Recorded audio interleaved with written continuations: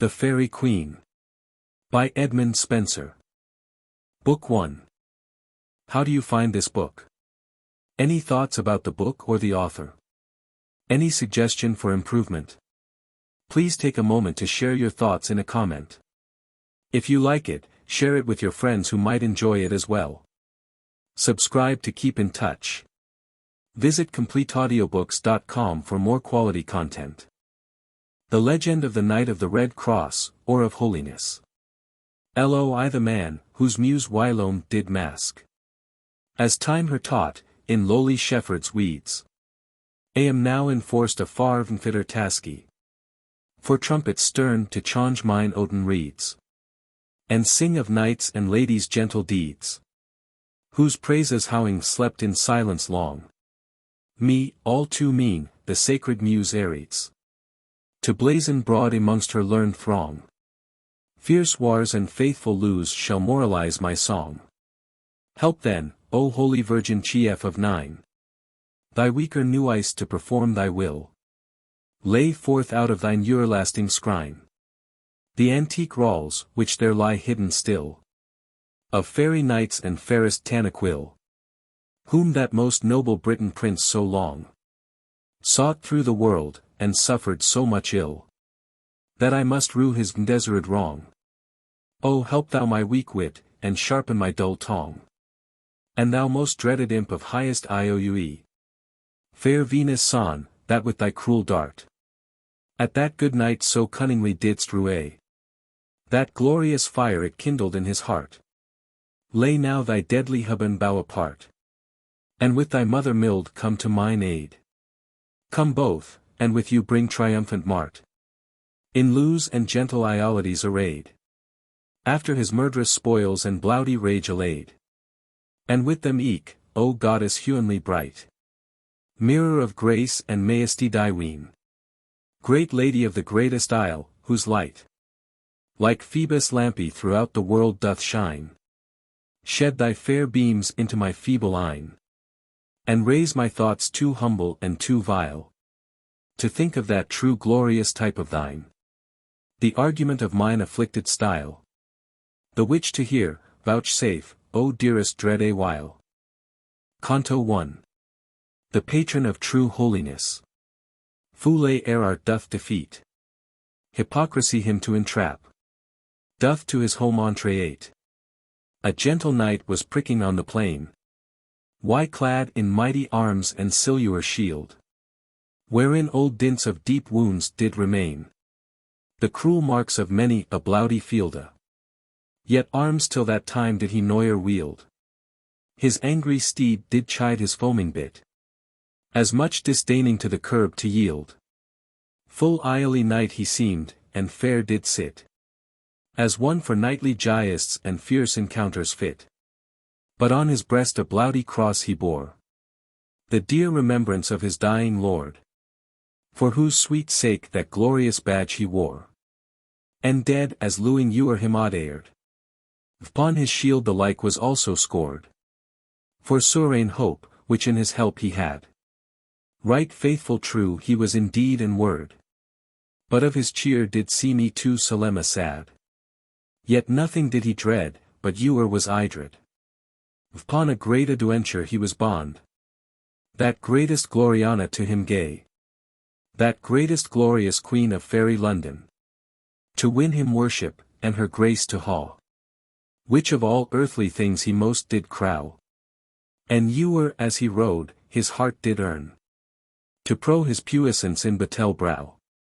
Upon his foe, and his new force to learn. Upon his foe, a dragon horrible and stern. A lewely lady rode him fair beside. Upon a lowly assy more white than snow. Yet she much whiter, but the same did hide.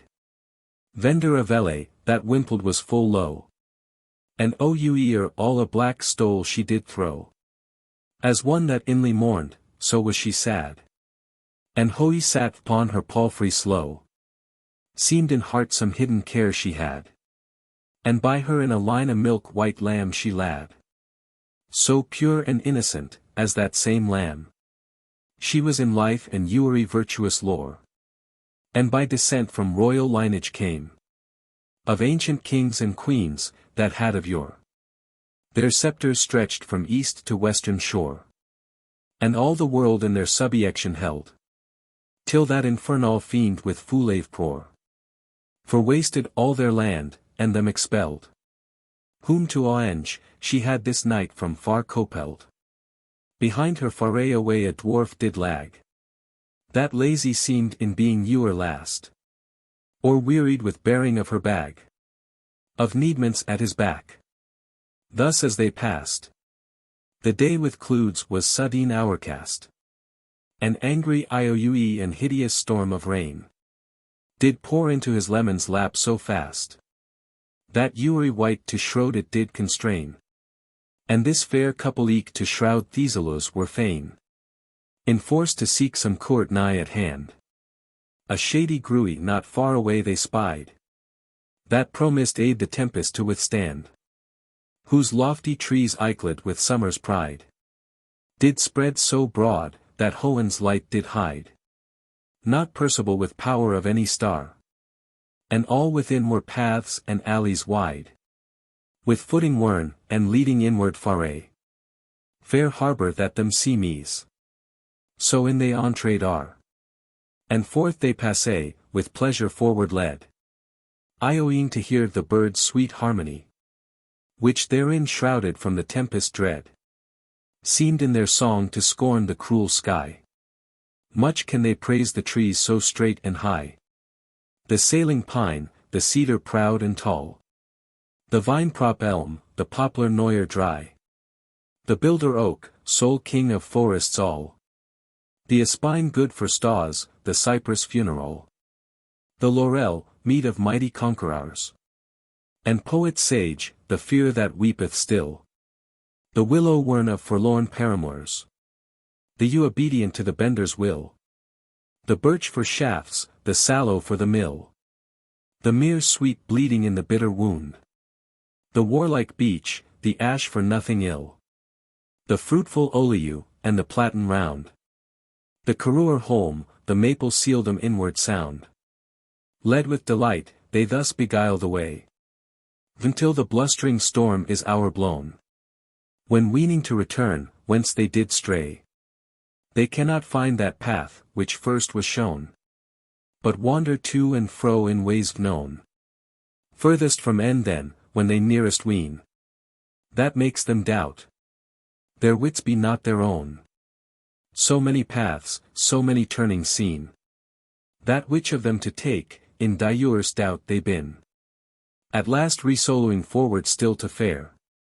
Till that some end they find or in or out. That path they take, that beaten seemed most bare.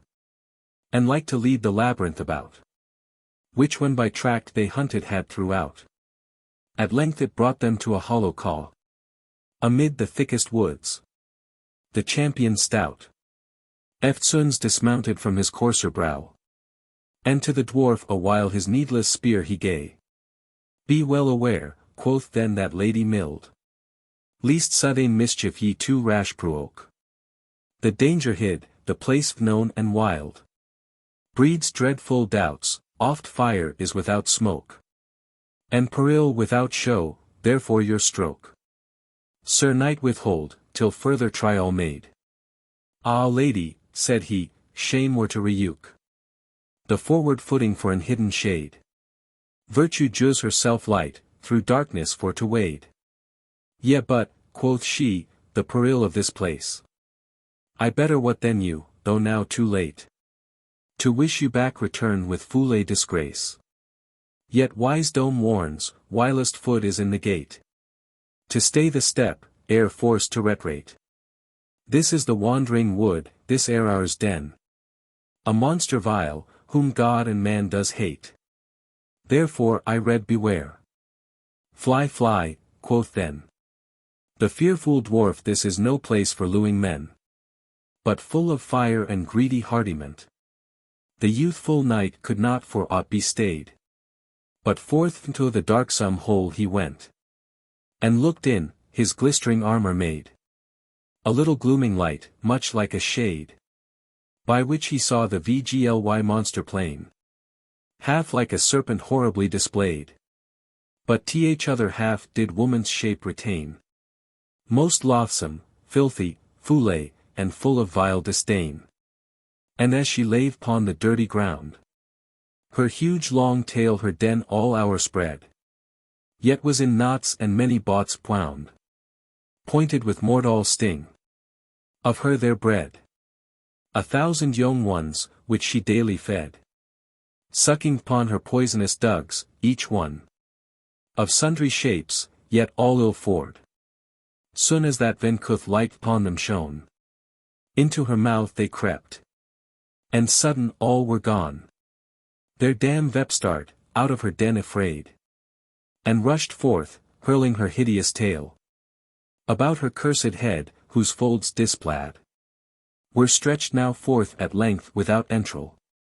She looked about, and seeing one in mail, armed to point, sought back to turn again. For light she hated as the deadly bale. I wont in desert darkness to remain, where plain none might her see, nor she see any plain. Which when the valiant Elfie perceived, he leapt, as lion fierce upon the flying prey, and with his trench and blade her boldly kept from turning back, and forced her to stay. Therewith enragged she loudly gone to bray, and turning fierce, her speckled tail adjuanced, threatening her angry sting, him to dismay. Who not aghast, his mighty hand enhanced the stroke down fro her head to her shoulder glaunced. Much daunted with that dint, her sense was dazzed. Yet kindling rage, herself she gathered round, and all at once her beastly body raised, with doubled forces high above the ground. Though wrapping VP her wreathed stern around, leapt fierce upon his shield, and her huge train all suddenly about his body wound. That hand or foot to stir he strow in vain. God help the man so wrapped in Errar's endless train. His lady sad to see his sore constraint, cried out, Now Sir Knight, shew what ye be. Add faith to your force, and be not faint. Strangle her, else she sure will strangle thee. That when he heard, in great perplexity, his gall did great for grief and high disdain, and knitting all his force got one hand free, wherewith he grypt her gorge with so great pain, that soon to loose her wicked bands did her constrain. Therewith she spewed out of her filthy maw a floud of poison horrible and black, full of great lumps of flesh and gobbets raw, which stunk so violently, that it forced him slack his grasping hold, and from her turn him back. Her vomit full of books and papers was, with loathly frogs and toads, which eyes did lacka, and creeping sought way in the weedy graw. Her filthy parbrake all the place defiled has, as when old Father Nilu's gins to swell, with timely pride abode the Egyptian veil. His fat tie wows do fertile slime out well, and our flow each plain and lowly dale. But when his later spring gins to a wall, huge heaps of mud he lows, wherein there breed 10,000 kins of creatures, partly male, and partly female of his fruitful seed. Such VGLY monstrous shapes elsewhere may no man read. The same so sore annoyed has the knight, that well nigh choked with the deadly stink. His forces fail, and he can no longer fight. Whose courage when the fiend perceived to shrink, she poured forth out of her hellish sink her fruitful cursed spawn of serpents small, deformed monsters, foul, and black as ink, which swarming all about his legs did crawl, and him encumbered sore, but could not hurt at all. As gentle shepherd in sweet Ewan tide, when ruddy Phoebus gins to welca in west, high on an hill, his flock to view and wide, marks which do bite their hasty supper best. A cloud of combrous gnats do him molest, all striving to infix their feeble stings, that from their noyance he nowhere can rest, but with his clownish hands their tender wings he brusheth oft, and oft doth mar their murmurings. Thus ill bested, and fearful more of shame. Then of the certain peril he stood in. Half furious unto his foe he came. Resolved in mind all suddenly to win.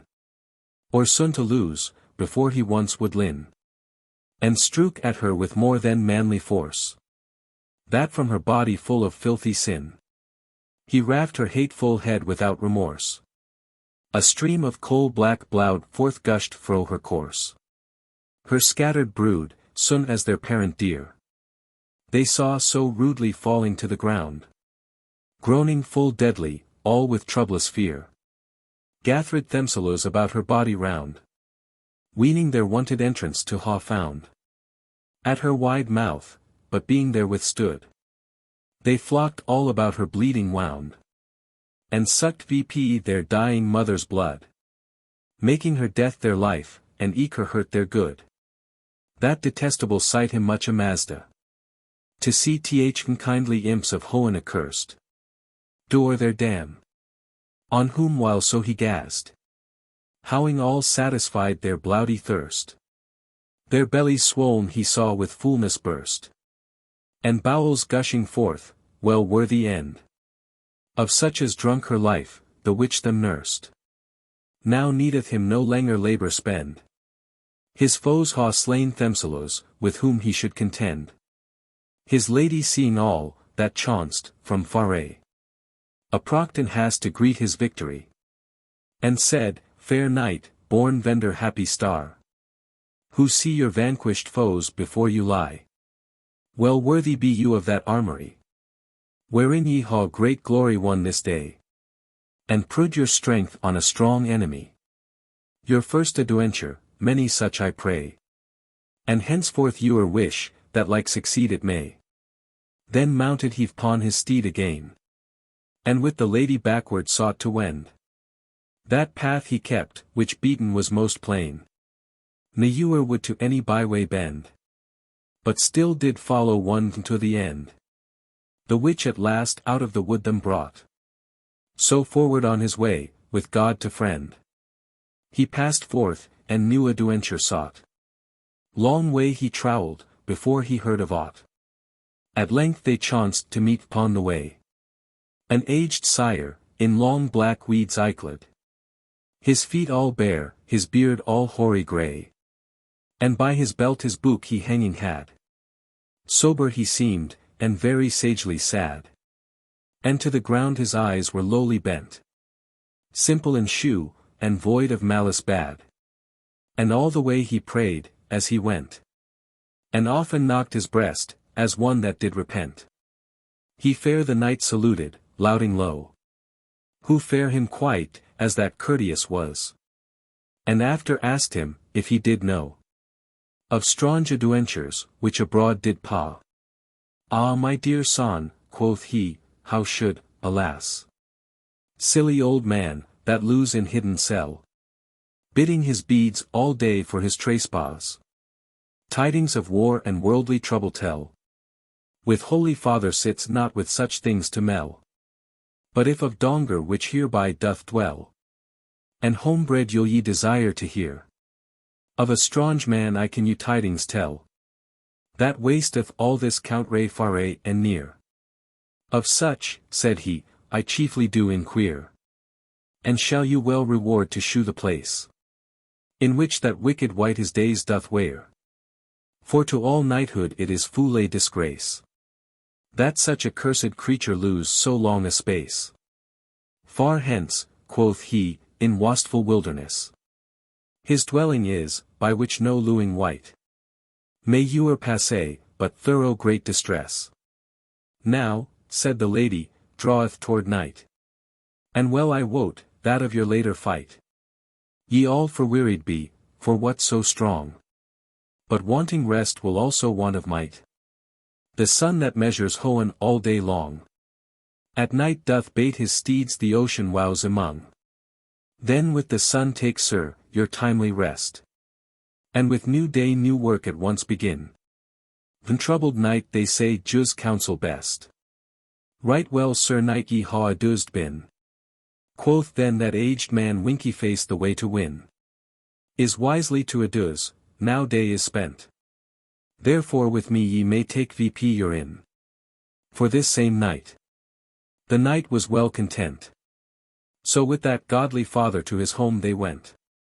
A little lowly hermitage it was. Down in a dale, hard by a forest side. Far from resort of people, that did paw. In trowel to and fro, a little wide. There was an holy chapel edified. Wherein the hermit duly wont to say his holy things each morn and eventide.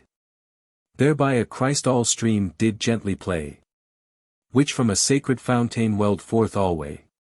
Aread there, the little house they fill. No look for entertainment, where none was. Rest is their feast, and all things at their will. The noblest mind the best contentment has. With fair discourse the yearning so they paw. For that old man of pleasing words had store. And well could file his tongue as smooth as glass. He told of saints and popes, and more. He strode an hour merry after and before. The drooping night thus creepeth on them fast. And the sad humour loading their eyelidda. As messenger of Morpheus on them cast. Sweet slobering daw, the which to sleep them bidda. Unto their lodgings then his guests he ridda. Where when all drowned in deadly sleep he finds. He to his study goes, and there amidda his magic books and arts of sundry kins. He seeks out mighty charms. To trouble sleepy mindies.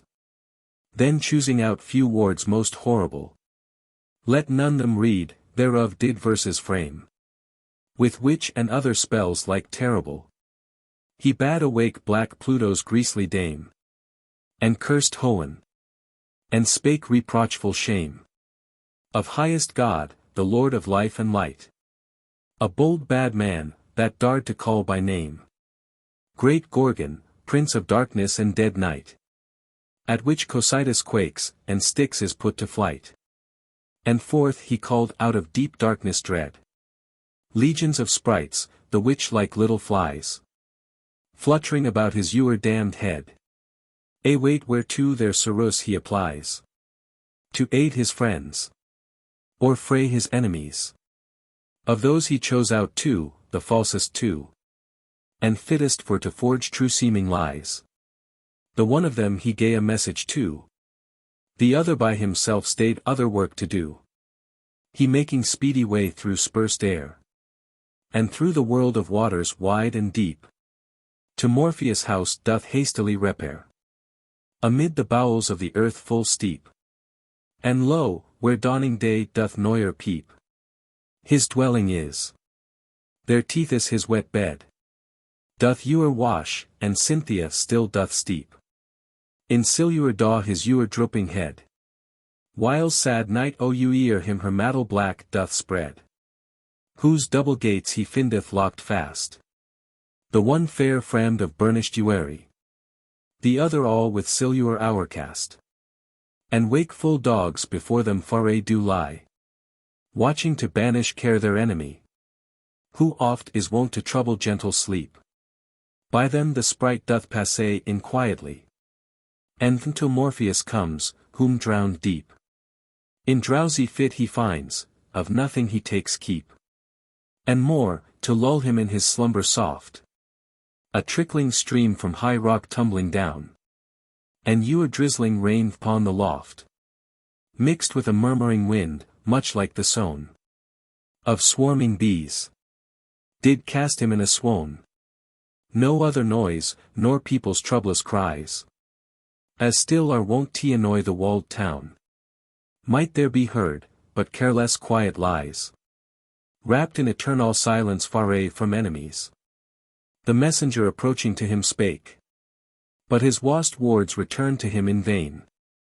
So sound he slept, that not mought him awake. Then rudely he him thrust, and pushed with pain. Whereat he gone to stretch, but he again shook him so hard, that forced him to speak. As one then in a dream, whose drier brain is tossed with troubled sights and fancies weak. He mumbled soft, but would not all his silence break. The sprite then gone more boldly him to wake. And threatened to him the dreaded name of Hecate, whereat he gone to quake. And lifting VP his lompish head, with blame, half angry asked him, for what he came. Hither, quoth he, me Archimago sent. He that the stub-born sprites can wisely tame. He bids thee to him send for his intent.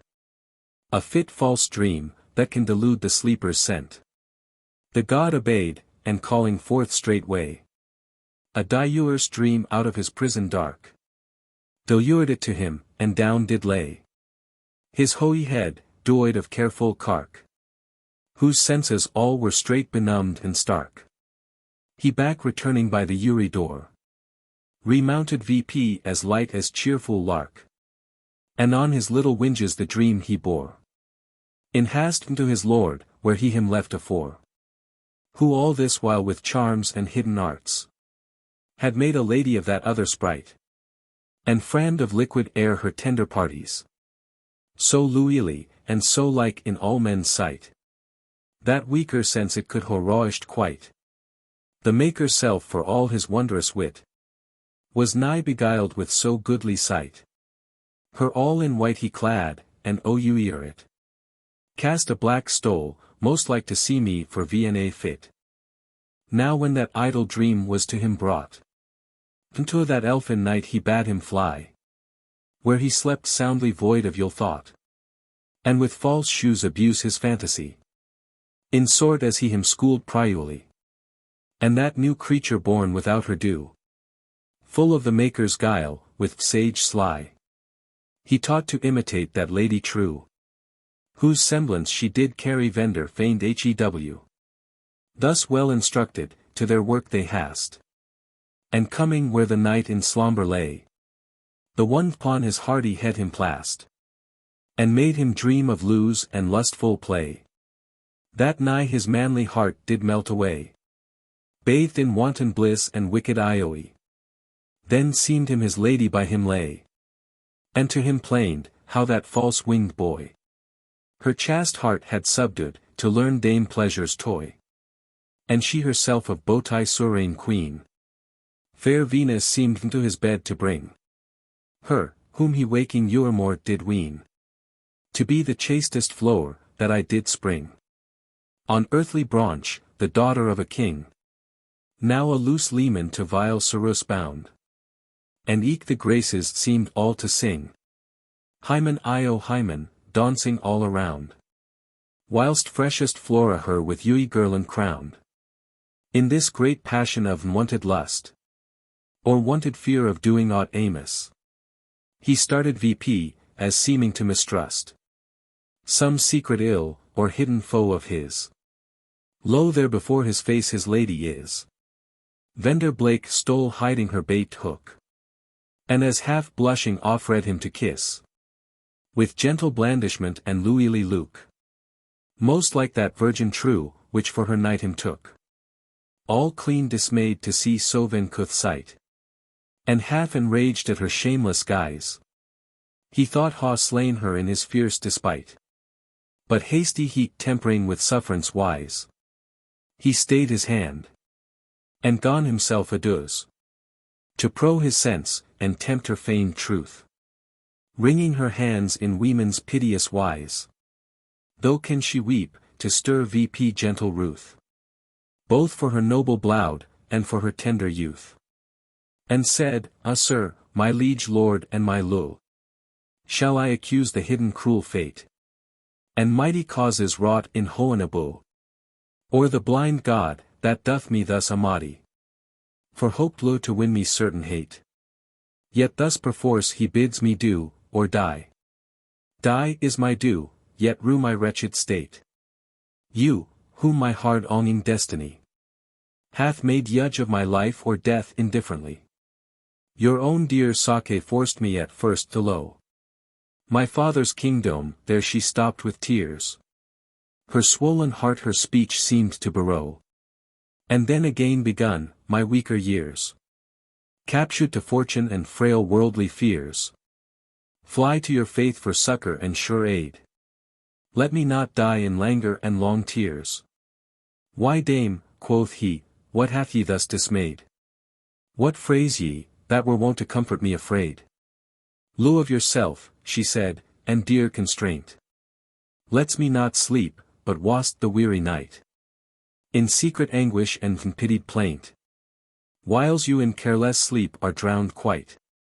Her doubtful words made that redoubt knight suspect her truth, yet since no of truth he knew. Her fawning low with foule disdainful spite. He would not shend, but said, dear dame I rue, that for my sake known such grief to you grew. Assure yourself, it fell not all to ground. For all so dear as life is to my heart. I deem your low, and hold me to you bound. Now let vain fears procure your needless smart. Where cause is none, but to your rest depart. Not all content, yet seemed she to appease her mournful plaints, beguiled of her art. And fed with words, that could not choose but please. So sliding softly forth, she turned as to her ease. Long after lay he musing at her mood. Much good to think that gentle dame so light, for whose defence he was to shed his blood. At last dull weariness of former fight, howling rocked asleep his irksome sprite. That troublous dream gone freshly toss his brain. With bowers, and beds, and ladies' dear delight.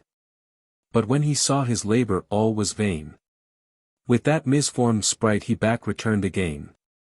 Canto 2. The guileful great enchanter parts. The Redcrosse knight from truth, into whose stead fair falsehood steps, and works him woeful ruth. By this the northern waggoner had set his soinfold team behind the steadfast star, that was in ocean wows yet noyer wet. But Faerie Queene is fixed, and sendeth light from Faerie to all that in the wide deep wandering are. And cheerful Chanticleer with his note shrill had warned once, that Phoebus' fiery care in hast was climbing VP the eastern hill. Full Aeneas that night so long his room did fill, when those accursed messengers of hell, that feigning dream, and that fair forged sprite, came to their wicked maester, and gone tell their bootless pains, and ill succeeding night, who all enraged to see his skilful might deluded so, gone threaten hellish pain. And sad Proserpine's wrath, them to affright. But when he saw his threatening was but vain, he cast about, and searched his baleful books again. Eftsoons he took that miscreated fair, and that false other sprite, on whom he spread a seeming body of the subtle air, like a young squire, in loose and lusty head. His wanton days that you are loosely led, without regard of arms and dreaded fight. Those two he took, and in a secret bed, coored with darkness and misdeeming night, them both together laid, to Ioe in vain delight. Forthwith he runs with feigned faithful hast unto his guest, who after troublous sights and dreams, gone now to take more sound repast, whom suddenly he wakes with fearful frights, as one aghast with fiends or damned sprites.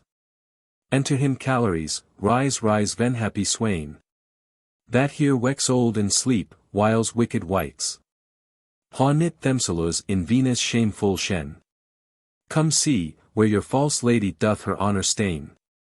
All in amaze he suddenly VP start, with sword in hand, and with the old man went, who soon him brought into a secret part, where that false couple were full closely meant, in wanton lust and lewd embracement, which when he saw, he burnt with jealous fire.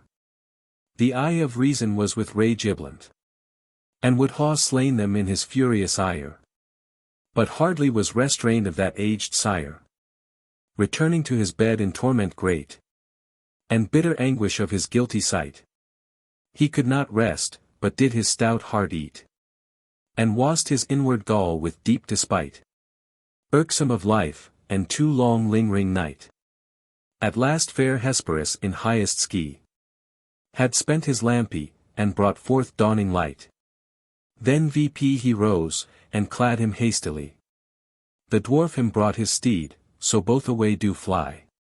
Now when the rosy-fingered morning fair, weary of aged Tithon's saffron bed, had spread her purple robe through dewy air, and the high hills tightened discowered, the royal virgin shook off drowsy head, and rising forth out of her baser bower, looked for her knight, who far away was fled, and for her dwarf, that wont to wait each hour. Then gone she wail and weep, to see that woeful store. And after him she rode with so much speed, as her slow beast could make. But all in vain. For him so far had borne his lightfoot steed, pricked with wrath and fiery fierce disdain, that him to follow was but fruitless pain. Yet she her weary limbs would noyer rest.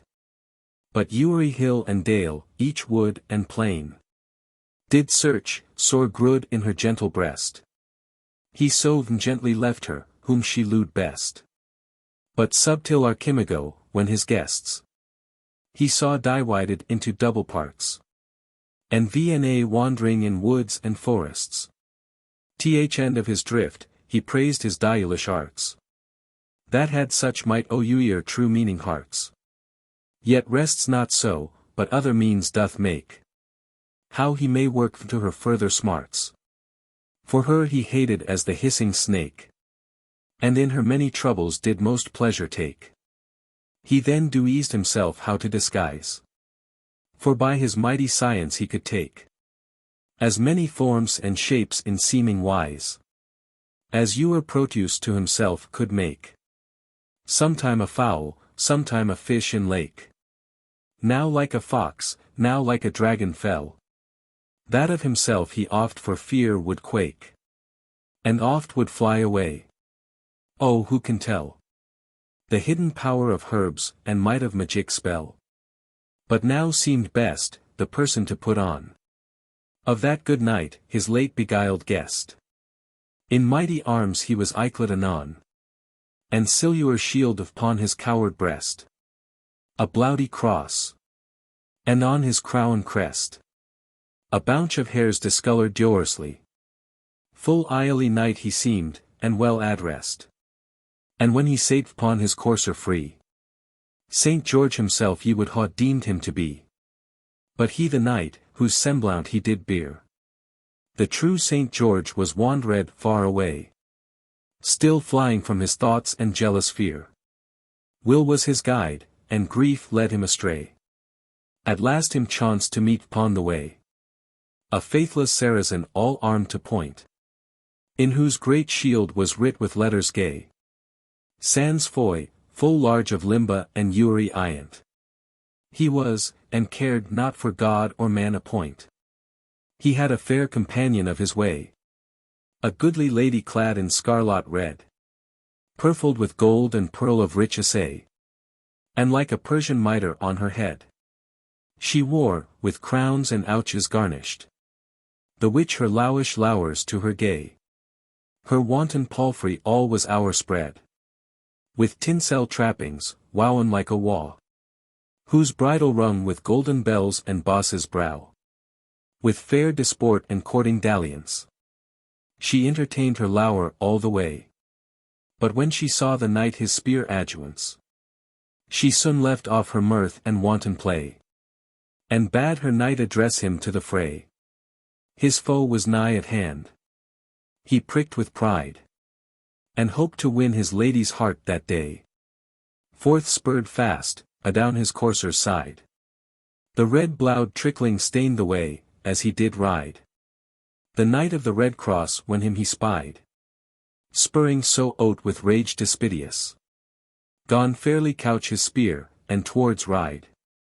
Soon meet they both fell and furious, that daunted with their forces hideous, their steeds do stagger, and amazed stand, and eke themselves too rudely rigorous, astonied with the stroke of their own hand, do back rebut, and each to other yieldeth land. As when two rams stirred with ambitious pride, fight for the rule of the rich fleeced flock, their horned fronts so fierce on either side, do meet, that with the terror of the shock. Astonied both, stand senseless as a block. Forgetful of the hanging victory. So stood these twain, then-mouthed as a rock. Both staring fierce, and holding idly the broken relics of their former cruelty. The Saracen sword daunted with the buff snatcheth his sword, and fiercely to him flies. Who well it wards, and quiteth cuff with cuff. Each other's equal puissance envies. And through their iron sides with cruel spies does seek to pierce, repining courage yields no foot to foe. The flashing fear flies as from a forge out of their burning shields. And streams of purple blood new dyes the verdant fields. Curse on that cross, quoth then the Saracen, that keeps thy body from the bitter fit. Dead long ago I wot thou hadst been. Had not that charm from thee forewarned it. But yet I warn thee now assured sit. And hide thy head therewith upon his crest. With rigour so outrageous he smit, that a large share it hewed out of the rest. And glancing down his shield, from blame him fairly blessed. Who thereat wondrous wroth, the sleeping spark of nature virtue gone eftsoons rewiu. And at his haughty helmet making mark, so hugely stroke, that it the steel did renew. And cleft his head. He tumbling down aliu. With blouty mouth his mother earth did kiss. Greeting his groua, his grudging ghost did striu. With the frily flesh, at last it flitted is. Whither the souls do fly of men, that Leoa Amos. The lady when she saw her champion fall. Like the old ruines of a broken tor. Stayed not to wail his woeful funeral. But from him fled away with all her power. Who after her as hastily gone scour. Bidding the dwarf with him to bring away the Saracen's shield, signa of the conqueror. Her son he took, and bade to stay. For present cause was none of dread her to dismay. She turning back with rueful countenance, cried, Mercy mercy sir vouchsafe to show. On silly dame, subject to hard mischance. And to your mighty will. Her humblest low. In so rich weeds and seeming glorious show. Did much amone his stout heroic heart. And said, Dear dame, your sudden overthrow much ruth me. But now put fear apart. And tell, both who ye be, and who that took your part. Melting in tears, then gone she thus lament. The wretched woman, whom then happy har hath now made thrall to your commandment. Before that angry Hohen's list to lower. And fortune false betrayed me to your power. Was, oh what now alleth that I was. Born the sole daughter of an emperor. He that the wide west vendor his rule has. And high hath set his throne, where Tiberias doth paw.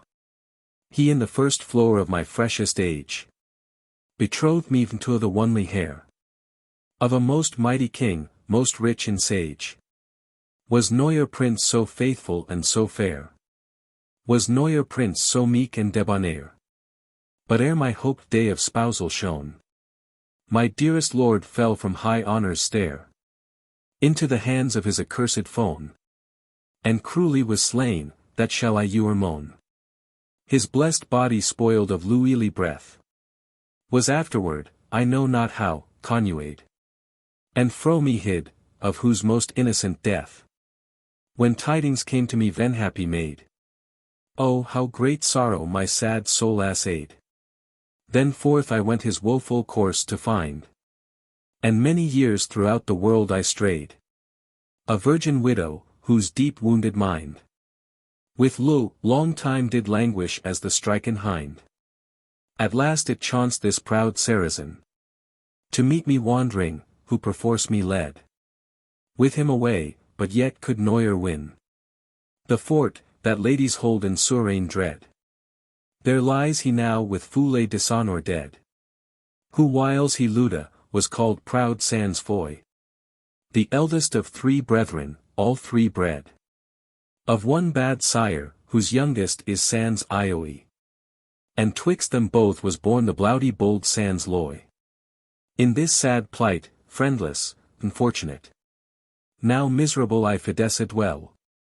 Crawling of you in pity of my state. To do none ill, if please ye not do well. He in great passion all this while did dwell. More busying his quick eyes, her face to view. Then his dull ears, to hear what she did tell. And said, fair lady heart of flint would rue. The vndeserud woes and sorrows, which ye shew. Henceforth in safe assurance may ye rest. Howing both found a new friend you to aid. And lost an old foe, that did you molest. Better new friend than an old foe is said. With change of Chayar the seeming simple maid. Let fall her eyen, as shamefast to the earth. And yielding soft, in that she not gainsaid. So forth they rode, he finding seemly mirth. And she coy looks, so dainty they say mocketh dearth. Long time they thus together trowiled. Till weary of their way, they came at last. Where grew two goodly trees, that fair did spread. Their arms abroad, with grey moss o'ercast. And their green lows trembling with Uri blast. Made a calm shadow far in compasse round. The fearful shepherd often there aghast. Vender them neuer sat, any won't their sound. His merry oaten pipe, but shun th lucky ground. But this good knight soon as he them can spy. For the cool shade him thither hastily got. For golden Phoebus now immounted high. From fiery wheels of his fair chariot. Hurled his beams so scorching cruel hot. That luing creature mote it not abide. And his new lady it endured not. There they alight, in hope themselves to hide. From the fierce heat, and rest their weary limbs atide. Fair seemly pleasance each to other makes. With goodly purposes there as they sit. And in his false fancy he her takes. To be the fairest wight, that lewd yet. Which to express, he bends his gentle wit. And thinking of those branches green to frame. A girland for her dainty forehead fit. He plucked a bough. Out of whose rift there came. Small drops of gory blood, that trickled down the same. Therewith a piteous yelling voice was heard. Crying, O spare with guilty hands to tear. My tender sides in this rough rind embarred. But fly, ah fly far hence away, for fear. Least to you hap, that happened to me here. And to this wretched lady, my dear Lo. O too dear Lo, Lo bought with death too dear.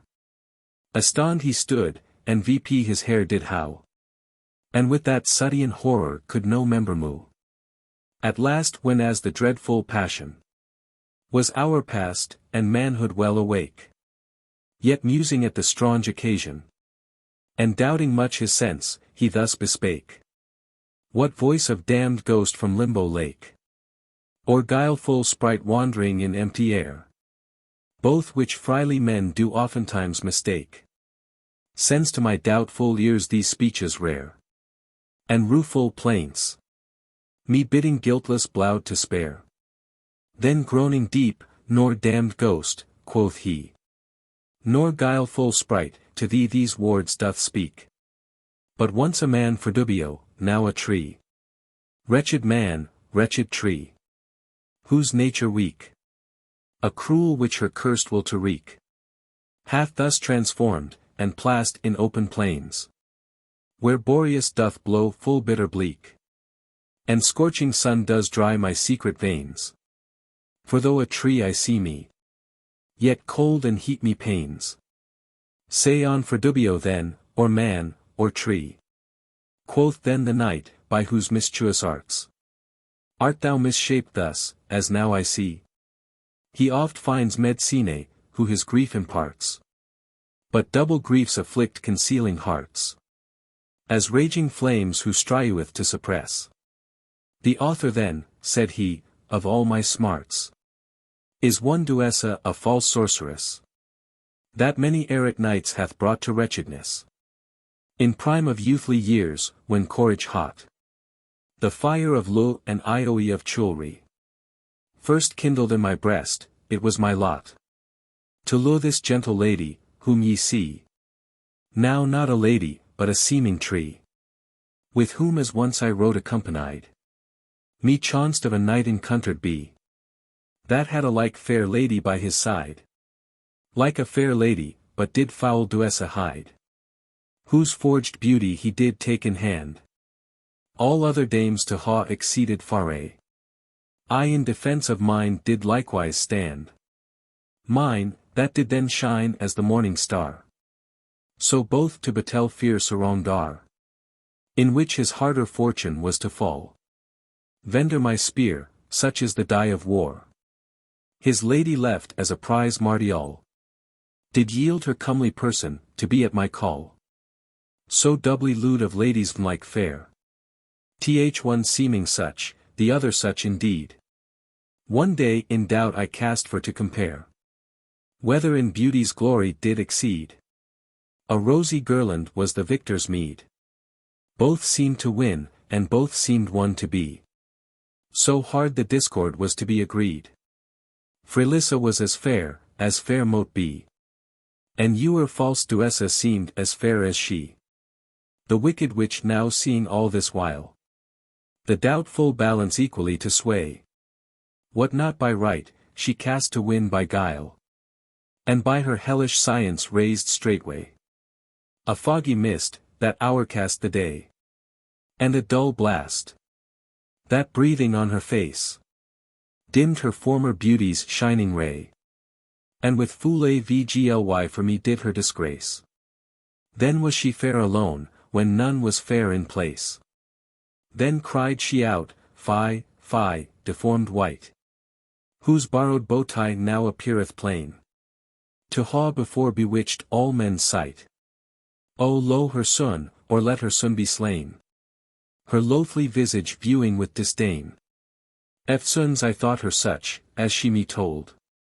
And would ha kiled her, but with feigned pain. The false which did my wrathful hand withhold.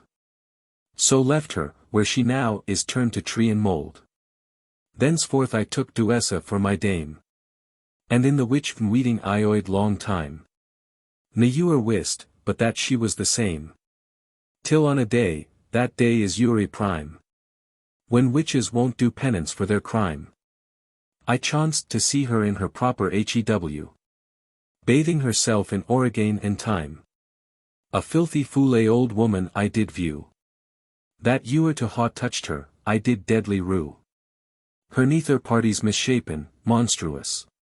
Were hid in water, that I could not see. But they did see me more foule and hideous. Then woman's shape man would below to be. Thenceforth from her most beastly company. I gone refrain, in min to slip away. Soon as a purred safe opportunity. For danger great, if not assured decay. I saw before mine eyes, if I were known to stray. The diulish hag by changes of my chayar. Perceived my thought, and drowned in sleepy night. With wicked herbs and ointments did besmear. My body all, through charms and magic might. That all my senses were borrowed quite. Then brought she me into this desert waste. And by my wretched lowers side me pight. Where now enclosed in wooden walls full fast. Banished from lewing wights, our weary days we waste. But how long time, said then the elfin knight. Are you in this misformed house to dwell? We may not change, quoth he, this Yule plight. Till we be bathed in a lewing well. That is the term prescribed by the spell. Oh how, said he, mote I that well outfind? That may restore you to your wonted well. Time and suffised fates to former Kwnd. Shall versus restore, none else from hence may versus vnbwnd. The false Duessa, now Fidessa height. Heard how in vain Ferdubio did lament. And knew well all was true. But the good night. Full of sad fear and ghastly dreriment. When all this speech the lewing tree had spent. The bleeding bough did thrust into the ground. That from the bloud he might be innocent. And with fresh clay did close the wooden wound. Then turning to his lady, dead with fear her found. Her seeming dead he found with feigned fear. As all weeding of that well she knew. And pained himself with bussy care to rear her out of careless swoon. Her eyelids blue, and dimmed sight with pale and deadly hew. At last she vp gone lift, with trembling chair. Her vp he took, too simple and too true. And oft her kissed. At length all past fear. He set her on her steed, and forward forth did bear. Canto 3. Forsaken truth long seeks her lure. And makes the lion mild. Mars blind the ocean's mart, and fowls. In hand of leech are vilda.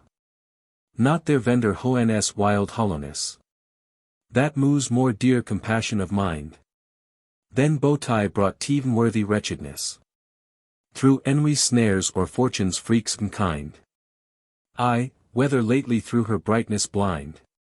Or through allegiance and fast fealty. Which I do owe to all womankind. Feel my heart pursed with so great agony. When such I see, that all for pity I could die. And now it is impassioned so deep. For fairest Queene's sake, of whom I sing. That my friendly eyes these lines with tears do steep. To think how she through guileful handling. Though true as touch, though daughter of a king. Though fair as ewer lewing white was fair. Though nor in word nor deed ill-meriting. Is from her knight divorced in despair.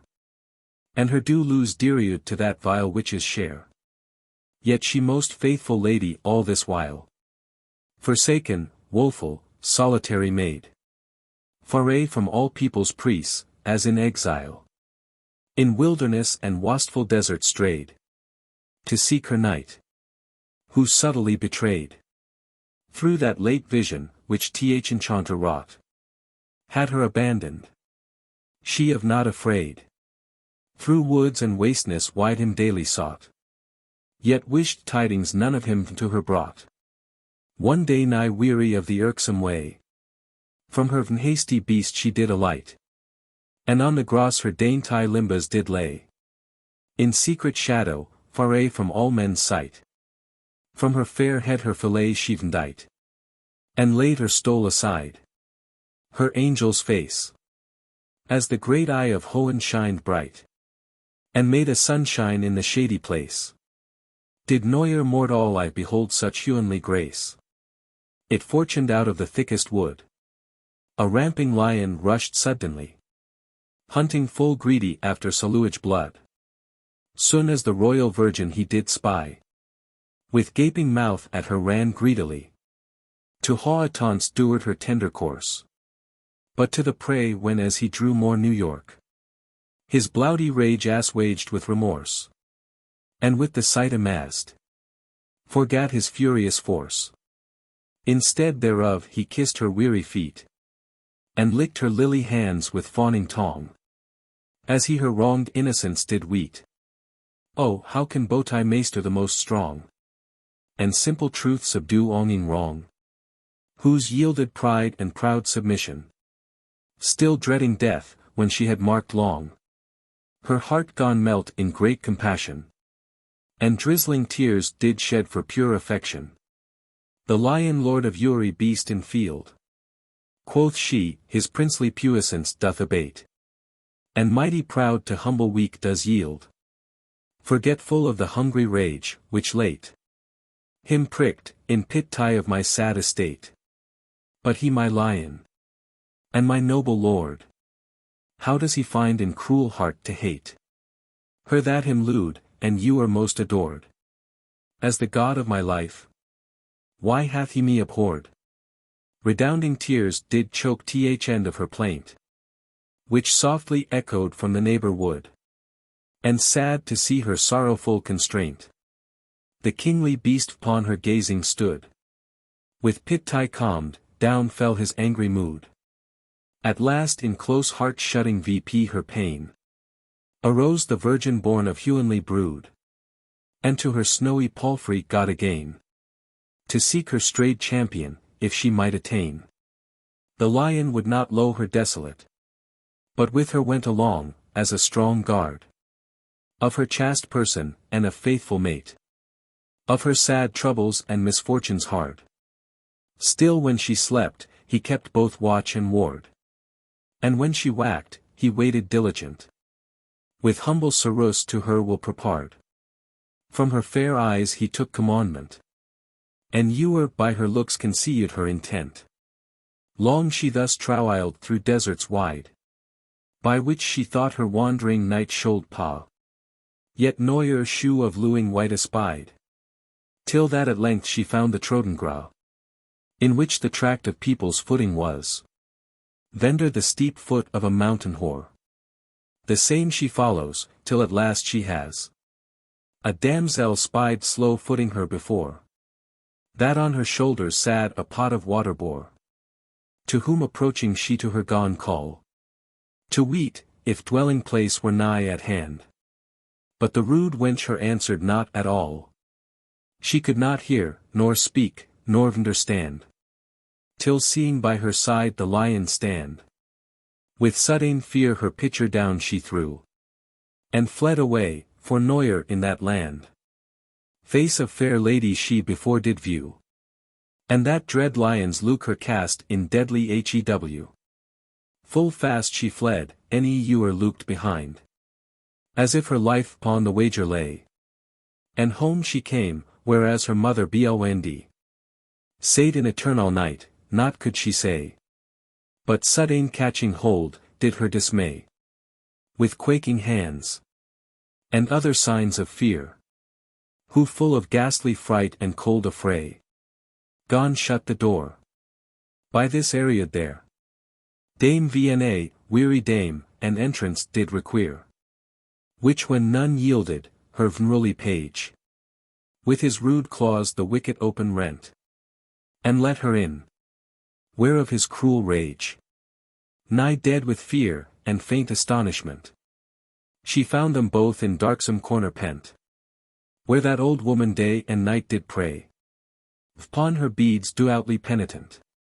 900 pater nosters uri day, and thrice 900 hours she was wont to say, and to augment her painful penance more, thrice uri week in ashes she did sit, and next her wrinkled skin rough sackcloth wore, and thrice 3 times did fast from any bit, but now for fear her bead she did forget, whose needless dread for to remove away.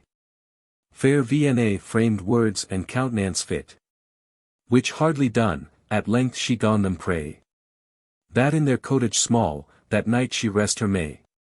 The day is spent, and cometh drowsy night, when Uri creature shrouded is in sleep. Sad Vna down her lies in weary plight, and at her feet the lion watch doth keep. Instead of rest, she does lament, and weep, for the late loss of her dear lewd knight, and sighs, and groans, and more does steep her tender breast in bitter tears all night. All night she thinks too long, and often looks for light. Now when Aldebaran was mounted high above the shiny Cassiopeia's chire, and all in deadly sleep did drowned lie, one knocked at the door, and in would fare. He knocked fast, and often cursed, and sware that ready entrance was not at his call, for on his back a holy load he bare, of nightly stealths and pillage surall, which he had got abroad by purchase criminal.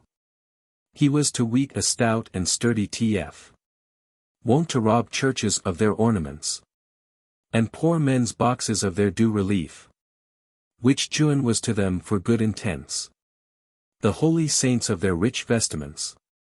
He did disrobe, when all men careless slept, and spoiled the priests of their habiliments, whiles none the holy things in safety kept. Then he by cunning sleights in at the window crept, and all that he by right or wrong could find, into this house he brought, and did bestow upon the daughter of this woman blind, Abessa daughter of Corsica slow, with whom he whoredom vsd, that few did know. And fed her fat with feast of offerings. And plenty, which in all the land did grow. Ne spared he to jew her gold and rings. And now he to her brought part of his stolen things. Thus long the door with rage and threats he bet. Yet of those fearful women none durst rise. The lion frayed them, him in to let. He would no longer stay him to adduise. But open breaks the door in furious wise. And entreating is. When that disdainful beast, encountering fierce, him sudden doth surprise. And seizing cruel claws on trembling breast. Vendor his lordly foot him proudly hath suppressed. Him butteth not resist, nor succor call. His bleeding heart is in the venger's hand. Who straight him rent in 1,000 pieces small. And quite dismembred hath, the thirsty land. Drunk VP his life, his corse left on the strand. His fearful friends wear out the woeful night.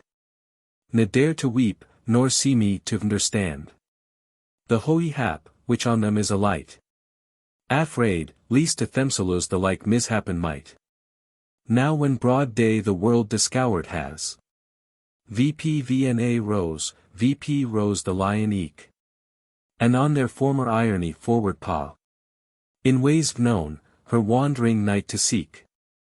With pains Faerie passing that long wandering Greek. That for his low refused daytime. Such were the labors of this lady meek. Still seeking him, that from her still did fly. Then furthest from her hope, when most she weened an ie. Soon as she parted thence, the fearful twain. That blind old woman and her daughter dear. Came forth, and finding Kirkrapine there slain.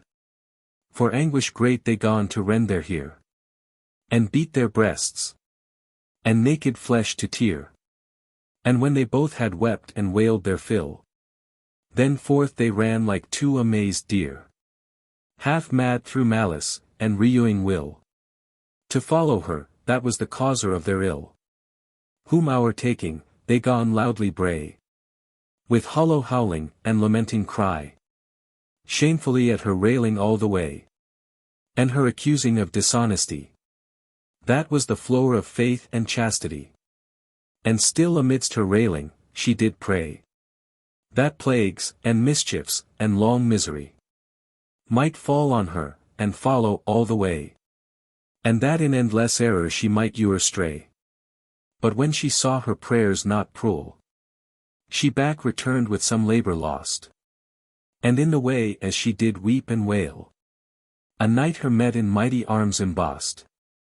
Yet knight was not for all his bragging boast. But subtil Archimag. That Gvyon sought. By trains into new troubles to haw tossed. Of that old woman tidings he besought. If that of such a lady she could tell en aught. Therewith she gone her passion to renew. And cry, and curse, and rail, and rend her hair. Saying, that harlot she too lately knew. That caused her shed so many a bitter tear. And so forth told the story of her fear. Much seemed he to moan her hapless chance. And after for that lady did inquire. Which being taught, he forward gone adjuance. His fair enchanted steed, and eke his charmed launce. Ere long he came, where Gvyon troweled slow. And that wild champion waiting her beside. Whom seeing such, for dread he durst not show. Himself too nigh at hand, but turned wide. Into an hill. From whence when she him spied. By his like seeming shield, her knight by name. She weened it was, and towards him gone ride.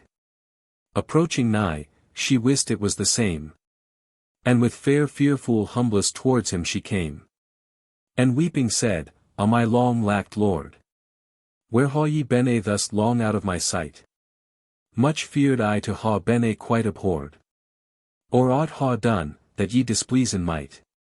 That should as death to my dear heart light. For since mine I your Ioia's sight did miss. My cheerful day is turned to cheerless night. And eke my night of death the shadow is. But welcome now my light, and shining lampy of bliss." He thereto meeting said, my dearest dame. Far be it from your thought, and fro my will. To think that knighthood I so much should shame. As you to lo, that ha me lewd still. And chose in Faerie court of mere goodwill. Where noblest knights were to be found on earth. The earth shall sooner lo her kindly skill. To bring forth fruit, and make it turn all dearth. Then I lo you, my leaf, born of humanly birth. And sooth to say, why I left you so long. Was for to seek a duenture in strange place. Where Archimago said a felon strong. To many knights did daily work disgrace. But knight he now shall noyer more deface. Good cause of mine excuse, that mote ye please. Well to accept, and your more embrace. My faithful Sarus, that by land and seas. Ha vowed you to defend. Now then your plaint appease. His luily words her seemed due recompense. Of all her past pains, one lewing hour. For many years of sorrow can dispense. A dram of sweet is worth a pound of sour. She has forgot. How many a woeful store. For him she late endured. She speaks no more. Of past, true is, that true lo hath no power. To look back, his eyes be fixed before. Before her stands her knight, for whom she toiled so sore. Much like, as when the beaten mariner. That long hath wandered in the ocean wide. Oft soused in swelling teeth his saltish tear. And long time howing tanned his tawny hide. With blustering breath of Hoenn, that none can bide. And scorching flames of fierce Orion's hound. Soon as the port from Faerie he has espied. His cheerful whistle merrily doth sound. And Nereus crowns with cups. His mates him pledge around. Such Ioe made Vna, when her knight she found. And eke th enchanter Ioia seemed no less. Then the glad marchant, that does view from ground. His ship Faerie come from watery wilderness. He hurls out vows, and Neptune oft doth bless. So forth they passed. And all the way they spent. Discoursing of her dreadful late distress. In which he asked her, what the lion meant. Who told her all that fell in irony as she went. They had not ridden Faerie, when they might see. One pricking towards them with hasty heat. Full strongly armd, and on a courser free. That through his fierceness foamed all with sweat. And the sharp iron did for anger eat. When his hot rider spurred his chafed side. His look was stern, and seemed still to threat. Cruel revenge, which he in heart did hide. And on his shield sans loy in bloudy lines was dyed. When nigh he drew to this gentle pair. And saw the red cross, which the knight did bear. He burnt in fire, and gone eftsoons prepare. Himself to battle with his couched spear. Loath was that other, and did faint through fear. To taste th ventry dint of deadly steel. But yet his lady did so well him chear. That hope of new good hap he gone to feel. So bent his spear, and spurned his horse with iron heel. But that proud Paynim forward came so fierce. And full of wrath, that with his sharp head spear. Through vainly crossed shield he quite did pierce. And had his staggering steed not shrunk for fear. Through shield and body eke he should him bear. Yet so great was the puissance of his push. That from his saddle quite he did him bear. He tumbling rudely down to ground did rush. And from his gourd wound a well of blood did gush. Dismounting lightly from his lofty steed. He to him leapt, in mind to row his life. And proudly said, Lo there the worthy meed.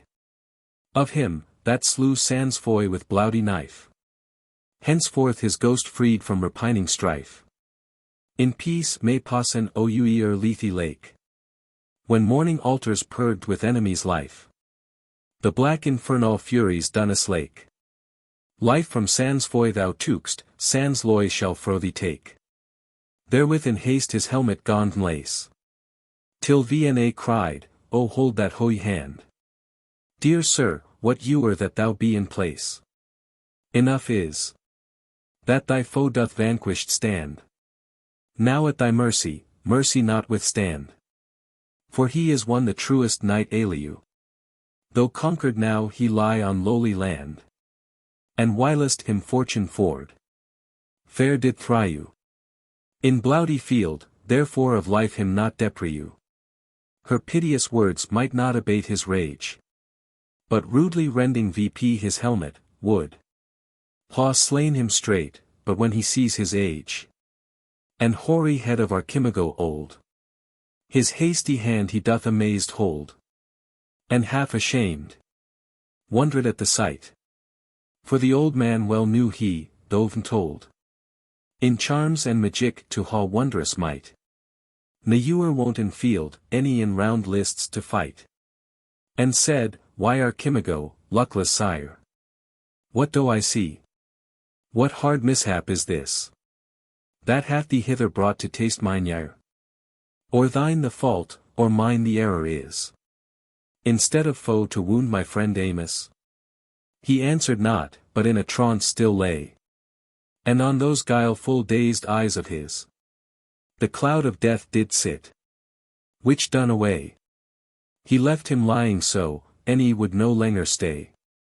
But to the Virgin comes, who all this while almost stands, herself so mocked to see by him, who has the guerdon of his guile, for so misfeigning her true knight to be. Yet is she now in more perplexity, left in the hand of that same Paynim bold, from whom her butteth not at all to fly, who by her cleanly garment catching hold, her from her palfrey plucked, her visage to behold.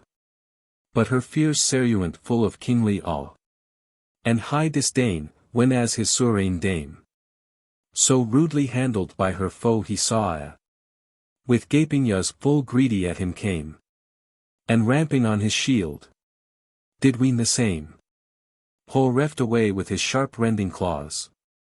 But he was stout, and lust did now inflame his courage more, that fro his griping paws he hath his shield redeemed, and forth his sword he draws. Oh then too weak and feeble was the force of saluage beast, his puissance to withstand. For he was strong, and of so mighty course, as ewer wielded spear in warlike hand, and feats of arms did wisely understand. Eftsoons he pursed through his chow-fed chest, with thrilling point of deadly iron brand, and launched his lordly heart, with death oppressed. He roared aloud, whiles life forsook his stub-born breast. Who now is left to keep the forlorn maid from raging spoil of lawless victor's will? Her faithful guard removed, her hope dismayed, herself a yielded prey to saw or spill. He now lord of the field, his pride to fill with foule reproaches, and disdainful spite. Her wildly entertains, and will or nill bears her away upon his courser light.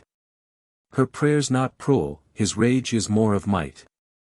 And all the way, with great lamenting pain, and piteous plaints she filleth his dull ears. That stony heart could reun haw in twain. And all the way she wets with flowing tears. But he enragged with rancor, nothing hears. Her sorrel beast yet would not low her so, but follows her faerie off, any aught he fears, to be partaker of her wandering woe. More mild and beastly kind, than that her beastly foe. Canto 4. To sinful house of pride, Duessa guides the faithful knight, where brother's death to wreak Sansioi doth challenge him to fight. Young knight, what ewer that dost arms profess, and through long labors huntest after fame. Beware of fraud, beware of fickleness, in choice, and change of thy dear lewd dame, lest thou of her below too lightly blame, and rash misweening do thy heart remo. For to night there is no greater shame than likeness and inconstancy in law. That doth this Redcrosse knight's ensample plainly pro. Who after that he had fair Vna lorn, through like misdeeming of her loyalty, And false Duessa in her stead had borne. Called Fidus, and so supposed to be. Long with her troweled, till at last they see. A goodly building, browly garnished. The house of mighty prince it seemed to be. And towards it a broad highway that led. All bare through people's feet, which thither trowiled. Great troops of people trowiled thitherward. Both day and night, of each degree in place. But few returned, howing scaped hard. With baleful beggary, or foule disgrace. Which you were after in most wretched case. Like loathsome Lazars, by the hedges lay. Thither Duessa bade him bend his pace. For she is weary of the toilsome way. And also nigh consumed is the lingering day. A stately palace built of squared brick. Which cunningly was without mortar laid. Whose walls were high, but nothing strong, nor thick. And golden foil all o'er them displaid. That purest sky with brightness they dismayed. High lifted VP were many lofty torres. And goodly galleries Faerie o'er laid. Full of fair windows, and delightful bowers. And on the top a dial told the timely hours. It was a goodly heap for to behold. And spake the praises of the workman's wit. But full great pit tie, that so fair a mould. Did on so weak foundation ewer sit. For on a sandy hill, that still did flit. And fall away, it mounted was full high. That ewery breath of Hohen shaked it. And all the hinder parts. That few could spy. Were ruinous and old, but painted cunningly. Aread there they passed in forthright. For still to all the gates stood open wide. Yet charge of them was to a porter hight. Called Maluenu, who entranced none denied. Thence to the hall. Which was on ewery side. With rich array and costly arras dight. Infinite sorts of people did abide. There waiting long, to win the wished sight. Of her, that was the lady of that palace bright. By them they passé, all gazing on them round. And to the presence mount, whose glorious view their frail amazed senses did confound. In luing prince's court none ewer knew. Such endless riqueza, and so sumptuous shew. Ne Persia self, the Norse of pompous pride. Like ewer saw. And there a noble crew. Of lords and ladies stood on ewery side. Which with their presence fair, the place much beautified. High above all a cloth of state was spread. And a rich throne, as bright as sunny day. On which there sate most brow embellished. With royal robes and gorgeous array. A maiden queen, that shone as Titan's ray. In glistering gold. And peerless precious stone. Yet her bright blazing bow-tide did essay. To dim the brightness of her glorious throne. As envying herself, that too exceeding shone. Exceeding shone, like Phoebus' fairest child. That did presume his father's fiery wain. And flaming mouths of steeds wanted wild. Through highest Hohen with weaker hand to reign. Proud of such glory and advancement vain. While flashing beams do daze his feeble eyen. He lows the welkin way most beaten plain. And wrapped with whirling wheels, in flames the skyen. With fire not made to burn. But fairly for to shine. So proud she shined in her princely state. Looking to Hohen, for earth she did disdain. And sitting high. For lowly she did hate. Loath underneath her scornful feet, was lain. A dreadful dragon with an hideous train. And in her hand she held a mirror bright. Wherein her face she often viewed fain. And in her self-lewd semblance took delight. For she was wondrous fair, as any lewing wight. Of griesly Pluto she the daughter was.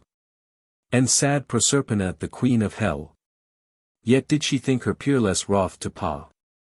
That parentage, with pride so did she swell. And thundering Ioue, that high in Hohen doth dwell. And wield the world, she claimed for her sire. Or if that any else did Ioue excel. For to the highest she did still aspire. Or if aught higher were than that, did it desire. And proud Lucifera men did her call. That made herself a queen, and crowned to be. Yet rightful kingdom she had none at all. Ne heritage of natiu sovereignty. But did serp with wrong and tyranny. Upon the sceptre. Which she now did hold. Ne rolled her realmies with laws, but policy. And strong advisement of 6 wizards old. That with their counsels bad her kingdom did fold. Soon as the elfying night in presence came. And false Duessa seeming lady fair. A gentle husher, Vanity by name. Made realm, and passage for them did prepare. So goodly brought them to the lowest stair. Of her high throne. Where they on humble knee. Making obeisance, did the cause declare. Why they were come, her royal state to see. To probe the wide report of her great majesté. With lofty eyes, half loath to look so low. She thanked them in her disdainful wise. No other grace vouchsafed them to show. Of princess worthy, scarce them bad arise. Her lords and ladies all this while does. Themselves to set tend forth to stronger sight. Some frownce their curled hair in courtly guise. Some prank their ruffs. And others trimly dight. Their gay attire, each other's greater pride does spite. Goodly they all that night do entertain. Right glad with him to haw increased their crew. But to do as each one himself did pain. All kindness and fair courtesy to shew. For in that court whilome her well they knew. Yet the stout fairy mongst the middest crowd. Thought all their glory vain in nightly view. And that great princess too exceeding proud. That to strange knight no better countenance allowed. Sudden priseth from her stately place. The royal dame, and for her coach doth call. All hurt lend forth, and she with princely pace. As fair Aurora in her purple pall. Out of the east the dawning day doth call. So forth she comes, her brightness broad doth blaze. The heaps of people thronging in the hall. Do ride each other, upon her to gaze. Her glorious glitter and light doth all men's eyes amaze. So forth she comes, and to her coach does climb. Adorned all with gold, and girlands gay. That seemed as fresh as Flora in her prime. And strout to match, in royal rich array. Great Juno's golden chair. The which they say. The gods stand gazing on, when she does ride. To Iou's high house through Hohen's brospoud wayless than were greater than drawn of fair peacocks, that excel in pride. And full of Argus eyes their tails dispreaden wide. Less than /br greater than. But this was drawn of 6 nequal beasts. On which her 6 sage counselors did ride. Taught to obey their bestial behests. With like conditions to their kinds applied. Of which the first, that all the rest did guide. Was sluggish idleness the Norse of sin. Upon a slothful assy he chose to ride.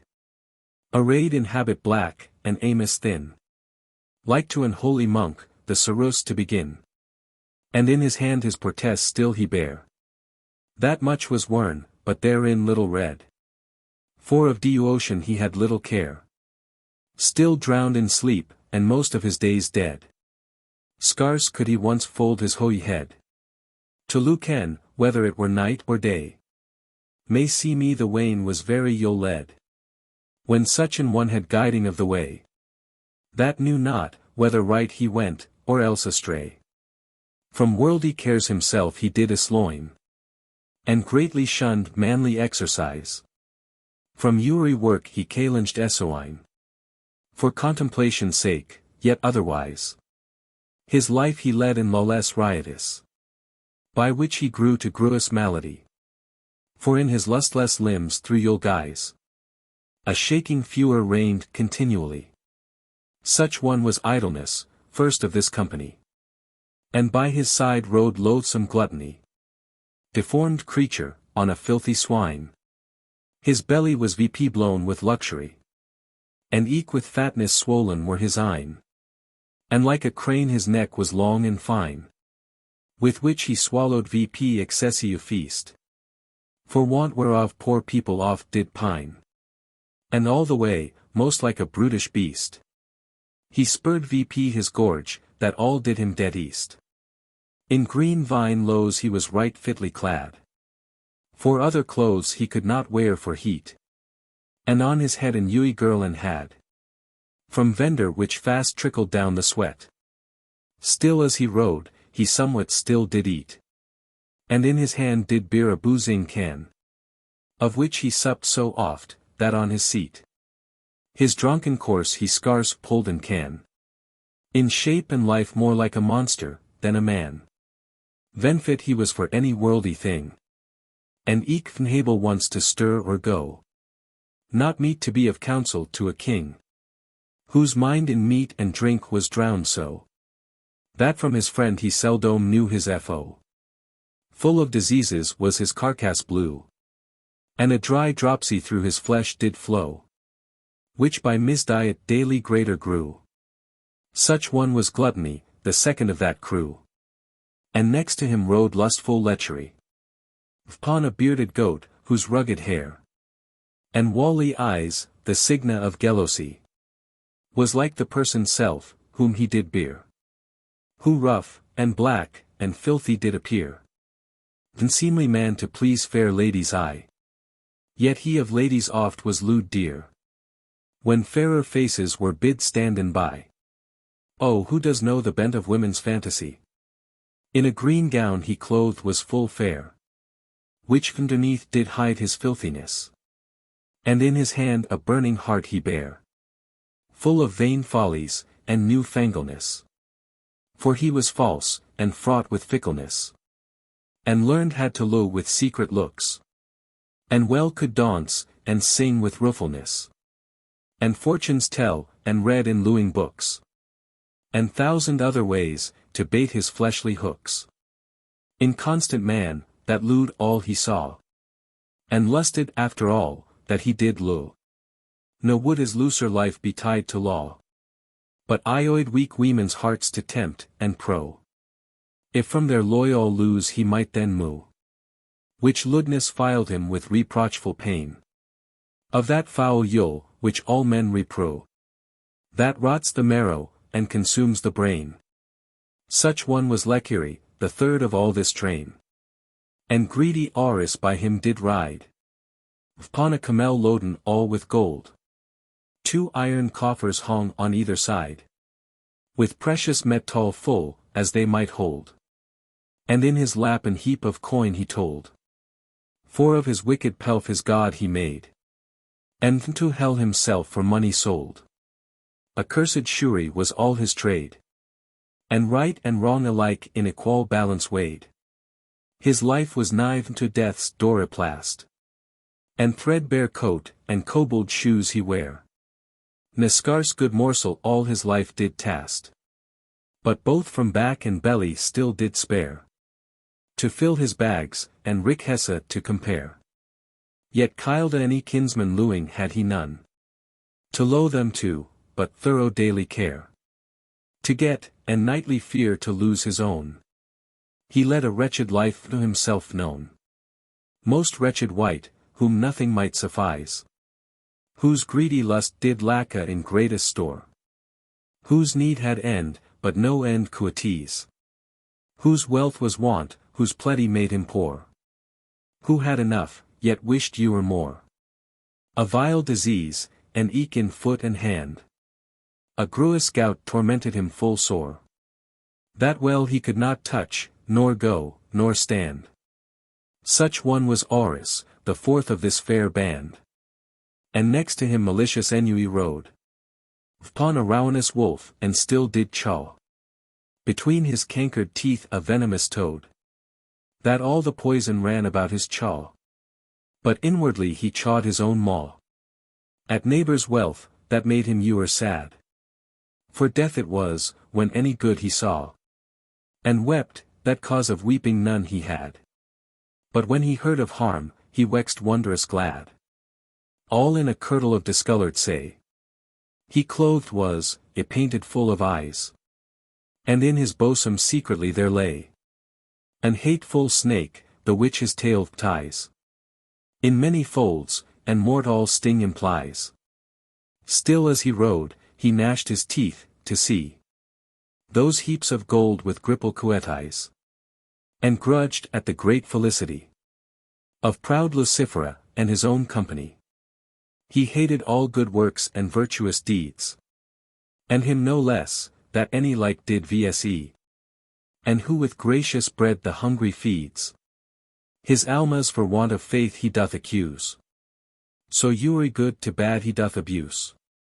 And eke the verse of famous poets' wit he does backbite, and spiteful poison spurs from leprous mouth on all, that ewer writ. Such one vile ennui was, that fifth in row did sit, and him beside rides fierce reuing vivrath upon a lion, loath for to be led. And in his hand a burning brand he hath, the which he brandisheth about his head. His eyes did hurl forth sparkles fiery red, and stared stern on all, that him beheld, as ashes pale of hew and seeming dead. And on his dagger still his hand he held, trembling through hasty rage, whe choler in him swelled. His roughen raiment all was stained with blood, which he had spilt, and all to rags rent. Through vnaduized rashness waxen wood, for of his hands he had no gurnment, ne card for bloud in his oungement.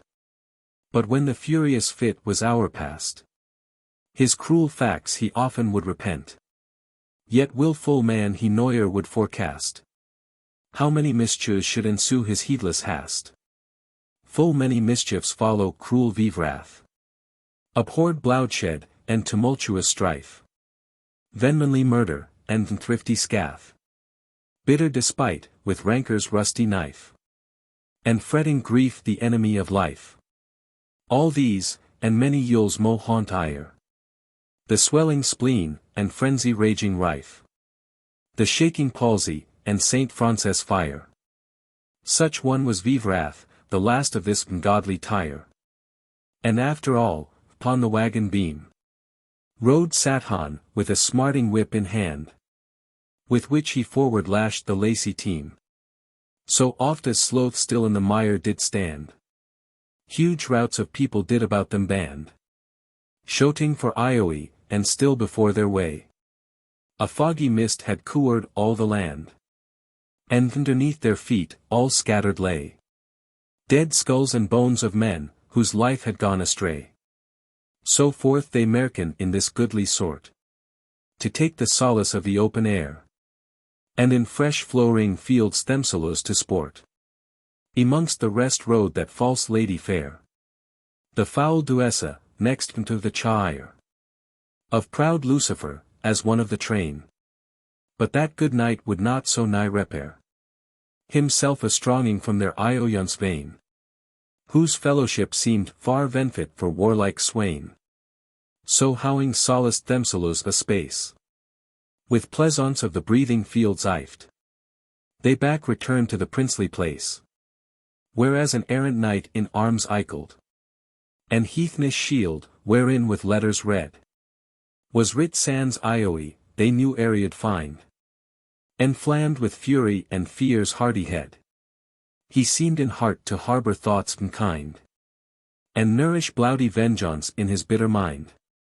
Who when the shamed shield of slain sans foy, he spied with that same Faerie champion's page, bewraying him, that did of late destroy his eldest brother, burning all with rage.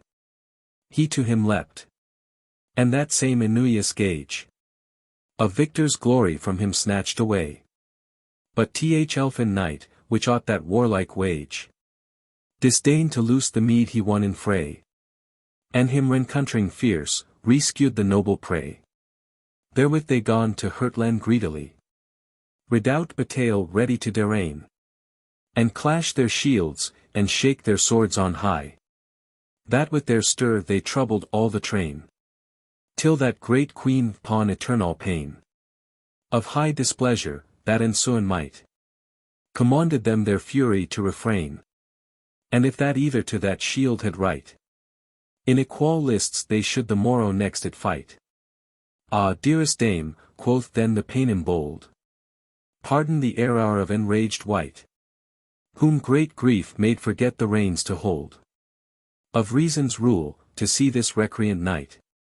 No knight, but treacher full of false despite, and shameful treason, who through guile hath slain the prowest knight, that Ewer field did fight. Ewan stout sans foy, oh who can then refrain? Whose shield he bears renewest, the more to heap disdain, and to augment the glory of his guile. His dearest lo the fair Fidessa lo, is there possessed of the traitor vile, who reaps the harrowest sown by his foe, sown in bloody field, and bought with woe. That brother's hand shall dearly well requite. So be, O Queen, you equal for show. Him little answered th angry elfin knight. He noyer meant with words, but swords to plead his right. But threw his gauntlet as a sacred pledge, his cause in combat the next day to try. So bin they parted both, with hearts on edge, to be onged each on his enemy. That night they pa in Ioe and Iolity, feasting and courting both in bower and hall. For steward was excessive gluttony, that of his plenty poured forth to all. Which done, the chamberlain sloth did to rest them call. Now when as darksome night had all displayed her coal-black curtain o'er brightest sky, the warlike youths on dainty couches laid, did chase away sweet sleep from sluggish eye, to muse on means of hoped victory. But when as Morpheus had with leaden mace arrested all that courtly company, Vp rose Duessa from her resting place, and to the Paynim's lodging comes with silent pace, whom broad awake she finds, in troublous fit, forecasting, how his foe he might annoy, and him amuse with speeches seeming fit. Ah dear sans Ioe, next dearest to sans foy, 'cause of my new grief, 'cause of my new Ioe. Ioius, to see his image in mine eye, and grieved to think how foe did him destroy. That was the flower of grace and chulrai. Lo his Fidessa to thy secret faith I fly. With gentle words he can her fairly greet, and bade say on the secret of her heart. Then sighing soft, I learn that little sweet. Oft temperate is, quoth she, with muchel smart. For since my breast was launched with Louisly dart, of dear sans foy, I noyer Ioe tower. But in eternal woes my weaker heart, hall wasted, louing him with all my power. And for his sake ha felt full many an holy store. At last when perils all I weened past, and hopped to reap the crop of all my care, into new woes weeding I was cast. By this false fator, whom worthy wear his worthy shield, whom he with guileful snare entrapped slew, and brought to shameful groue. Me silly made away with him he bare, and Ewer since hath kept in darksome call. For that I would not yield, that to sans foy I gay. But since fair sun hath spursed that lowering cloud, and to my loathed life now shews some light, vendor your beams I will me safely shroud, from dreaded storm of his disdainful spite. To you th inheritance belongs by right, of brother's praise, to you eke longs his lo. Let not his lo, let not his restless sprite be ruined, that cayes to you abo. From wandering Stygian shores, where it doth endless moo. Thereto said he, fair dame be not dismayed, for sorrows past, their grief is with them gone. Ne yet of present peril be afraid, for needless fear did noyer vantage none, and helpless hapit butteth not to moan. Dead is sans foy, his vital pains are past. Though good ghost for vengeance deep do groan, he lose, that shall him pay his duties last. And guilty elfin bloud shall sacrifice in hast. Oh, but I fear the fickle freaks, quoth she. Of fortune false, and oddies of arms in field. Why dame, quoth he, what oddies can you be? Where both do fight alike, to win or yield. Yea but, quoth she, he bears a charmed shield. And eke enchanted arms, that none can pierce. None can wound the man, that does them wield. Charmed or enchanted, answered he then first. I know it reck, any you the like need to rehearse. But fair Fidessa, sit hens fortune's guile. Or enemy's power hath now captured you. Return from whence ye came, and rest a while. Till morrow next, that I the Elfie subdue. And with Sansfoy's dead dowry you endue. Ay me, that is a double death, she said. With proud foes sight my sorrow to renew. Where you are yet I be, my secret aid shall follow you. So passing forth she him obeyed. Canto 5. The faithful knight in equal field subdues his faithless foe, whom false Duessa sows, and for his cure to hell does go. The noble heart, that harbors virtuous thought, and is with child of glorious great intent, can noyer rest, until it forth ha brought. Th eternal brood of glory excellent. Such restless passion did all night torment. The flaming courage of that faerie knight. Duising, how that doughty tournament. With greatest honor he atune might. Still did he wake, and still did watch for dawning light. At last the golden oriental gate of greatest Hohen gone to open fair. And Phoebus fresh, as bridegroom to his mate, came dancing forth, shaking his doughy hair, and hurled his glistering beams through gloomy air. Which when the wakeful Elfie perceived, straightway he started VP, and did himself prepare in sun-bright arms, and battailous array. For with that pagan proud he combat will that day. And forth he comes into the commune hall, where eerily wait him many a gazing eye, to weet what end to stronger knights may fall. There many minstrels make in melody, to dry you away the dull melancholy. And many bards, that to the trembling chord can tune their timely voices cunningly. And many chroniclers, that can record old loos and wars for ladies done by many a lord. Soon after comes the cruel Saracen, in wowen mail all armed warily, and sternly looks at him, who not a pin does care for look of lewing creature's eye. They bring them wines of Greece and Araby, and dainty spices fetched from furthest Ynd, to kindle heat of courage priuli. And in the wine a solema oath they bind, t'observe the sacred laws of arms, that are assigned. At last forth comes that far-renowned queen, with royal pomp and princely majesty. She is brought into a paled green, and placed vendor stately canopy, the warlike feats of both those knights to see. On th other side in all men's open view, Duessa placed is, and on a tree Sansfoy his shield is hanged with bloudy hew. Both those the laurel girlands to the victor do. A shrilling trumpet sown dead from on high, and Vento Battail bade them Selous address. Their shining shields about their rests they tie, and burning blades about their heads do bless the instruments of wrath and holiness. With greedy force each other doth assail, and strike so fiercely, that they do impress deep-dinted furrows in the battered mail. The iron walls toward their blows are weak and frily. The Saracen was stout, and wondrous strong, and heaped blows like iron hammers great. For after bloud and vengeance he did long. The knight was fierce, and full of youthly heat, and doubled strokes, like dreaded thunder's threat. For all for praise and honor he did fight. Both stricken strike, and beaten both do beat. That from their shields forth flieth fiery light, and helmets hoen deep, shew marks of either smite. So one for wrong, the other strives for right. As when a Gryphon seized of his prey A dragon fears encountereth in his flight. Through widest air making his idle way. That would his rightful Rowan rend away. With hideous horror both together smite.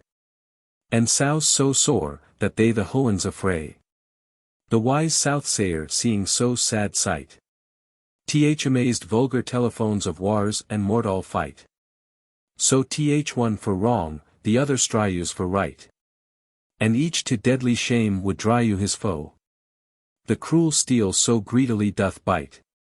In tender flesh, that streams of blood down flow. With which the arms, that erst so bright did show, into a pure vermilion now are dyed. Great ruth in all the gazers' hearts did grow. Seeing the gored wounds to gape so wide. That victory they dare not wish to either side. At last the Paynim chanced to cast his eye. His Suddian eye, flaming with wrathful fire. Upon his brother's shield, which hung thereby. Therewith redoubled was his raging ire. And said, Ah wretched son of woeful sire! Doest thou sit wailing by black Stygian lake? Whilst here thy shield is hanged for victor's hire. And sluggish German doest thy forces slake. To after send his foe, that him may overtake. Go Kdu Elfie, him quickly overtake. And soon redeem from his long wandering woe. Go guilty ghost, to him my message make. That I his shield hawk quit from dying foe. Therewith upon his crest he stroke him so. That twice he reeled, ready twice to fall. End of the doubtful battle deemed though. The lookers on, and lo to him gone call. The false Duessa, thine the shield, and I, and all. Soon as the fairy heard his lady speak. Out of his swooning dream he gone awake. And quickening faith, that erst was waxen weak. The creeping deadly cold away did shake. Though mowed with wrath, and shame, and lady's sake. Of all attempts he cast on to be. And with so exceeding fury at him strake. That forced him to stoop upon his knee. Had he not stooped so, he should ha clown be. And to him said, Go now proud miscreant. Thyself thy message do to German dear. Alone he wandering thee too long doth want. Go say, his foe thy shield with his doth bear. Therewith his holy hand he high gone rear. Him to ha slain, when lo a darksome cloud. Upon him fell, he nowhere doth appear. But vanished is. The Elfie him calories a load. But answer none receives, the darkness him does shroud. In haste Duessa from her place arose. And to him running said, O prowest knight! That you a lady to her lo did chose. Let now abate the terror of your might. And quench the flame of furious despite. And bloody vengeance. Lo infernal powers. Cooring your foe with cloud of deadly night. Ha borne him hence to Pluto's baleful bowers. The conquest yours, I yours, the shield, and glory yours. Not all so satisfied, with greedy eye. He sought all round about, his thirsty blade. To bath in blood of faithless enemy.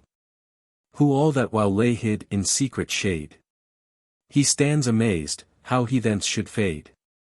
At last the trumpets triumph sound on high. And running heralds humble homage made. Greeting him goodly with new victory. And to him brought the shield, the cause of enmity. Wherewith he goeth to that Faerie Queene. And falling her before on lowly knee. To her makes present of his sorrow's scene. Which she accepts, with thanks, and goodly gree. Greatly advancing his gay jewelry. So marcheth home, and by her takes the knight. Whom all the people follow with great glee.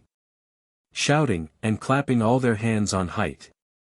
That all the air it fills, and flies to Hohen bright. Home is he brought, and laid in sumptuous bed. Where many skilful leeches him abide. To salue his hurts, that yet still freshly bled. In wine and oil they wash his wounds wide. And softly can embalm on Uri side. And all the while, most humanly melody. About the bed sweet music did die wide. Him to beguile of grief and agony. And all the while Duessa wept full bitterly.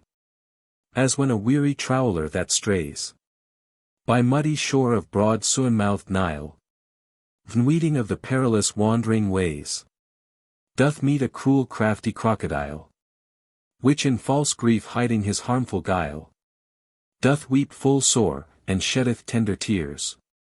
The foolish man, that pities all this while, his mournful plight, is swallowed wears. Forgetful of his own, that mindies another's cares.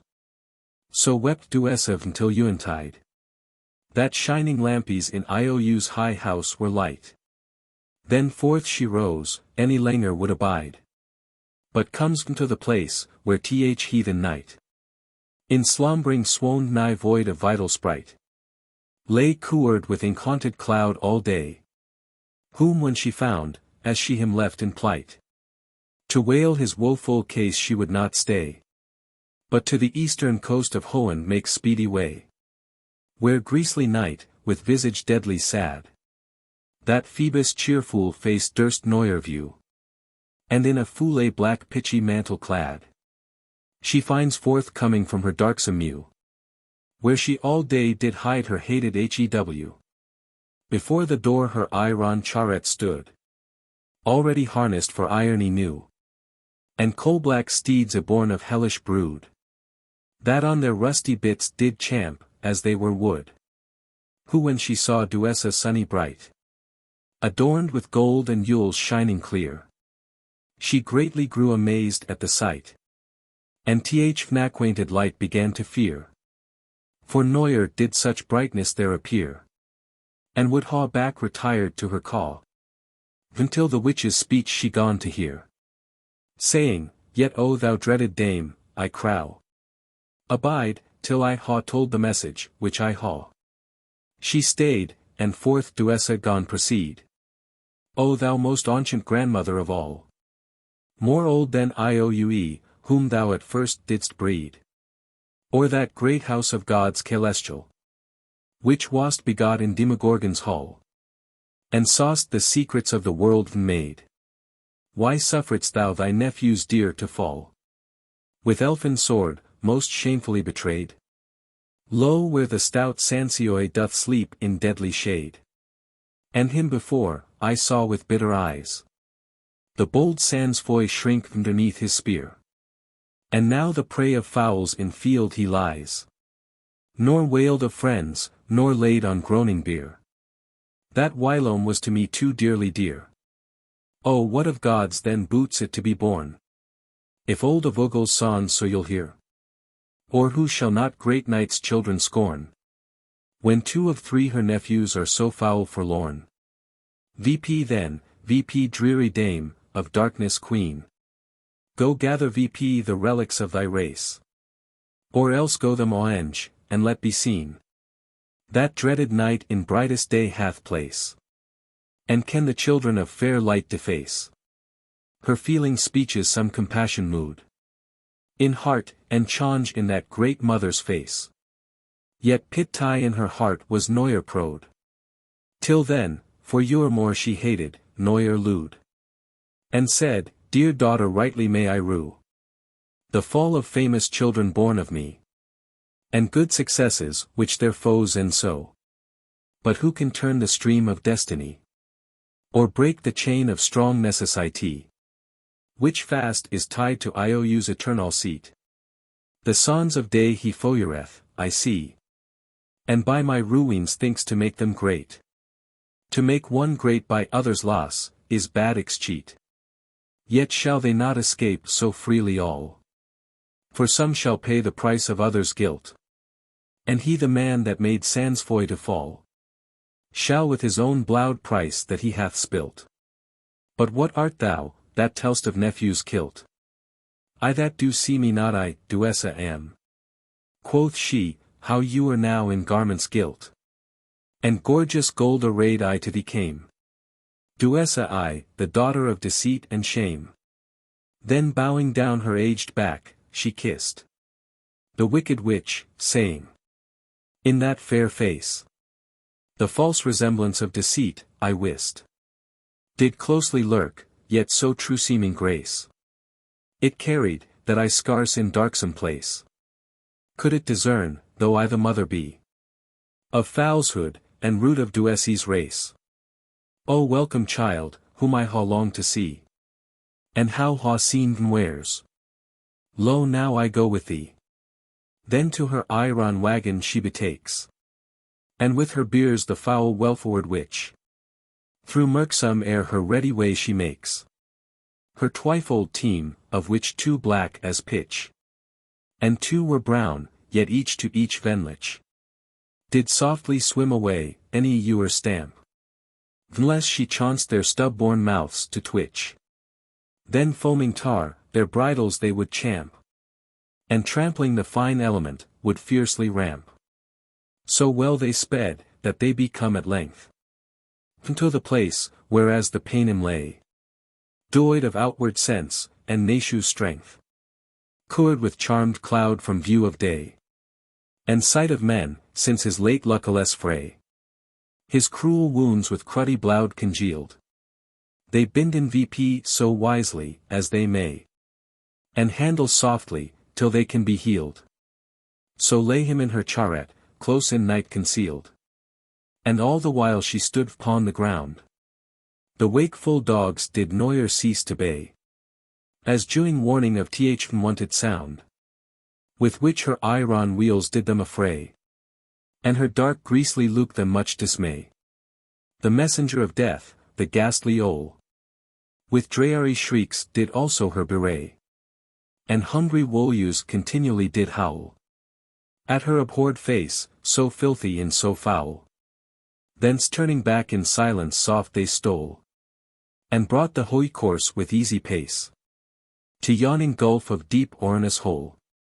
By that same hole an entrance dark and base, with smoke and sulphur hiding all the place, descends to hell, their creature noyer past, that back returned without humanly grace, but dreadful furies, which their shens ha brast, and damned sprites sent forth to make ill men aghast.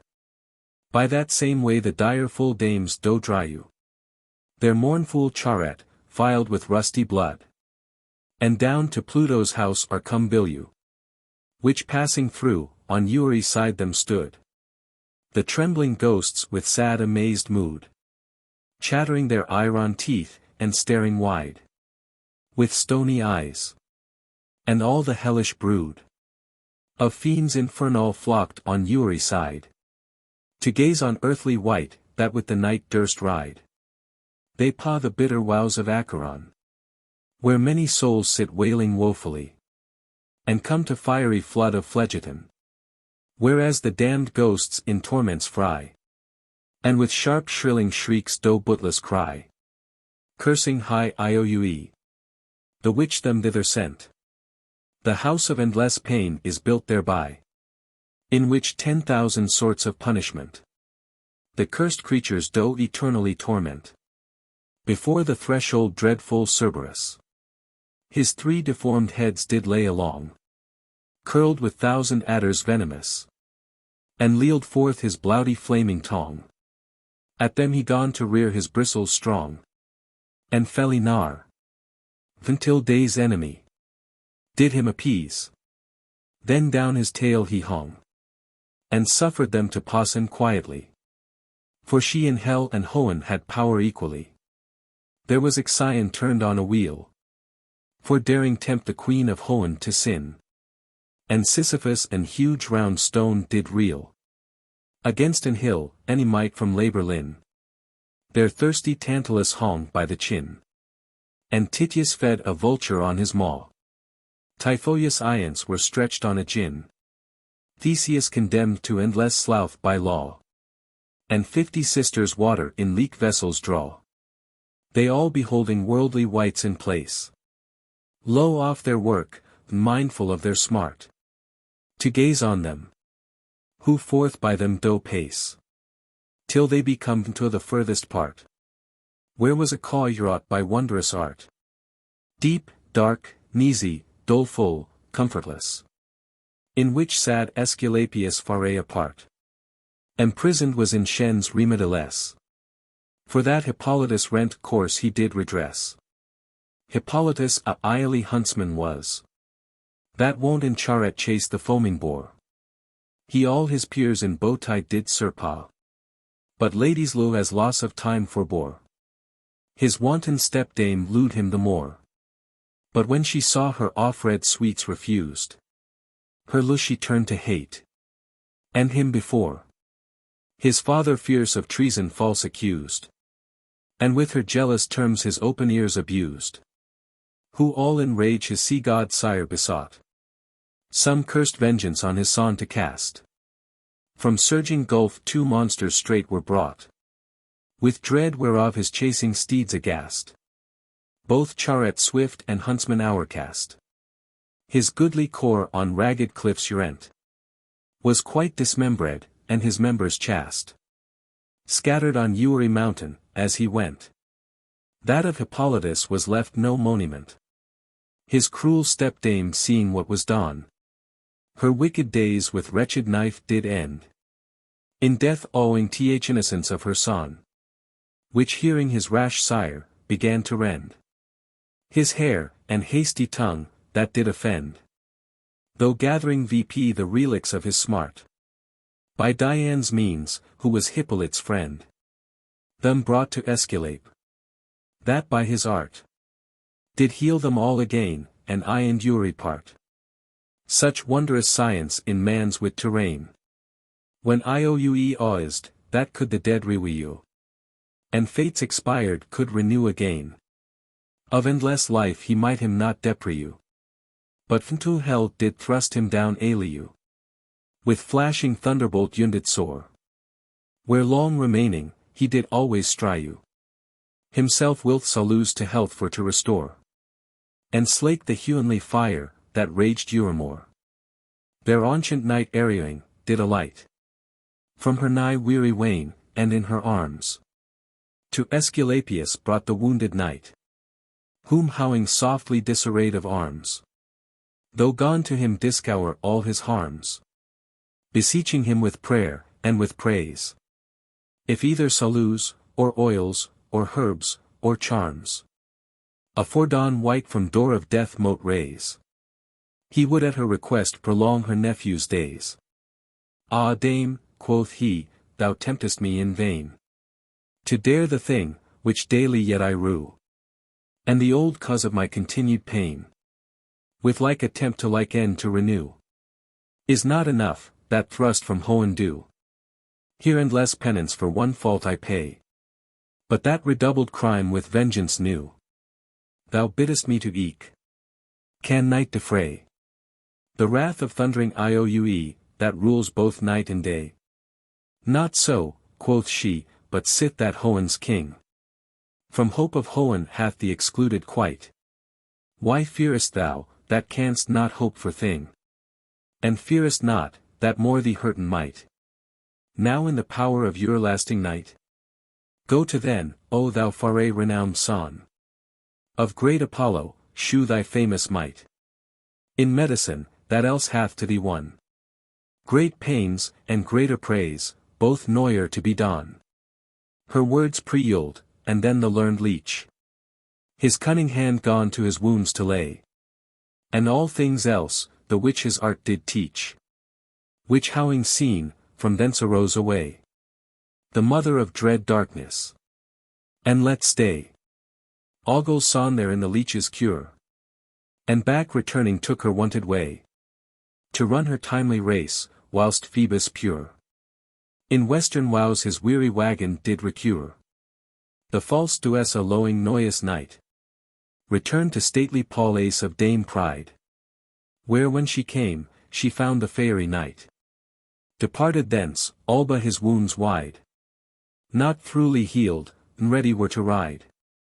Good cause he had to hasten thence away, for on a day his wary dwarf had spied, wherein a donjon deep huge numbers lay, of KDU wretched thralls, that waylaid night and day.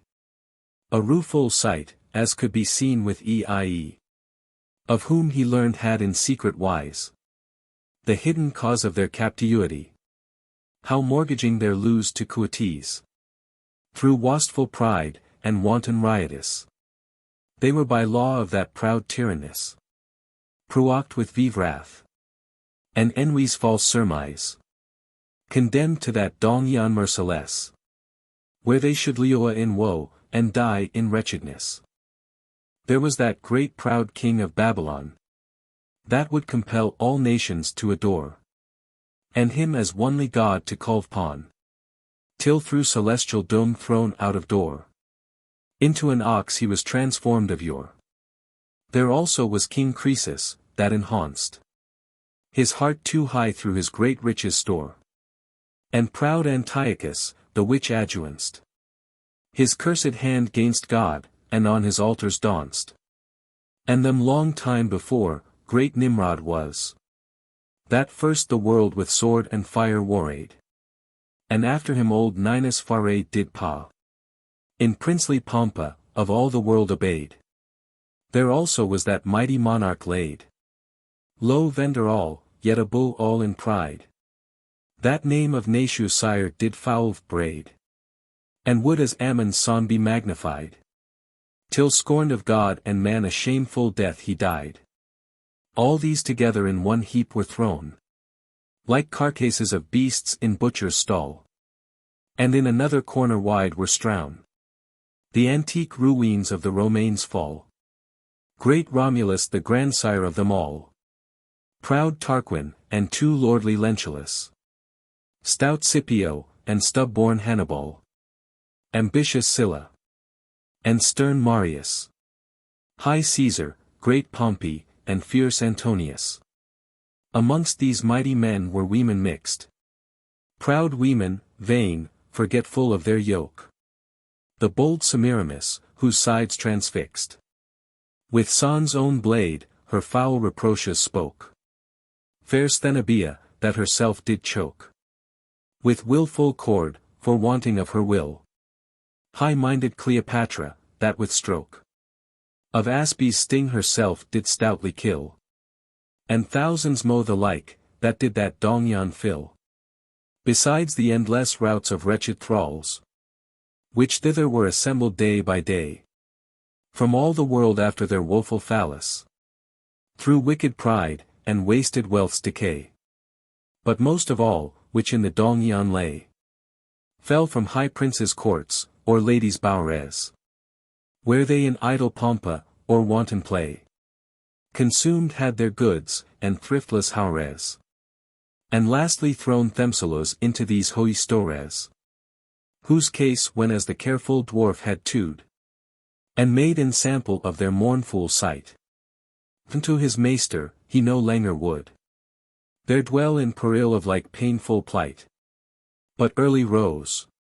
And ere that dawning light. Discovered had the world to Hohen wide. He by a priui postern took his flight. That of no envious eyes he mote be spied. For doubtless death ensued, if any him descried. Scarce could he footing find in that foul way.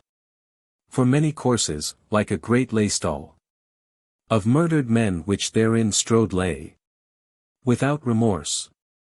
Or decent funeral. Which all through that great princess pride did fall. And came to shameful end. And them beside.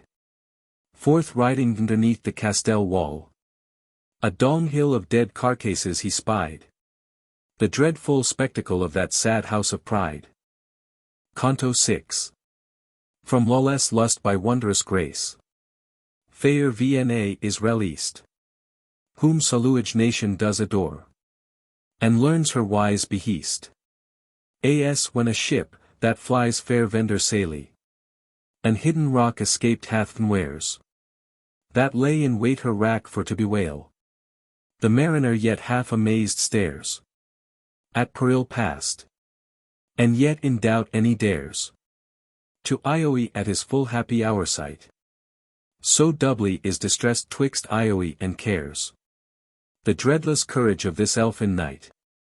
Howing escaped so sad ensamples in his sight. Yet sad he was that his too hasty speed. The fair Duessa had forced him low behind. And yet more sad, that Gvyon his dear dreed. Her truth had stained with treason so kind. Yet crime in her could noyer creature find. But for his love, and for her own self sake. She wandered had from one to other ynd. Him for to seek, any ewer would forsake. Till her wears the fierce Sansloy did overtake. Who after Archimago's foul defeat.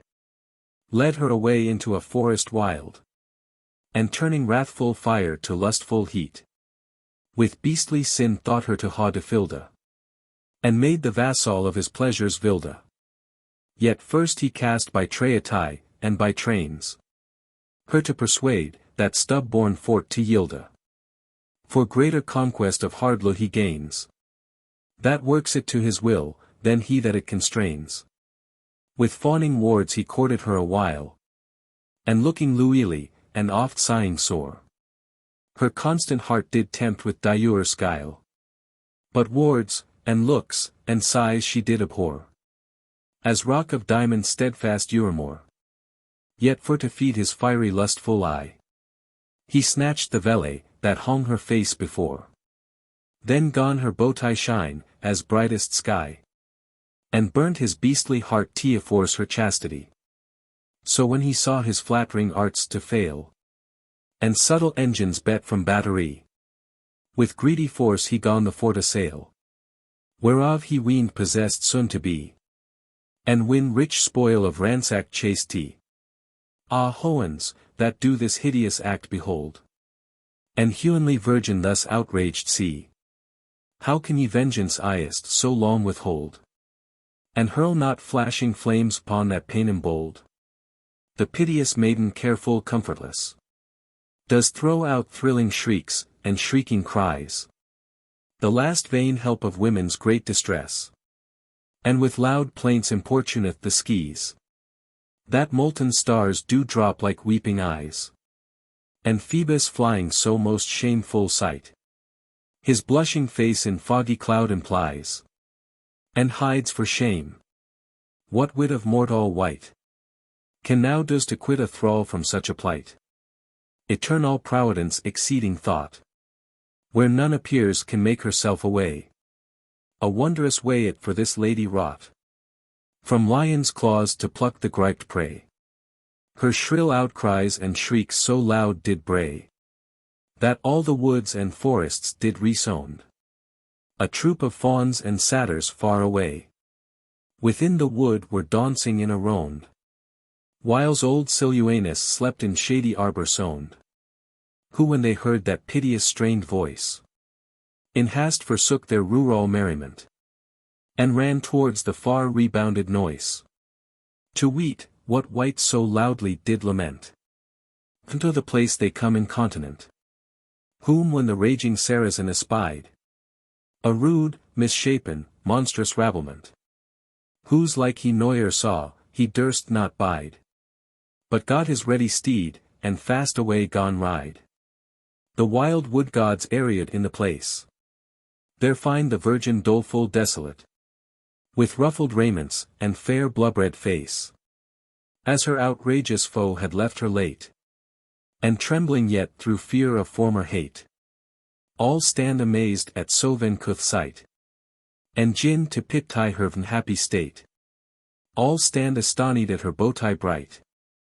In their rude eyes worthy of so woeful plight. She more amazed, in double dread doth dwell. And every tender part for fear does shake. As when a greedy wolf through hunger fell. A seely lamb Faerie from the flock does take. Of whom he means his blouty feast to make. A lion spies fast running towards him. The innocent prey in hast he does forsake. Which quick from death yet quakes in every limb. With change of fear, to see the lion look so grim. Such fearful fit assayed her trembling heart. No word to speak, any iant to move she had. The Saluage nation feel her secret smart. And read her sorrow in her countenance sad. Their frowning foreheads with rough horns icled. And rustic horror all aside do lay. And gently grinning, shew a semblance glad. To comfort her, and fear to put away. Their backward bent knees teach her humbly to obey. The doubtful damsel dare not yet commit her single person to their barbarous truth. But still twixt fear and hope amaz does sit. Late learned what harm to hasty trust ensuth. They in compassion of her tender youth, and wonder of her beauté sereine, are one with pity and wanted ruth. And all prostrate upon the lowly plain, do kiss her feet, and fawn on her with countenance fain. Their hearts she guesseth by their humble guise, and yields her to extremity of time. So from the ground she fearless doth arise, and walketh forth without suspect of crime. They all as glad, as birds of Ioia's prime. Thence lead her forth, about her dancing round, shouting, and singing all a shepherd's rhyme. And with green branches strowing all the ground, do worship her, as queen, with oliu girland crowned. And all the way their merry pipes they sound, that all the woods with doubled echo ring. And with their horned feet do wear the ground, leaping like wanton kids in pleasant spring. So towards old Silvanus they her bring, who with the noise awaked, cometh out, to weet the cause, his weak steps gurning, and aged limbs on cypress stadle stout. And with an ewe twine his wast is girt about. Far off he wonders, what them makes so glad. If Bacchus' merry fruit they did enuent, or Cybele's frantic rites ha made them mad. They drawing nigh, unto their God present, that flower of faith and beauté excellent. The God himself viewing that mere hour rare, stood long amazed, and burnt in his intent. His own fair Dryope now he thinks not fair, and folo foul, when her to this he doth compare. The wood-born people fall before her flat, and worship her as goddess of the wood. And old Silvanus' self bethinks not, what to think of wight so fair, but gazing stood, in doubt to deem her born of earthly brood. Sometimes Dame Venus' self he seems to see, but Venus Noyer had so sober mood. Sometimes Diana he her takes to be, but miseth bow, and shafts, and buskins to her knee. By view of her he ginneth to reweal his ancient low, and dearest Cyparis, and Caius to mind his portraiture aliu. How fair he was, and yet not fair to this. And how he slew with glancing dart a mise, a gentle hind, the which the Luili boy did loe as life, above all worldly bliss. For grief whereof the lad annulled after Ioe, but pewanded away in anguish and self-wild annoy. The woody nymphs, fair Hamadryads, her to behold do thither run apace. And all the troop of light-foot naiads flock all about to see her Luili face. But when they viewed her humanly grace, they ennui her in their malicious mind, and fly away for fear of foul disgrace. But all the satyrs scorn their woody kind, and henceforth nothing fair, but her on earth they find. Glad of such Luci, the luckless lucky maid, did her content to please their feeble eyes. And long time with that saluage people stayed, to gather breath in many miseries, during which time her gentle wit she plies, to teach them truth, which worshipped her in vain, and made her image of idolatries. But when their bootless zeal she did restrain, fro her own worship, they her assy would worship fain. It fortuned a noble warlike knight, by highest occasion to that forest came, to seek his kindred, and the lineage right, from whence he took his well-deserted name. He had in arms abroad won muchel fame, and filed far Landis with glory of his might. Plain, faithful, true, an enemy of shame. And you were lewd to fight for ladies' right. But in vain glorious phrase he little did delight. A satyr's son born in forest wild, by strange adventure as it did betide.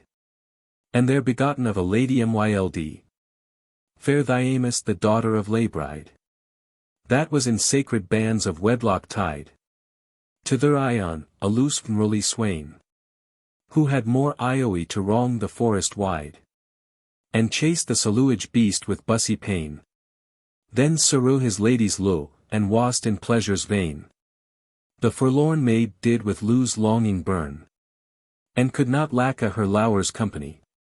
But to the wood she goes, to Saru her turn, and seek her spouse, that from her still does fly, and follows other game and venery. A satire chanced her wandering for to find, and kindling coals of lust in brutish eye. The loyal links of wedlock did Ven bind, and made her person thrall to his beastly kind. So long in secret cabin there he held her capture to his sensual desire, till that with timely fruit her belly swelled, and bore a boy into that saluage sire. Then home he suffered her for to retire, for ransom lowing him the late-born child, whom till to riper years he gone aspire. He norsled VP in life and manners wild, amongst wild beasts and woods, from laws of men exilda. For all he taught the tender YMP, was but to banish cowardice and bastard fear. His trembling hand he would him force to put upon the lion and the rugged bear, and from the she-bears teats her whelps to tear. And eke wild roaring bulls he would him make to tame, and ride their Bacchus not made to bear. And the roebucks in flight to our take. That ury beast for fear of him did fly and quake. Thereby so fearless, and so fell he grew, that his own sire and master of his guise did often tremble at his horrid view, and oft for dread of hurt would him aduse the angry beasts not rashly to despise, nor too much to provoke. For he would learn the lion stoop to him in lowly wise, a lesson hard, and make the lib-bard stern, low roaring, when in rage he for revenge did earn, and for to make his power a proud more. Wild beasts in iron yokes he would compel, the spotted panther, and the tusked boar, the pardale swift, and the tigre cruel, the antelope, and wolf both fierce and fell, and them constrain in equal team to draw. Such Ioe he had, their stub-born hearts to quell, and sturdy courage tame with dreadful awe, that his behest they feared, as tyrant's law. His looing mother came upon a day into the woods, to see her little son, and chanced unwares to meet him in the way, after his sports, and cruel pastime dawn, when after him a lioness did run, that roaring all with rage, did load require her children dear, whom he away had won. The lion whelp she saw how he did bear, and lull in rugged arms, withouten childish fear. The fearful dame all quaked at the sight, and turning back, gone fast to fly away, until with Luri walked from vain affright. She hardly yet persuaded was to stay, and then to him these womanish words gone say. Ah Saturain, my dearling, and my Ioe, for lo of me lo off this dreadful play. To dally thus with death, is no fit toy. Go find some other playfellows, mine own sweet boy. In these and like delights of blouty game, he trained was, till riper years he rout, and there abode, whilst any beast of name walked in that forest, whom he had not taught to fear his force, and then his courage haught. Desert of foreign foemen to be known, and far abroad for strange adventures sought, in which his might was noyer our throne. But through all fairy London his famous worth was blown. Yet euremore it was his manner fair, after long labours and adventures spent, into those Nashu woods for to repair, to see his sire and offspring ancient. And now he thither came for like intent, where he'ven wears the fairest Vienna found. Strange lady, in so strange habiliment, teaching the satyrs, which her sat around, true sacred lore, which from her sweet lips did redound. He wondered at her wisdom humanly rare, whose like in women's wit he noyer knew. And when her courteous deeds he did compare, gone her admire, and her sad sorrows rue, blaming of fortune, which such troubles threw. And I oid to make proof of her cruelty, on gentle dame, so hurtless, and so true. Thenceforth he kept her goodly company, and learned her discipline of faith and verity. But she all vowed unto the Redcrosse knight, his wandering peril closely did lament. Nay, in this new acquaintance could delight, but her dear heart with anguish did torment, and all her wit in secret counsel spent, how to escape. At last in priui wise, to Saturain she shewed her intent, who glad to gain such favour, gone does.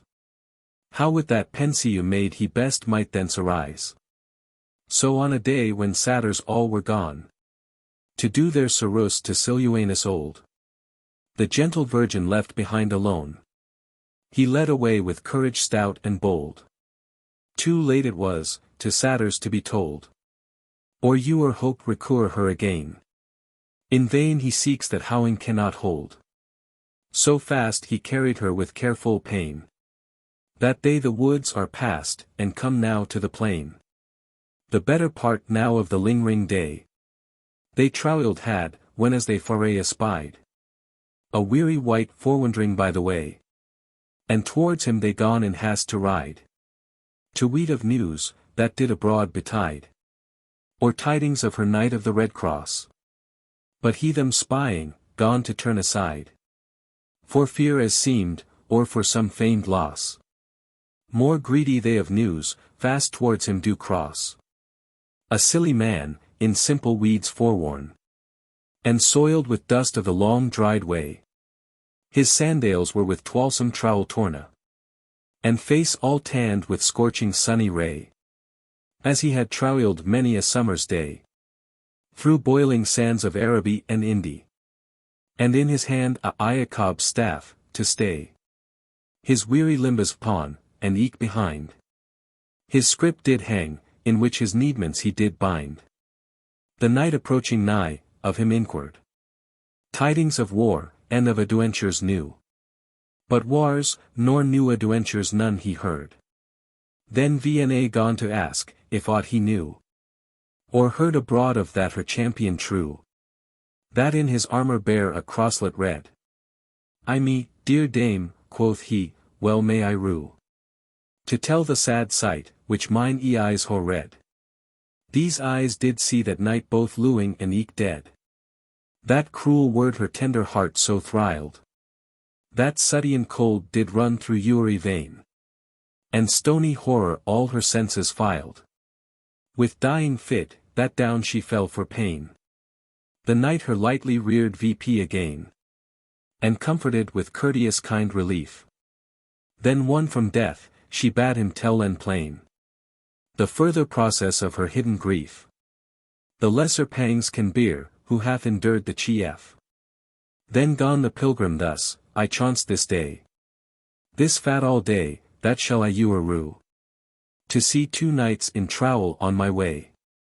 A sorry sight, harangued in Batel new, both breathing vengeance, both of wrathful Hew. My fearful flesh did tremble at their strife, to see their blades so greedily imbrow, that drunk with blood, yet thirsted after life. What more? The Redcrosse knight was slain with pain and knife. Ah, dearest lord, quoth she, how might that be? And he the stoutest knight, that you are one?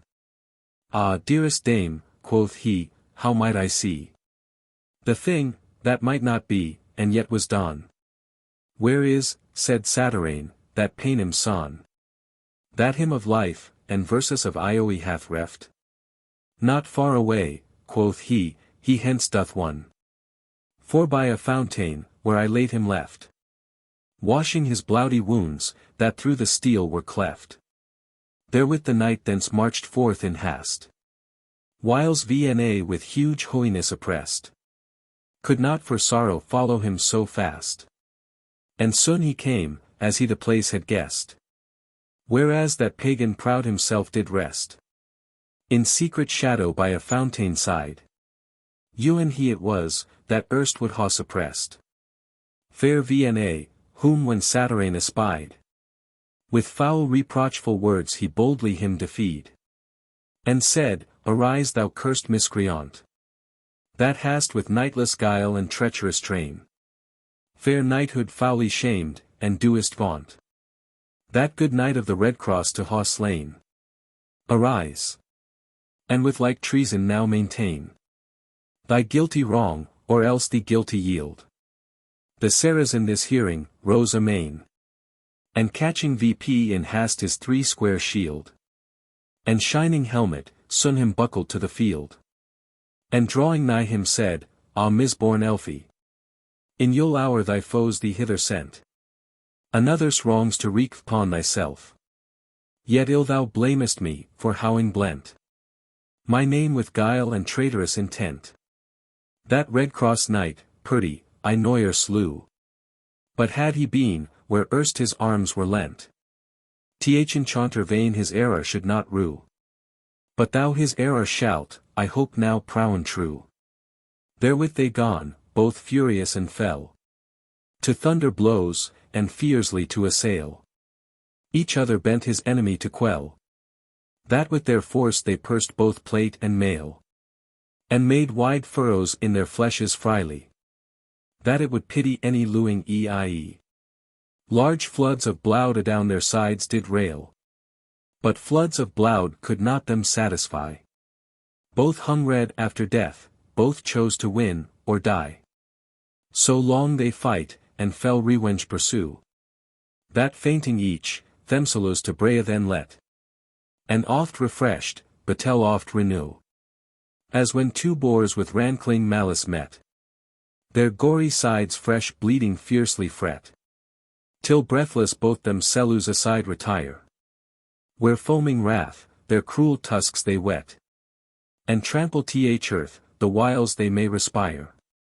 Then back to fight again, new-breathed and entire. So fiercely, when these knights had breathed once, they gone to fight return, increasing more their puissant force, and cruel rage attance, with heap strokes more hugely, than before, that with their dreary wounds and bloody gore, they both deformed, scarcely could be known.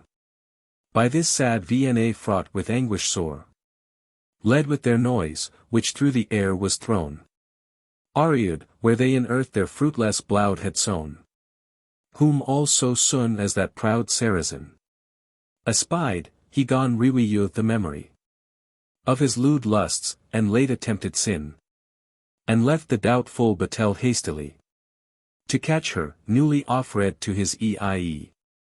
But Saturaine with strokes him turning, stayed, and sternly bade him other business ply, then hunt the steps of pure and spotted maid. Wherewith he all enragged, these bitter speeches said. O foolish Faerie son, what fury mad hath thee incensed, to hast thy doleful fate?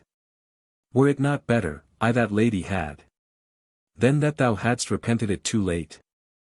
Most senseless man he, that himself doth hate, to lure another. Lo then for thine aid, here take thy lower's token on thy pate.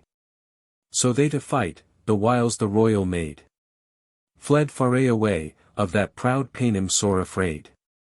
But that false pilgrim, which that leasing told, being indeed old Archimage, did stay in secret shadow, all this to behold, and much rejoiced in their bloody fray. But when he saw the damsel pass away, he left his stand, and her pursued apace, in hope to bring her to her last decay, but for to tell her lamentable case. And eke this battle's end, will need another place. Canto 7. The Redcrosse knight is capture made by giant proud oppressed. Prince Arthur meets with Vna great, ly with those news distressed. What man so wise, what earthly wit so ware, as to descry the crafty cunning train, by which deceit doth mask in this our fair, and cast her colours dyed deep in grain, to see me like truth, whose shape she well can feign, and fitting gestures to her purpose frame.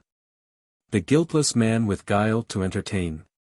Great mistress of her art was that false dame, the false Duessa, cloaked with Fideszi's name, who when returning from the dreary night, she found not in that perilous house of pride, where she had left the noble Redcrosse knight. Her hoped prey, she would no longer bide, but forth she went, to seek him far and wide. Ere long she found, whereas he weary sate, to rest himself, for by a fountain side, disarmed all of iron coat plate, and by his side his steed the grassy forage ate. He feeds upon the cooling shade, and bathes his sweaty forehead in the breathing wind, which through the trebling lows full gently plays, wherein the cheerful birds of sundry kind do chaunt sweet music, to delight his mind. The which approaching gone him fairly greet, and with reproach of carelessness kind, braid, for lowing her in place meet, with foul words tempering fair, sour gall with honey sweet. In kindness past, they gone of solace treat, and bathe in pleasance of the Iolius shade, which shielded them against the boiling heat, and with green boughs decking a gloomy glade, about the fountain like a girland made, whose bubbling wa did ewer freshly well, ne ewer would through faeruant summer fade. The sacred nymph, which therein wont to dwell, was out of Dian's fawr, as it then befell. The cause was this: one day when Phoebe fair, with all her band was following the chase, this nymph, quite teared with heat of scorching air, sat down to rest in midst of the race. The goddess wroth gone foully her disgrace, and bade the waters, which from her did flow, be such as she herself was then in place. Thenceforth her waters waxed dull and slow, and all that drunk thereof, did faint and feeble grow. Here of this gentle knight weeding was, and lying down upon the sandy grail, drunk of the stream, as clear as crystal glass. Eftsoons his manly forces gone to fail, and mighty strong was turned to feeble frailty. His chonged powers at first themselves not felt, till cruddled cold his courage gone assail, and cheerful blowed in faintness chill did melt, which like a fewer fit through all his body swelt. Yet goodly court he made still to his dame, poured out in looseness on the grassy ground, both careless of his health, and of his fame, till at the last he heard a dreadful sound, which through the wood loud bellowing, did rebound, that all the earth for terror seemed to shake, and trees did tremble. Elfie therewith astound, started lightly from his looser make, and his ready weapons gone in hand to take. But ere he could his armor on him dight, or get his shield, his monstrous enemy, with sturdy steps came stalking in his sight, an hideous Gvyon horrible and high, that with his talness seemed to threat the sky. The ground eke groaned vendor him for dread, his luing like saw noyer luing eye, ne durst behold, his stature did exceed the height of three the tallest sons of mortal seed. The greatest earth his Vencuth mother was, and blustering Aeolus his boasted sire, who with his breath, which through the world doth paw, her hollow womb did secretly inspire, and filed her hidden cause with stormy ire, that she conceived, and trebling the due time, in which the wombs of women do expire, brought forth this monstrous mass of earthly slime, puffed VP with empty wind, and filed with sinful crime.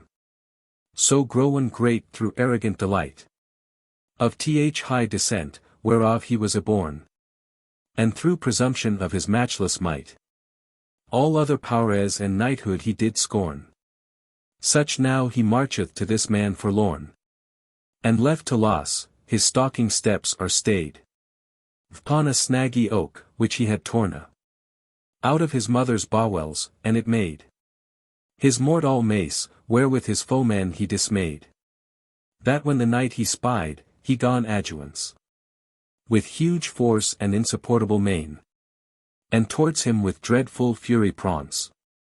Who hapless, and eke hopeless, all in vain. Did to him pace, sad bataille to derain.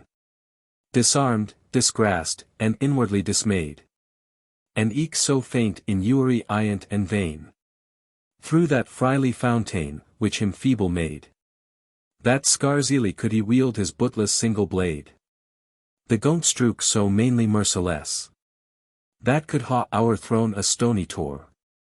And were not humanly grace, that him did bless. He had been poldred all, as thin as floor. But he was wary of that deadly store. And lightly leapt from underneath the blow. Yet so exceeding was the villain's power. That with the wind it did him o'erthrow. And all his senses stound, that still he lay full low. As when that diulish iron engine wrought. In deepest hell, and frammed by fury's skill. With windy nitre and quick sulphur fraught. And rand with bullet round, ordained to kill. Concealeth fire, the hoens it doth fill. With thundering noise. And all the air doth choke. That none can breath, nor see, nor hear at will. Through smouldry cloud of duskish stinking smoke. That only breath him daunts, who hath escaped the stroke. So daunted when the gaunt saw the night. His holy hand he hoed VP on high. And him to dust thought to ha battered quite. Until Duessa loud to him gone cry. O great Orgoglio, greatest vendor sky. O hold thy mortal hand for lady's sake. Hold for my sake, and do him not to die. But vanquish thine eternal bondslough make. And me thy worthy meed unto thy leman take. He hearkened, and did stay from further harms. To gain so goodly guerdon, as she spake. So willingly she came into his arms. Who her as willingly to grace did take. And was possessed of his newfound make. Then VP he took the slombred senseless course. And ere he could out of his swoon awake. Him to his castle brought with hasty force. And in a donjon deep him threw without remorse. From that day forth Duessa was his dear. And highly honored in his haughty eye. He gave her gold and purple pall to wear. And triple crown set on her head full high. And her endowed with royal maesty. Then for to make her dreaded more of men. And people's hearts with awful terror tie. A monstrous beast ibered in filthy fun. He chose, which he had kept long time in darksome den. Such one it was, as that renowned snake. Which great Alcides in Stramona slew. Long fostered in the filth of Lerna lake. Whose many heads out budding ewer knew. Did breed him and less labor to subdue. But this same monster much more VGLY was. For so in great heads out of his body grew. An iron breast, and back of scaly brows. And all embrued in bloud, his eyes did shine as glass. His tail was stretched out in wondrous length. That to the house of heavenly gods it rout. And with extorted power, and borrowed strength. The ewer burning lamps from thence it brout. And proudly threw to ground, as things of naught. And underneath his filthy feet did tread. The sacred things, and holy heasts foretaught. Upon this dreadful beast with soenfold head. He set the false Duessa, for more awe and dread. The woeful dwarf, which saw his maesters fall. Whiles he had keeping of his grying steed. And valiant knight become a caitiff thrall. When all was past, took VP his forlorn weed. His mighty armor, missing most at need.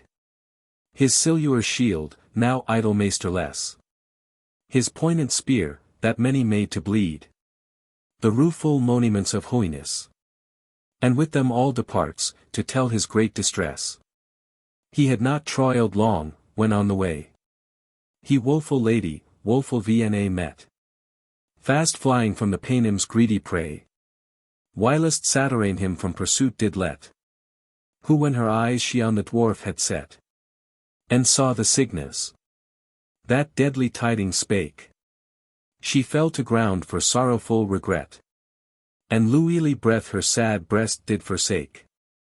Yet might her piteous heart be seen to pant and quake.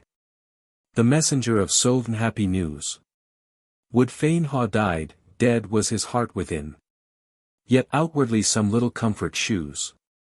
At last recurring heart, he does begin to rub her temples, and to chafe her chin. And Uri tender part does toss and turn. So hardly he the flitted life does win. Into her nature prison to return. Then gins her grud ghost thus to lament and mourn. Ye dreary instruments of doleful sight, that do this deadly spectacle behold, why do ye langer feed on loathed light? Or liking find to gaze on earthly mould? Sith cruel fates the careful threats unfold, the which my life and lo together tied. Now let the stony dart of senseless cold pierce to my heart, and paw through Uri side. And let eternal night so sad, sight, fro me hide. O lightsome day, the lampy of highest Ioue. First made by him, men's wandering ways to guide. When darkness he in deepest dawn eon drow. Henceforth thy hated face for Ur hide. And shut VP Hohen's windows shining wide. For earthly sight cannot but sorrow breed. And late repentance, which shall long abide. Mine eyes no more on vanity shall feed. But sealed VP with death, shall ha their deadly meed. Then down again she fell to the ground. But he her quickly reared VP again. Thrice did she sink adown in deadly swoon. And thrice he her reviewed with bussy pain. At last when life recurred had the reign.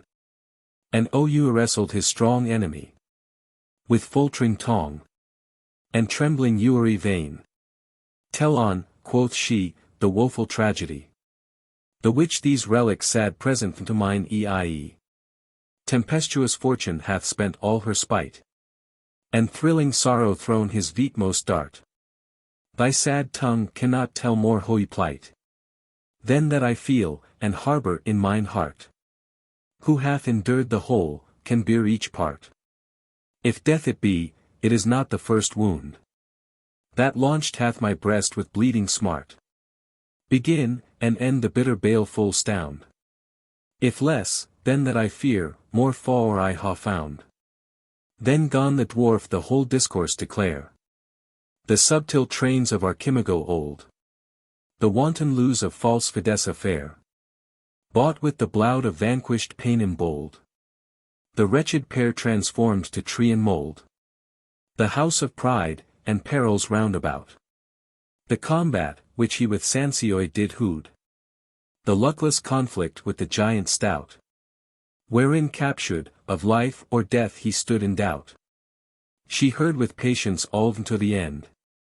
And strow to master sorrowful assay. Which greater grew, the more she did contend. And almost rent her tender heart in tway. And lo fresh coals to her fire did lay. For greater lo, the greater is the loss. Was neuer lady lewd dearer day. Then she did lo the knight of the Redcrosse. For whose dear sake so many troubles her did toss. At last when Faeruant sorrow slaked was. She VP arose, resoloing him to find. Alioa, or dead, and forward forth doth paw. All as the dwarf the way to her ascend. And Euremore in constant careful mind. She fed her wound with fresh renewed bale. Long tossed with storms, and bet with bitter wind. High Ouer hills, and low adown the dale. She wandered many a wood, and measured many a vale. At last she chanced by good hap to meet a goodly knight, fair marching by the way. Together with his squire, arrayed meet. His glitter and armor shined far away. Like glancing light of Phoebus' brightest ray. From top to toe no place appeared bare. That deadly dint of steel in danger may. Athwart his breast a baldric brow he wear. That Essichwendi, like twinkling stars, with stones most precious rare. And in the midst thereof one precious stone. Of wondrous worth, and eke of wondrous mights. Shaped like a lady's head, exceeding shone. Like Hesperus amongst the lesser lights. And strove for to amaze the weaker sights. Thereby his mortal blade full comely hong. In Ueri sheath, Icarud with curious sleights. Whose hilts were burnished gold, and handle strong. Of mother pearl, and buckled with a golden tong. His haughty helmet, horrid all with gold. Both glorious brightness, and great terror bred. For all the crest a dragon did enfold. With greedy paws, and ouer all did spread. His golden wings, his dreadful hideous head. Close couched on the buer, seemed to throw. From flaming mouth bright sparkles fiery red. That sudden horror to faint hearts did show. And scaly tail was stretched adown his back full low. Upon the top of all his lofty crest. A bunch of hairs discolored dolorously. With sprinkled pearl, and gold full richly dressed. Did shake, and seemed to dance for iolity. Like to an almond tree immounted high. On top of green Selinus all alone. With blossoms brow bedecked daintily. Whose tender locks do tremble Uri one. At Uri little breath, that vendor Hoen is blown. His warlike shield all closely coored was. Ne might of mortal I be Ur seen. Not made of steel, nor of enduring bras. Such earthly metals soon consumed bene. But all of diamond perfect pure and clean. It framed was, one massy entire mold. Hoen out of adamant rock with engines keen. That point of spirit noyer person could. Ne dint of dire full sword die wide the substance would. The same to white he noyer won't disclose. But when as monsters huge he would dismay. Or daunt nequal armies of his foes. Or when the flying Hoens he would affray. For so exceeding shone his glistering ray. That Phoebus' golden face it did adamant. As when a cloud his beams doth o'er lay. And Silur Cynthia waxed pale and faint. As when her face is stained with magic arts constraint. No magic arts hereof had any might. Nor bloudy wards of bold enchanters call. But all that was not such, as seemed in sight. Before that shield did fade, and sudden fall. And when him list the rascal roots appall. Men into stones therewith he could transmute. And stones to dust, and dust to naught at all. And when him list the prouder look subdue. He would them gazing blind, or turn to other hew. Now let it see me, that credence this exceeds. For he that made the same, was known right well. To ha done much more admirable deeds. It Merlin was, which whilome did excel. All luing wights in might of magic spell. Both shield, and sword, and armor all he wrought. For this young prince, when first to arms he fell. But when he died, the Faerie Queene it brought. To fairy London, where yet it may be seen, if sought. A gentle youth, his dearly lewd squire. His spear of Hubban would behind him bear. Whose harmful head, thrice heated in the fire. Had reuen many a breast with pike-head square. A goodly person, and could menage fair. His stub-born steed with curbed cannon bit. Who vendor him did trample as the air. And chafed, that any on his back should sit. The iron rowels into frothy foam he bit. When as this knight nigh to the lady drew. With Louisly court he gone her entertain. But when he heard her answers loath, he knew. Some secret sorrow did her heart distrain. Which to allay, and calm her storming pain. Fair feeling words he wisely gone display. And for her humour fitting purpose feign. To tempt the cause itself for to bewray. Wherewith Emwood, these bleeding words she gone to say. What world's delight, or ioe of luing speech? Can heart, so plunged in sea of sorrows deep, and heaped with so huge misfortunes, reach? The careful cold beginneth for to creep. And in my heart his iron arrow steep. Soon as I think upon my bitter bale. Such helpless harms yts better hidden keep. Then rip vp grief, where it may not avail. My last left comfort is my woes to weep and wail. Ah, lady dear, quoth then the gentle knight. Well may I ween, your grief is wondrous great. For wondrous great grief groaneth in my sprite. Whiles thus I hear you of your sorrows treat. But woeful lady, let me you entreat. For to unfold the anguish of your heart. Mishaps are mastered by advice discreet. And counsel mitigates the greatest smart. Found neuer help, who neuer would his hurts impart. Oh but, quoth she, great grief will not be tooed. And can more easily be thought, than said. Right so, quoth he, but he, that neuer would. Could neuer, will to might Jew's greatest aid. But grief, quoth she, does greater grow displaid. If then it find not help, and breeds despair. Despair breeds not, quoth he, where faith is stayed. No faith so fast, quoth she, but flesh does pair. Flesh may impair, quoth he, but reason can repair. His goodly reason, and well-guided speech. So deep did settle in her gracious thought. That her persuaded to disclose the breach. Which Lou and fortune in her heart had wrought. And said, Fair sir, I hope good hap hath brought you to inquire the secrets of my grief. Or that your wise dome will direct my thought. Or that your prowess can me yield relief. Then hear the story sad, which I shall tell you brief. The forlorn maiden, whom your eyes ha seen. The laughing stock of fortune's mockeries. Amth only daughter of a king and queen. Whose parents dear, whilst equal destinies. Did run about. And their felicities. The horrible Hoans did not envy. Did spread their rule through all the territories. Which Physon and Euphrates floweth by. And Gihon's golden wows do wash continually. Till that their cruel cursed enemy. An huge great dragon horrible in sight. Bred in the loathly lakes of Tartary. With murderous rawn, enduring might. Their kingdom spoiled, and Count Ray wasted quite. Themselus. For fear into his yaws to fall.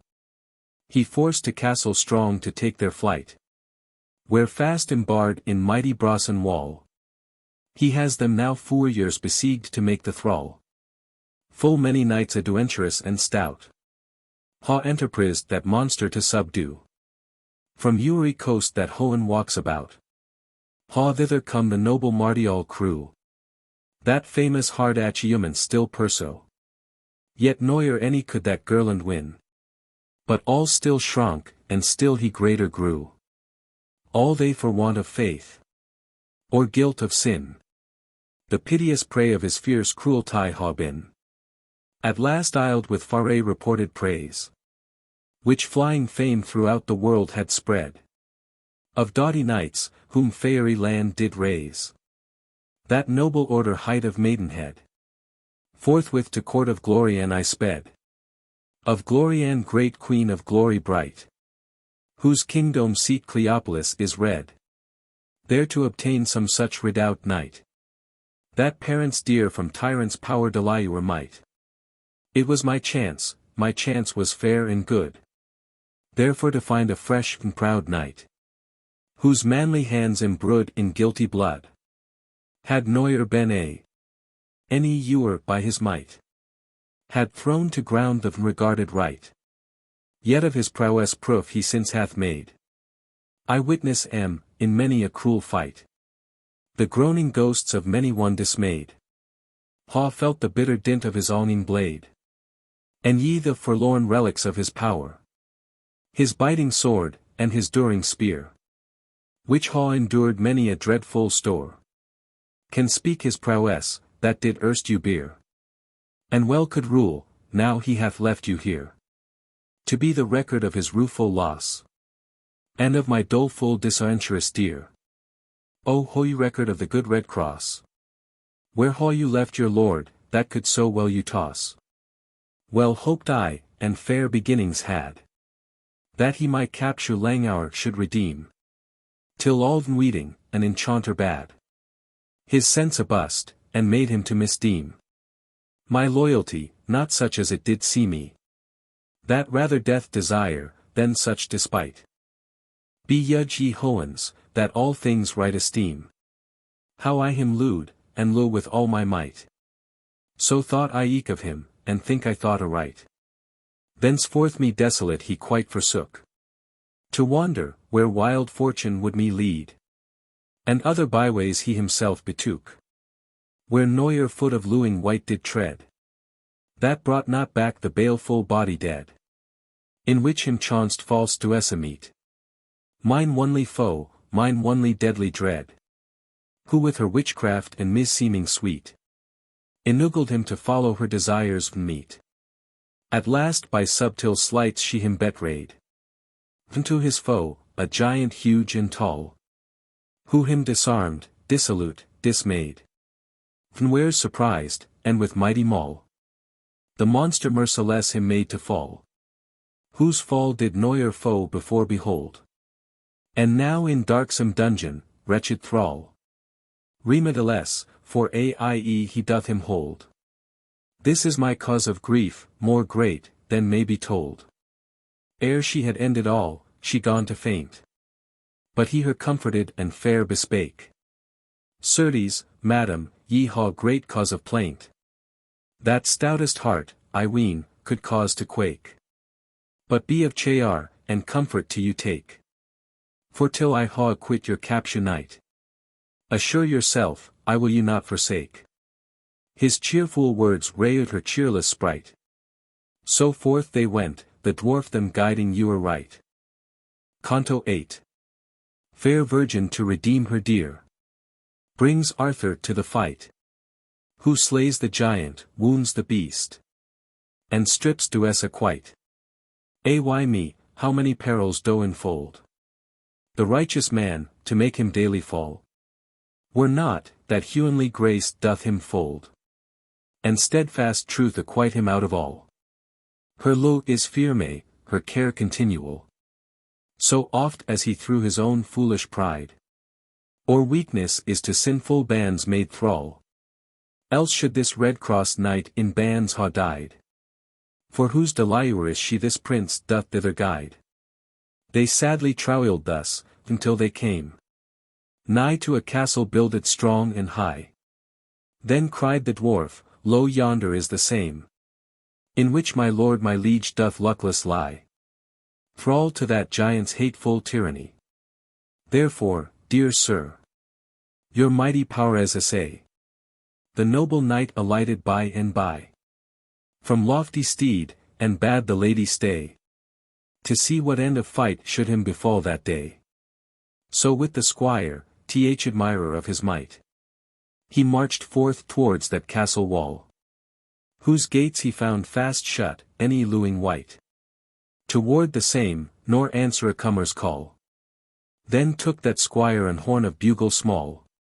Which hung adown his side in twisted gold. And tassels gay. Wide wonders o you ear all.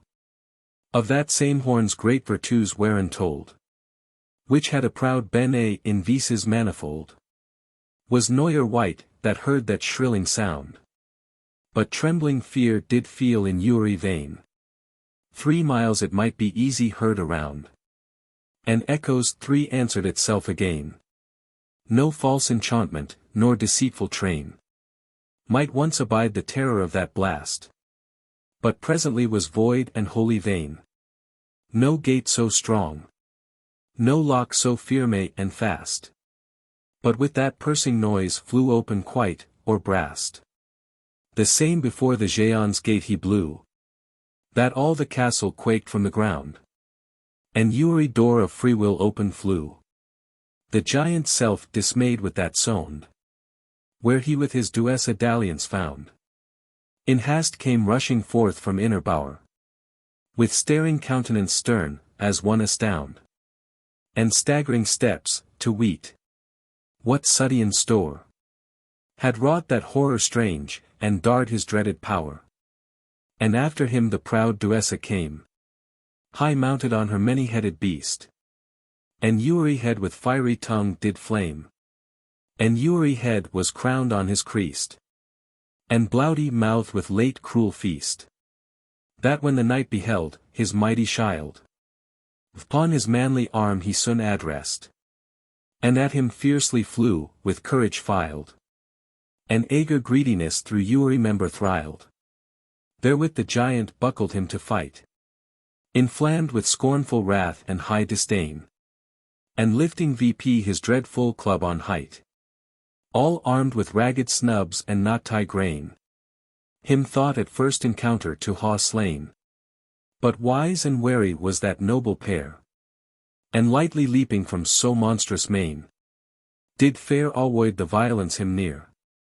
It booted not, to think, such thunderbolts to bear. Ne shame he thought to shun so hideous might. The idle stroke, enforcing furious way. Missing the mark of his misaimed sight. Did fall to ground, and with his holy sway. So deeply dinted in the dryuen clay. That 3 yards deep a furrow VP did throw. The sad earth wounded with so sore assay. Did groan full gruesome underneath the blow. And trembling with strange fear, did like an earthquake show. As when Almighty Ioue in wrathful mood. To wreak the guilt of mortal sins is bent. Hurls forth his thundering dart with deadly food. Enrolled in flames, and smouldering derriment. Through ruin clouds and molten firmament. The fierce three-forked engine making way. Both lofty torres and highest trees hath rent. And all that might his angry passage stay. And shooting in the earth, casts VP a mount of clay. His boisterous club, so buried in the ground. He could not rearren VP again so light. But that the knight him at avantage found. And whiles he strow his comrade club to quite. Out of the earth. With blade all burning bright. He smote off his left arm, which like a block. Did fall to ground, deprived of nature might. Large streams of blood out of the trunk stalk. Forth gushed, like fresh water stream from ruin rock. Dismayed with so desperate deadly wound. And eke impatient of unwonted pain. He loudly brayed with beastly yelling sound. That all the fields rebellowed again. As great a noise, as when in Cimbrian plain. Unheard of bules, whom kindly rage doth sting. Do for the milky mother's want complain. And fill the fields with troublous bellowing. The neighbor woods around with hollow murmur ring. That when his dear Duessa heard, and saw. The Yule stound, that dalmered her estate. Unto his aid she hastily did draw. Her dreadful beast, who swoln with blood of late. Came ramping forth with proud presumptuous gait. And threatened all his heads like flaming brands. But him the squire made quickly to retrate. Encountering fierce with single sword in hand. And twixt him and his lord did like a bulwark stand. The proud Duessa full of wrathful spite. And fierce disdain, to be affronted so. Enforced her purple beast with all her might. That stop out of the way to Werthrow. Scorning the lead of so vnequal foe. But Nathamor would that courageous swain. To her yield passage, gainst his lord to go. But with outrageous strokes did him restrain. And with his bodie barred the way atwixt them twain. Then took the angry witch her golden cup. Which still she bore, replete with magic arts. Death and despair did many thereof sup. And secret poison through their inner parts. Th eternal bale of holy wounded hearts. Which after charms and some enchantments said. She lightly sprinkled on his weaker parts. Therewith his sturdy courage soon was cayed. And all his senses were with sudden dread dismayed. So down he fell before the cruel beast. Who on his neck his bloody claws did seize. That life nigh crushed out of his panting breast. No power he had to stir, nor will to rise. That when the careful knight gone well Oz. He lightly left the foe, with whom he fought. And to the beast gone turn his enterprise. For wondrous anguish in his heart it wrought. To see his lewd squire into such thraldom brought. And high advancing his blood-thirsty blade, stroke one of those deformed heads so sore, that of his puissance proud ensample made. His monstrous scalp down to his teeth it tore, and that misformed shape misshaped more.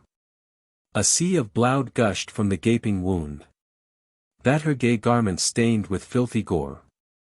An hour flowed all the field around, that her shoes in blood he waded on the ground. Thereat he roared for exceeding pain, that to ha heard, great horror would ha bred.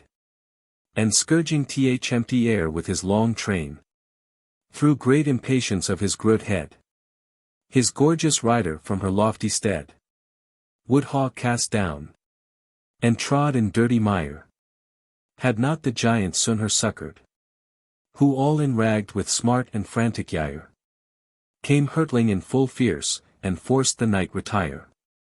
The force, which wont in two to be dispersed, in one alone left hand he now knights, which is through rage more strong than both were erst, with which his hideous club aloft he dights, and at his foe with furious rigour smites.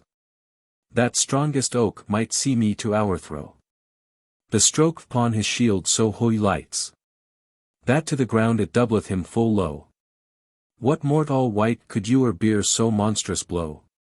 And in his fall his shield, that coward was, did lose his vele by chance, and open flew. The light whereof, that Hohen's light did paw, such blazing brightness through the air threw, that I mote not the same endure to view, which when the giant spied with staring eye, he down let fall his arm, and soft withdrew his weapon huge, that hoed was on high, for to ha slain the man, that on the ground did lie. And eke the fruitful-headed beast, amazed at flashing beams of that sunshiny shield, became stark blind, and all his senses dazzled. That down he tumbled on the dirty field, and seemed himself as conquered to yield. Whom when his mistress proud perceived to fall, whiles yet his feeble feet for faintness reeled, until the giant loudly she gan call, "O help Orgoglio, help, or else we perish all."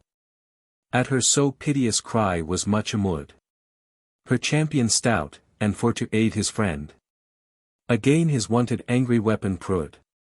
But all in vain, for he has read his end in that bright shield, and all their forces spend themselves in vain, for since that glancing sight, he hath no power to hurt, nor to defend. As where Almighty's lightning brawn does light, it dims the dazed eyen, and daunts the senses quite.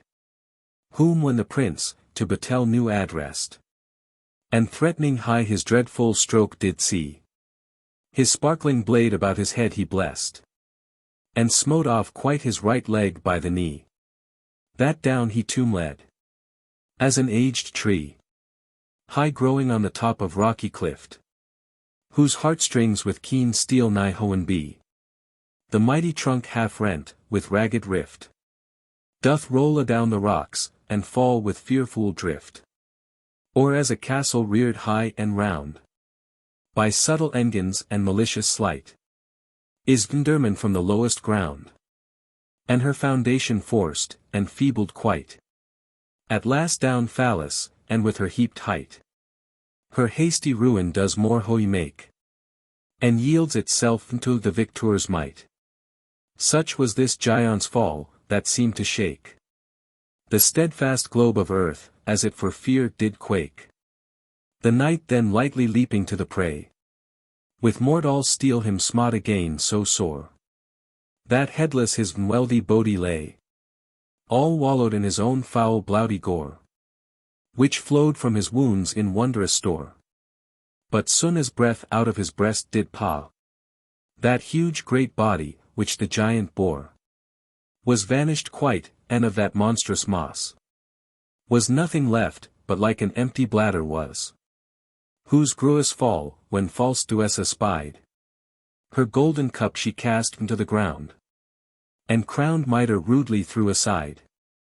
Such pursing grief her stub-born heart did wound, that she could not endure that doleful sound. But lowing all behind her, fled away.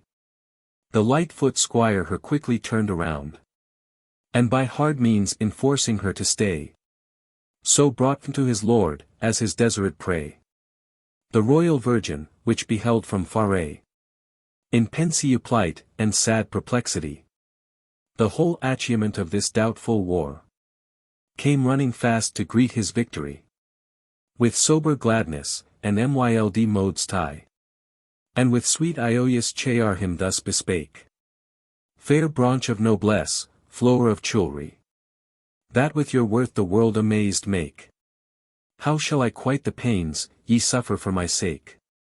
And you fresh bud of virtue springing fast, whom these sad eyes saw nigh to death's door, what hath poor virgin for such peril past, wherewith you to reward?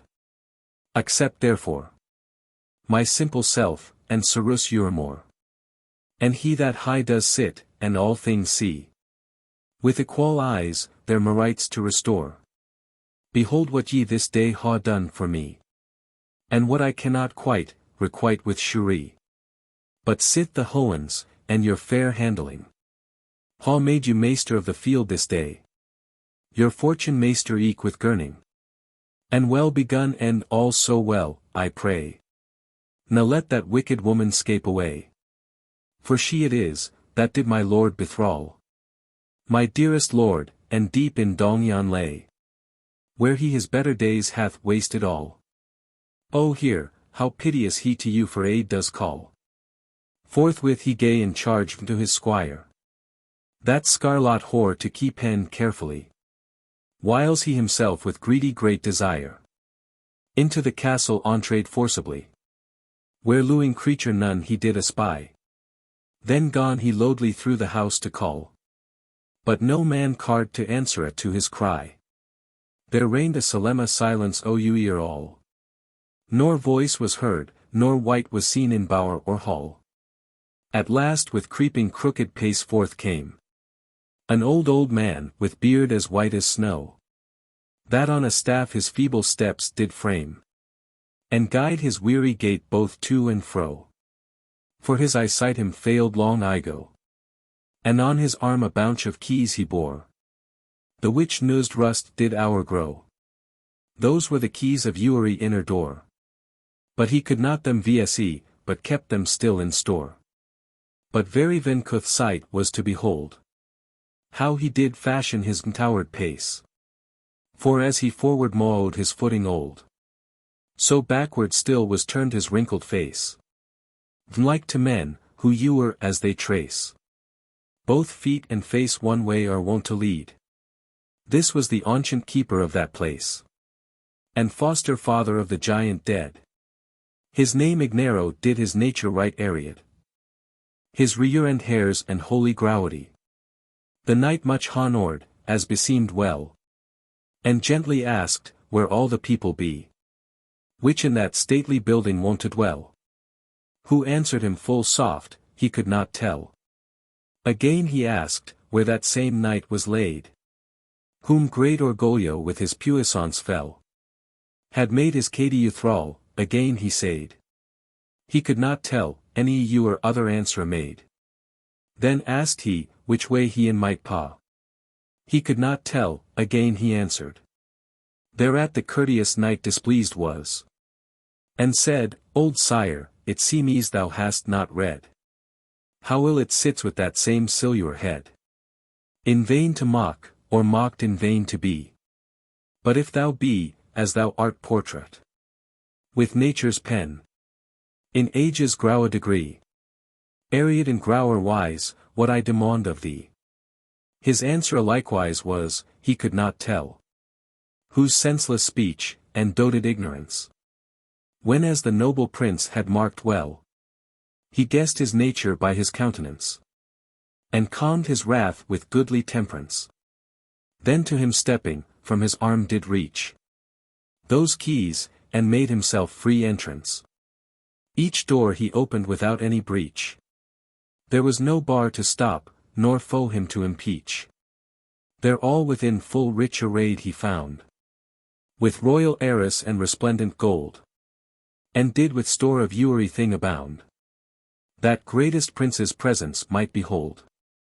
But all the floor, too filthy to be told, with blood of guiltless babes, and innocents true, which there were slain, as sheep out of the fold. Defiled was, that dreadful was to view. And sacred ashes ere it was strowed new.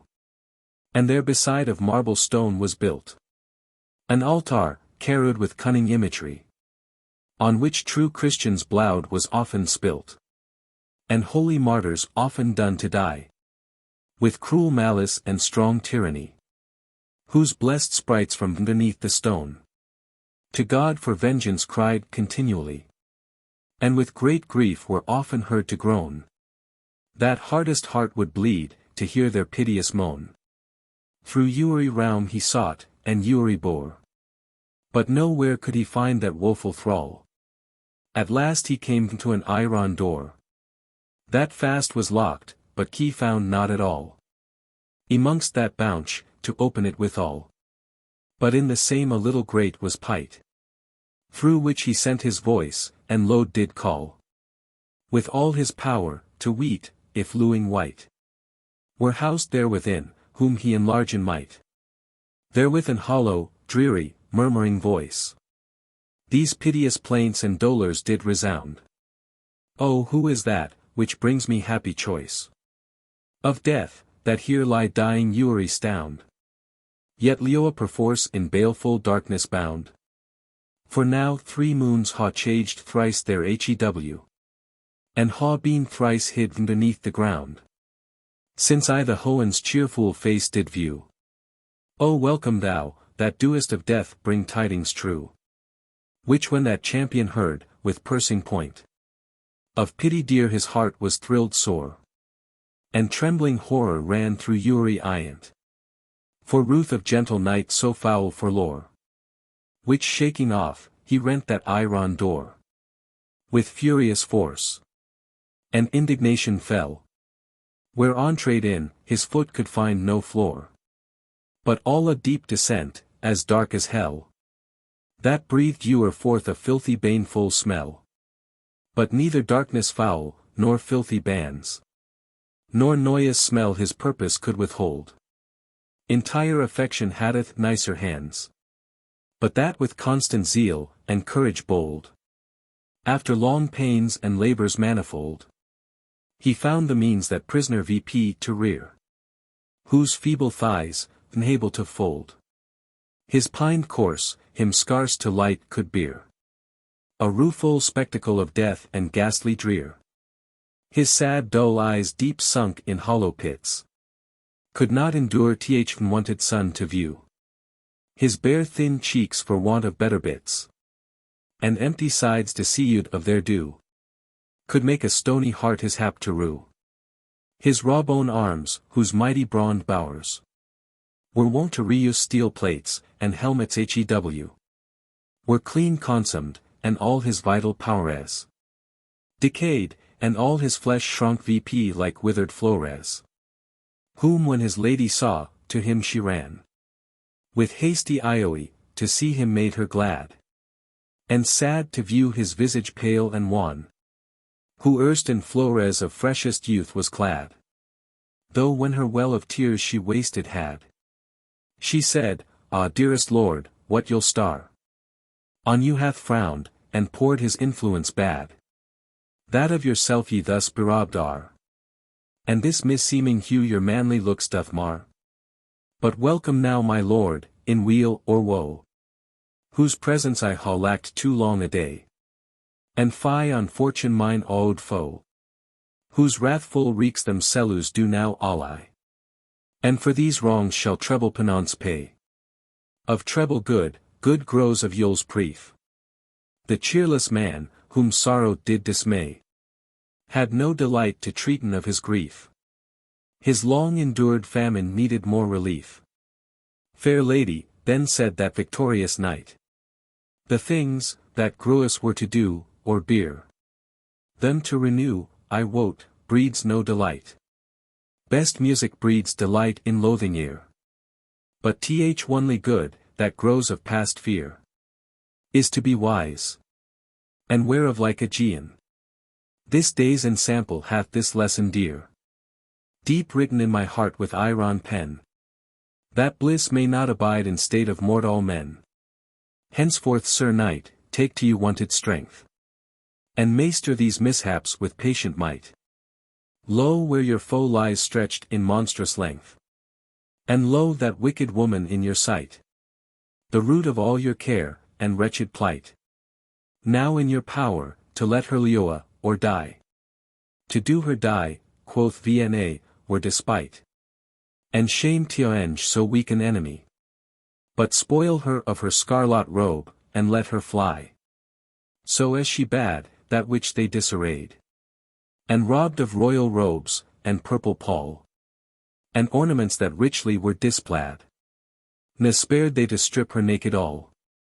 Then when they had despoiled her tire and caul, such as she was, their eyes might her behold, that her misshaped parts did them appall. A loathly, wrinkled hag, ill-favored, old, whose secret filth good manners biddeth not be told. Her crafty head was altogether bald, and as in hate of honorable eld, was o'ergrown with scurf and filthy scald.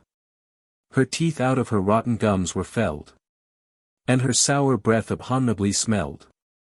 Her dried dugs, like bladders lacking wind, hung down, and filthy matter from them welled. Her rizzled skin as rough, as maple rind, so scabby was, that would ha loathed all womankind. Her nether parts, the shame of all her kind. My chaste muse for shame doth blush to write, but at her rompe she growing had behind a fox's tail, with dong all foully dight, and eke her feet most monstrous were in sight. For one of them was like an eagle's claw, with griping talents armd to greedy fight. The other like a bear's neuen paw, more vgly shape yet neuer luing creature saw. Which when the knights beheld, amazed they were, and wondered at so foul deformed wight. Such then, said Vna, as she seemeth here. Such is the face of falsehood, such the sight of foul Duessa, when her borrowed light is laid away, and counterfaisance known.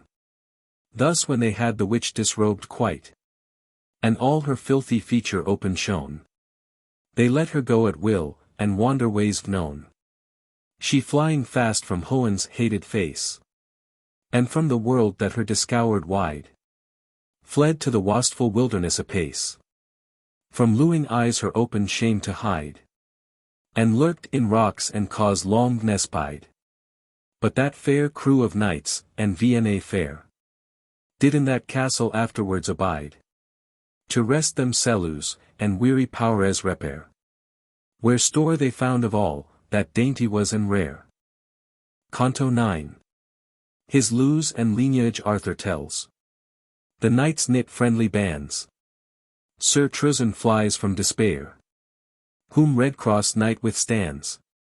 O goodly golden shen, wherewith Eifer the virtues linked are in loyally wise, and noble minds of your allied were, in brow pursuit of chivalrous emprise, that none did others' safety despise, nor aid envy to him, in need that stands, but friendly each did others praise duise, how to adjuance with forcible hands, as this good prince redeemed the Redcrosse knight from bands, who when their powers, impaired through labor long, with due repast they had recurred well, and that weak capture wight now waxed strong, them list no longer there at leisure dwell, but forward fare, as their adventures fell.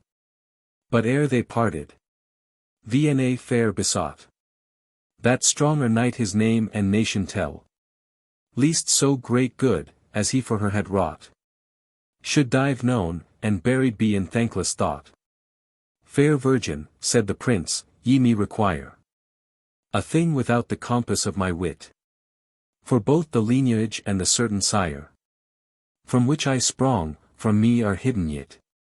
For all so soon as life did me admit into this world, and shewed Hohen's light. From mother's pap I taken was benefit. And straight delured to a faerie night. To be brought in gentle thews and marty all might. Unto old Timon he me brought by you. Old Timon, who in youthly years hath been. In warlike feats expertest man aliu. And is the wisest now on earth I ween. His dwelling is low in a valley green. Vender the foot of roarin mossy hoar. From whence the reuer d as silure clean. His tombling billows rolls with gentle roar. There all my days he trained me VP in virtuous lore. Thither the great magician Merlin came. As was his VSE, ofttimes to visit me. For he had charged my discipline to frame. And tutors nourriture to our sea. Him oft and oft I asked in priuity. Of what loins and what lineage I did spring. Whose onswear bade me still assured be. That I was son and heir to a king. As time in her eyes termed the truth to light should bring. Well worthy imp, said then the lady gent. And pupil fit for such a tutor's hand. But what adventure, or what high intent, hath brought you hither into faerie land? Ariad Prince Arthur, crown of Martial band. Full hard it is, quoth he, to read aright the course of humanly cause, or understand the secret meaning of eternal might. That rules men's ways, and rules the thoughts of Lewing White.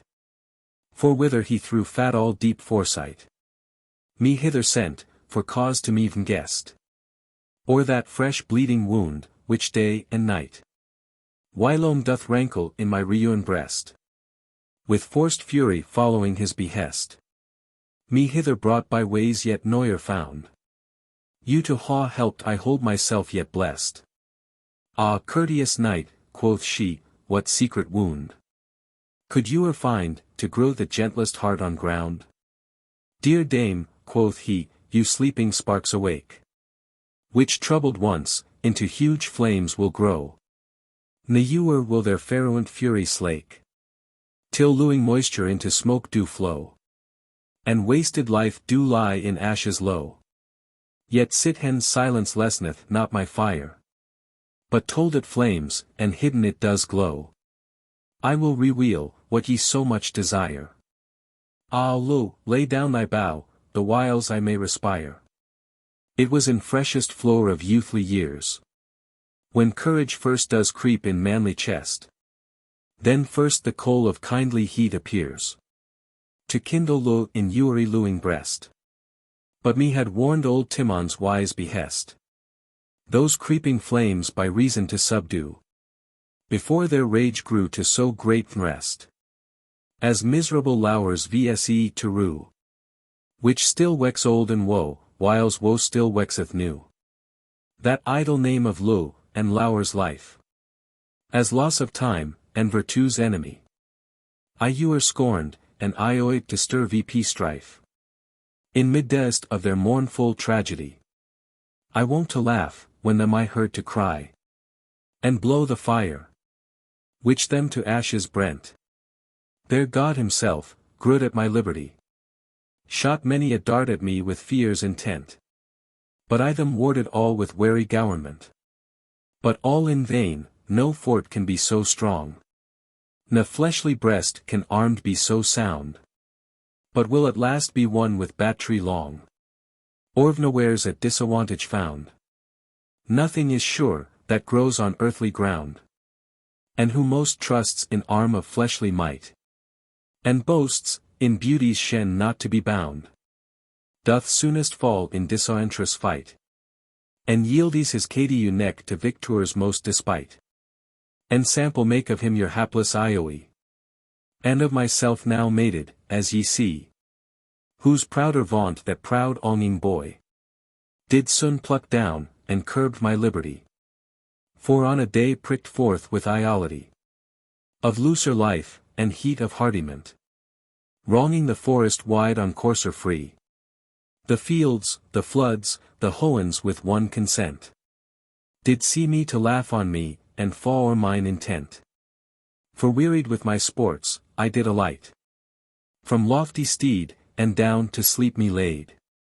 The verdant grue my couch did goodly dight, and pillow was my helmet fair displayed. Whiles Uri sensed the humour sweet imbade, and slumbering soft my heart did steal away. Me seemed by my side a royal maid, her dainty limbs full softly down did lay. So fair a creature yet saw noyer sunny day. Most goodly glee and luily blandishment she to me made, and bade me lure her dear. For dearly sure her lure was to me bent, as when I's time expired should appear. But whether dreams delude, or true it were, was noyer heart so ravished with delight. Na luing man like words did ewer hear, as she to me delured all that night. And at her parting said, she queen of faeries height. When I awoke, and found her place doyed, and naught but pressed grue, where she had lien, I sorrowed all so much, as erst I oid, and washed all her place with watery eyen. From that day forth I lewd that face diween. From that day forth I cast in careful mind, to seek her out with labour, and long time, and noyer vow to rest, till her I find. 9 moneaths I seek in vain yet annihil that vow venbind. Thus as he spake, his visage waxed pale, and change of hew great passion did bewray. Yet still he strove to cloak his inward bale, and hide the smoke, that did his fire display. Till gentle Vna thus to him gone say, O happy queen of faeries, that hast found, mongst many, one that with his prowess may defend thine honour, and thy foes confound. True lewes are oft sown, but seldom grow on ground. Thine, O then, said the gentle Redcrosse knight, next to that lady's lue, shall be the place. O fairest virgin, full of heavenly light, whose wondrous faith, exceeding earthly race, was firmest fixed in mine extremest case.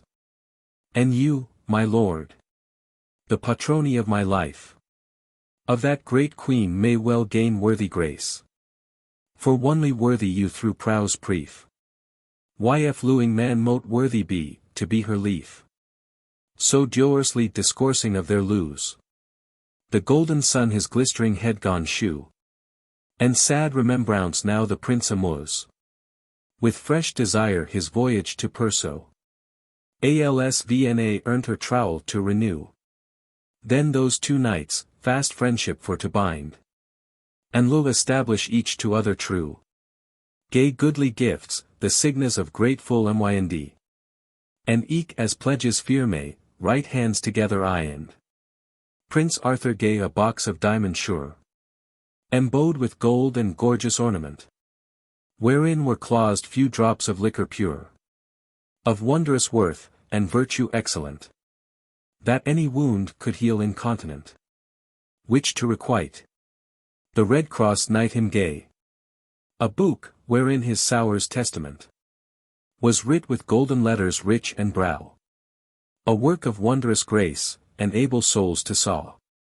Thus being they parted, Arthur on his way to seek his lue, and each other for to fight with Veni's foe, that all her realme did pray.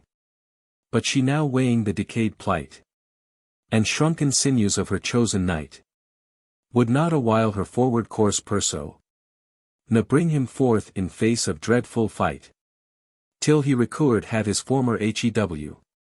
For him to be yet weak and weary well she knew.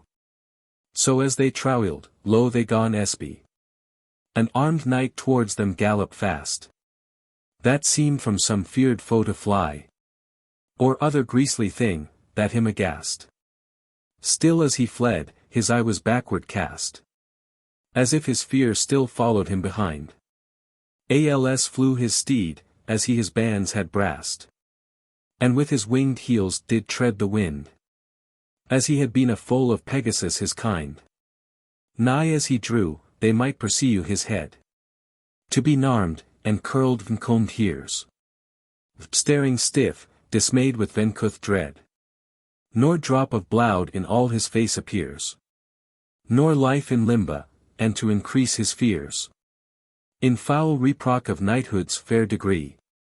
About his neck an hempen rope he wears, that with his glistering arms does ill agree. But he of rope or arms has now no memory. The Redcrosse knight toward him crossed fast, to weet what Mr. White was so dismayed. There him he finds all senseless and aghast, that of himself he seemed to be afraid, whom hardly he from flying forward stayed, till he these words to him deliver might. Sir Knight, Ariad, who hath ye thus arrayed? And eke from whom make ye this hasty flight? For noyer knight I saw in such misseeming plight. He answered not at all, but adding new fear to his first amazement, staring wide, with stony eyes, and heartless hollow hew. Astonished stood, as one that had espied infernal furies, with their shens tied. Him yet again, and yet again bespake the gentle knight, who not to him replied, but trembling Uri iant did inly quake, and faltering tongue at last these words seemed forth to shake. For God's dear lo, Sir Knight, do me not stay. For lo he comes fast after me. Eft looking back would fain ho run away. But he him forced to stay, and tell len free the secret cause of his perplexity. Yet nathemore by his bold hearty speech could his blowed frozen heart emboldened be. But through his boldness rather fear did reach. Yet forced at last he made through silence Sudian breach.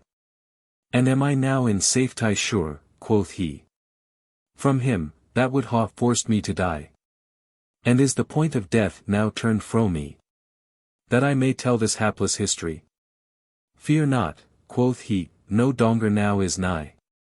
Then shall I you recount a rueful case, said he, the which with this unlucky eye I late beheld, and had not greater grace. Me reft from it, had been a partaker of the place. I lately chanced, would I had noyer chanced, with a fair knight to keep hen company. Sir Terwin hight, that well himself adjuanced in all affairs, and was both bold and free. But not so happy as mote happy be. He lewd, as was his lot, a lady gent, that him again lewd in the least degree. For she was proud, and of too high intent. And I oyed to see her lower languish and lament. From whom returning sad and comfortless, as on the way together we did fare, we met that villain, God from him me bless. That cursed wight, from whom I scapt wilier. A man of hell, that calories himself despair. Who first verses greets, and after fairer reads, of tidings strange, and of adventures rare. So creeping close, as snake in hidden weeds, inquireth of our states, and of our knightly deeds. Which when he knew, and felt our feeble hearts embossed with bale, and bitter biting grief, which Lo had launched with his deadly darts, with wounding words and terms of foule reprief, he plucked from verses all hope of due relief, that erst verses held in Lo of lingering life. Then hopeless heartless, gone the cunning tf. Persuade versus die, to stint all further strife. To me he lent this rope, to him a rusty knife, with which sad instrument of hasty death, that woeful lour, loathing languor light, a wide way made to let forth lewing breath. But I more fearful, or more lucky wight, dismayed with that deformed dismal sight, fled fast away, half dead with dying fear. Ne yet assured of life by you, Sir Knight, whose like infirmity like chance may bear. But God you noyer let his charmed speeches hear. How may a man, said he, with idle speech, be won, to spoil the castle of his health? I wot, quoth he, whom trial late did teach, that like would not for all this world's wealth.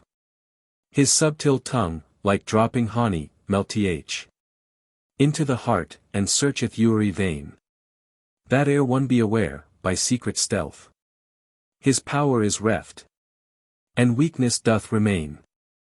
O Noyer Sir desire to try his guileful train. Certes, said he, hence shall I Noyer rest. Till I that treacher's art ha heard and tried. And you Sir Knight, whose name mote I request. Of grace do me to his cabin guide. I that height trusen, quoth he, will ride. Against my liking back, to do you grace. But nor for gold nor glee will I abide. By you, when ye are you in that same place. For lure had I die, then see his deadly face. Ere long they come, where that same wicked wight. His dwelling has, low in an hollow caw. Far underneath a craggy cliff eypight. Dark, doleful, dreary, like a greedy grower. That still for carrion carcasses doth crow. On top whereof I dwelt the ghastly owl. Shrieking his baleful note, which you are drow. Far from that haunt all other cheerful fowl. And all about it wandering ghosts did wail and howl. And all about old stalks and stubs of trees. Whereon nor fruit, nor leaf was ewer seen. Did hang upon the ragged rocky knees. On which had many wretches hanged been. Whose carcasses were scattered on the green. And thrown about the cliffs. Areaed there. That barehead knight for dread and doleful teen. Would fain ha fled, any durst approach him near. But each other forced him stay, and comforted in fear. That darksome caw they enter, where they find. That cursed man, low sitting on the ground. Musing full sadly in his sullen mind. His greasy locks, long grown, and bound. Disordered hung about his shoulders round. And hid his face. Through which his hollow eyne looked deadly dull, and stared as astound. His raw-boned cheeks through penury and pine were shrunk into his yaws, as he did Noyer dine. His garment naught but many ragged clouts, with thorns together pinned and patched was, the which his naked sides he wrapped abouts. And him beside there lave pon the graw. A dreary corse, whose life away did paw. All wallowed in his own yet lukewarm blood. That from his wound yet welled fresh alas. In which a rusty knife fast fixed stood. And made an open passage for the gushing flood. Which piteous spectacle, approving true. The woeful tale that Trusen had told. When as the gentle Redcrosse knight did view. With fiery zeal he burnt in courage bold. Him to avenge, before his blood were cold. And to the villain said, Thou damned wight! The author of this fact, we here behold. What Iestus can but judge against thee right? With thine own blood to price his blood, here shed in sight. What frantic fit, quoth he, hath thus distraught thee, foolish man, so rash a dumb to do? What Iestus you or other Iegement taught? But he should die, who merites not to Leoa. None else to death this man despairing dry you. But his own guilty mind desarrowing death. Is then nighest to each his due to Joe? Or let him die, that loatheth lewing breath. Or let him die at ease, that leweth here neath. Who trowels by the weary wandering way. To come to his wished home in haste. And meets a flood, that doth his passage stay. Is not great grace to help him ere past. Or free his feet, that in the mire stick fast. Most ennuious man, that grows at neighbor's good. And fond, that ioiest in the woe thou hast. Why wilt not let him passe, that long hath stood upon the bank, yet wilt thyself not passe the flood? He there does now enioi eternal rest. And hap pie ease, which thou doest want and crow. And further from it daily wanderest. What if some little pain the passage hall? That makes fryly flesh to fear the bitter wall. Is not short pain well borne, that brings long ease? And lays the soul to sleep in quiet groua? Sleep after toil, port after stormy seas. Ease after war, death after life does greatly please. The knight much wondered at his sudden wit. And said, the term of life is limited. Ne may a man prolong, nor shorten it. The soldier may not move from watchful stead, nor low his stand, until his captain bed. Who life did limit by almighty doom.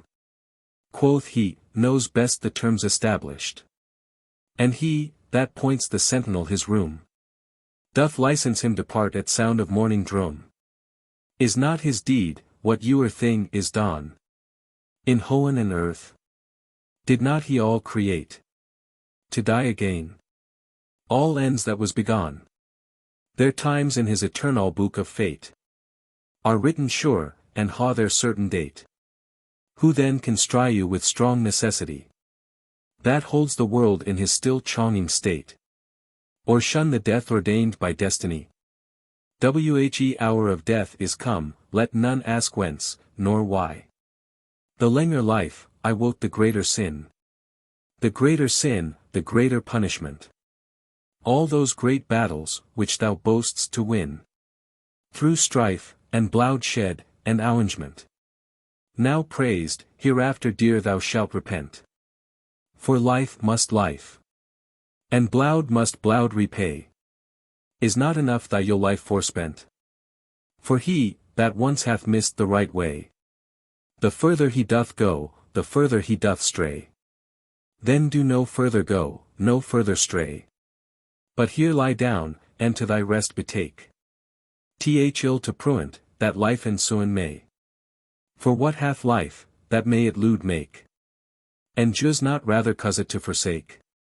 Fear, sickness, age, loss, labor, sorrow, strife, pain, hunger, cold, that makes the heart to quake.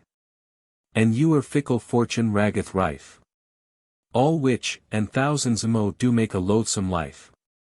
Thou wretched man, of death hast greatest need, if in true balance thou wilt weigh thy state. For Neuer knight, that dared warlike deed, more luckless disaventures did Amati.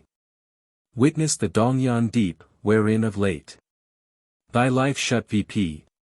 For death so oft did call, and though good Luki prolonged hath thy date, yet death then, would the like mishaps forestall, into the which hereafter thou mightest happen fall. Why then doest thou, O man of sin, desire to draw thy days forth to their last degree? Is not the measure of thy sinful higher, high heaped vp with huge iniquity, against the day of wrath, to burden thee? Is not enough, that to this lady mild, thou falsed hast thy faith with periery, and sold thyself to Saru Duessa Vilda, with whom in all abuse thou hast thyself defilda? Is not he highest, that all this doth behold? From highest Hohen, and bears an equal eye? Shall he thy sins vp in his knowledge fold, and guilty be of thine impiety? Is not his law, let every sinner die? Die shall all flesh. What then must needs be done? Is it not better to do willing lie, than linger, till the glass be all outrun? Death is the end of woes, die soon, O Faerie son. The knight was much enmowed with his speech, that as a sword's point through his heart did pierce, and in his conscience made a secret breach, well knowing true all, that he did rehearse, and to his fresh remembrance did rewerse the VGLY view of his deformed crimes, that all his manly power as it did disperse, as he were charmed with incontinent rhymes, that oftentimes he quacked, and fainted oftentimes. In which amazement, when the miscreant perceived him to wower weak and frily, whiles trembling horror did his conscience dant, and hellish anguish did his soul assail, to drive him to despair, and quite to quail. He shewed him painted in a table plain, the damned ghosts, that do in torments wail, and thousand fiends that do them endless pain, with fire and brimstone, which for ewer shall remain. The sight whereof so throughly him dismayed, that naught but death before his eyes he saw, and ewer burning wrath before him laid, by righteous sentence of Almighty's law. Then gone the villain him to our Crosse, and brought unto him swords, ropes, poison, fire, and all that might him to perdition draw. And bade him choose, what death he would desire. For death was due to him, that had provoked God's ire. But when as none of them he saw him take, he to him wrote a dagger sharp and keen. And gay it him in hand, his hand did quake, and tremble like a leaf of aspen green. And troubled blood through his pale face was seen, to come and go with tidings from the heart, as it a running messenger had been. At last resolute to work his fin all smart, he lifted VP his hand, that back again did start. Which when as Vna saw, through Uri vein, the cruddled cold ran to her well of life, as in a swoon, but soon reelied again. Out of his hand she snatched the cursed knife, and threw it to the ground, enraged rife. And to him said, Fie, fie, faint heart knight, what meanest thou by this reproachful strife? Is this the battle, which thou vaunt'st to fight with that fire-mouthed dragon, horrible and bright? Come, come away, Fryly, Seely, fleshly wight. Ne let vain words bewitch thy manly heart. Ne diulish thoughts dismay thy constant sprite. In humanly mercies hast thou not a part. Why shouldst thou then despair, that chosen art? Where Iestus grows, there grows eke greater grace, the which doth quench the brand of hellish smart, and that accursed handwriting doth deface. Arise, Sir Knight, arise, and lo this cursed place. So VP he rose, and thence amounted straight. Which when the carle beheld, and saw his guest, would safe depart, for all his subtil sleight. He chose an halter from among the rest, and with it hung himself, venbidven blessed. But death he could not work himself thereby, for 1,000 times he so himself had drayest. Yet nathless it could not do him die, till he should die his last, that is eternally. Canto 10. Her faithful knight fair Vna brings to House of Holiness, where he is taught repentance, and the way to humanly bless.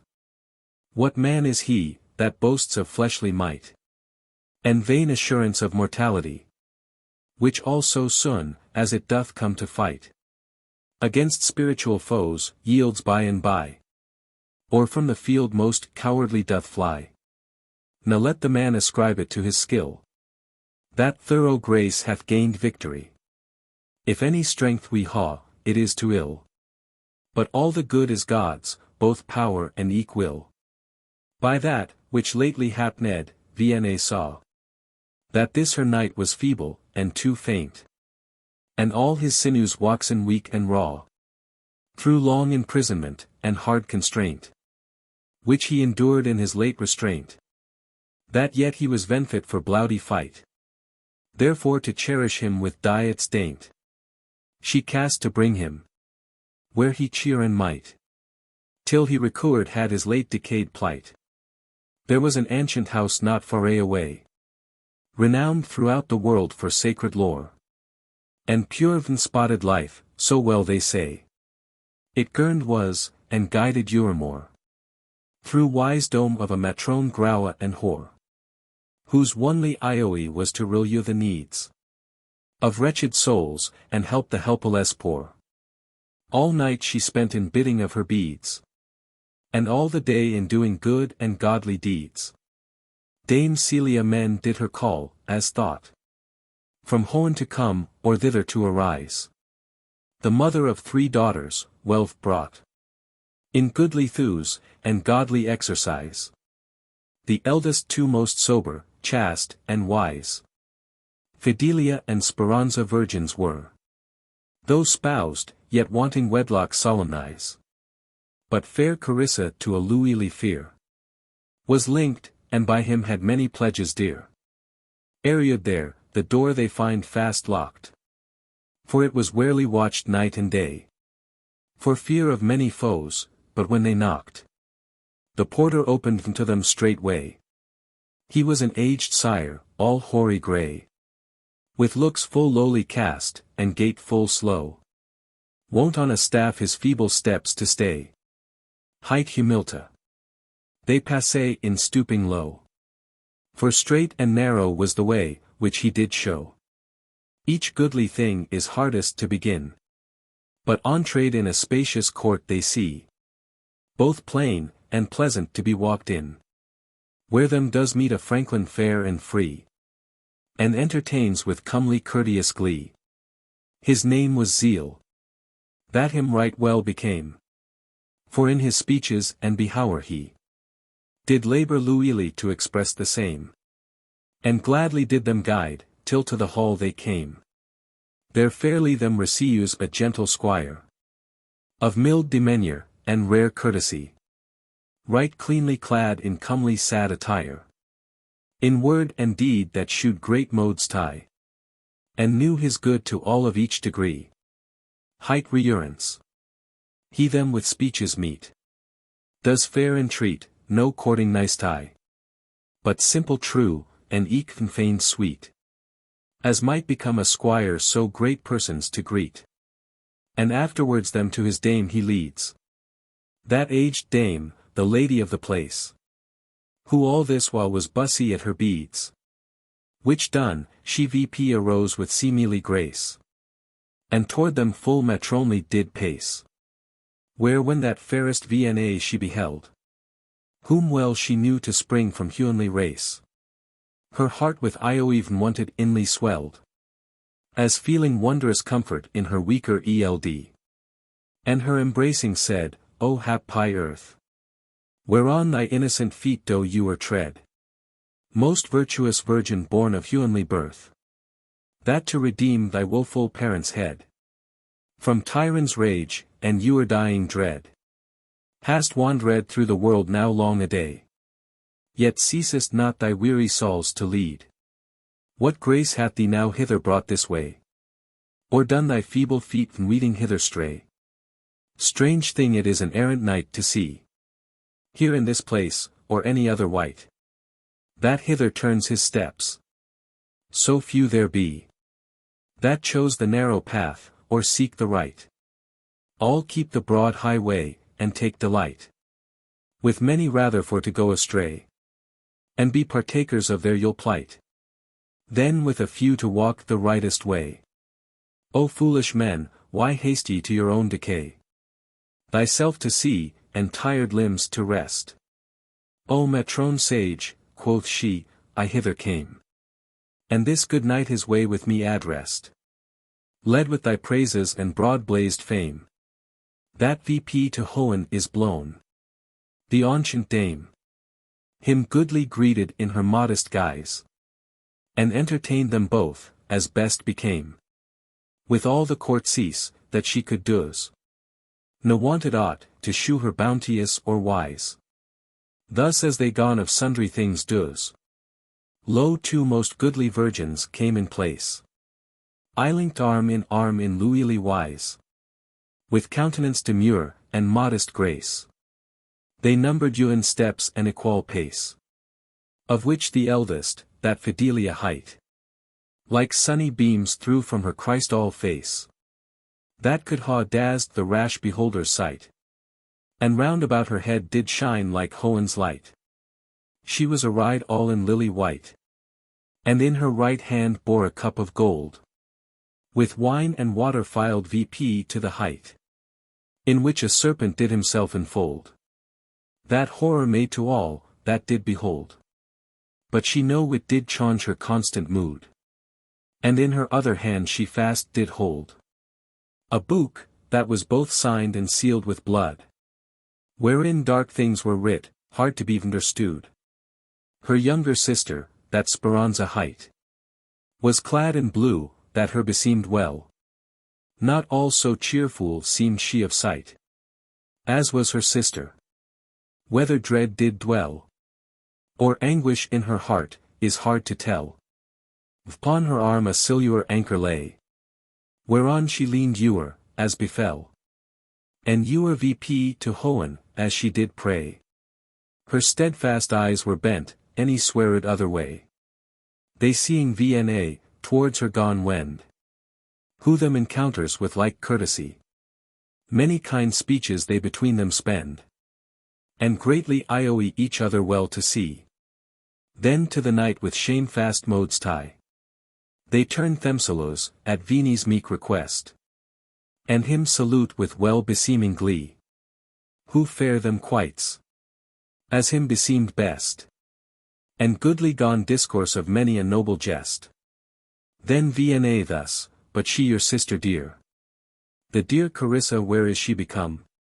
Or wants she health, or bussy is elsewhere? Ah no, said they, but forth she may not come. For she of late is lightened of her womb. And hath increased the world with one son more. That her to see should be but troublesome. Indeed, quoth she, that should her trouble sore. But thanked be God, and her increase so more. Then said the aged Coelia, dear dame. And you good sir, I wot that of your toil. And labours long, through which ye hither came. Ye both forwearied be, therefore a while.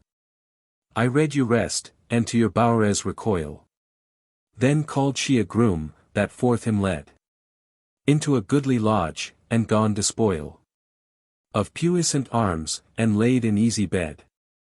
His name was meek obedience rightfully ard.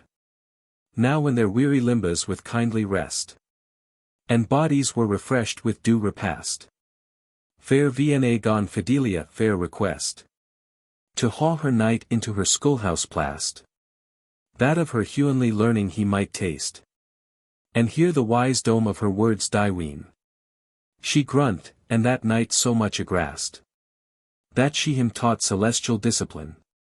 And opened his dull eyes, that light mote in them shine. And that her sacred book, with blaudurit. That none could read, except she did them teach. She to him disclosed Uri wit. And humanly documents thereout did preach. That weaker wit of man could noyer reach. Of God, of grace, of iestis. Of free will. That wonder was to hear her goodly speech. For she was able, with her words to kill. And raise again to life the heart, that she did thrill. And when she list pour out her larger sprite. She would command the hasty sun to stay. Or backward turn his course from Hohen's height. Sometimes great hosts of men she could dismay. Dryshod to passe, she parts the clouds in tway. And eke huge mountains from their native seat. She would command, themselves to bear away. And throw in raging sea with roaring threat. Almighty God her gave such power, and puissance great. The faithful knight now grew in little space. By hearing her, and by her sister's lore. To such perfection of all humanly grace. That wretched world he gone for to abhor. And mort all life gone loath, as thing for lore. Grieved with remembrance of his wicked ways. And pricked with anguish of his sins so sore. That he deserved to end his wretched days. So much the dart of sinful guilt the soul dismays. But wise Speranza gave him comfort sweet. And taught him how to take assured hold. Upon her silure anchor, as was meet. Else had his sins so great, and manifold. Made him forget all that Fidelia told. In this distressed doubtful agony. When him his dearest Vienne did behold. Disdaining life, desiring low to die. She found herself assailed with great perplexity. And came to Coelia to declare her smart. Who well acquainted with that commune plight. Which sinful horror works in wounded heart. Her wisely comforted all that she might. With goodly counsel and adusement right. And straightway sent with careful diligence. To fetch a leech, the which had great insight. In that disease of good conscience. And well could cure the same, his name was Patience. Who coming to that soul diseased knight. Could hardly him entreat, to tell his grief. Which known, and all that noyed his holy sprite. Well searched, eftsoons he gone apply relief. Of salus and medicines, which had passing prief. And thereto added words of wondrous might. By which to ease he him recurred brief. And much assuaged the passion of his plight. That he his pain endured, as seeming now more light. But yet the cause and root of all his ill. Inward corruption, and infected sin. Not purged nor healed, behind remained still. And festering sore did rankle yet within. Close creeping twixt the marrow and the skin. Which to extirpe, he laid him priorly. Down in a darksome lowly place far in. Whereas he meant his corrosives to apply. And with straight diet tame his stub-born malady. In ashes and sackcloth he did array. His dainty course, proud humours to abate. And dieted with fasting every day. The swelling of his wounds to mitigate. And made him pray both early and eke late. And ewer as superfluous flesh did rot. Amendment ready still at hand did wait. To pluck it out with pincers fiery wat. That son in him was left no uncorrupted iot. And bitter penance with an iron whip. Was wont him once to dispel every day. And sharp remorse his heart did prick and nip. That drops of blood thence like a well did play. And sad repentance veast to embay. His body in salt water smarting sore. The filthy blots of sin to wash away. So in short space they did to health restore. The man that would not leoa, but erst lay at death's door. In which his torment often was so great. That like a lion he would cry and roar. And rend his flesh, and his own sinews eat. His own dear Vna hearing more. His rueful shrieks and groanings, often tore. Her guiltless garments, and her golden hair. For pity of his pain and anguish sore. Yet all with patience wisely she did bear. For well she wist, his crime could else be noyer clear. Whom thus recurred by wise patience. And true repentance they to Vna brought. Who ious of his cured conscience. Him dearly kissed, and fairly eke besought. Himself to cherish, and consuming thought. To put away out of his careful breast. By this Carissa, late in childbed brought. Was waxen strong, and left her fruitful nest. To her fair Vna brought this unacquainted guest. She was a woman in her freshest age. Of wondrous beauty, and of bounty rare. With goodly grace and comely personage. That was on earth not easy to compare. Full of great lowe, but Cupid's wanton snare. As hell she hated, chaste in work and will. Her neck and breasts were ewer open bare. That I thereof her babes might suck their fill. The rest was all in yellow robes arrayed still. A multitude of babes about her hung. Playing their sports, that I oyed her to behold. Whom still she fed, whiles they were weak and young. But thrust them forth still, as they waxed old.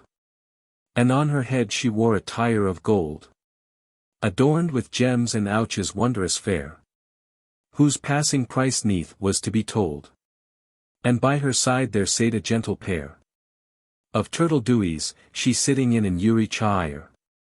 The knight and Vna entreing, fair her greet. And bid her ioe of that her hap pie brood. Who them requites with courtesy seeming meet. And entertains with friendly cheerful mood. Then Vna her besought, to be so good. As in her virtuous rules to scold her knight. Now after all his torment well withstood. In that sad house of penance, where his sprite had passed the pains of hell, and long enduring night. She was right ious of her highest request. And taking by the hand that Faerie son. Gone him instruct in every good behest. Of low, and righteousness, and well to don. And wrath, and hatred warely to shun. That drew on men God's hatred. And his wrath. And many souls in dolors had fordone. In which when him she well instructed hath. From thence to Hohen she teacheth him the ready path. Wherein his weaker wandering steps to guide. An ancient matrone she to her does call. Whose sober looks her wisdom well descried. Her name was Mercy, well known o'er all. To be both gracious. And eke liberal. To whom the careful charge of him she gave. To lead aright, that he should noyer fall. In all his ways through this wide world's wall. That mercy in the end his righteous soul might saw. The godly matrone by the hand him bears forth from her presence, by a narrow way, scattered with bushy thorns, and ragged briarees, which still before him she removed away, that nothing might his ready passage stay. And ewer when his feet in combread were, or gone to shrink, or from the right to stray. She held him fast, and firmely did bear, as careful nurse her child from falling off does rear. Eftsoons to an holy hospital. That was for by the way, she did him bring. In which soon beed men that had vowed all their life to Sarus of high Hohen's king, did spend their days in doing godly thing. Their gates to all were open Euremore, that by the weary way were trowling. And one sate waiting ewer them before, to call in comers by, that needy were and poor. The first of them that eldest was, and best of all the house had charge and government, as guardian and steward of the rest. His office was to Jew entertainment, and lodging, unto all that came, and went. Not to such as could him feast again, and double quite, for that he on them spent. But such, as want of harbour did constrain.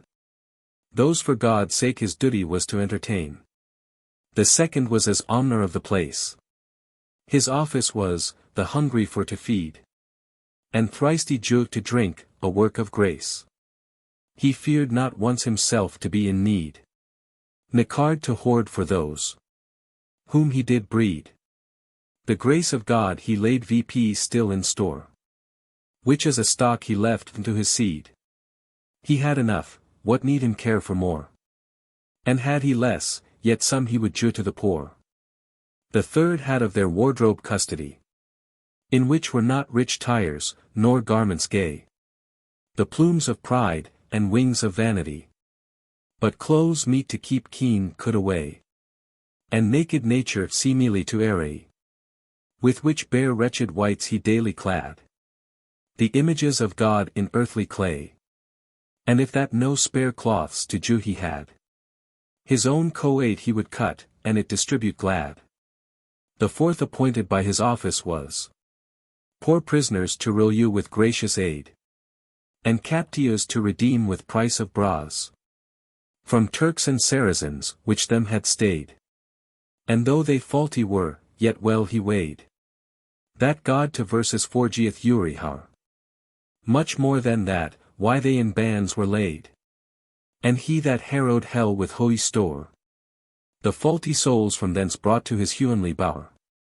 The fifth had charge sick persons to attend, and comfort those, in point of death which lay, for them most needeth comfort in the end, when sin, and hell, and death do most dismay the feeble soul departing hence away. All is but lost, that luing we bestow, if not well ended at our dying day. O man, haul mind of that last bitter throe, for as the tree does fall, so lies it ewer low.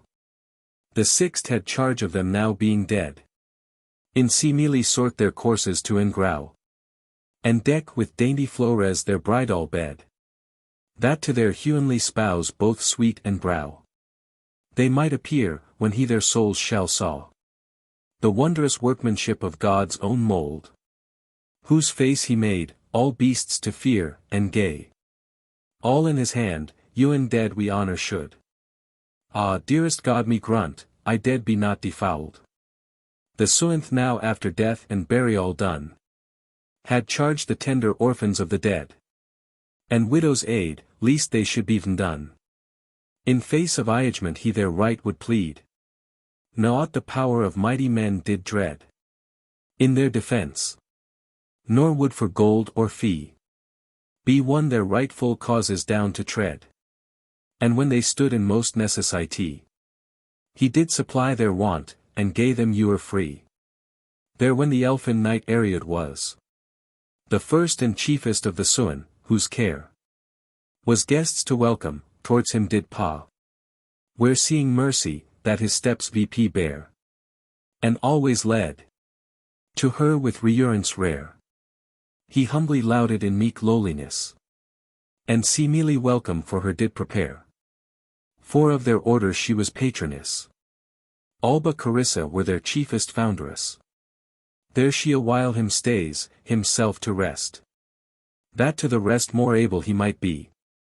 During which time, in ewery good behest, and godly work of almas and charity, she him instructed with great industry.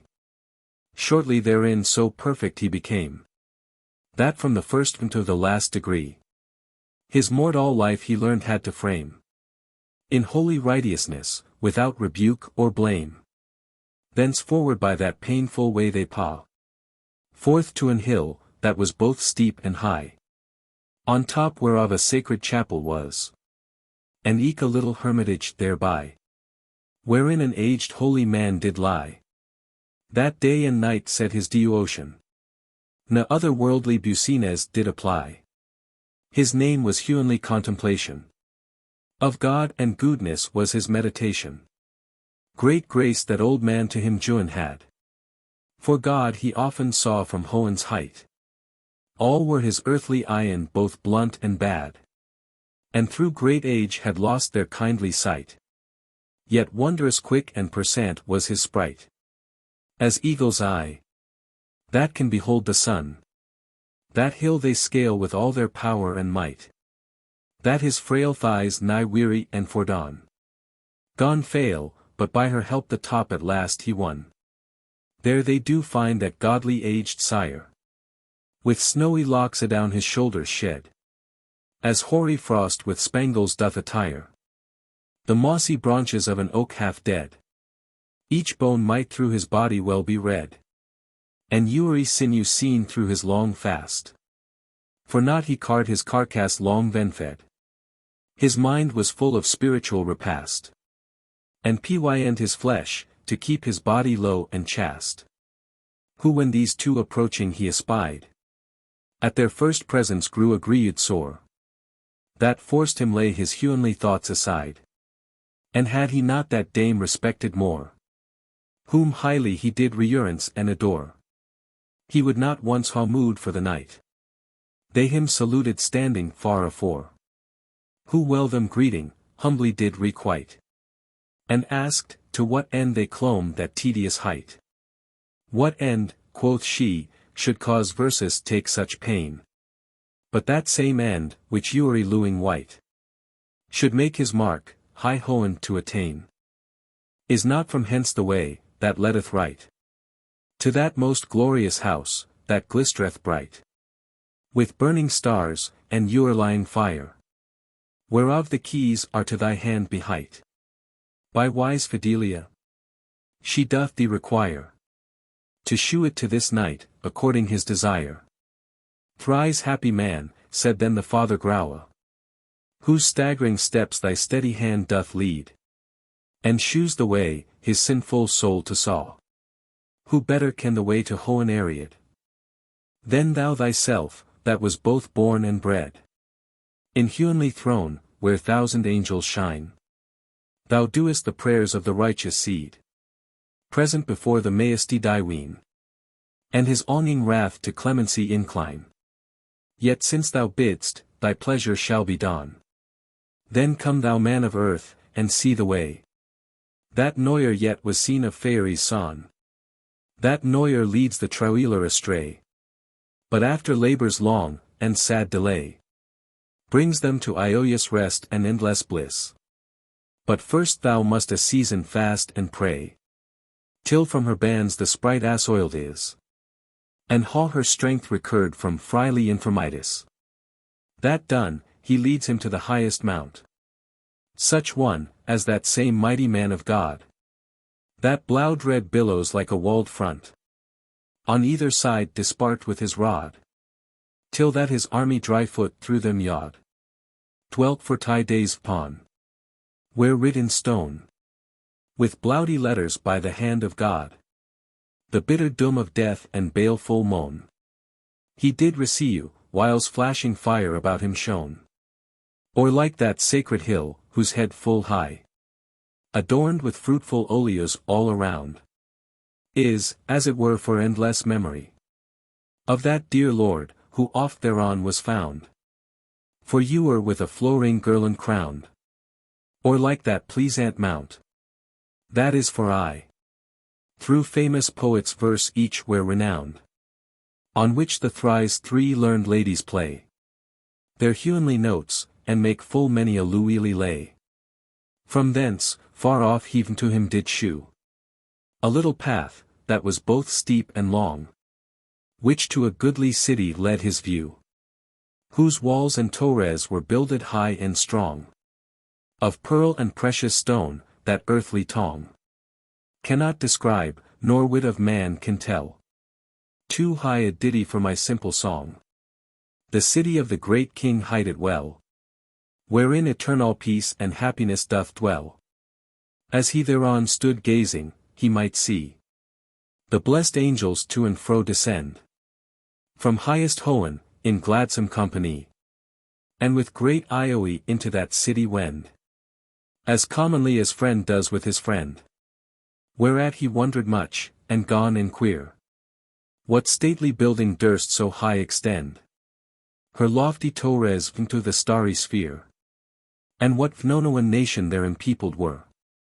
Fair knight, quoth he, Hierusalem that is, the new Hierusalem, that God has built for those to dwell in, that are chosen his chosen people purged from sinful guilt, with precious blood, which cruelly was spilt on cursed tree of that spotted lamb, that for the sins of all the world was kilt. Now are they saints all in that city Sam, more dear to their God, than youglings to their dam.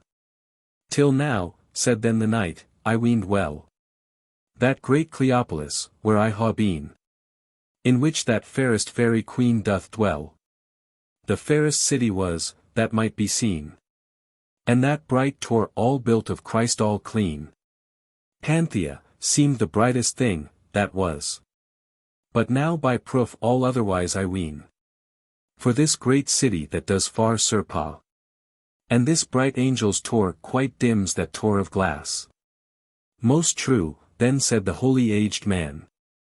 Yet is Cleopolis for earthly frame the fairest piece, that I beholden can. And well beseems all knights of noble name, that quoit in th immortal book of fame, to be eternized, that same to haunt, and done their service to that sovereign dame. That glory does to them for guerdon grunt, for she is humanly born, and Hohen may iously vaunt. And thou fair YMP, sprung out from English race, how you are now a compted elfin son.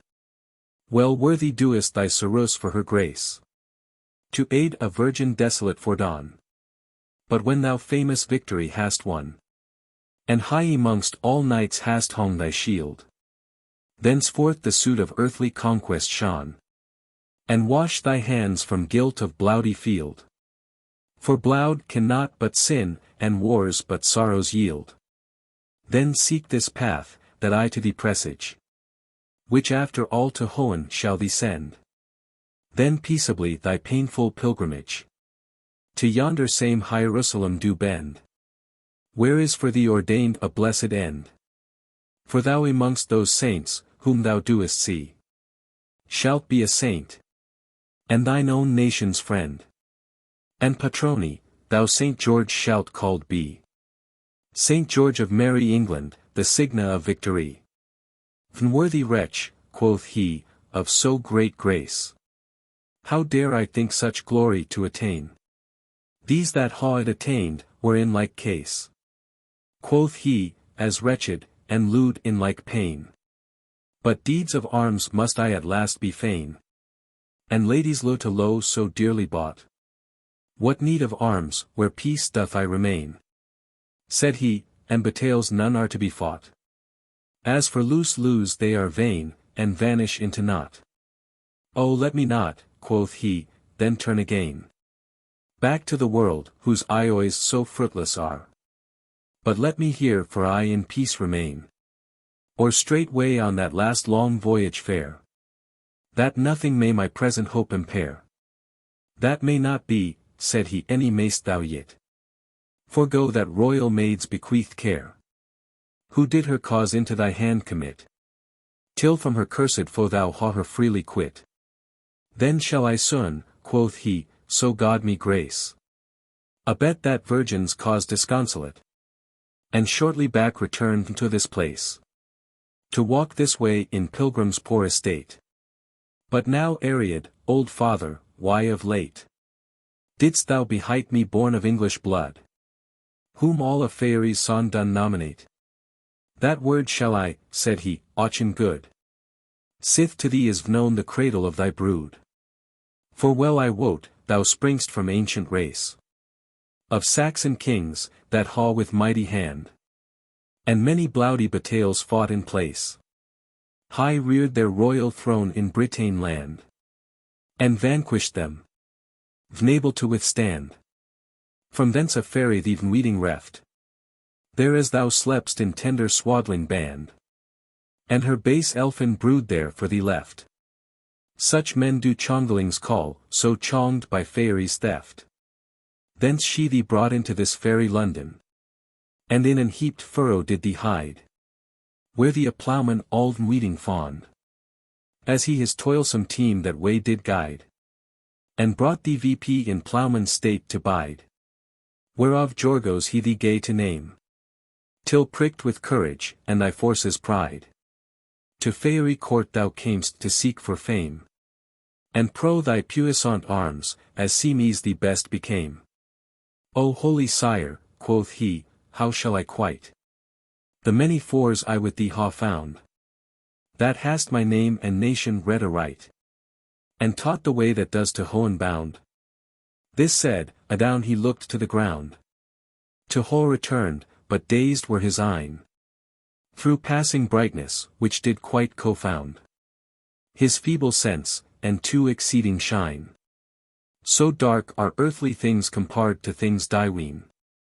At last when as himself he gone to find, to Vienna back he cast him to retire, who him awaited still with pensive mind. Great thanks and goodly meed to that good sire. He thence departing gave for his pains hire. So came to Vienna, who him ioyed to see, and after little rest, gone him desire of her adventure mindful for to be. So lo they take of Coelia, and her daughters 3. Canto 11. The knight with that old dragon fights 2 days incessantly. The third him o'erthrows, and gains most glorious victory.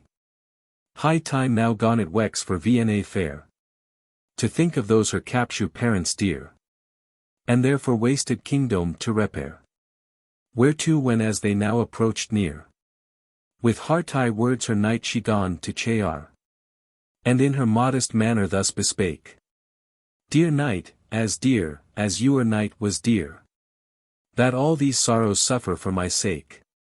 High Hohen, behold the tedious toil, ye for me take. Now are we come to my native soil, and to the place, where all our perils dwell. Here haunts that fiend, and does his daily spoil. Therefore henceforth be at your keeping well, and you are ready for your foeman fell. The spark of noble courage now awake, and strive your excellent self to excel. That shall ye your more renowned make, above all knights on earth, that battle undertake.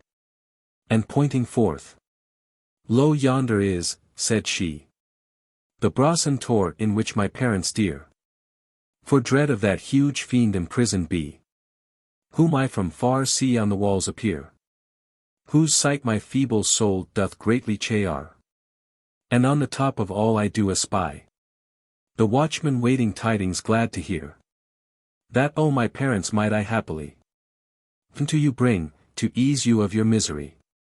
With that they heard a roaring hideous sound, that all the air with terror filled wide, and seemed neath to shake the steadfast ground. Eftsoons that dreadful dragon they espied, where stretched he lay upon the sunny side of a great hill, himself like a great hill, but all so soon, as he from far descried those glistering arms, that Hoen with light did fill. He roused himself full blithe, and hastened them until. Then bade the knight his lady Yetta aloof, and to an hill herself withdraw aside, from whence she might behold that battle's proof, and eke be safe from donger far descried. She him obeyed, and turned a little wide. Now O thou sacred muse, most learned dame, fair imp of Phoebus, and his aged bride, the Norse of time, and everlasting fame, that warlike hands and noblest with immortal name. O gently come into my feeble breast. Come gently, but not with that mighty rage, wherewith the martial troops thou doest infest, and hearts of great heroes doest enrage, that not their kindled courage may assuage. Soon as thy dreadful trump begins to sound, the god of war with his fears equipage, thou doest awake, sleep noyer he so sound, and scared nations doest with horror stern astound. Fair goddess lay that furious fit aside, till I of wars and bloudy Mars do sing, and Britain fields with Saracen bloud bedyed, twixt that great Faerie Queene and Paynim king, that with their horror Hoen and earth did ring. A work of labor long, and endless praise. But now a while let down that haughty string, and to my tunes thy second tenor raise, that I this man of God his godly arms may blaze. By this the dreadful beast drew nigh to hand, half flying, and half footing in his hast, that with his largeness measured much land, and made wide shadow vendor his huge wast, as mountain doth the valley hourcast. Approaching nigh, he reared high afore, his body monstrous, horrible, and vast, which to increase his wondrous greatness more, was swoln with wrath, and poison, and with bloudy gore. And o you ear, all with brazen scales was armd, like plated coade of steel, so couched near, that not mote purse, and might his course be harmed, with dint of sword, nor push of pointed spear, which as an eagle, seeing prey appear, his airy plumes doth rose, full rudely dight. So shaped he, that horror was to hear, for as the clashing of an armor bright, such noise his roused scales did send into the night. His flaggy wings when forth he did display, were like two sails, in which the hollow wind is gathered full, and worketh speedy way. And eke the pennaes, that did his pinions bind, were like mainyards, with flying canuas lind, with which when as him list the air to beat, and there by force wanted passage find, the clouds before him fled for terror great, and all the Hoens stood still amazed with his threat. His huge long tail wound vp in 100 folds, does ourspread his long broad scaly back, whose wreathed bots when ewer heaven folds, and thick entangled knots adown does slack, bespotted all with shields of red and black. It sweepeth all the land behind him far, and of 3 furlongs does but little lacka, and at the point 2 stings infixed are, both deadly sharp, that sharpest steel exceedin far, but stings and sharpest steel did far exceed the sharpness of his cruel rending claws. Dead was it sure as death indeed. What ewer thing does touch his ravenous paws, or what within his reach he ewer draws? But his most hideous head my tongue to tell, does tremble, for his deep during yaws, wide gaped, like the greasely mouth of hell, through which into his dark abyss all rawen fell. And that more wondrous was, in either yaw, 3 ranks of iron teeth enwronged were, in which yet trickling bloud and gobbets raw, of late devoured bodies did appear. That sight thereof bred cold congealed fear, which to increase, and as a taunts to kill, a cloud of smouldering smoke and sulphur sear, out of his stinking gorge forth steamed still, that all the air about with smoke and stench did fill.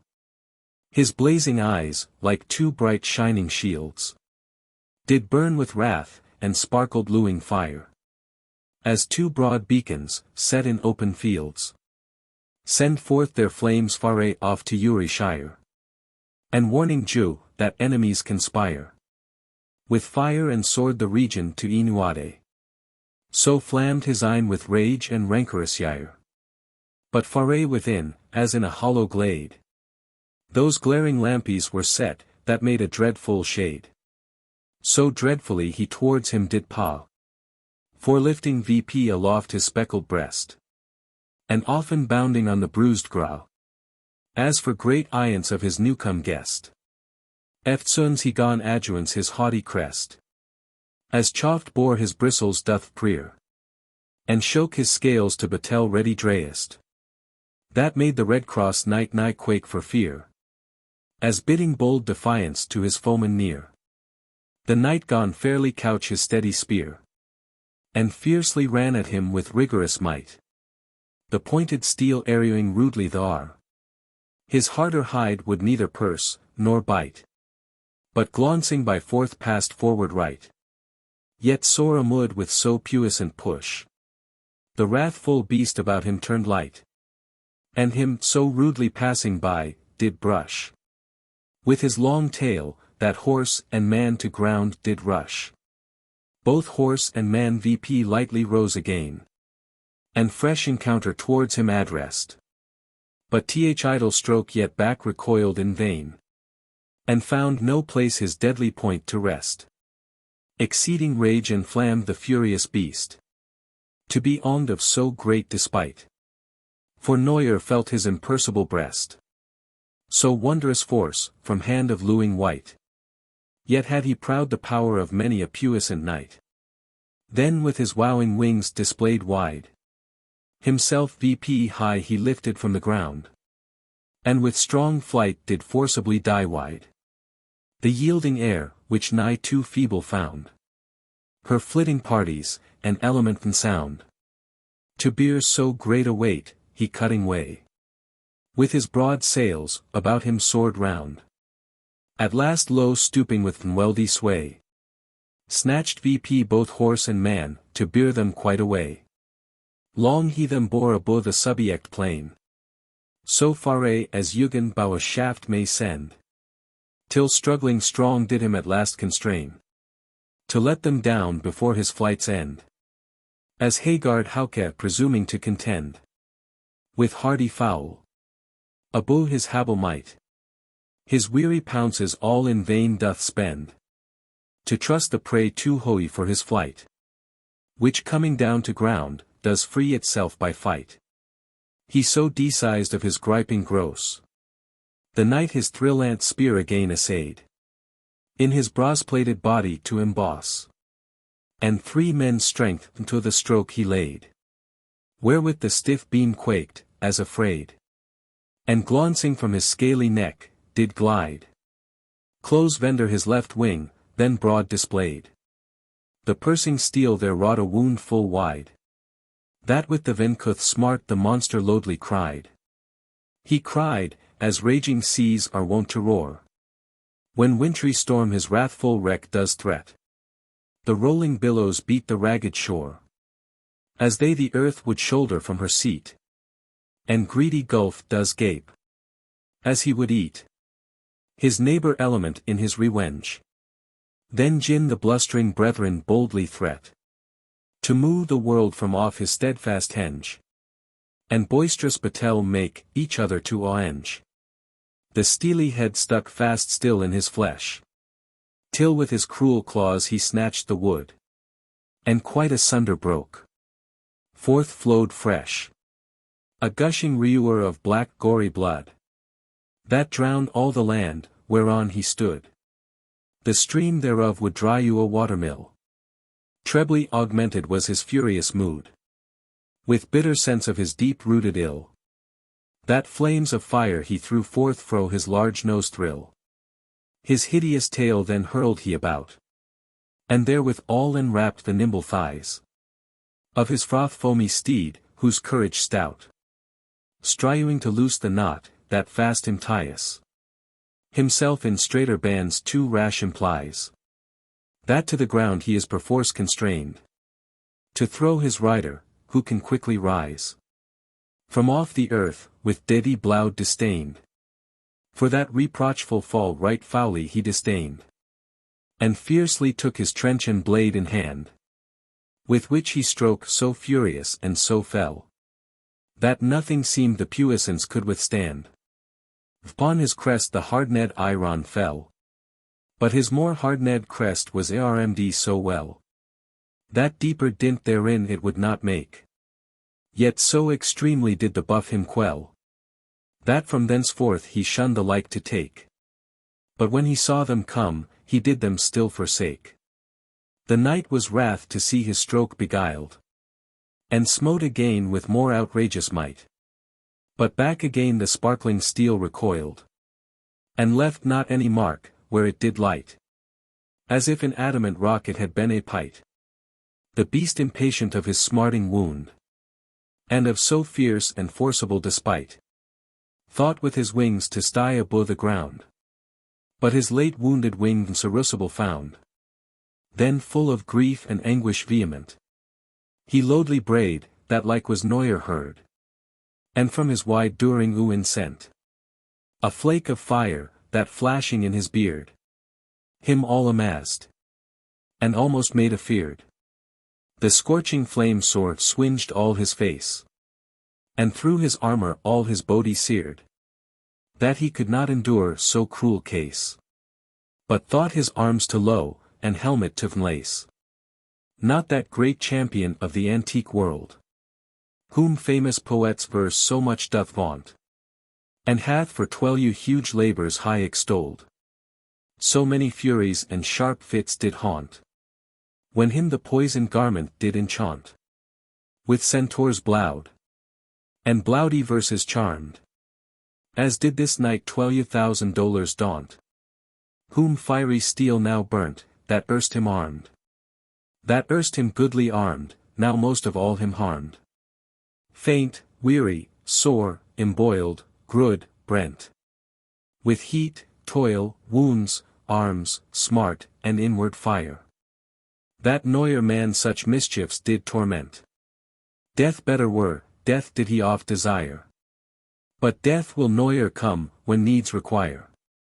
Whom so dismayed when that his foe beheld, he cast to suffer him no more respire, but gone his sturdy stern about to weld, and him so strongly stroke, that to the ground him felled.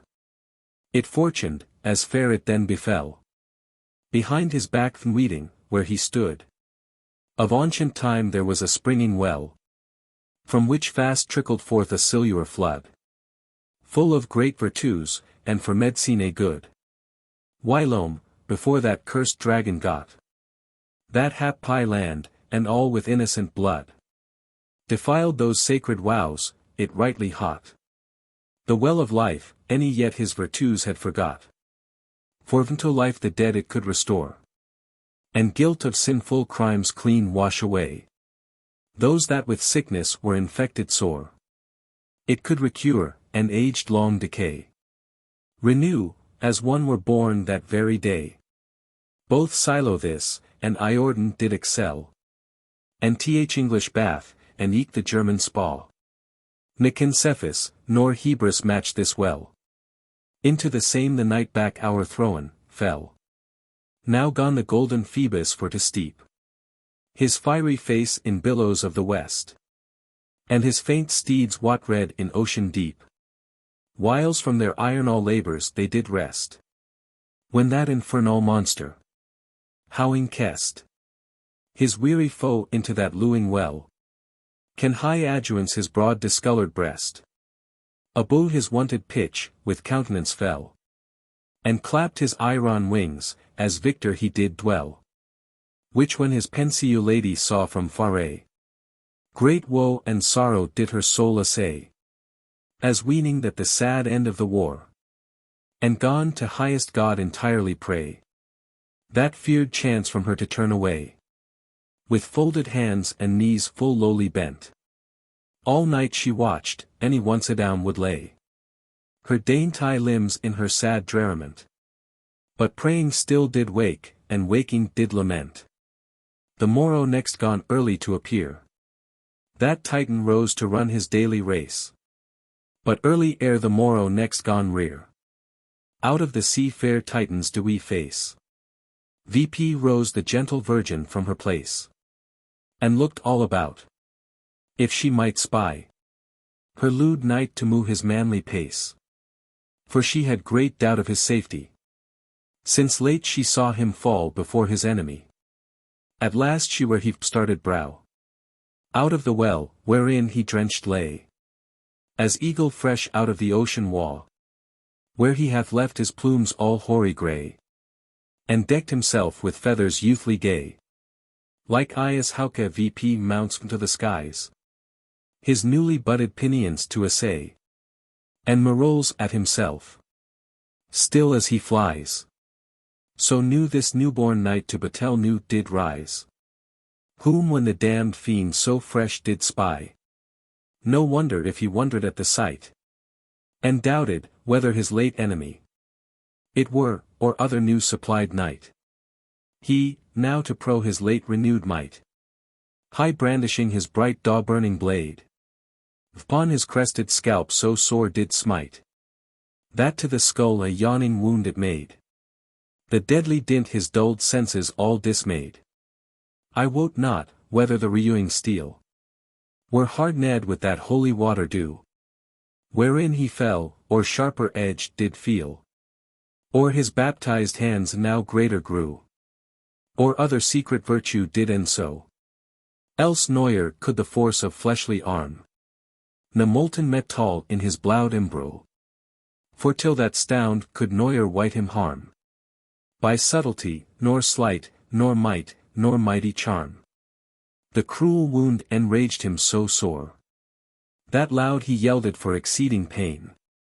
As 100 ramping lions seemed to roar. Whom ravenous hunger did thereto constrain. Then gone he toss aloft his stretched train. And therewith scourged the buxom air so sore. That to his force to yield and it was fain. Ne aught his sturdy strokes might stand afore. That high trees o'erthrow, and rocks in pieces tore. The same advancing high above his head. With sharp intended sting so rude him smote. That to the earth him drow, as stricken dead. Ne lewing white would haw him life be hot. The mortal sting his angry needle shot. Quite through his shield. And in his shoulder seized. Where fast it stuck, any would thereout be got. The grief thereof him wondrous sore diseased. Ne might his rankling pain with patience be appeased. But yet more mindful of his honor dear. Than of the gruous smart, which him did wring. From loathed soil he can him lightly rear. And strow to loose the Faerie in fixed sting. Which when in vain he tried with struggling. Inflamed with wrath, his raging blade he heft. And dot strook so strongly, that the knotty string of his huge tail he quite asunder cleft. Few iants thereof he hewed, and but the stump him left. Heart cannot think, what outrage, and what cries. With foule enfolded smoke and flashing fire. The hell-bred beast threw forth into the skies. That all was coored with darkness dire. Then fraught with rancor, and engorged ire. He cast at once him to avenge for all. And gathering VP himself out of the mire. With his newen wings did fiercely fall. Upon his sun-bright shield, and gripped it fast withal. Much was the man encombred with his hold. In fear to lose his weapon in his paw. No wist yet, how his talents to unfold. Nor harder was from Cerberus' greedy yaw. To pluck a bone, then from his cruel claw. To row by strength the griped gauge away. Thrice he essayed it from his foot to draw. And thrice in vain to draw it did essay. It booted not to think. To rob him of his prey. Though when he saw no power might prule. His trusty sword he called to his last aid. Wherewith he fiercely did his foe assail. And double blows about him stoutly laid. That glancing fire out of the iron plaid. As sparkles from the andwhile vse to fly. When holy hammers on the wedge are swayed. Therewith at last he forced him to vnty. One of his grasping feet, him to defend thereby. The other foot, fast fixed on his shield.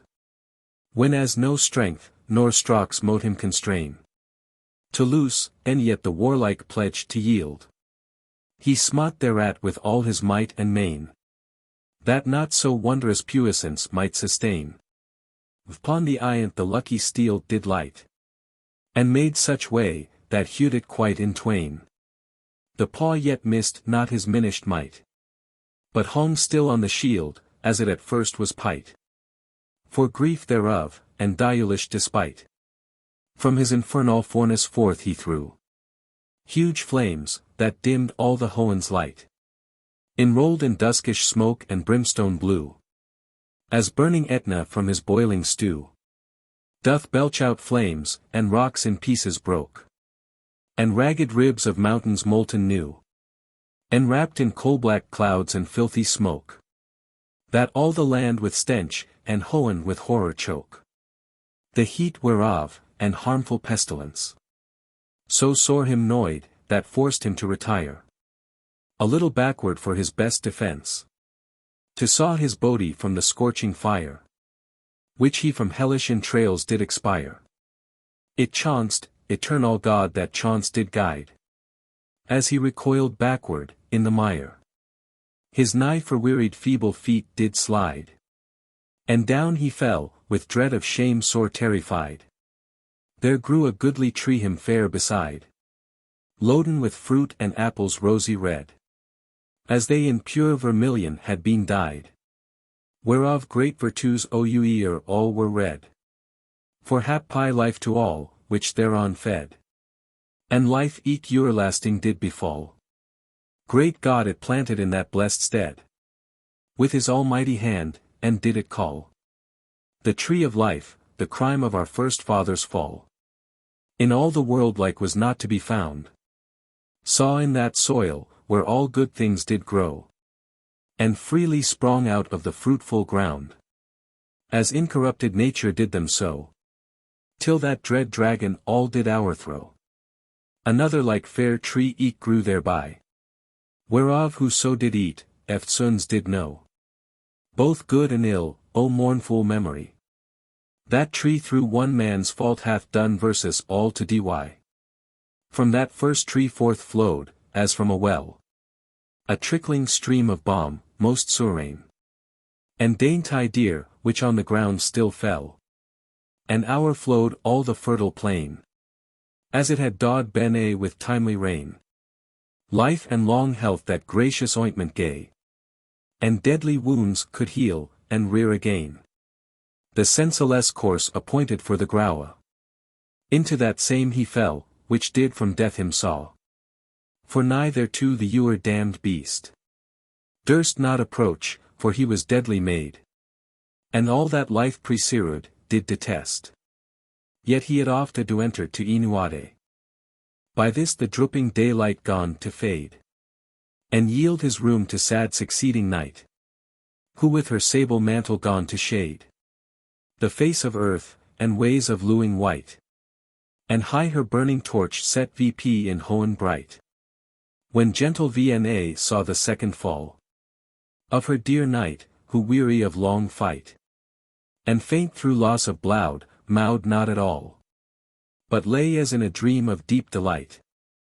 Besmirred with precious balm, whose virtuous might. Did heal his wounds.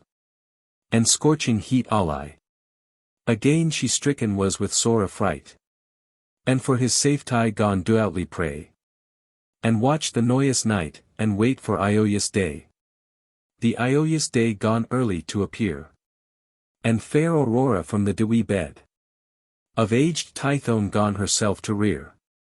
With rosy cheeks, for shame as blushing red. Her golden locks for haste were loosely shed. About her ears, when Vna her did mark. Climb to her chariot, all with flowers spread. From Hohen high to chase the cheerless dark.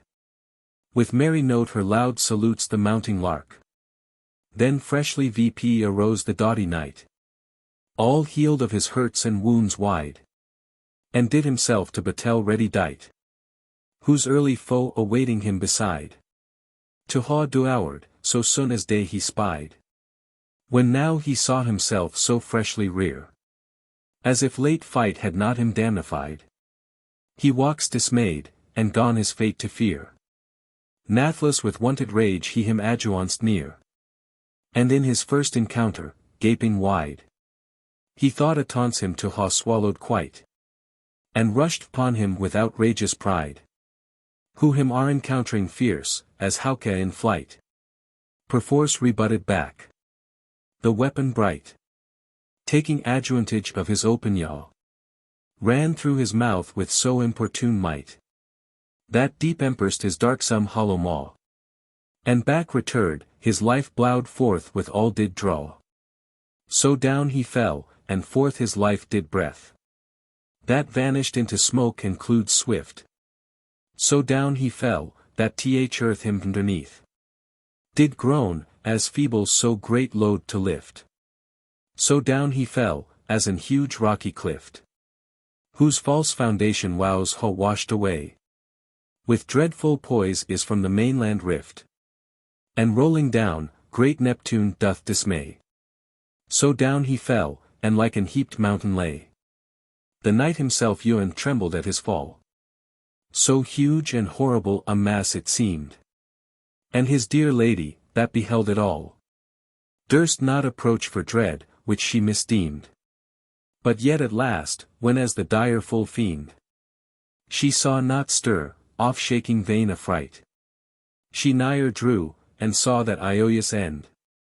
Then God she praised. And thanked her faithful knight. That had achieved so great a conquest by his might. Canto 12. Fair Vna to the Redcrosse knight. Betrothed is with Ioi. Though false Duessa it to bar. Her false sleights do employ. Behold I see the Howan nigh at hand. To which I mean my weary course to bend. Veer the main shete, and beer VP with the land. The which afore is fairly to be kenned. And see meth safe from storms, that may offend. There this fair virgin weary of her way. Must landed be, now at her iron eye's end. There eke my feeble bark a while may stay. Till merry wind and weather call her thence away. Scarcely had Phoebus in the glooming east. Yet harnessed his fiery-footed team. Ne reared above the earth his flaming creast. When the last deadly smoke aloft did steam. That signa of last out-breathed life did see me. Unto the watchman on the castle wall. Who thereby dead that baleful beast did deem. And to his lord and lady load gone call. To tell, how he had seen the dragons fat all fall. Prose with hasty Ioi, and feeble speed. That aged sire, the lord of all that land. And looked forth, to weet, if true indeed. Those tidings were, as he did understand. Which when as true by trial he outfawned. He bade to open wide his brazen gate. Which long time had been a shut, and out of hand. Proclaimed Ioi and peace through all his state. For dead now was their foe, which them forayed late. Then gone triumphant trumpets sound on high. That sent to Hoenn the echoed report. Of their new Ioi, and hap pie victory. Gainst him, that had them long oppressed with tort. And fast imprisoned in sieged fort. Then all the people, as in solemn a feast. To him assembled with one full consort. Rejoicing at the fall of that great beast. From whose eternal bondage now they were released. Forth came that ancient lord and aged queen. Arrayed in antique robes down to the ground. And sad habiliments right well beseen. A noble crew about them waited round. Of sage and sober Perez, all growly gowned. Whom Faerie before did march a goodly band. Of tall young men, all hable arms to sound. But now they laurel branches bore in hand. Glad signa of victory and peace in all their land. Unto that doughty conqueror they came. And him before Themselus prostrating low. Their lord and patroni loud did him proclaim. And at his feet their laurel boughs did throw. Soon after them all dancing on a row. The comely virgins came, with girlands dight. As fresh as flores in meadow green do grow. When morning daw upon their lows doth light. And in their hands sweet timbrels all felled on height. And them before, the fry of children young. Their wanton sports and childish mirth did play. And to the maidens sounding timbrels sung. In well-attuned notes, a Iolius lay. And made delightful music all the way. Until they came. Where that fair virgin stood. As fair Diana in fresh summer's day. Beholds her nymphs, enwronged in shady wood. Some wrestle, some do run, some bathe in Christ all flood. So she beheld those maidens' merriment. With cheerful view. Who when to her they came. Themselves to ground with gracious humbless bent. And her audaired by honorable name. Lifting to Hohen her everlasting fame. Then on her head they set a girland green. And crowned her twixt earnest and twixt game. Who in her self-resemblance well beseen. Did see me such, as she was, a goodly maiden queen. And after, all the rascal many ran. Heaped together in rude rabblement. To see the face of that victorious man. Whom all admired, as from Hohen sent. And gazed upon with gaping wonderment. But when they came, where that dead dragon lay. Stretched on the ground in monstrous large extent. The sight with idle fear did them dismay. Ne durst approach him nigh, to touch, or once essay. Some feared, and fled, some feared and well it feigned. One that would wiser see me, than all the rest. Warned him not touch, for yet perhaps remained. Some lingering life within his hollow breast. Or in his womb might lurk some hidden nest. Of many dragonets, his fruitful seed. Another said, that in his eyes did rest. Yet sparkling fire, and bade thereof take heed. Another said, he saw him move his eyes indeed. One mother, when as her full hardy chyld. Did come too near, and with his talents play. Half dead through fear, her little babe reviled. And to her gossips gone in counsel say. How can I tell, but that his talents may. Yet scratch my son, or rend his tender hand. So dolorously themselves in vain they fray. Whiles some more bold, to measure him nigh stand. To pro how many acres he did spread of land. Thus flocked all the folky him round about. The whiles that hoary king, with all his train. Being aread, where that champion stout. After his foes' defeasance did remain. Him goodly greets, and fair does entertain. With princely gifts of ewry and gold. And thousand thanks him yields for all his pain. Then when his daughter dear he does behold. Her dearly doth embrace, and kisseth manifold. And after to his palace he them brings. With shomes, and trumpets, and with clarions sweet. And all the way the Iolius people sings. And with their garments strows the powd street. Whence mounting VP, they find purulence meet. Of all, that royal prince's court became. And all the floor was underneath their feet. Bespread with costly scarlat of great name. On which they lowly sit, and fitting purpose frame. What needs me tell their feast and goodly guise? In which was nothing riotous nor vain. What needs of dainty dishes to do eyes? Of comely carousses, or courtly train? My narrow lows cannot in them contain. The large discourse of royal princes' state. Yet was their manner then but bare and plain. For th antique world excess and pride did hate. Such proud luxurious pompa is swollen VP but late. Then when with meats and drinks of ewry kind. Their fairwent appetites they quenched had. That ancient lord gone fit occasion find. Of strange adventures, and of perils sad. Which in his trowel him befallen had. For to demand of his renowned guest. Who then with VT Tirance Graua, and countenance sad. From point to point, as is before expressed.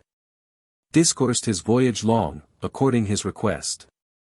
Great pleasure mixed with pitiful regard. That godly king and queen did passionate. Whiles they his pitiful adventures heard. That oft they did lament his luckless state. And often blame the too importune fate. That heaped on him so many wrathful wreaks. For neither gentle knight, as he of late. So tossed was in fortune's cruel freaks. And all the while salt tears bedawed the hearer's cheeks. Then said that royal pair in sober wise. Dear son, great been the ills, which ye bore. From first to last in your late enterprise. That I note, whether praise, or pity more. For neither luing man, I ween, so sore. In sea of deadly dongers was distressed. But since now safe ye seized ha the shore. And well aeried are, high God be blessed. Let versus duise of ease and everlasting rest. Ah, dearest Lord, said then that doughty knight. Of ease or rest I may not yet duise. For by the faith, which I to arms ha plight, I bounden am straight after this emprise. As that your daughter can ye well aduise. Back to return to that great Faerie Queene. And her to serve 6 years in warlike wise. Gainst that proud Paynim king, that works her teen. Therefore I ought crow pardon, till I there ha been. Unhappy phallus that hard necessity. Quoth he, the troubler of my happy peace. And vowed foe of my felicity. Na I against the same can iously preace. But since that band ye cannot now release. Nor done can do. For vows may not be vain. Soon as the term of those 6 years shall cease. Ye then shall hither back return again. The marriage to accomplish vowed betwixt you twain. Which for my part one cuit to perform. In sort as through the world I did proclaim. That who so killed that monster most deform. And him in hardy battail hour came. Should haul mine only daughter to his dame. And of my kingdom heir apparent be. Therefore since now to the Pertians the same. By due desert of noble chulry. Both daughter and eke kingdom, lo I yield to thee. Then forth he called that his daughter fair. The fairest Gvyon, his only daughter dear. His only daughter, and his only heir. Who forth proceeding with sad sober cheer. As bright as doth the morning star appear. Out of the east, with flaming locks bedight. To tell that dawning day is drawing near. And to the world does bring long-wished light. So fair and fresh that lady showed herself in sight. So fair and fresh, as freshest flower in May. For she had laid her mournful stole aside. And widow-like sad wimple thrown away. Wherewith her hewenly bow tie she did hide. Whiles on her weary irony she did ride. And on her now a garment she did wear. All lily white, without 10 spot, or pride. That seemed like silka and silure wowen mere. But neither silka nor silure therein did appear. The blazing brightness of her beauty's beam. And glorious light of her sunshiny face. To tell, whereas to strive against the stream. My ragged rhymes are all too rude and base. Her hewenly lineaments for to enchase. No wonder. For her own dear lewd knight. All were she daily with himself in place. Did wonder much at her celestial sight. Oft had he seen her fair, but noyer so fair dight. So fairly dight, when she in presence came. She to her sire made humble reverence. And bowed low, that her right well became. And added grace to her excellence. Who with great wisdom, and graue eloquence. Thus gone to say. But ere he thus had said. With flying speed, and seeming great pretense. Came running in, much like a man dismayed. A messenger with letters, which his message said. All in the open hall amazed stood. At suddenness of that wary sight. And wondered at his breathless hasty mood. But he for naught would stay his passage right. till fast before the king he did alight. Where falling flat, great humbless he did make. And kissed the ground, whereon his foot was pight. Then to his hands that writ he did betake. Which he disclosing, read thus, as the paper spake.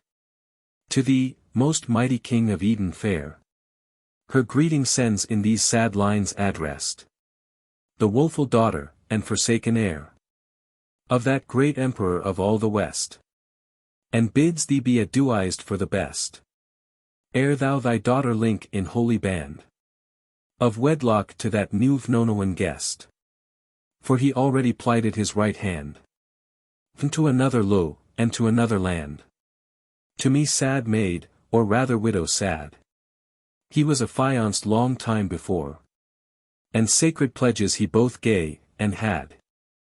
False errant knight, infamous, and forswore. Witness the burning altars, which he swore. And guilty hoens of his bold periery. Which though he hath polluted oft of yore. Yet I to them for iagement iest do fly. And them conier tienge this shameful injury. Therefore since mine he is, or free or bond. Or false or true, or lewing or else dead. Withhold, O sovereign prince, your hasty hand. From knitting league with him, I you ariad.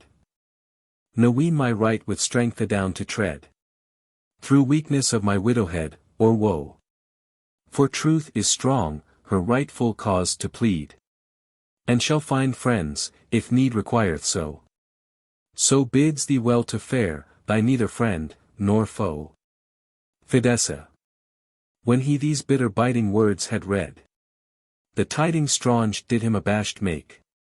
That still he sate long time astonished.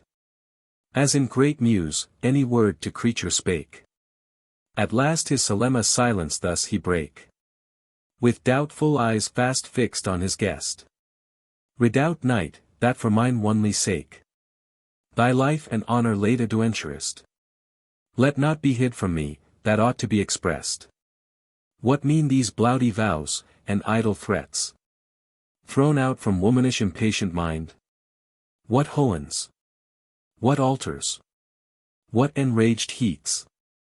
Here heaped VP with terms of loven kind. My conscience clear with guilty bands would bind. High God be witness, that I guiltless aim. But if yourself, Sir Knight, ye faulty find. Or wrapped be in lose of former dame. With crime do not it coer, but disclose the same. To whom the Redcrosse knight this answer sent. My lord, my king, be not hurried dismayed. Till well ye wot by graua intendiment. What woman, and wherefore doth me braid? With breach of law, and loyalty betrayed. It was in my mishaps, as hitherward. I lately trouled, that from wheres I strayed. Out of my way, through perils strange and hard. That day should fail me, ere I had them all declared. There did I find, or rather I was found. Of this false woman, that Fidessa hight. Fidessa hight the falsest dame on ground. Most false Duessa, royal richly dight. That easy was Tianugal weaker sight. Who by her wicked arts, and wily skill. Too false and strong for earthly skill or might. Wears me wrought to her wicked will. And to my foe betrayed, when least I feared ill. Then stepped forth the goodly royal maid. And on the ground herself prostrating low. With sober countenance thus to him said. Oh pardon me, my sovereign lord, to show. The secret treasons, which of late I know. To ha bene wrought by that false sorceress. She only she it is, that erst did throw. This gentle knight into so great distress. That death him did await in daily wretchedness. And now it seemes, that she suborned hath. This crafty messenger with letters vain. To work new woe and improwed scath. By breaking of the band betwixt verses twain. Wherein she veast hath the practic pain. Of this false footman, clocked with simpleness. Whom if ye please for to discover plain. Ye shall him Archimago find, I guess. The falsest man Eliu, who tries shall find no less. The king was greatly moved at her speech. And all with sudden indignation freight. Bade on that messenger rude hands to reach. Eftsoons the guard, which on his state did wait. Attached that fader false, and bound him straight. Who seeming sorely chafed at his band. As chained bear, whom cruel dogs do bait. With idle force did feign them to withstand. And often semblance made to scape out of their hand. But they him laid full low in dungeon deep. And bound him hand and foot with iron chains. And with continual watch did warily keep. Who then would think, that by his subtle trains, he could escape foul death or deadly pains? Thus when that prince's wrath was pacified, he gone renew the late forbidden banes. And to the night his daughter dear he tied. With sacred rites and vows for ewer to abide. His own 2 hands the holy knots did knit. That none but death for ewer can doide. His own 2 hands, for such a turn most fit. The hostling fire did kindle and provide. And holy water thereon sprinkled wide. At which the bushy ted a groom did light. And sacred lampy in secret chamber hide. Where it should not be quenched day nor night. For fear of ill fates, but burn in ewer bright. Then gone they sprinkle all the posts with wine. And made great feast to solemnize that day. They all perfumed with frankincense Gvyon. And precious odors fetched from far away. That all the house did sweat with great array. And all the while sweet music did apply. Her curious skill, the warbling notes to play. To dry you away the dull melancholy. The whiles one sung a song of low and iolity. During the which there was an humanly noise. Heard sound through all the palais pleasantly. Like as it had been many an angel's voice. Singing before th eternal majesty. In their trinal triplicities on high. Yet wist no creature, whence that humanly sweet. Proceeded, yet each one felt secretly. Himself thereby reft of his senses meet. And ravished with rare impression in his sprite. Great Ioe was made that day of young and old. And solemn a feast proclaimed throughout the land. That their exceeding mirth may not be told. Suffice it here by signas to understand. The swall Ioes at knitting of Lu's band. Thrice happy man the night himself did hold. Possessed of his lady's heart and hand. And ewer, when his eye did her behold. His heart did see me to melt in pleasures manifold. Her Ioia's presence and sweet company. In full content he there did long enjoy. No wicked ennui, any vile jealousy. His dear delights were able to annoy. Yet swimming in that sea of blissful Ioe. He not forgot, how he whilome had sworn. In case he could that monstrous beast destroy. Unto his Faerie Queene back to return. The which he shortly did, and Vna left to mourn. Now strike your sails ye Ioli mariners. For we be come to a quiet road. Where we must land some of our passengers. And light this weary vessel of her load. Here she a while may make her safe abode. Till she repaired how her tackle spent. And wants supplied. And then again abroad. On the long voyage whereto she is bent. Well may she speed and fairly finish her intent. Finis lib I. Book 2. The Legend of Sir Gvyon, or of Temperaunce.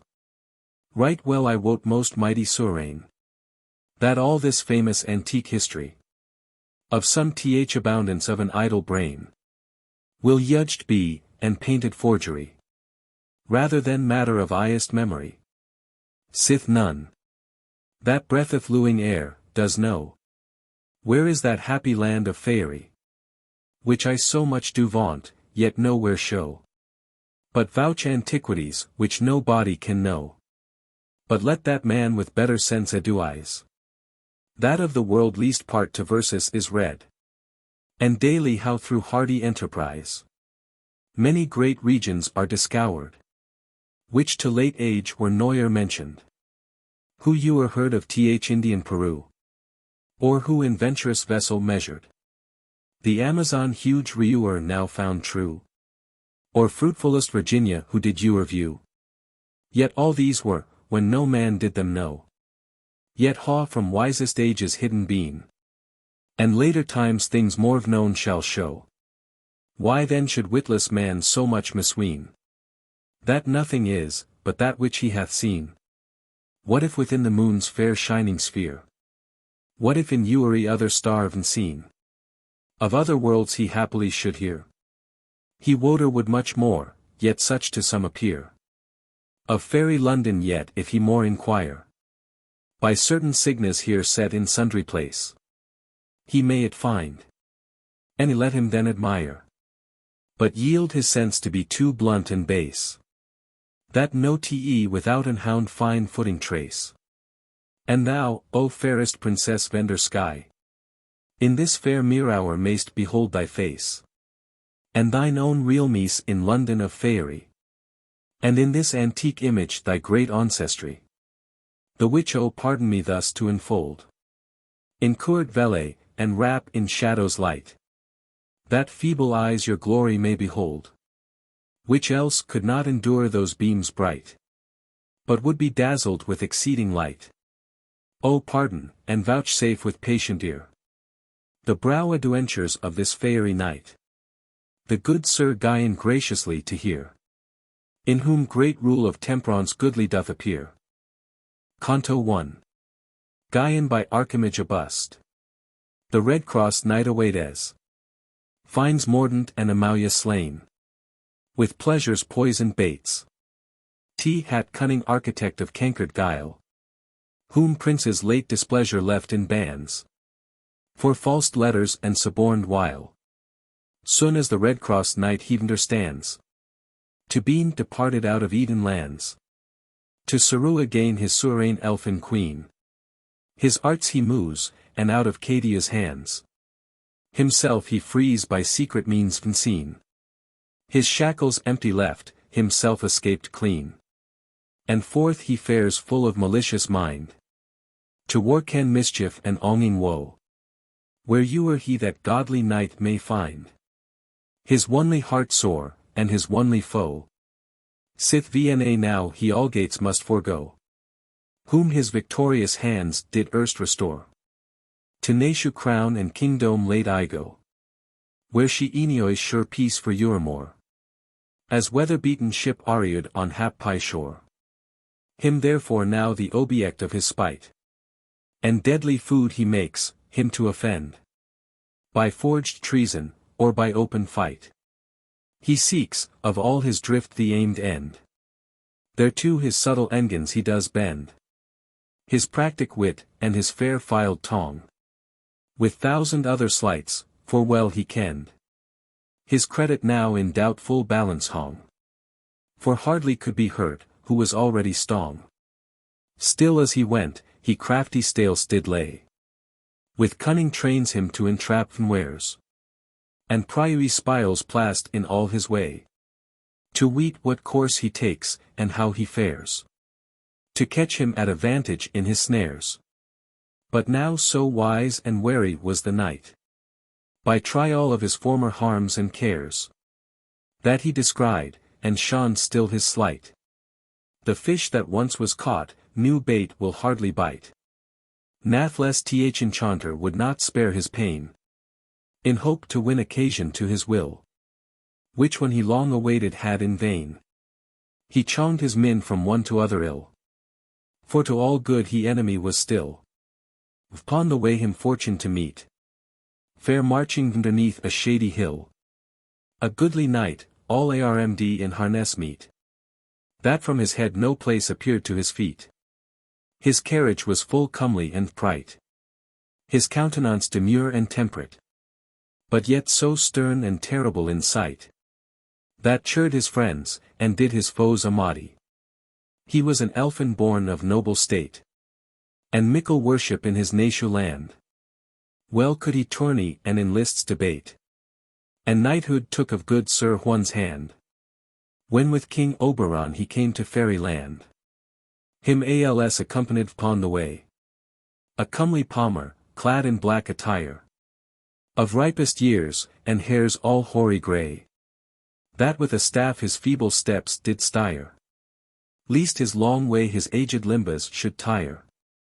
And if by looks one may the mind areate, he seemed to be a sage and sober sire. And ewer with slow pace the knight did lead, who taught his trampling steed with equal steps to tread.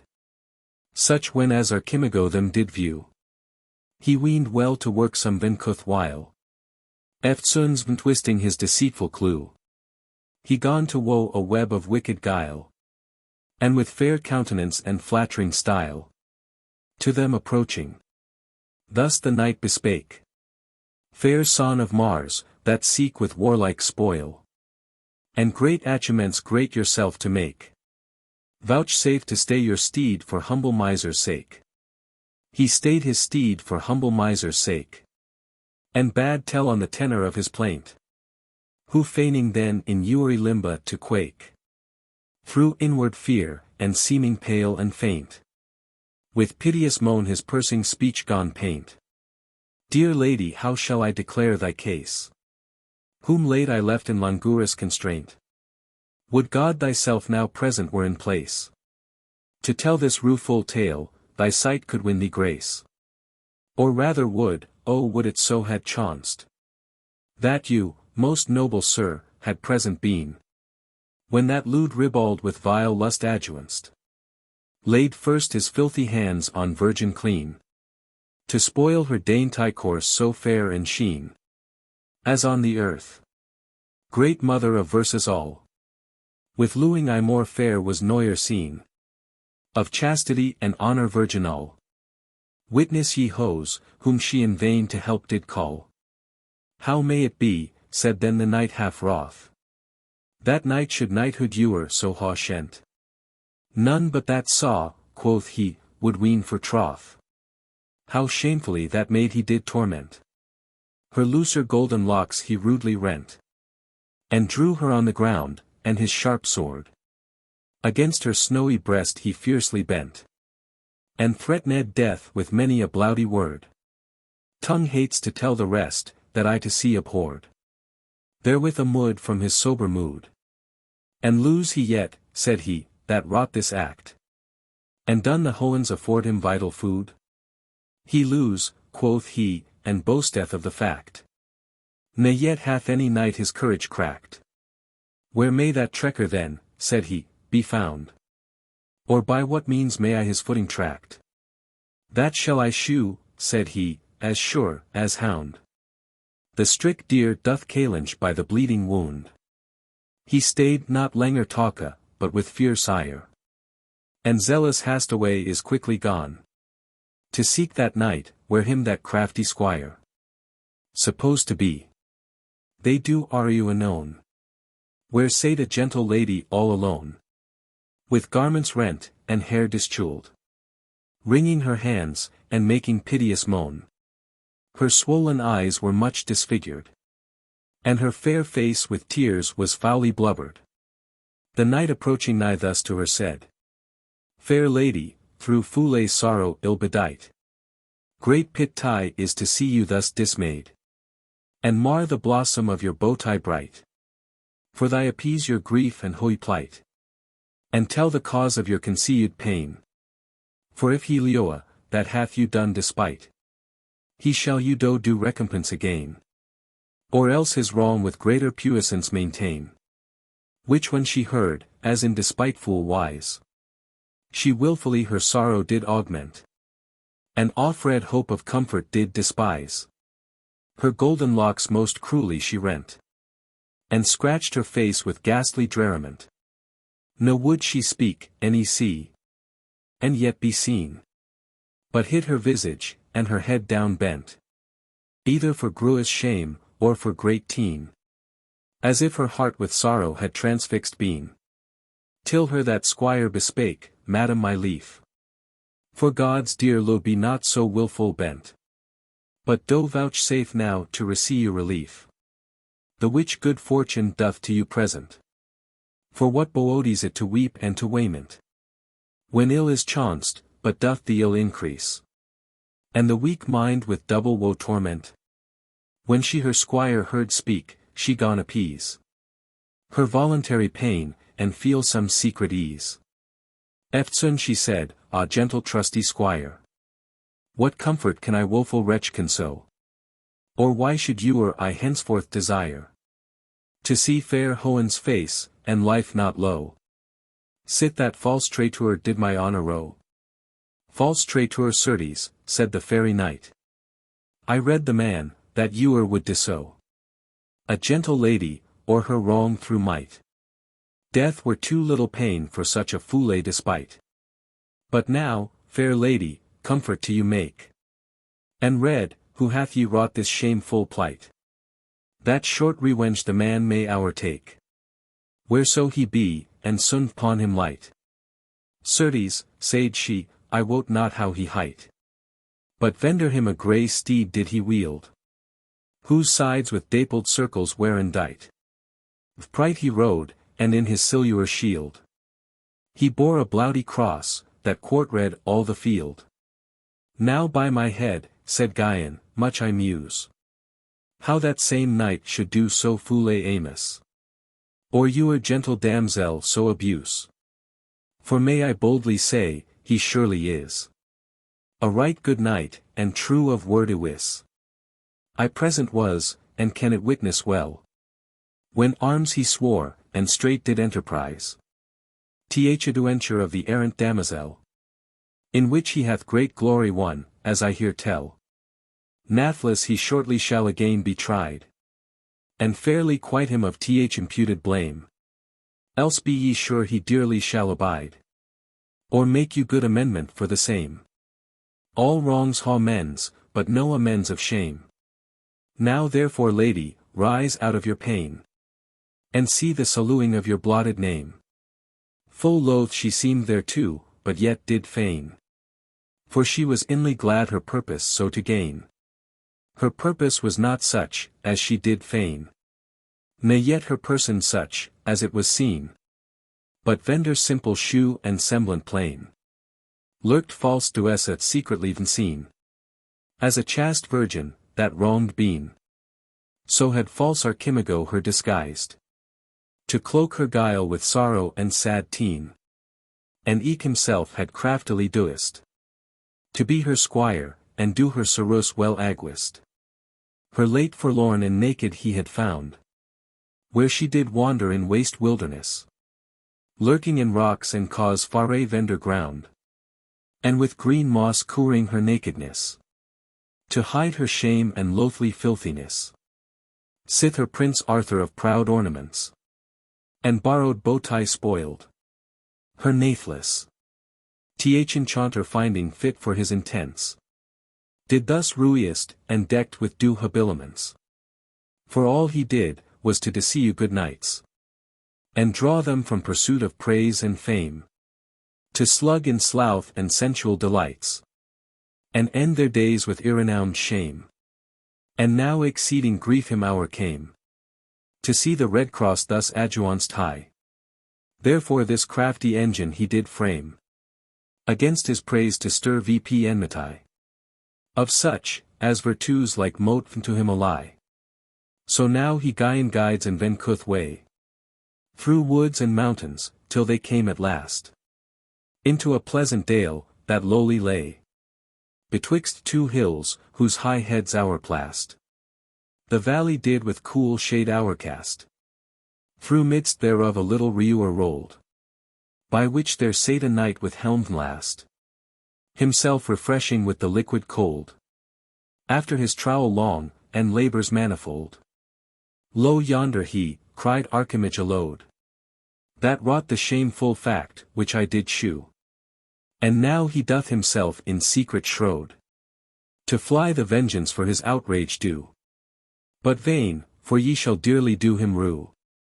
So God ye speed, and send you good success, which we far off will here abide to view. So they him left, inflamed with wrathfulness, that straight against that knight his spear he did address, who seeing him from far so fierce to prick, His warlike arms about him gone embrace. And in the rest his ready spear did stick. Though when as still he saw him towards pace, he gone rencounter him in equal race. They ben a met, both ready to affrap. When suddenly that warrior gone abase. His threatened spear, as if some new mishap had him betid, or hidden donger did entrap. And cried, "Mercy, Sir Knight, and mercy, Lord, for mine offence and heedless hardiment, that had almost committed crime abhorred, and with reproachful shame mine honour shent. Whiles cursed steel against that badge I bent, the sacred badge of my Redeemer's death, which on your shield is set for ornament. But his fierce foe his steed could stay neath, who pricked with courage keen, did cruel batel breath. But when he heard him speak, straightway he knew his error, and himself inclining said, Ah, dear Sir Gvyon, well becometh you. But me behoweth rather to braid, whose hasty hand so far from reason strayed, that almost it did heinous violence on that fair image of that hewenly maid, that decks and arms your shield with fair defence. Your courtess ie takes on you another's due offence. So ben they both atone, and done prier. Their buers bright, each other for to greet. Goodly comportance each to other beer. And entertain themselves with courtesies meet. Then said the Redcrosse knight, Now mote I weet, Sir Gvyon, why with so fierce salience and fell intent ye did at erst me meet? For sith I know your goodly governance, great cause, I ween, you guided, or some vencuth chance. Certes, said he, well mote I shame to tell, the fond in treason, that me hither led. A false infamous fate our late befell me for to meet, that seemed ill bested, and plained of gross outrage, which he read. A knight had wrought against a lady gent, which to avenge, he to this place me led, where you he made the mark of his intent, and now is fled, foule shame him follow, where he went. So can he turn his earnest into game, through goodly handling and wise temperance. By this his aged guide in presence came, who soon as on that night his eye did glance, eftsoons of him had perfect cognizance. Sith him in Faerie Court he late oised, and said, Fair son, God gi you hap by chance, and that dear cross upon your shield doist, wherewith above all knights ye goodly see me agwist. Ioe may you ha, and your lasting fame, of late most hard achievement by you done, for which enrolled is your glorious name in hewenly registers above the sun, where you a saint with saints your seat ha won. But wretched we, where ye ha left your mark, must now anew begin, like race to run. God guide thee, Gvyon, well to end thy worka, and to the wished howen bring thy weary bark. Palmer, him answered the Redcrosse knight. His be the praise, that this achievement wrought, who made my hand the organ of his might. More than goodwill to me attribute not, for all I did but as I ought. But you, fair sir, whose pageant next ensues, well mote ye thee, as well can wish your thought, that home ye may report thrice happy news. For well ye worthy ben for worth and gentle thews. So courteous congé both did joe and take, with right hands plighted, pledges of goodwill. Then Gvyon forward gone his voyage make, with his black palmer, that him guided still. Still he him guided o'er dale and hill, and with his steedy staff did point his way. His race with reason, and with words his will.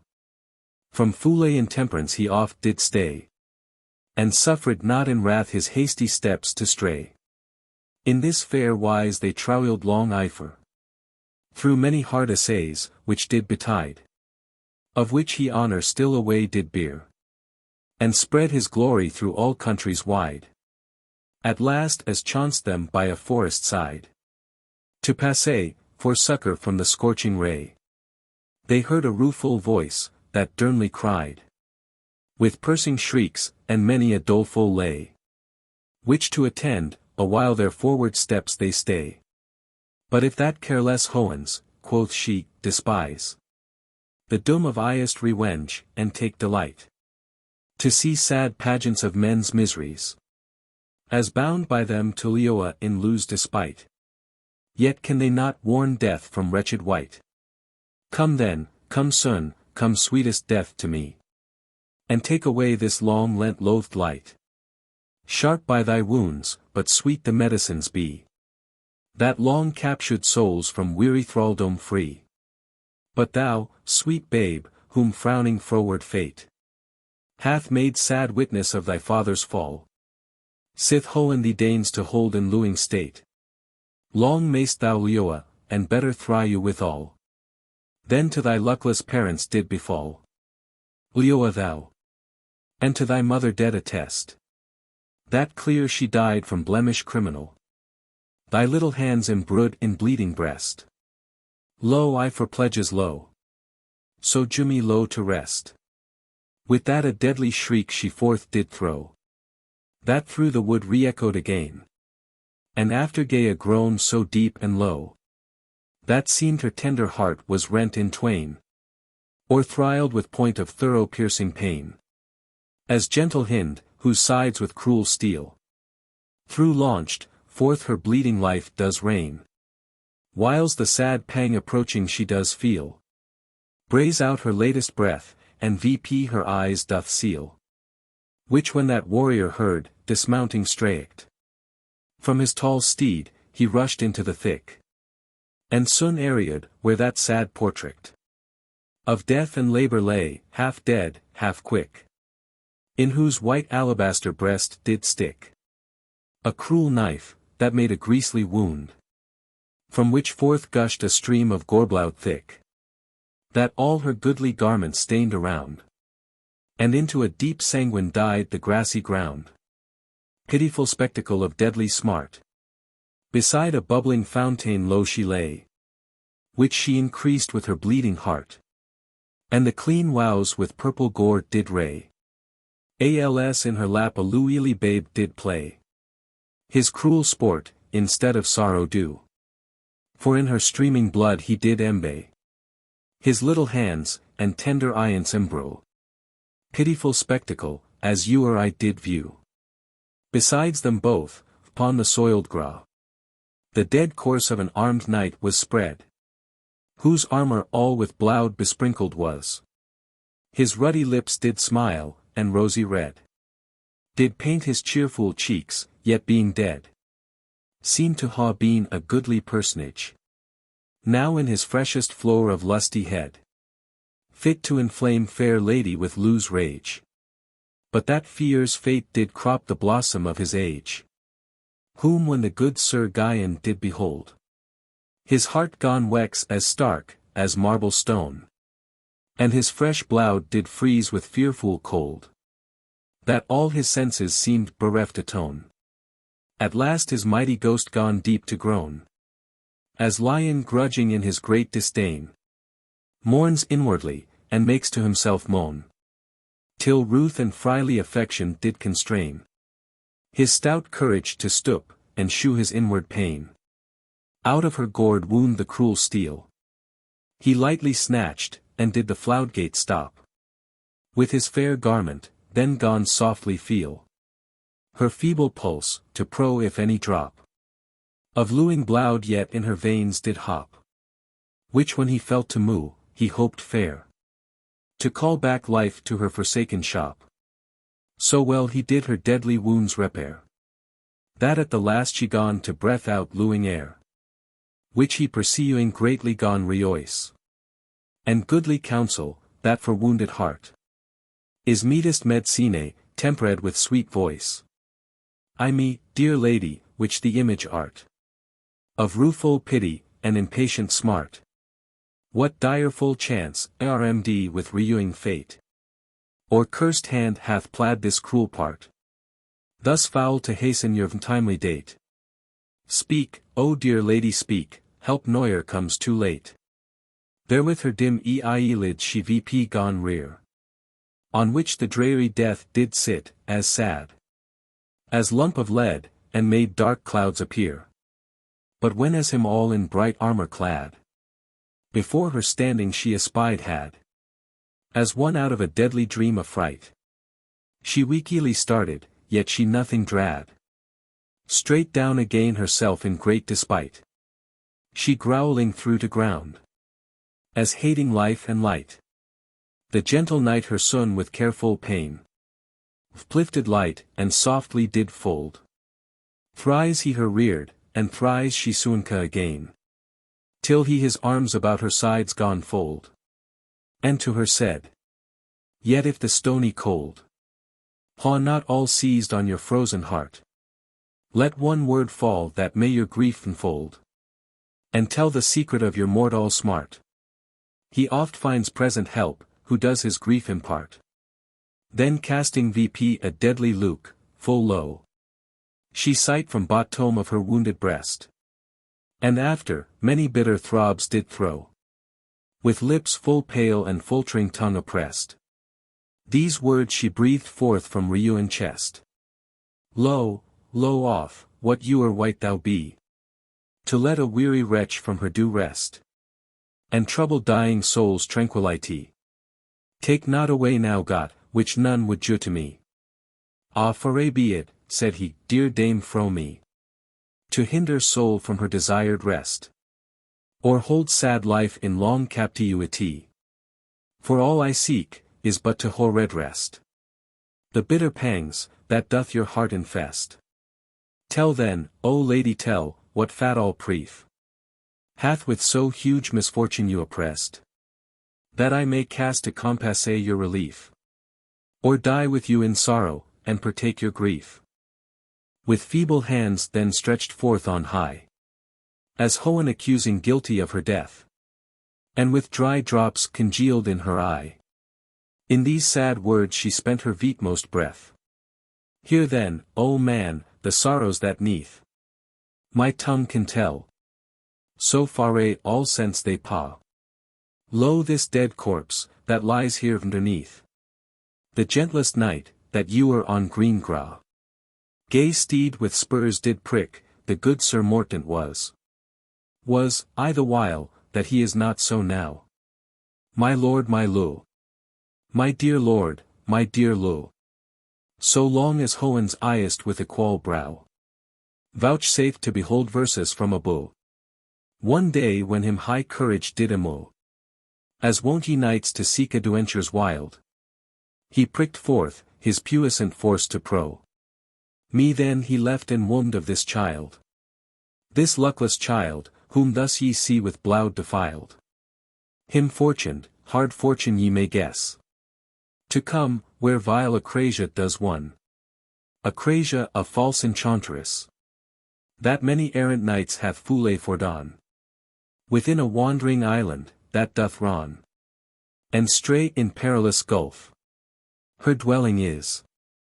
Fair sir, if you are there ye trowel, shun the cursed land where many wend Amos, and know it by the name. It hight the bower of bliss. Her bliss is all in pleasure and delight, wherewith she makes her lowers drunken mad, and then with words and weeds of wondrous might, on them she works her will to vices bad. My lifest lord she thus beguiled had, for he was flesh, all flesh doth frailty breed, whom when I heard to been so ill bestad, weak wretch I wrapped myself in palmer's weed, and cast to seek him forth through donger and great dreed. Now had fair Cynthia by Ewan Torns full measured 3/4 of her year, and thrice 3 times had filed her crooked horns, when as my womb her Berdian would forbear, and bade me call Lucina to me near. Lucina came, a man-child forth I brought. The woods, the nymphs, my bowers, my midwise wear, hard help at need. So dear the babe I bought, whitey not too dear I deemed, while so my dear I sought. Him so I sought, and so at last I found, where him that which had thralled to her will, in shens of lust and lewd desires abound. And so transformed from his former skill, that me he knew not, neither his own isle. Till through wise handling and fair governance, I him recurred to a better will, purged from drugs of foule and temperance. Then means I gone dues for his deliverance, which when the vile enchantress perceived, how that my lord from her I would repry you. With cup thus charmed, him parting she deceived. Sad verse, Dieu death to him that death does Dieu, and loss of lo, to her that lose to Leoa. So soon as Bacchus with the nymphy does link, so parted we and on our irony dry you. Till coming to this well, he stooped to drink. The charm fulfilled, dead suddenly he down did sink. Which when I retch, not one word more she said, but breaking off, the end for want of breath, and sliding soft, as down to sleep her laid, and ended all her woe in quiet death. That seeing good Sir Gvyon, could neath from tears abstain, for grief his heart did great, and from so holy sight his head did wreath, accusing fortune, and too cruel fate, which plunged had fair lady in so wretched state. Then turning to his palmer said, Old sire, behold the image of mortality, and feeble nature clothed with fleshly tire, when raging passion with fierce tyranny robs reason of her due regality, and makes it seruent to her basest part. The strong it weakens with infirmity, and with bold fury arms the weakest heart. The strong through pleasure soonest fallace, the weak through smart. But Temperaunce, said he, with golden squire, betwixt them both can measure out a mean, neither to melt in pleasures what desire, nor fry in heartless grief and doleful teen. Thrice happy man, who fares them both atween. But sit this wretched woman worcome, of anguish, rather than of crime hath been. Reserve her cause to her eternal doom, and in the mean vouchsafe her honorable tomb. Palmer, quoth he, death is an equal doom to good and bad, the common inn of rest. But after death the trial is to come, when best shall be to them, that lewd best. But both alike, when death hath both suppressed. Religious reurance doth bury all teen, which who so wants so much of his rest. For all so great shame after death I ween, as self to dine bad, and buried bad to been. So both agree their bodies to engrow the great earth's womb they open to the sky, and with sad cypress see Meliad embrow. Then cooring with a clod their closed eye, they lay therein those corses tenderly, and bid them sleep in everlasting peace. But ere they did their veatmost obsequy, Sir Gvyon more affection to increase, binemt a sacred vow, which none should I release. The dead knight's sword out of his sheath he drew, with which he cut a lock of all their hair, which meddling with their blood and earth, he threw into the groue, and gone devoutly swear, such and such you'll God on Gvyon rear, and worse young Orphine be thy pain, if I or thou do vengeance do forbear, till guilty bloud her guerdon do obtain. So shedding many tears, they claws the earth again. Canto 2. Babe's bloudy hands may not be cleansed. The face of golden mien, her sister's two extremities, strive her to banish clean. Hus when Sir Gvyon with his faithful guide had with due rites and dolorous lament the end of their sad tragedy tied. The little babe VP in his arms he hent, who with sweet pleasance and bold blandishment gone smile on them, that rather ought to weep, as careless of his woe, or innocent of that was done, that ruth impursed deep in that knight's heart, and wards with bitter tears did steep. Ah luckless babe, born vendor cruel star, and in dead parents' baleful ashes bred. Full little weenest thou, what sorrows are left thee for portion of thy Lolialide. Poor Orphine in the wide world scattered, as budding branch rent from the nashu tree. and thrown forth, till it be withered. Such is the state of men, thus enter we into this life with woe, and end with misery. Then soft himself inclining on his knee, down to that well, did in the water wean. So lo does loath disdainful Chastitie his guilty hands from bloudy gore to clean. He washed them oft and oft, yet not they been, for all his washing cleaner. Still he strow, yet still the little hands were bloudy seen, the which him into great amazement drow, and into diverse doubt his wowering wonder clow. He wist not whether blot of foule offence might not be purged with water nor with bath, or that high God, in lieu of innocence, imprinted had that token of his wrath, to shew how sore bloud guiltiness he had th, or that the charm and venom, which they drunk, their bloud with secret filth infected hath, being diffused through the senseless trunk, that through the great contagion direful deadly stunk. Whom thus at gaze, the palmer gone to board, with goodly reason, and thus fair bespake. Ye been a right hard amadied, gracious Lord, and of your ignorance great meruel make, whiles cause not well conceived ye mistake. But know, that secret virtues are infust in Uri fountain, and in Uri lake, which who hath skill them rightly to haught just, to proof of passing wonders hath full often vsd. Of those some were so from their source endued, by great Dame Nature, from whose fruitful pap their wellhead spring, and are with moisture dood, which feeds each lewing plant with liquid sap, and Fias with Flores fair Flores painted lap. But other some by gift of later grace, or by good prayers, or by other hap, had virtue poured into their water's base, and thenceforth were renowned, and sought from place to place. Such is this well, wrought by occasion strange, which to her nymph befell, upon a day, as she the woods with bough and shafts did wrong, the heartless hind and roebuck to dismay.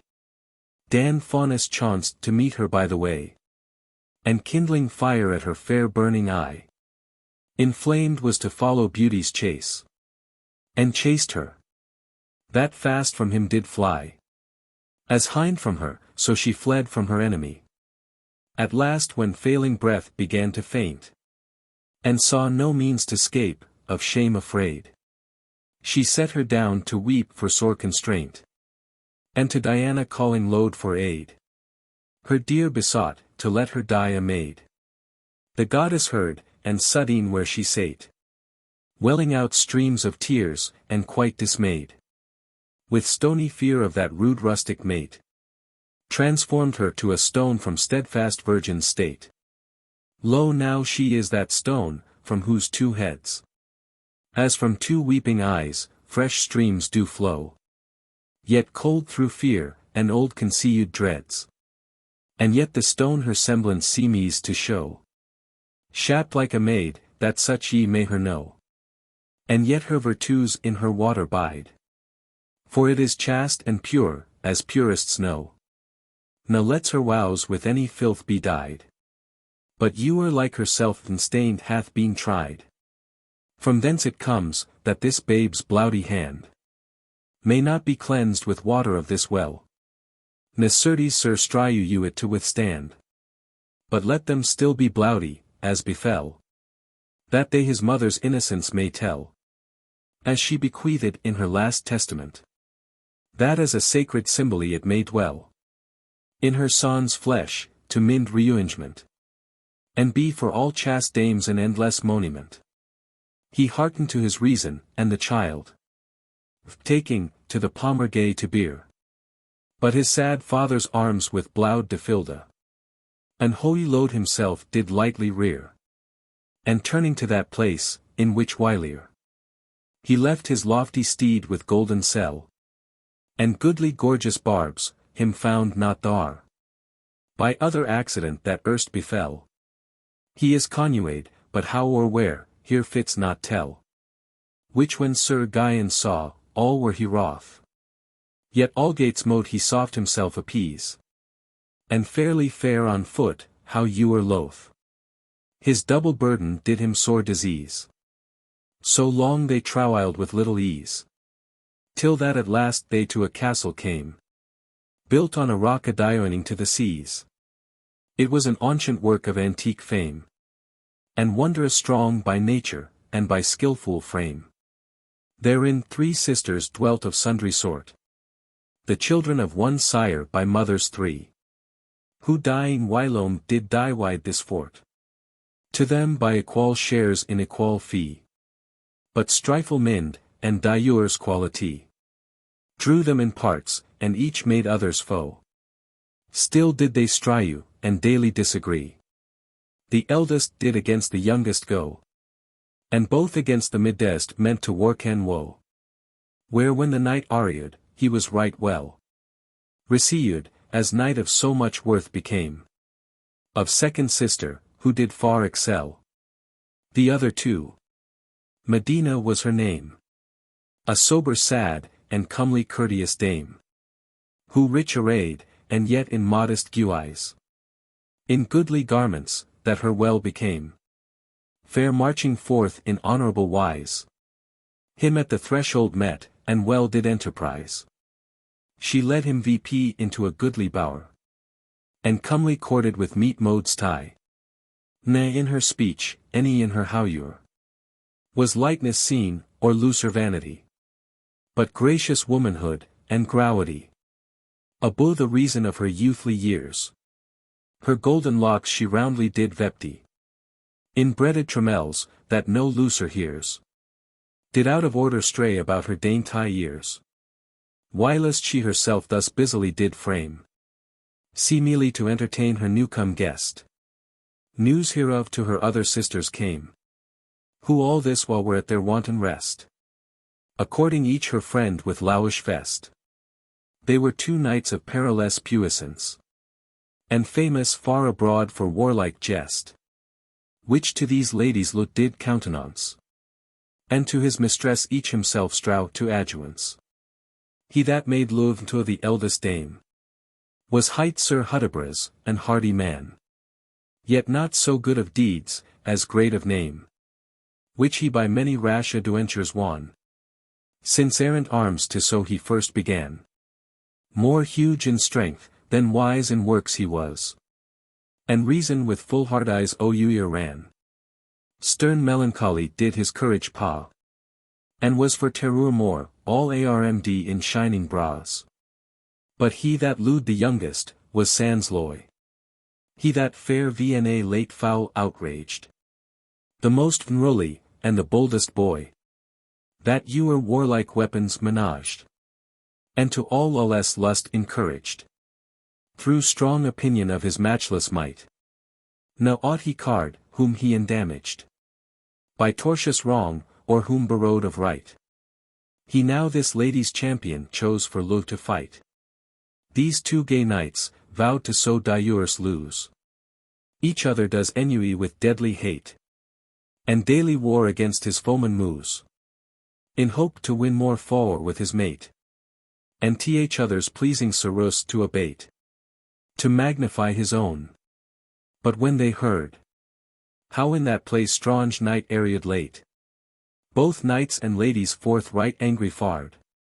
And fiercely to battle stern Themselus prepared. But ere they could proceed to the place where he abode, Themselus at discord fell. And cruel combat ironed in middle space. With horrible assault, and fury fell. They heaped huge strokes, the scorned life to quell. That all on pour from her settled seat. The house was raised, and all that in did dwell. Seemed that loud thunder with amazement great. Did rend the rattling skies with flames of foldering heat. The noise thereof called forth that stronger night. To weet, what dreadful thing was there in hand. Where when as 2 brown knights in bloody fight. With deadly rancour he in wronged fond. His sun-broad shield about his rest he bond. And shining blade unsheathed, with which he ran. Into that stead, their strife to understand. And at his first arrival, them began. With goodly means to pacify, well as he can. But they him spying, both with greedy force. Attance upon him ran, and him beset. With strokes of mortal steel without remorse. And on his shield like iron sledges bet. As when a bear and tiger being met. In cruel fight on Libyc ocean wide. Espy a traveler with feet surbet. Whom they in equal prey hope to divide. They stint their strife, and him assail on every side. But he, not like a weary traveler. Their sharp assault right boldly did rebut. And suffered not their blows to bite him near. But with redoubled buffs them back did put. Whose good mindes, which choler did inglut. Against themselves turning their wrathful spite. Gone with new rage their shields to hew and cut. But still when Gvyon came to part their fight. With holy load on him they freshly gone to smite. As a tall ship tossed in troublous seas. Whom raging winds threatening to make the prey. Of the rough rocks, do dolorously disease. Meets two contrary billows by the way. That her on either side do sore essay. And boast to swallow her in greedy growl. She scorning both their spites, does make wide way.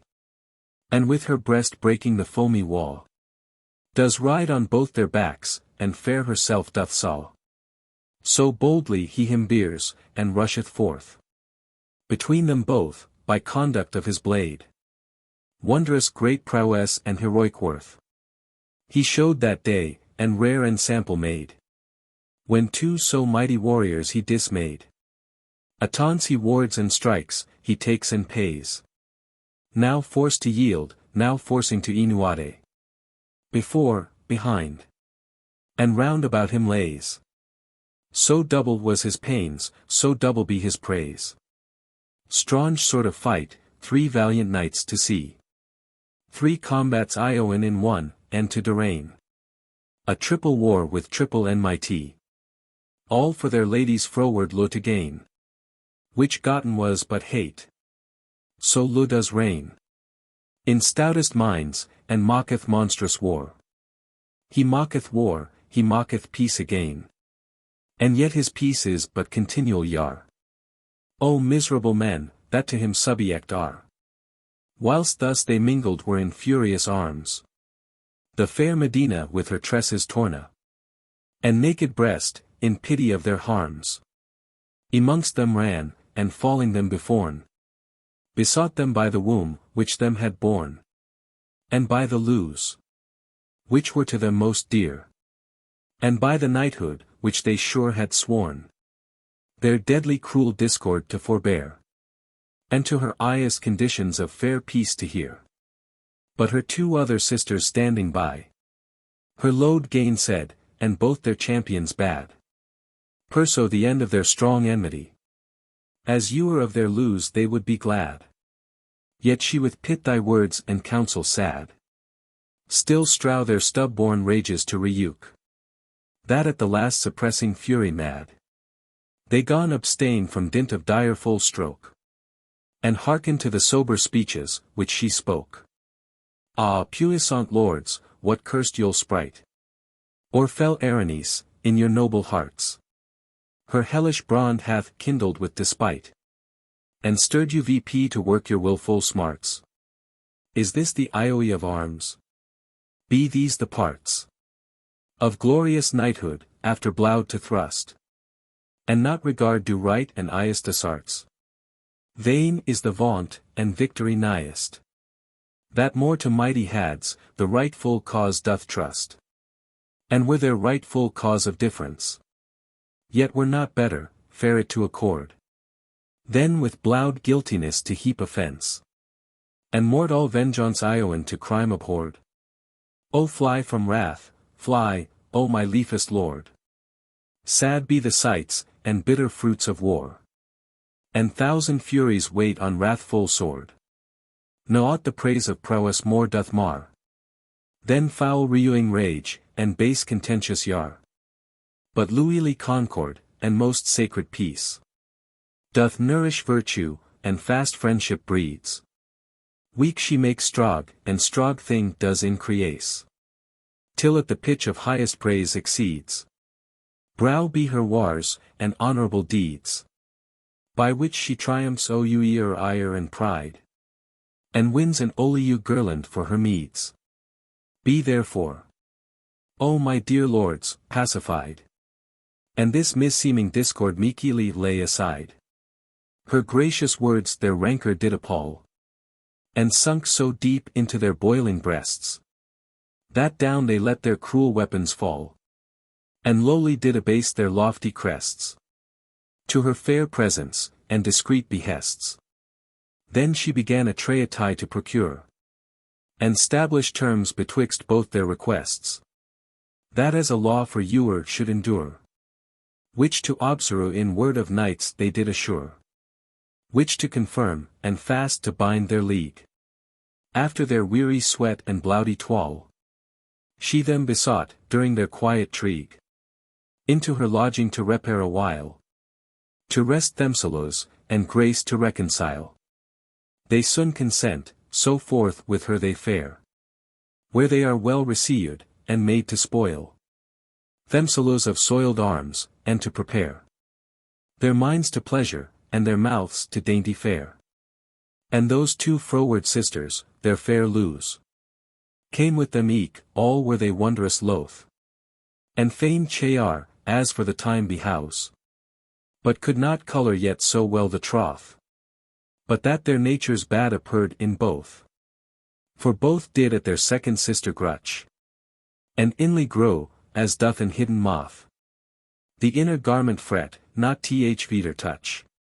One thought their char too little, other thought too much. Elissa, so the eldest height, did deem. Such entertainment base, any aught would eat.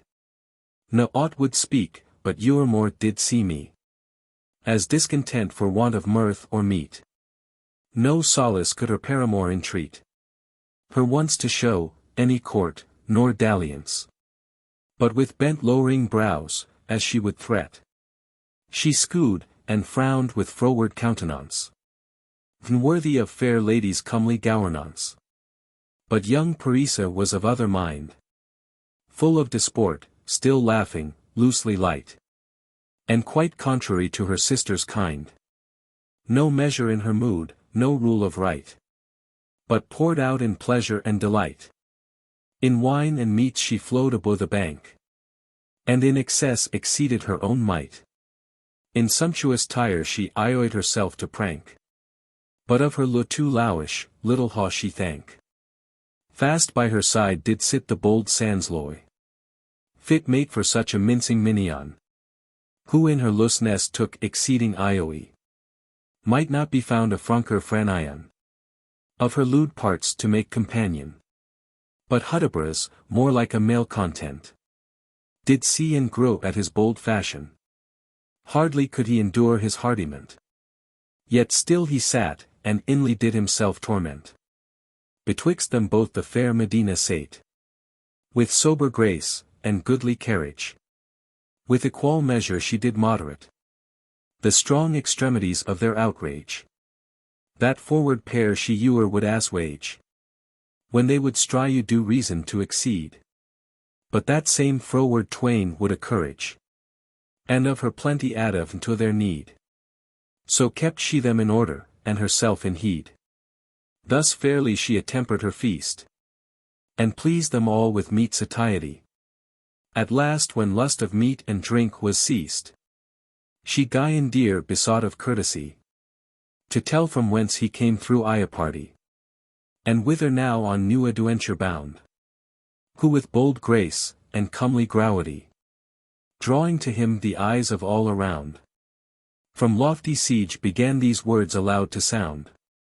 This thy demand, O lady, doth reveal. Fresh memory in me of that great queen. Great and most glorious Virgin Queen Eliu. That with her sovereign power, and sceptre shen. All faerie London does peaceable sustain. In widest ocean she her throne does rear. That o'er all the earth it may be seen. As morning sun her beams dispreading clear. And in her face fair peace, and mercy doth appear. In her the richesse of all humanly grace. In chief degree are heaped vp on high. And all that else this world's enclosure base hath great or glorious in mortal eye, adorns the person of her majesty. That men beholding so great excellence, and rare perfection in mortality, do her adore with sacred reverence, as th idol of her Maker's great magnificence. To her I homage and my sorrows owe, in number of the noblest knights on ground, mongst whom on me she deigned to bestow order of maidenhead, the most renowned, that may this day in all the world be found. And yearly solemn a feast she wants to make, the day that first doth lead the year around, to which all knights of worth and courage bold resort, to hear of strange adventures to be told. There this old palmer shewed himself that day, and to that mighty princess did complain of grievous mischiefs, which a wicked fay had wrought, and many whelmed in deadly pain, whereof he crowed redress. My sovereign, whose glory is in gracious deeds, and I always throughout the world her mercy to maintain. Eftsoons doest redress for such a noise. Me all benefit for so great purpose she employs. Now hath fair Phoebe with her silver face thrice seen the shadows of the nether world. Sith last I left that honorable place, in which her royal presence is entrolled. Newer shall I rest in house nor hold, till I that false Acrasia hall won, of whose foul deeds, too hideous to be told, I witness am, and this their wretched son, whose woeful parents she hath wickedly fordone. Tell on, fair sir, said she, that doleful tale, from which sad ruth does see me you to restrain, that we may pity such venhappy bale, and learn from pleasure's poison to abstain. Ill by ensample good doth often gain. Then forward he his purpose gone perso, and told the story of the mortal pain, which Mordaunt and Amalia did rue, as with lamenting eyes himself did lately view. Night was far spent, and now in ocean deep, Orion, flying fast from hissing snake, his flaming head did hasten for to steep, when of his piteous tale he end did make. Whilst with delight of that he wisely spake, those guests beguiled, did beguile their eyes, of kindly sleep, that did them hour take. At last when they had market the chong skis, they wist their hour was sped, they each to rest him highs. Canto 3. Vain braggadocio getting Gvyons.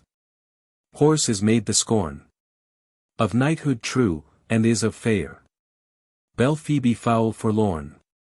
As the morrow fair with purple beams dispersed the shadows of the misty night, and Titan playing on the eastern streams clear the dewy air with springing light.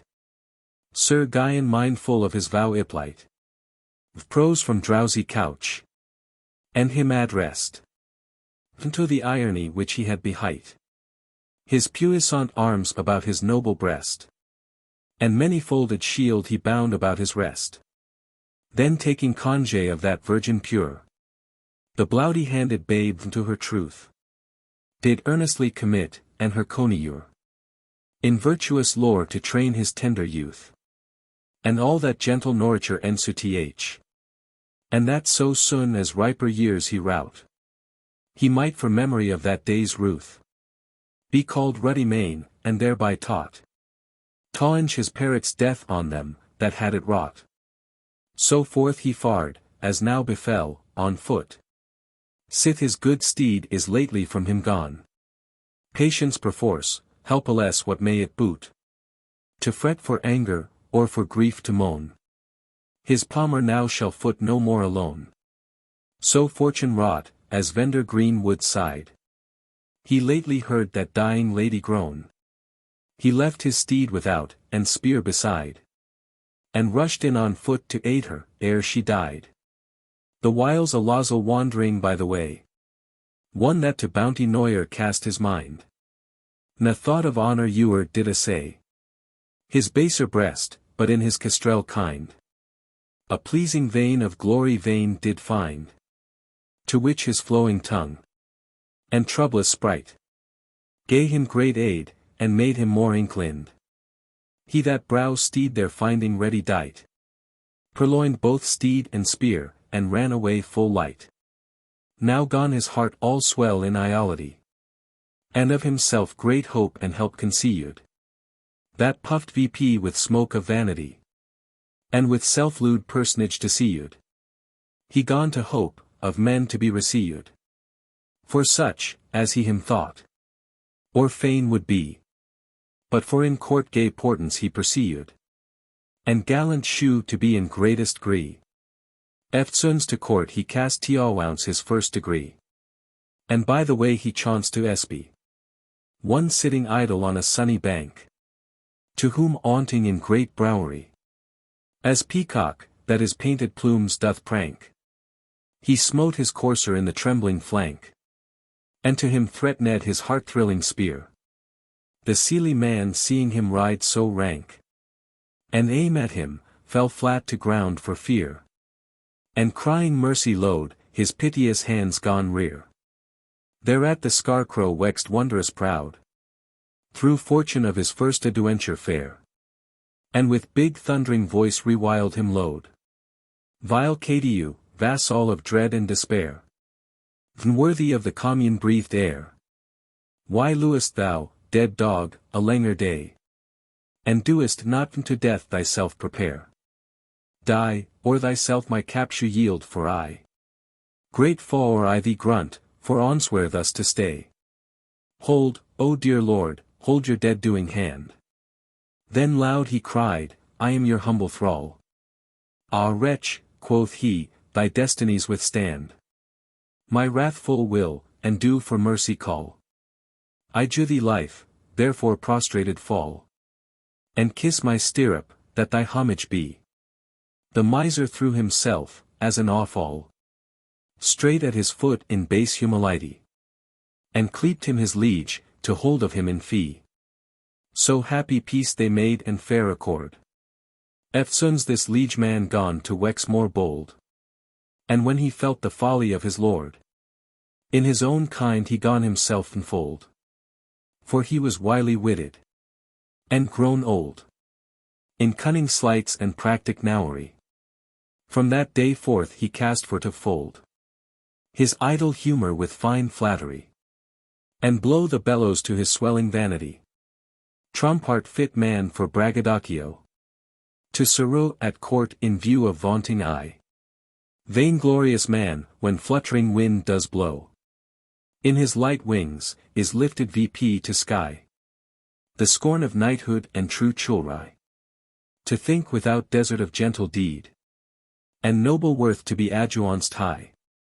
Such praise is shame, but honor virtue's meed, doth bear the fairest floor in honorable seed.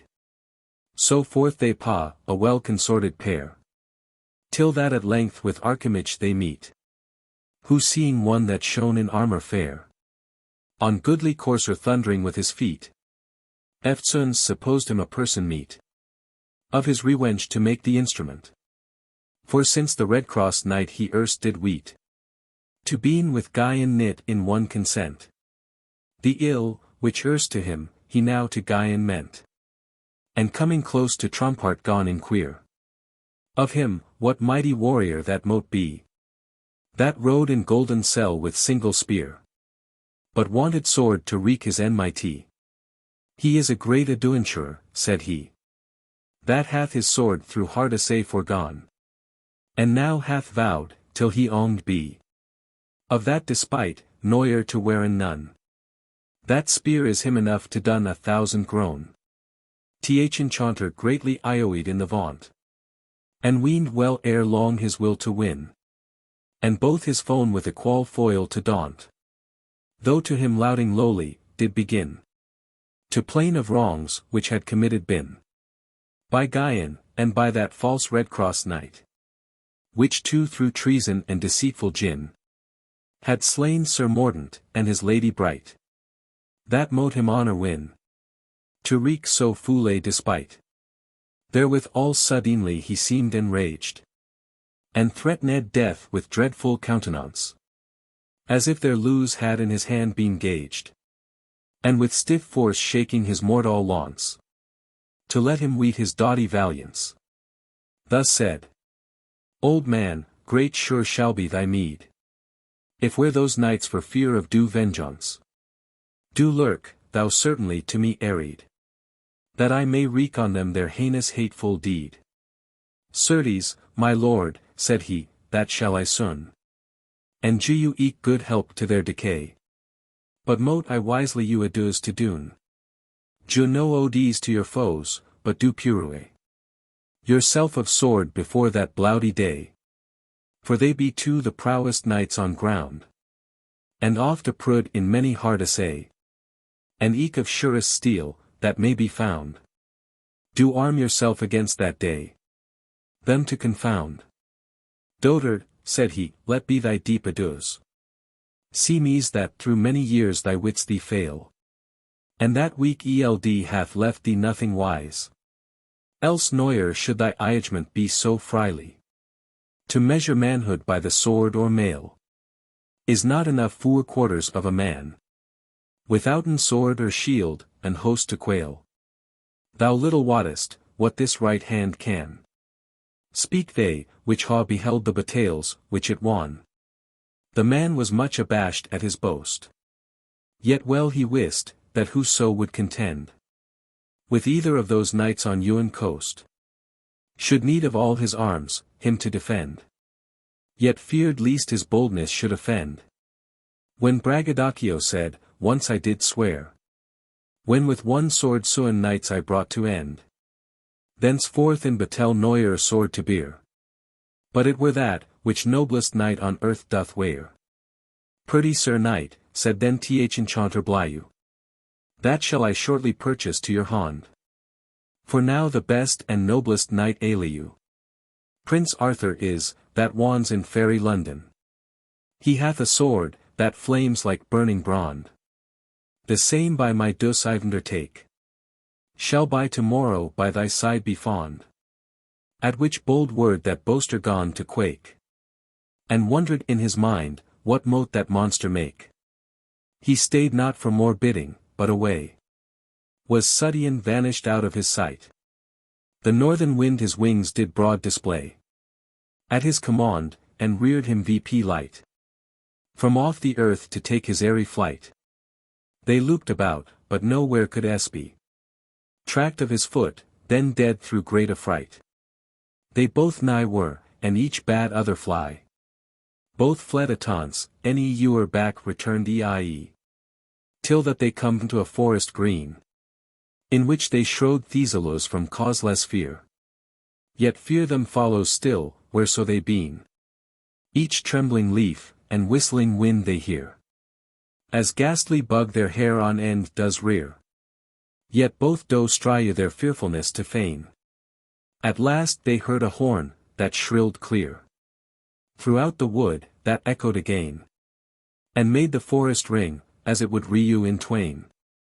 Through the thick they heard one rudely rush, with noise whereof he from his lofty steed down fell to ground, and crept into a bush, to hide his coward head from dying dread. But Trompart stoutly stayed to taken heed of what might hap. Soon there stepped forth a goodly lady clad in hunter's weed, that seemed to be a woman of great worth, and by her stately portance, born of heavenly birth. Her face so fair as flesh it seemed not, but heavenly portrait of bright angels hew, clear as the sky, withouten blame or blot. Through goodly mixture of complexions due, and in her cheeks the vermeil red did shew, like roses in a bed of lilies shed, the which ambrosial odors from them threw, and gazers' sense with double pleasure fed, hable to heal the sick, and to revive the dead. In her fair eyes 2 luing lamps did flame, kindled above at th heavenly maker's light, and darted fiery beams out of the same, so passing percent, and so wondrous bright, that quite borrowed the rash beholder's sight. In them the blinded god his lustful fire to kindle oft essayed, but had no might. For with dread majesty, and awful ire, she broke his wanton darts, and quenched base desire. Her eyrie forehead, full of bounty brow, like a broad table did itself dispread. For lo his lofty triumphs to engrow, and write the battles of his great godhead. All good and honor might therein be read. For there their dwelling was. And when she spake, sweet words, like dropping honey she did shed. And twixt the pearls and Rubens softly break. A silver sound, that heavenly music seemed to make. Upon her eyelids many graces sate. Vendor the shadow of her hewn brows. Working belgards, and amorous retrate. And Uri won her with a grace endows. And Uri won with meekness to her bows. So glorious mirror of celestial grace. And serene monument of mortal vows. How shall Freely pen descry you her heavenly face? For fear through want of skill her bow tie to disgrace. So fair, and thousand times more fair. She seemed, when she presented was to sight. And was icled, for heat of scorching air. All in a silken camus lily white. Purfled upon with many a folded plight. Which Audiobook besprinkled was throughout. With golden aigulets, that glistered bright. Like twinkling stars, and all the skirt about. Was hemmed with golden fringe.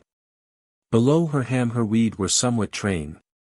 And her straight legs most browly were embailed. In gilden buskins of costly cordwain. All barred with golden bends, which were entailed. With curious antiques, and full fair awmailed. Before they fast ned were vendor her knee. In a rich yule. And therein entrailed. The ends of all their knots, that none might see. How they within their foldings close enwrapped be. Like two fair marble pillars they were seen. Which do the temple of the god support. Whom all the people deck with girlands green.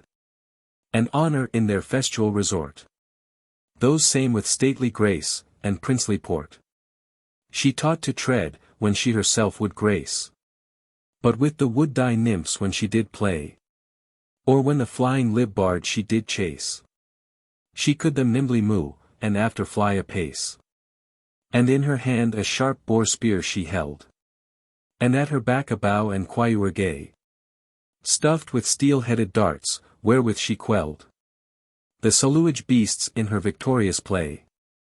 Knit with a golden baldric, which forelay athwart her snowy breast, and did die wide her dainty paps, which like young fruit in May, now little gone to swell, and being tied through her thin weed their places only signified. Her yellow locks crisped, like golden wire, about her shoulders wherein loosely shed. And when the wind amongst them did inspire, they wowed like a pennon wide dispread. And low behind her back were scattered.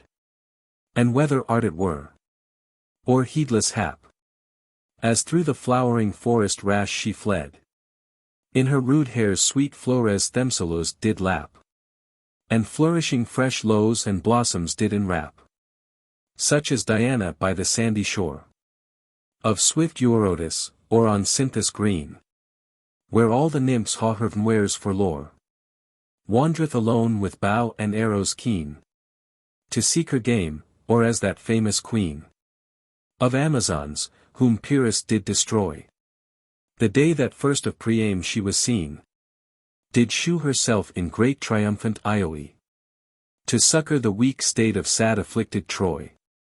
Such when as heartless Trompart her did view, he was dismayed in his coward mind, and doubted, whether he himself should shew, or fly away, or bide alone behind.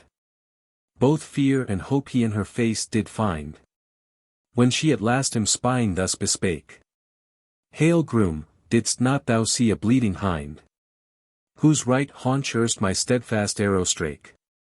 If thou didst, tell me, that I may her hour take. Wherewith reviewed, this answer forth he threw. O goddess, for such I thee take to be. For neither doth thy face terrestrial shew, nor voice sound mortal, I owe to thee. Such wounded beast, as that, I did not see. Sith erst into this forest wild I came. But mote thy goodly head forjewet me. To weet, which of the gods I shall thee name. That unto thee due worship I may rightly frame. To whom she thus. But ere her words ensowed. Unto the bush her eye did sudden glance. In which vain braggadocio was mewed. And saw it stir, she left her pursing launce. And towards gone a deadly shaft adjuance. In mind to mark the beast. At which sad store. Trompart forth stepped, to stay the mortal chance. Out crying, O what your humanly power. Or earthly wight thou be, withhold this deadly hour. O stay thy hand, for yonder is no game. For thy fierce arrows, them to exercise. But lo my lord, my liege, whose warlike name is Faerie renowned through many bold emprise. And now in shade he shrouded yonder lies. She stayed, with that he crawled out of his nest. Forth creeping on his cadeu hands and thighs. And standing stoutly VP, his lofty crest. Did fiercely shake, and rouse, as coming late from rest. As fearful fowl, that long in secret caw. For dread of soaring Hauke herself hath hid. Not caring how, her silly life to saw. She her gay painted plumes disordered. Seeing at last herself from donger rid. Peeps forth. And soon renews her nashu pride. She gins her feathers foule disfigured. Proudly to prune, and set on Uri side. So shakes off shame, and thinks how erst she did her hide. So when her goodly visage he beheld. He gone himself to vaunt, but when he viewed those deadly tools, which in her hand she held. Soon into other fits he was transmued. Till she to him her gracious speech renewed. All highly, Sir Knight, and well may thee befall. As all the like, which honor ha persuade.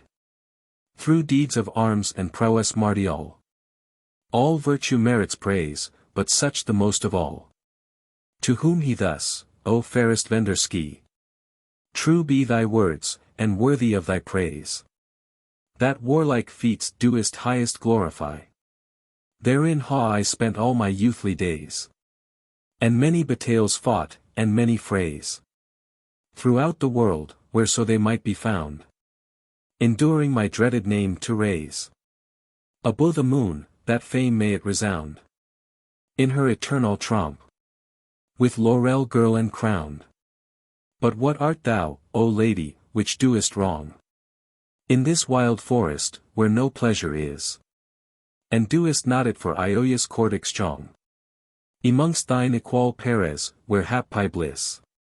And all delight does reign, much more than this. There thou mayst low, and dearly lewd be. And swim in pleasure, which thou here doest miss. There mayst thou best be seen, and best mayst see. The wood is fit for beasts, the court is fit for thee. Whoso in pomp of proud estate, quoth she, does swim, and bathes himself in courtly bliss. Does waste his days in dark obscurity. And in oblivion ewer buried is. Where ease abounds, whites eth to do amos. But who his limbs with labors, and his mind behus with cares, cannot so easy miss. Abroad in arms, at home in studious kind. Who seeks with painful toil, shall honor soonest find. In woods, in wows, in wars she wants to dwell. And will be found with peril and with pain. Ne can the man, that molds an idle cell. Into her happy mansion attain. Before her gate high God did sweat ordain. And wakeful watches ewer to abide. But easy is the way, and passage plain. To pleasure's palace. It may soon be spied. And day and night her doors to all stand open wide. In prince's court, the rest she would ha said. But that the foolish man, filed with delight. Of her sweet words, that all his sense dismayed. And with her wondrous bowtie rawished quite. Gone burn in filthy lust, and leaping light. Thought in his bastard arms her to embrace. With that she swearing back, her yowlin bright. Against him bent, and fiercely did menace. So turned her about, and fled away apace. Which when the peasant saw, amazed he stood.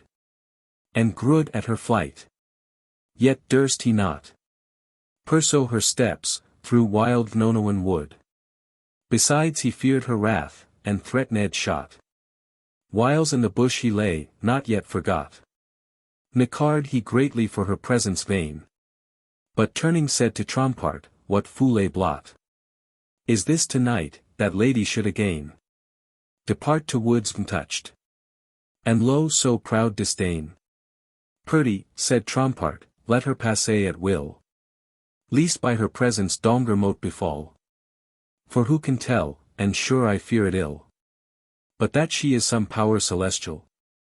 For while she spake, her great words did appall my feeble courage, and my heart oppress. That yet I quake and tremble o you ear all. And I, said Braggadocio, thought no less. When first I heard her horn sound with such ghastliness. For from my mother's womb this grace I haw. Me joined by eternal destiny. That earthly thing may not my courage brow dismay with fear, or cause one foot to fly. But either hellish fiends, or power as on high. Which was the cause? When erst that horn I heard, weening it had been thunder in the sky, I hid myself from it, as one afeared. But when I other knew, myself I boldly reared. But now for fear of worse, that may betide, let verses soon hence depart. They soon agree. So to his steed he got, and gone to ride. As one venfit therefore, that all might see. He had not trained ben in chulry. Which well that valiant courser did discern. For he despised to tread in due degree. But chaffed and foamed, with courage fierce and stern. And to be eased of that base burden still did earn. Canto 4. Gvyon does furor bind in shens. And stops occasion. Deluers fedden, and therefore. By strife is railed upon. In brow pursuit of honorable deed. There is I know not what great difference. Between the vulgar and the noble seed. Which to things of valorous pretense. Seems to be borne by nature influence. As feats of arms, and lo to entertain. But chiefly skill to ride, seems a science. Proper to gentle bloud, some others feign. To menage steeds, as did this vaunter, but in vain. But he the rightful owner of that steed. Who well could menage and subdue his pride. The whiles on foot was forced for to yeed. With that black palmer, his most trusty guide. Who suffered not his wandering feet to slide. But when strong passion, or weak fleshliness, would from the right way seek to draw him wide, he would through temperance and steadfastness teach him the weak to strengthen, and the strong suppress. It fortuned forth faring on his way. He saw from far, or seemed for to see, some troublous uproar or contentious fray. Whereto he drew in hasted to agree. A mad man, or that feigned mad to be, drew by the hair along upon the ground. A handsome stripling with great cruelty, whom sore he bet, and gored with many a wound. That cheeks with tears, and sides with blood did all abound. And him behind, a wicked hag did stalk. In ragged robes, and filthy disarray. Her other leg was lame, that she no te walk. But on a staff her feeble steps did stay. Her locks, that loathly were and hoary grey, grew all afore, and loosely hung rolled. But all behind was bald, and worn away, that none thereof could ewer taken hold. And eke her face ill formed, full of wrinkles old. And ewer as she went, her tongue did walk in foule reproch, and terms of vile despite. prooking him by her outrageous talka. To heap more vengeance on that wretched wight. Sometimes she rout him stones, wherewith to smite. Sometimes her staff, though it her one leg were. Withouten which she could not go prite. Ne any ill means she did forbear. That might him move to wrath, and indignation rear. The noble Gvyon mowed with great remorse. Approaching, first the hag did thrust away. And after adding more impetuous force. His mighty hands did on the madman lay. And plucked him back. Who all on fire straightway. Against him turning all his fell intent. With beastly brutish rage gone him assay. And smote, and bit, and kicked, and scratched, and rent. And did he wist not what in his arrangement. And sure he was a man of mickle might. Had he had gernance, it well to guide. But when the frantic fit inflamed his sprite. His force was vain, and strook more often wide. Then at the aimed mark. Which he had eyed. And oft himself he chanced to hurt wares.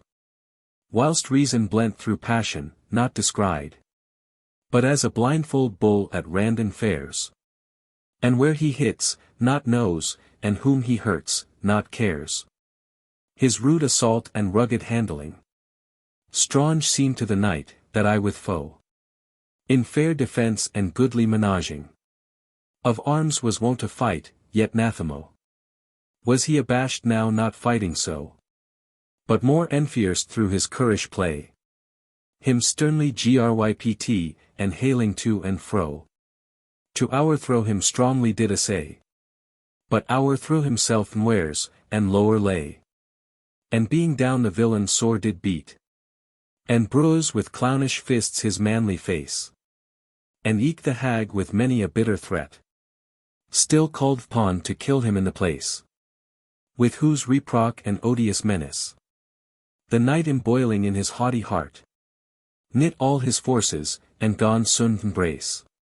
His grasping hold, so lightly did vepstart. And drew his deadly weapon, to maintain his part. Which when the palmer saw, he loudly cried. Not so, O Gvyon, nor think that so. That monster can be mastered or destroyed. He is not, he is not such a foe. As steel can wound, or strength can o'erthrow. That same is furor, cursed cruel wight. That to knighthood works much shame and woe. And that same hag, his aged mother, hight. Occasion, the root of all wrath and despite. With her, whoso will raging furor tame. Must first begin, and well her manage. First her restrain from her reproachful blame. And ill means, with which she doth enrage.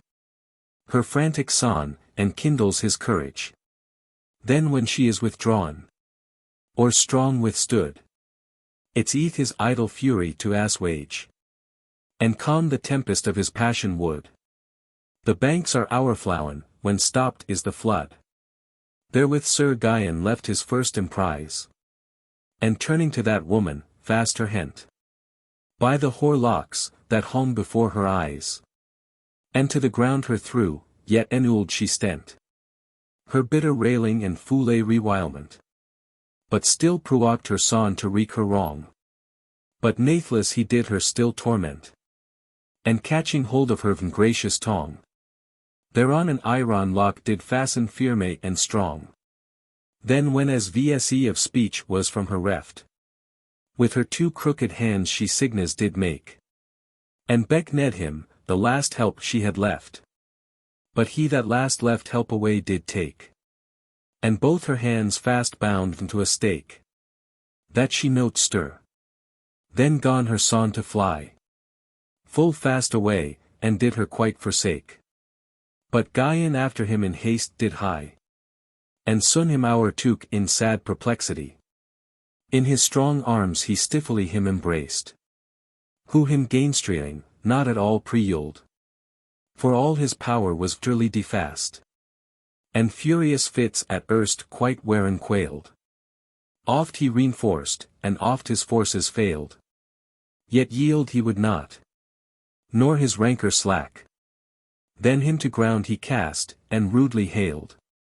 And both his hands fast bound behind his back. And both his feet in fetters to an iron racka. With 100 iron shens he did him bind. And 100 knots that did him sore constrain. Yet his great iron teeth he still did grind.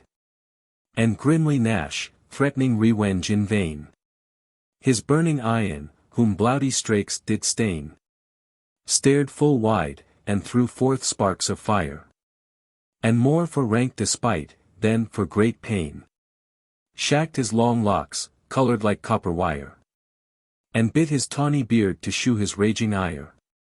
Thus when as Gvyon furor had captured, turning about he saw that wretched squire, whom that mad man of life nigh late deprived, lying on ground, all soiled with bloud and mire. Whom when as he proceeded to respire, he gone to comfort, and his wounds to dress. Being at last recurred, he gone inquire, what hard mishap him brought to such distress, and made that cautious thrall, the thrall of wretchedness.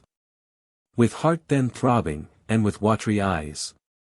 Fair sir, quoth he, what man can shun the hap that hidden lies and wears him to surprise? Misfortune waits adjuvantage to entrap the man most wary in her whelming lap.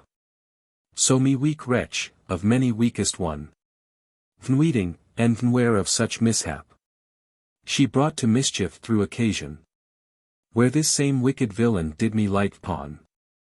It was a faithless squire, that was the source of all my sorrow, and of these sad tears, with whom from tender dug of commune Norse, attance I was brought, and eft when years more ripe versus reason lent to chose our pairs. Our cellus in league of vowed lo we knit, in which we long time without jealous fears, or faulty thoughts continued, as was fit. And for my part one vow, dissembled not a whit. It was my fortune commune to that age, to lure a lady fair of great degree, the which was born of noble parentage, and set in highest seat of dignity, yet seemed no less to lure, than lewd to be. Long I her serewed, and found her faithful still. Ne ewer thing could cause versus disagree. Lo that two hearts makes one, makes eke one will. Each strow to please, and others' pleasure to fulfill.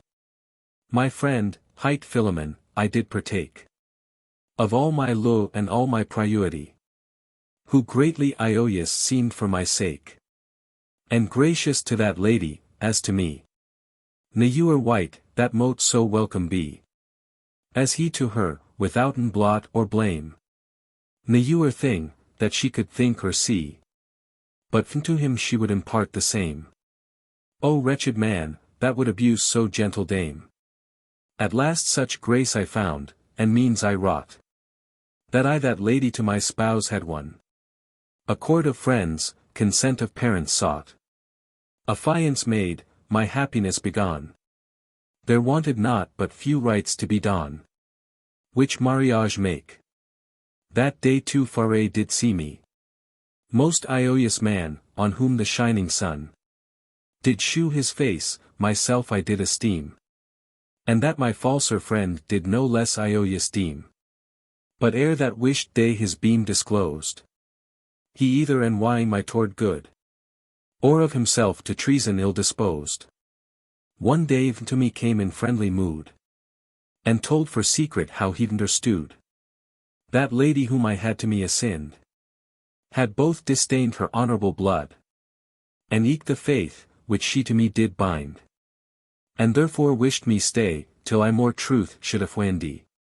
The gnawing anguish and sharp jealousy, which his sad speech infixed in my breast, rankled so sore, and festred inwardly, that my ingrieved mind could find no rest, till that the truth thereof I did outrest, and him besought by that same sacred band, betwixt verses both, to counsel me the best. He then with solemn oath and plighted hand, assured, ere long the truth to let me understand. Ere long with like again he bored me, saying, he now had bolt all the flower. And that it was a groom of base degree. Which of my lo was partner paramour. Who veest in a darksome inner bower. Her off to meet, which better to appro. He promised to bring me at that hour. When I should see, that would me nearer moo. And dry ye me to withdraw my blind abused lo. This graceless man for furtherance of his guile. Did court the handmaid of my lady dear. Who glad t'embosome his affection vile. Did all she might, more pleasing to appear. One day to work her to his will more near. He wooed her thus, prying, so she hight. What great despite doth fortune to thee bear? Thus lowly to abase thy bowtie bright.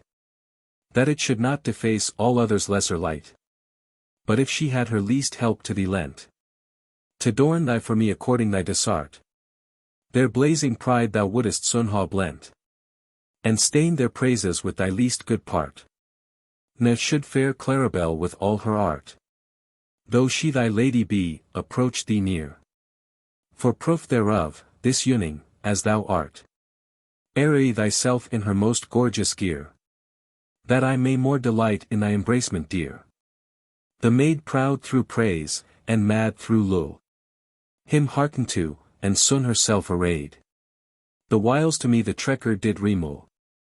His crafty engen, and as he had said. Me leading, in a secret corner laid. The sad spectator of my tragedy. Where left, he went, and his own false part played. Disguised like that groom of base degree. Whom he had feigned abuser of my lo to be. Eftsoons he came to a appointed place. And with him brought Preen, rich arrayed. In Claribel's clothes. Her proper face. I not discerned in that darksome shade. But weened it was my lo, with whom he played. Ah God, what horror and tormenting grief. My heart, my hands, mine eyes, and all assayed. Me liefer were 10,000 deaths brief. Then wound of jealous worm, and shame of such reprieve. I home returning, fraught with foul despite. And chawing vengeance all the way I went. Soon as my loathed lo appeared in sight. With wrathful hand I slew her innocent. That after soon I dearly did lament. For when the cause of that outrageous deed demanded, I made plain and evident. Her faulty handmaid, which that bale did breed. Confessed, how Philemon her wrought to change her weed. Which when I heard, with horrible affright. And hellish fury all enragged, I sought. Upon myself that vengeable despite. To punish, yet it better first I thought. To wreak my wrath on him, that first it wrought. To Philemon, false fautor Philemon. I cast to pay, that I so dearly bought. Of deadly drugs I gave him drink anon. And washed away his guilt with guilty potion. Thus heaping crime on crime, and grief on grief. To loss of lo adjoining loss of friend. I meant to purge both with a third mischief. And in my woes beginner it to end. That was Priene. She did first offend. She last should smart, with which cruel intent. When I at her my murderous blade did bend. She fled away with ghastly dreriment. And I pursuing my fell purpose, after went. Fear gave her wings, and rage enforced my flight. Through woods and plains so long I did her chase. Till this mad man, whom your victorious might hath now fast bound, me met in middle space. As I her, so he me pursued apace. And shortly hour took, I breathing yire. Sore chafed at my stay in such a case. And with my heat kindled his cruel fire. Which kindled once, his mother did more rage inspire.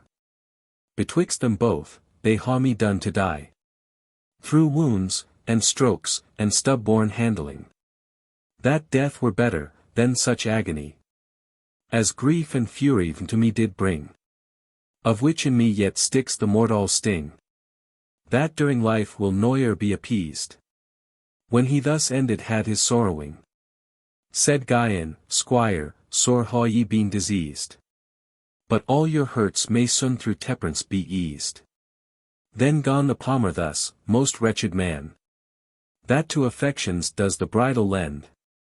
In their beginning they are weak and wan, but soon through sufferance grow to fearful end. Whiles they are weak betimes with them contend. For when they once to perfect strength do grow, strong wars they make, and cruel battery bend. Gainst fort of reason, it to overthrow. Wrath, jealousy, grief, lo this squire ha laid thus low. Wrath, jealousy, grief, lo do thus expel. Wrath is a fire, and jealousy a weed. Grief is a flood, and lo a monster fell. The fire of sparks, the weed of little seed. The flood of drops, the monster filth did breed. But sparks, seed, drops, and filth do thus delay. The sparks soon quench, the springing seed outweed. The drops dry vp, and filth wipe clean away. So shall wrath, jealousy, grief, lo die and decay. Unlucky squire, said Gvyon, sit thou hast fallen into mischief through intemperance. Henceforth take heed of that thou now hast passed, and guide thy ways with wary governance. Least worse betide thee by some later chance. But read how art thou nommed, and of what kin. Fedden I height, quoth he, and do adjuance. Mine ancestry from famous Corridin, who first to raise our house to honor did begin. Thus as he spake, lo far away they spied a varlet running towards hastily, whose flying feet so fast their way applied, that round about a cloud of dust did fly, which mingled all with sweat, did dim his eye. He soon approached, panting, breathless, what? And all so soiled, that none could him descry. His countenance was bold, and bashed not. For Gvyon's looks, but scornful eyeglance at him shot. Behind his back he bore a brazen shield, on which was drawn fair, in colours fit, a flaming fire in midst of bloody field. And round about the wreath this word was writ: Burnt I do burn. Right well beseemed it to be the shield of some redoubt knight. And in his hand 2 darts exceeding flit, and deadly sharp he held, whose heads were dight in poison and in bloud, of malice and despite. When he in presence came, to Gvyon first, he boldly spake, Sir Knight, if knight thou be, abandon this forestalled place at erst. For fear of further harm, I counsel thee, or bide the chance at thine own ioperty. The knight at his great boldness wondered, and though he scorned his idle vanity, yet mildly him to purpose answered. For not to grow of naught he it conjectured. Varlet, this place most due to me I deem, yielded by him, that held it forcibly. But whence should come that harm, which thou doest see me to threat to him, that minds his chance by? Purdy, said he, here comes, and is hard by, a knight of wondrous power, and great essay, that noyer yet encountered enemy, but did him deadly daunt, or foul dismay. Now thou for better hope, if thou his presence stay. How hight he then, said Gvyon, and from whence? Pericles is his name, renowned Faerie, for his bold feats and hardy confidence. Full oft approved in many a cruel war. The brother of Simicles, both which are the sons of old Acrates and Despite. Acrates son of Phlegeton and Yar. But Phlegeton is son of Herebus and Night. But Herebus son of Eternity is Height. So from immortal race he does proceed, that mortal hands may not withstand his might. Drad for his daring do, and bloudy deed. For all in bloud and spoil is his delight. His am I oughtn, his in wrong and right. That matter make for him to work upon, and stir him vp to strife and cruel fight. Fly therefore, fly this fearful stead anon, lest thy foolhard eyes work thy sad confusion. His be that care, whom most it doth concern. Said he, but whither with such hasty flight? Art thou now bound? For well mote I discern great cause, that carries thee so swift and light. My lord, quoth he, me sent, and straight behight, to seek occasion, whereso she be. For he is all disposed to blouty fight, and breathes out wrath and heinous cruelty. Hard is his hap, that first fouls in his eye a party. Mad man, said then the palmer, that does seek occasion to wrath, and cause of strife. She comes unsought, and shunned follows eke. Happy, who can abstain, when rancor rife kindles revenge, and threats his rusty knife. Woe noyer wants, where ury cause is caught, and rash occasion makes unquiet life. Then lo, where bound she sits, who thou hast sought. Said Gvyon, let that message to thy lord be brought. That when the varlet heard and saw, straightway he waxed wondrous wroth, and said, vile knight, that knights and knighthood doest with shame bray, and shouldst thn saple of thy childish might, with silly weak old woman thus to fight. Great glory and gay spoil sure hast thou got, and stoutly proud thy puissance here in sight. That shall Pericles well requite, I wot, and with thy bloud abolish so reproachful blot. With that one of his thrillant darts he threw, headed with ire and vengeable despite. The quiring steel his aimed end well knew, and to his breast itself intended right. But he was wary, and ere it impite, in the meant mark, adjuranced his shield atween, on which it seizing, no way enter might, but back rebounding, left the forkhead keen. Eftsoons he fled away, and might nowhere be seen. Canto 5. Pericles does with Gvyon fight, and furors chain Venbines, of whom sore hurt, for his revenge, Aughton Simicles finds. Ho Ewart doth to Temperaunce apply his steadfast life, and all his actions frame. Trust me, shall find no greater enemy than stub-born perturbation, to the same. To which right well the wise do due that name. For it the goodly peace of staid Mindes does o'erthrow, and troublous war proclaim. His own woes author, who so bound it finds, as did Pericles, and it wilfully Venbines.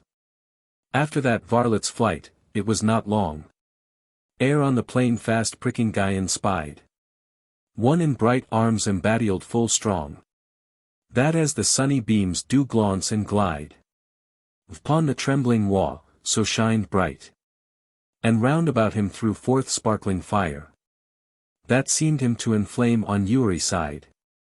His steed was bloudy red, and foamed ire, when with the maestring spur he did him roughly stire. Approaching nigh, he noyer stayed to greet, ne chaffer words, proud courage to provoke, but pricked so fierce, that underneath his feet the smouldering dust did round about him smoke.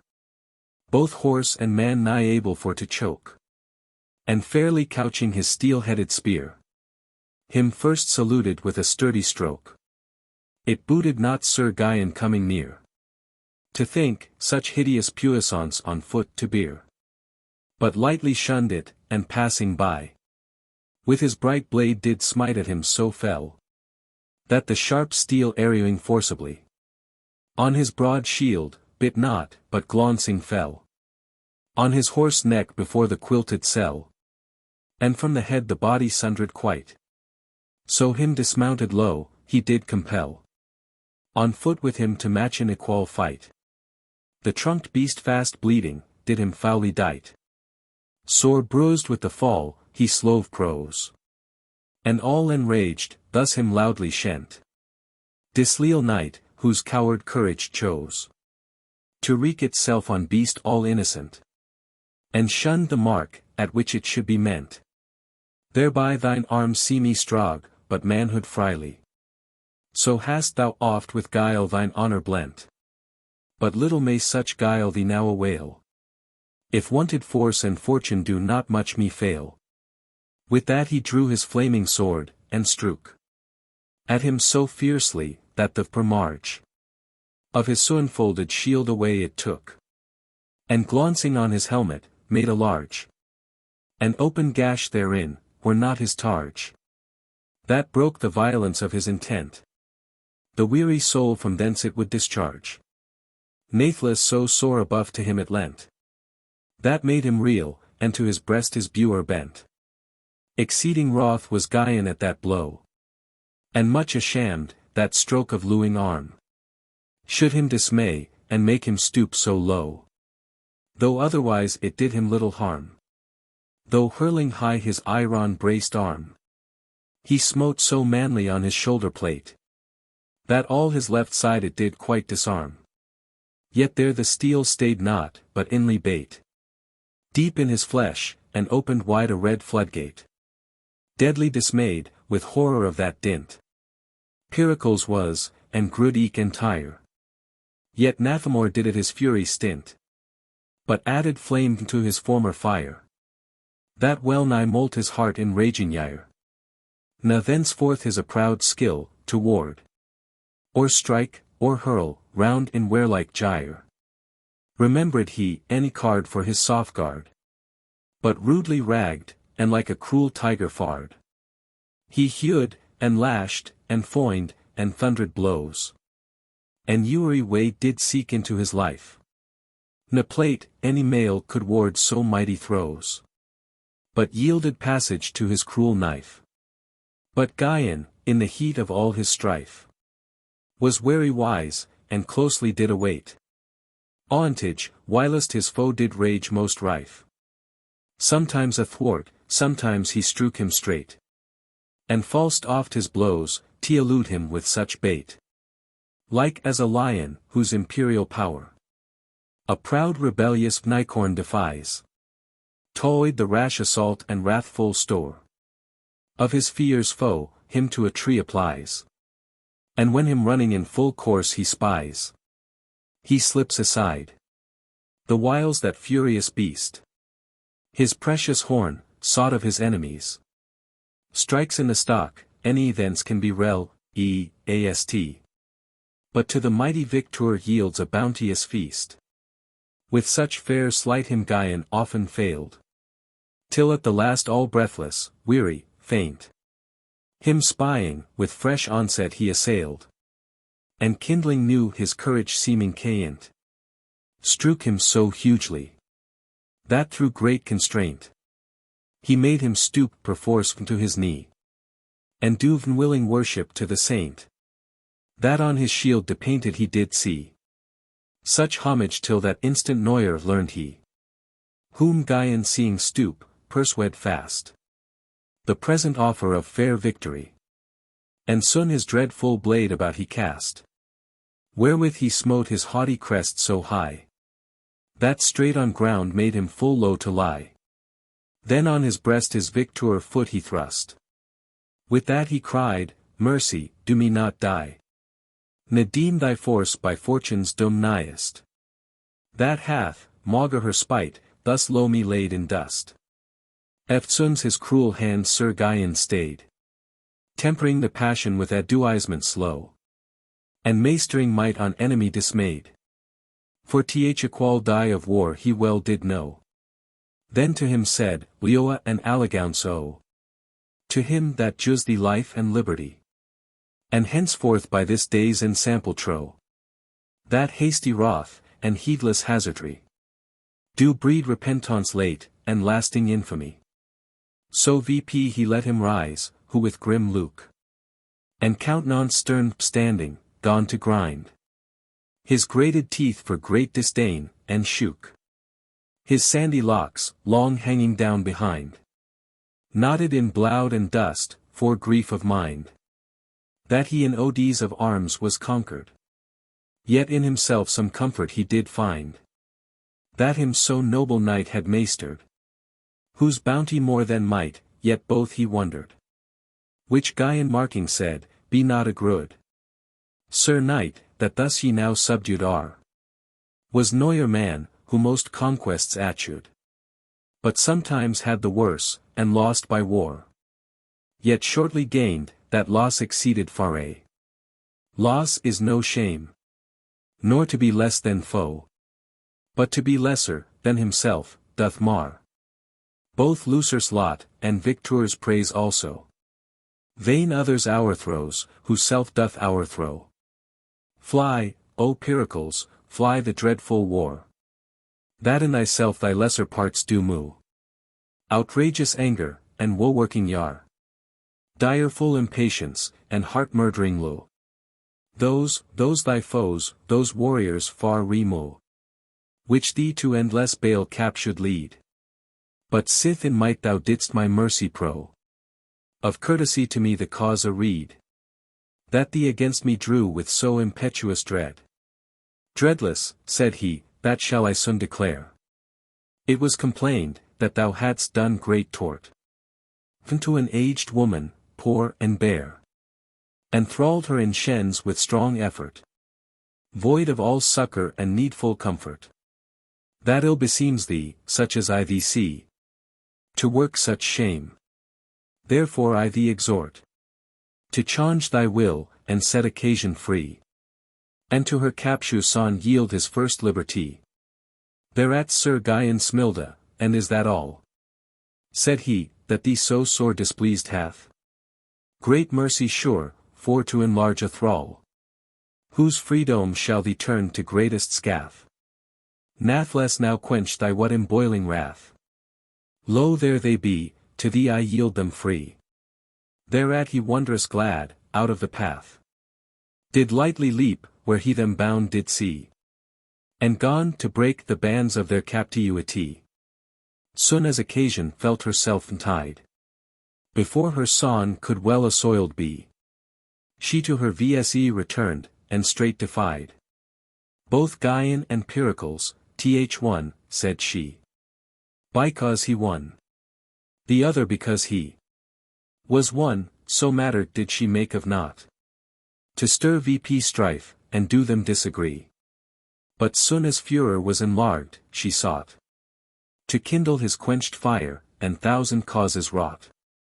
It was not long, ere she inflamed him so, that he would algates with Pericles fight, and his redeemer calinged for his foe, because he had not well maintained his right, but yielded had to that same stronger knight. Now gone Pericles wex as would, as he, and him affronted with impatient might. So both together fears engrasped be. Whiles Gvyon standing by, their vencuth strife does see him all that while occasion did provoke against Pericles, and new matter framed upon the old, him stirring to be roke of his late wrongs, in which she oft him blamed, for suffering such abuse, as knighthood shamed, and him disabled quite. But he was wise, no would with vain occasions be inflamed. Yet others she more virgent did does. Yet nothing could him to impatience entice. Their fell contention still increased more, and more thereby increased furor's might, that he his foe has hurt, and wounded sore, and him in bloud and dit deformed quite. His mother eke, more to augment his spite, now brought to him a flaming fire brand, which she in Stygian lake, burning bright, had kindled, that she gay into his hand. That armd with fire, more hardly he mote him withstod. Though gone that villain wex so fierce and strong, that nothing might sustain his furious force. He cast him down to ground, and all along drew him through dit and mire without remorse, and foully battered his comely course. That Gvyon much disdained so loathly sight. At last he was compelled to cry perforce, "Help, O Sir Gvyon, help most noble knight, to rid a wretched man from hands of hellish wight." The knight was greatly moved at his plaint, and gone him dight to succor his distress, till that the palmer, by his growl restraint, him stayed from yielding pitiful redress, and said, "Dear son, thy cause less ruth repress. Now let thy stout heart melt in pity vain. He that his sorrow sought through wilfulness, and his foe fettered would release again, desirous to taste his folly's fruit, repented pain." Gvyon obeyed, so him away he drew. From needless trouble of renewing fight. Already fought, his voyage to Perso. But rash Pericles varlet, Auten height. When late he saw his lord in hoy plight. Vender Sir Gvyon's puissant stroke to fall. Him deeming dead, as then he seemed in sight. Fled fast away, to tell his funeral. Unto his brother. Whom Cymical's men did call. He was a man of rare redoubt might.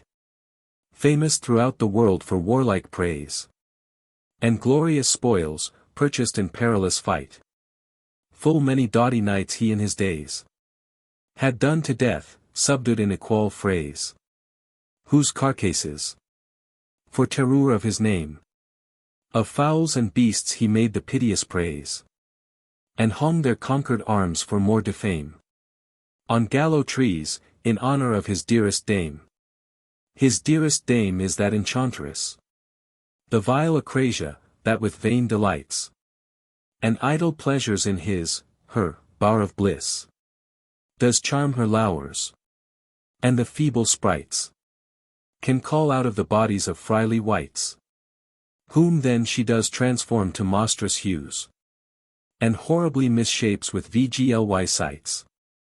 Captured eternally in iron muse. And darksome dens, where tighten his face noyer shoes.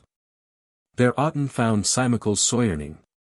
To seru his lemons loo, for he, by kind, was Juan all to lust and loose looing. When ewer his fears hands he free mote find. And now he has poured out his idle mind. In dainty delice, and lowish ioys. Howing his warlike weapons cast behind. And flows in pleasures, and vain pleasing toys. Mingled amongst loose ladies and lascivious boys. And o you ear him, art striving to compare. With nature, did an arbor green dispread. Framed of wanton yew, flowering fair. Through which the fragrant eglantine did spread. His pricking arms, entrailed with roses red. Which dainty odors round about them threw. And all within with flores was garnished. That when Myld Zephyrus amongst them blew. Did breath out bounteous smells, and painted colours shew. And fast beside, there trickled softly down. A gentle stream, whose murmuring waw did play. Amongst the pumy stones, and made a sound. To lull him soft asleep, that by it lay. The weary traveller, wandering that way. Therein did often quench his thirsty heat. And then by it his weary limbs display. Whiles creeping slumber made him to forget his former pain, and whipt away his toilsomes wat. And on the other side a pleasant gruy was shot vp high, full of the stately tree. That dedicated is t Olympic Ioue. And to his son Alcides, when as he gained in Nemea goodly victory. Therein the merry birds of Uri sort chaunted aloud their cheerful harmony. And made amongst them Selus a sweet consort. That quick-ned the dull sprite with musical comfort. There he him found all carousely displayed. In secret shadow from the sunny ray. On a sweet bed of lilies softly laid. Amidst a flock of damsels fresh and gay. That round about him dissolute did play. Their wanton follies, and light merriment. Ewery of which did loosely disarray. Her parts of meet habiliments. And showed them naked, decked with many ornaments. And ewery of them strow, with most delights. Him to agrate, and greatest pleasures shew. Some framed fair looks, glancing like yuning lights. Others sweet words, dropping like honey dew. Some bathed kisses, and did soft embrow the sugrid liquor through his melting lips. One boasts her bow tie, and does yield to view her dainty limbs above her tender hips. Another her outboasts, and all for trial strips. He, like an adder, lurking in the weeds. His wandering thought in deep desire does steep. And his frily eye with spoil of bowtie feeds. Sometimes he falsely feigns himself to sleep. whiles through their lids his wanton eyes do peep, to steal a snatch of amorous conceit, whereby close fire into his heart does creep. So, them deceived in his deceit, made drunk with drugs of dear voluptuous receipt, often arraying there, when him he spied, thus in still wows of deep delight to wade, fiercely approaching, to him loudly cried, Simicles, oh no, but Simicles' shade, in which that manly person late did fade. What is become of great Acrate's son? Or where hath he hung vp his mortal blade, that hath so many haughty conquests won? Is all his force forlorn, and all his glory done? Then pricking him with his sharp-pointed dart, he said, VP, thou womanish weak knight, that here in lady's lap entombed art, mindful of thy praise and prowest might, and weetless eke of lately wrought despite, whiles sad Pericles lies on senseless ground, and groaneth out his most grudging sprite, through many a stroke, and many a streaming wound, calling thy help in vain, that here in Iois art drowned. Suddenly out of his delightful dream, the man awoke, and would ha questioned more. But he would not endure that woeful the aim, for to dilate at large, but verged sore, with pursing words, and pitiful implore, him hasty to arise, as one affright, with hellish fiends, or furies mad roar. He then prose, inflamed with fell despite, and called for his arms, for he would all gates fight. They ben I brought. He quickly does him dight, and lightly mounted, passeth on his way. Na ladies lose, any sweet entreaties might appease his heat, or hasty passage stay. For he has vowed, to be long that day. That day itself him seemed all too long. On him, that did Pericles' dear dismay, so proudly pricketh on his courser strong, and often aie him pricks with spurs of shame and wrong. Canto 6. Gvyon is of immodest mirth, led into loose desire, fights with Simicles, whiles his brow there burns in furious fire. A harder lesson, to learn continence in Ioia's pleasure, than in Crosse pain. Or sweetness doth allure the weaker sense so strongly, that needs it can refrain from that, which feeble nature coets fain. But grief and wrath, that be her enemies, and foes of life, she better can restrain. Yet virtue vaunts in both their victories, and Gvyon in them all shews goodly masteries, whom bold Simicles trowling to find, with cruel purpose bent to wreak on him. The wrath, which often kindled in his mind, came to a rewer, by whose most brim, waiting to pass, he saw whereas did swim along the shore, as swift as glance of eye, a little gondole, bedecked trim with boughs and arbors wowen cunningly, that like a little forest seemed outwardly, and therein sate a lady fresh and fair, making sweet solace to herself alone. Sometimes she sung, as loud as lark in air, sometimes she laughed, that nigh her breath was gone, yet was there not with her else any one, that might to her moo cause of merriment, matter of mirth enough, though there were none. She could do's, and thousand ways innuent, to feed her foolish humor, and vain isolement, which when Faerie of Simicles heard, and saw, he loudly called to such, as were aboard the little bark unto the shore to draw, and him to ferry o'er that deep ford.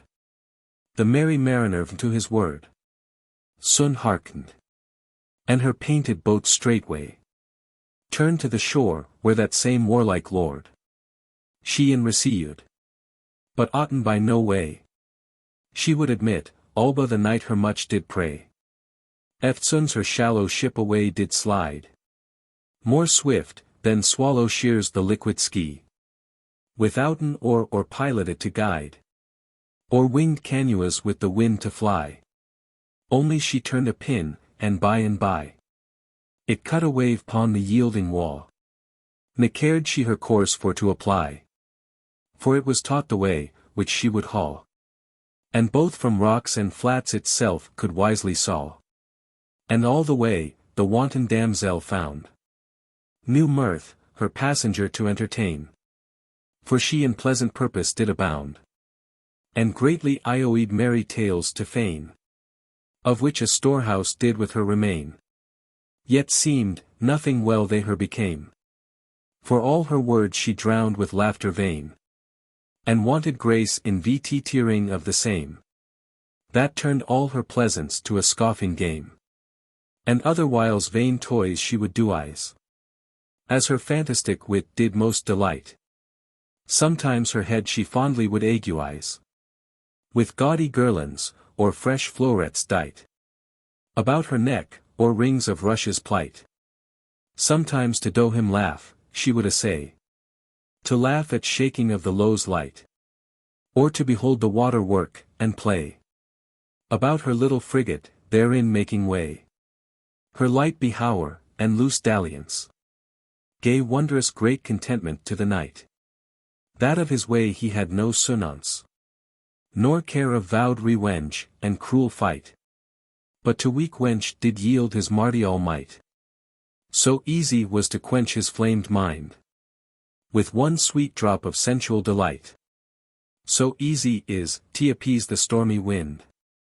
Of malice in the calm of pleasant womankind. Diverse discourses in their way they spent. Mongst which simicles of her questioned. Both what she was, and what that sage meant. Which in her cot she daily practiced. Vain man, said she, that wouldest be reckoned a stronger in thy home, and ignorant of Phaedria, for so my name is read. Of Phaedria, thine own fellow Seruant. For thou to Sarua Crasia thyself doest vaunt. In this wide inland sea, that height by name. The idle lake, my wandering ship I row. That knows her port, and thither sails by aim.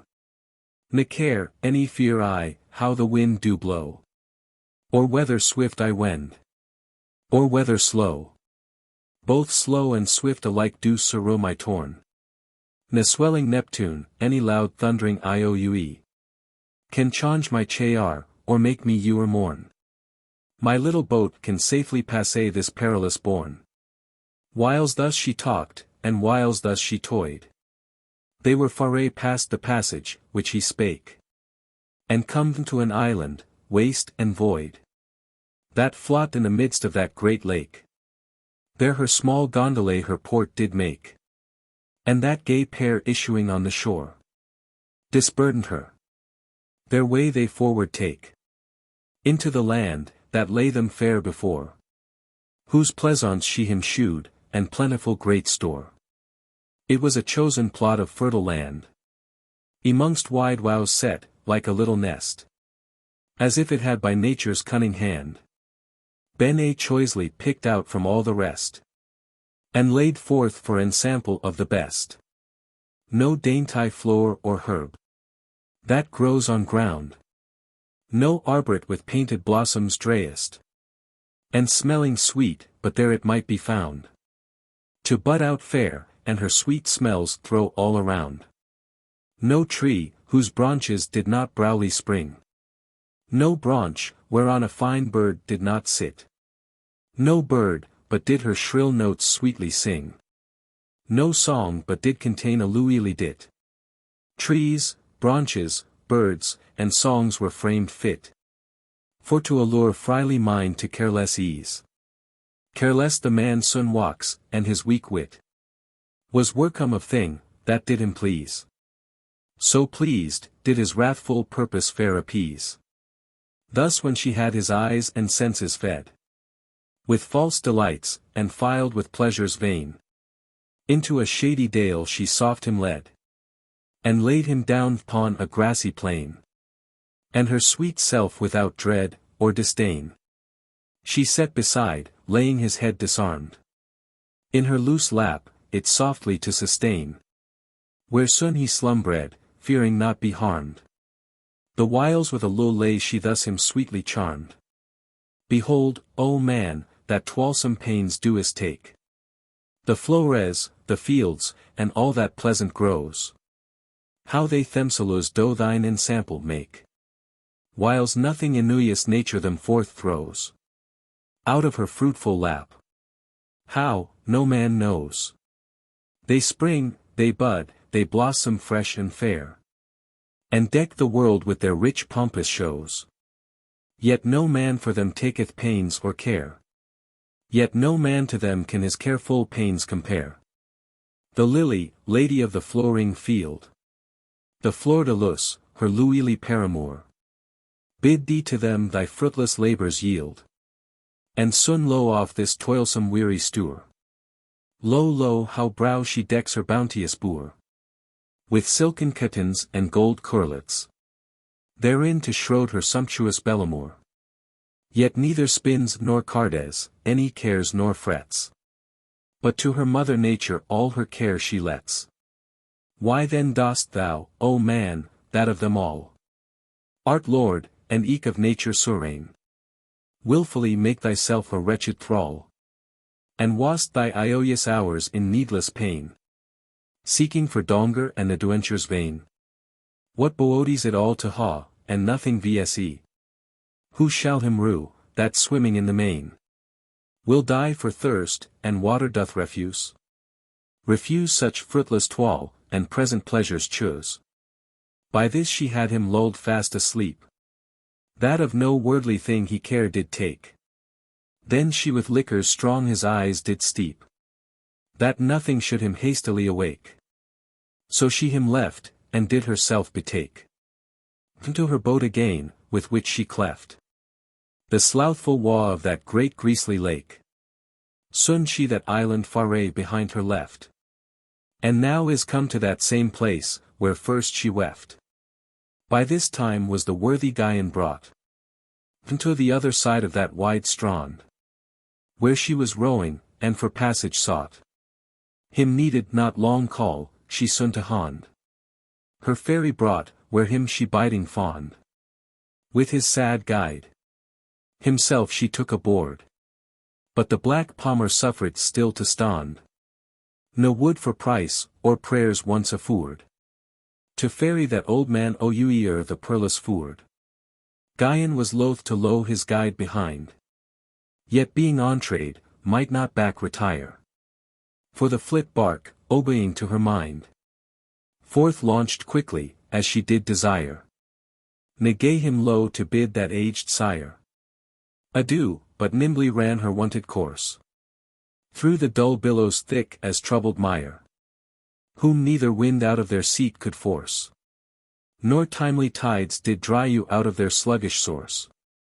And by the way, as was her wonted guise, her merry fit she freshly gone to rear, and did of Ioe and Iolity duise, herself to cherish, and her guest to cheer. The knight was courteous, and did not forbear her honest mirth and pleasance to partake. But when he saw her toy, and gibe, and gear, and passe the bonds of modest merrimake, her dalliance he despised, and follies did forsake.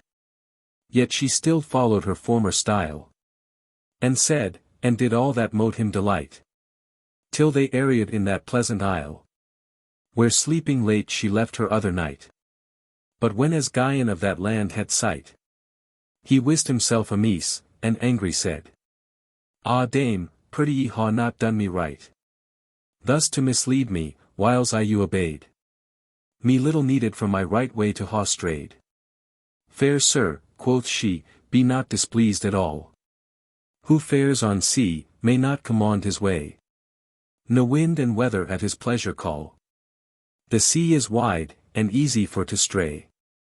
The wind unstable, and doth noyer stay. But here a while ye may in safety rest, till season sorrow new passage to essay. Better safe port, than be in seas distressed.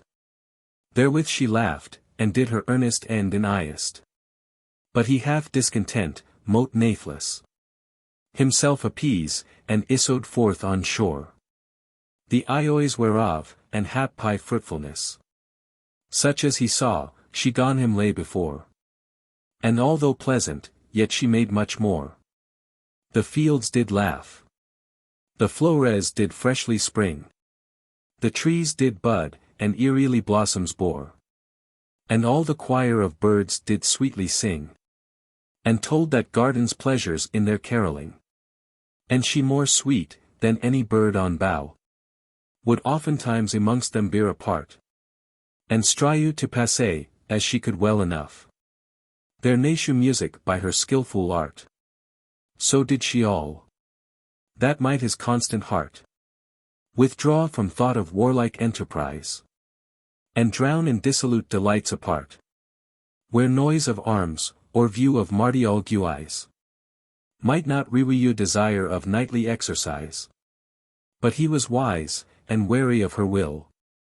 And Ewer held his hand upon his heart. Yet would not see me so rude, and food ill, as to despise so courteous seeming part. That gentle lady did to him impart. But fairly tempering fond desire subdued. And Ewer her desire to depart. She list not here, but her disports poursued. And Ewer bade him stay, till time the tide renewed. And now by this, Simicle's hour was spent. That he awoke out of his idle dream. And shaking off his drowsy dreriment. Gone him our eyes, how ill did him beseem. In slothful sleep his molten heart to steam. And quench the brawn of his concealed ire. Though VP he started, stirred with shame extreme. Ne stayed for his damsel to inquire. But marched to the strand, their passage to require. And in the way he with Sir Gvyon met. Accompanied with Phaedria the fair. Eftsoons he gone to rage, and inly fret. Crying, let be that lady debonair. Thou recreant knight, and soon thyself prepare. To battle. If thou mean her lo to gain. Lo, already, how the fowls in air do flock, awaiting shortly to obtain thy carcass for their prey, the guerdon of thy pain. And therewithal he fiercely at him flew. And with importune outrage him assailed. Who soon prepared to field, his sword forth drew. And him with equal value counterwailed. Their mighty strokes their habergeons dismailed. And naked made each other's manly spalls. The mortal steel dispiteously entailed. Deep in their flesh, quite through the iron walls. That a large purple stream adown their giambuphalis. Simicles, that had noyer met before. So puissant foe, with Aeneas despite. His proud presumed force increased more. Disdaining to be held so long in fight. Sir Gvyon grudging not so much his might. As those knightly railings, which he spoke. With wrathful fire his courage kindled bright. Thereof dousing shortly to be roke. And doubling all his powers, redoubled Uri stroke. Both of them high ataunst their hands enhanced. And both ataunst their huge blows down did sway. Simicle's sword on Gvyon's shield glanced. And thereof nigh 1/4 sheared away. But Gvyon's angry blade so fierce did play. On each other's helmet, which as Titan shone. That quite it clow his plumed crest in tway. And bared all his head from to the bone. Wherewith astonished, still he stood, as senseless stone.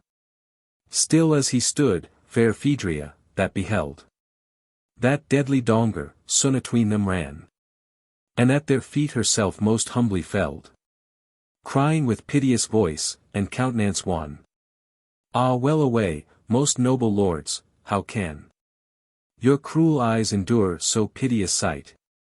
To shed your loos on ground? Well worth the man that first did teach the cursed steel to bite in his own flesh, and make way to the lewing sprite. If you were loo of lady did empierce your iron breasts, or pit tie could find place. Withhold your blouty hands from battle fierce. And sith for me ye fight, to me this grace. Both yield, to stay your deadly strife a space. They stayed a while, and forth she gone proceed. Most wretched woman, and of wicked race. That am the author of this heinous deed. And cause of death between two doughty knights do breed. But if for me ye fight, or me will sorrow. Not this rude kind of battle, nor these arms. Are meet, the which do men in bale to steru. And doleful sorrow heap with deadly harms. Such cruel game my scarmoges disarms. Another war. And other weapons I. Do lo where lo does jew his sweet alarms. Without bloodshed, and where the enemy does yield to his foe a pleasant victory. Debateful strife, and cruel enmity. The famous name of knighthood foully shend. But louisly peace, and gentle amity. And in amours the passing hours to spend. The mighty marty all hands do most commend. Of lo they ewer greater glory bore. Than of their arms, Mars is Cupido's friend. And is for Venus lose renowned more.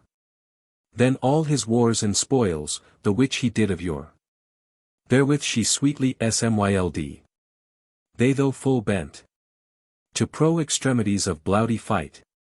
Yet at her speech their rages gone relent. And calm the sea of their tempestuous spite. Such power ha pleasing words, such is the might. Of courteous clemency in gentle heart. Now after all was ceased, the fairy knight besought that damsel suffer him depart. And yield him ready passage to that other part. She no less glad, than he desirous was. Of his departure thence. For of her Ioe. And vain delight she saw he light did paw. A foe of folly and immodest toy. Still Selema sad, or still disdainful coy. Delighting all in arms and cruel war. That her sweet peace and pleasures did annoy. Troubled with terror and unquiet yar. That she well pleased was thence to amo him faerie. Though him she brought aboard, and her swift boat. Forthwith directed to that further strand. The which on the dull wows did lightly float.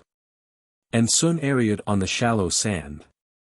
Where gladsome Gvyon sallied forth to land. And to that damsel thanks gave for reward. Upon that shore he spied Otten stand. Thereby his maester left, when late he fared. In Phaedria's flit bark o'uier that perilous shard. Well could he him remember, sith of late. He with Pyrrhical's sharp debatement made. Straight gone he him rewile, and bitter rate. As Shepherd's cur, that in dark yewning's shade. Hath tracked forth some saluage beast's trade.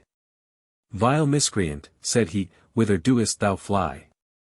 The shame and death, which will thee soon inwade?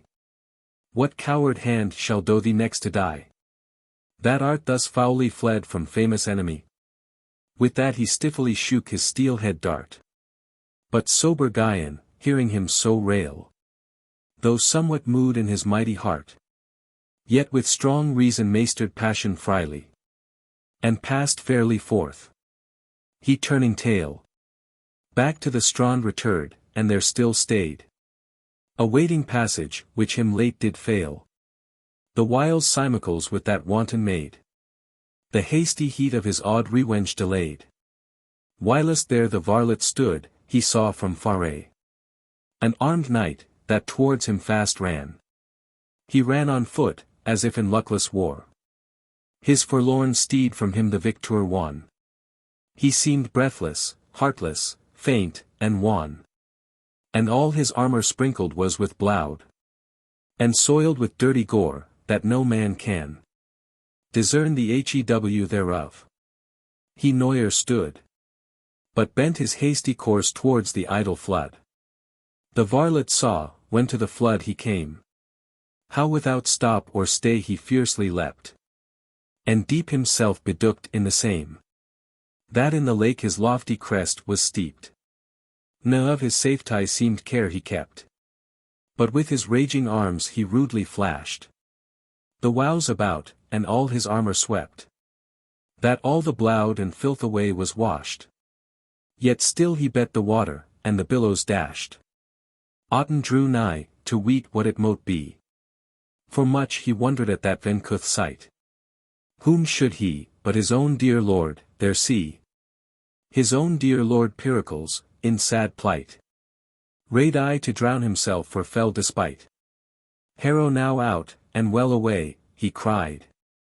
What dismal day hath lent this cursed light? To see my lord so deadly damnified. Pericles, O Pericles, what is thee betide? I burn, I burn, I burn, then loud he cried. Oh, how I burn with implacable fire! Yet naught can quench mine inly flaming side. Nor sea of liquor cold, nor lake of mire. Nothing but death can doe me to respire. Ah, be it, said he, from Pericles' Faerie.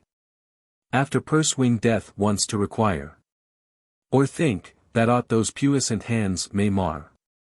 Death is for wretches born vendor of unhappy star. Purdy, then is it fit for me, said he. That am, I ween, most wretched man alieu. Burning in flames, yet no flames can I see. And dying daily, daily yet reweeu. O Otten, help to me last death to Jew. The varlet at his plaint was grud so sore. That his deep wounded heart in two did renew. And his own health remembering now no more. Did follow that ensample, which he blamed afore. Into the lake he leapt, his lord to aid. So lo the dread of Donger doth despise. And of him catching hold him strongly stayed.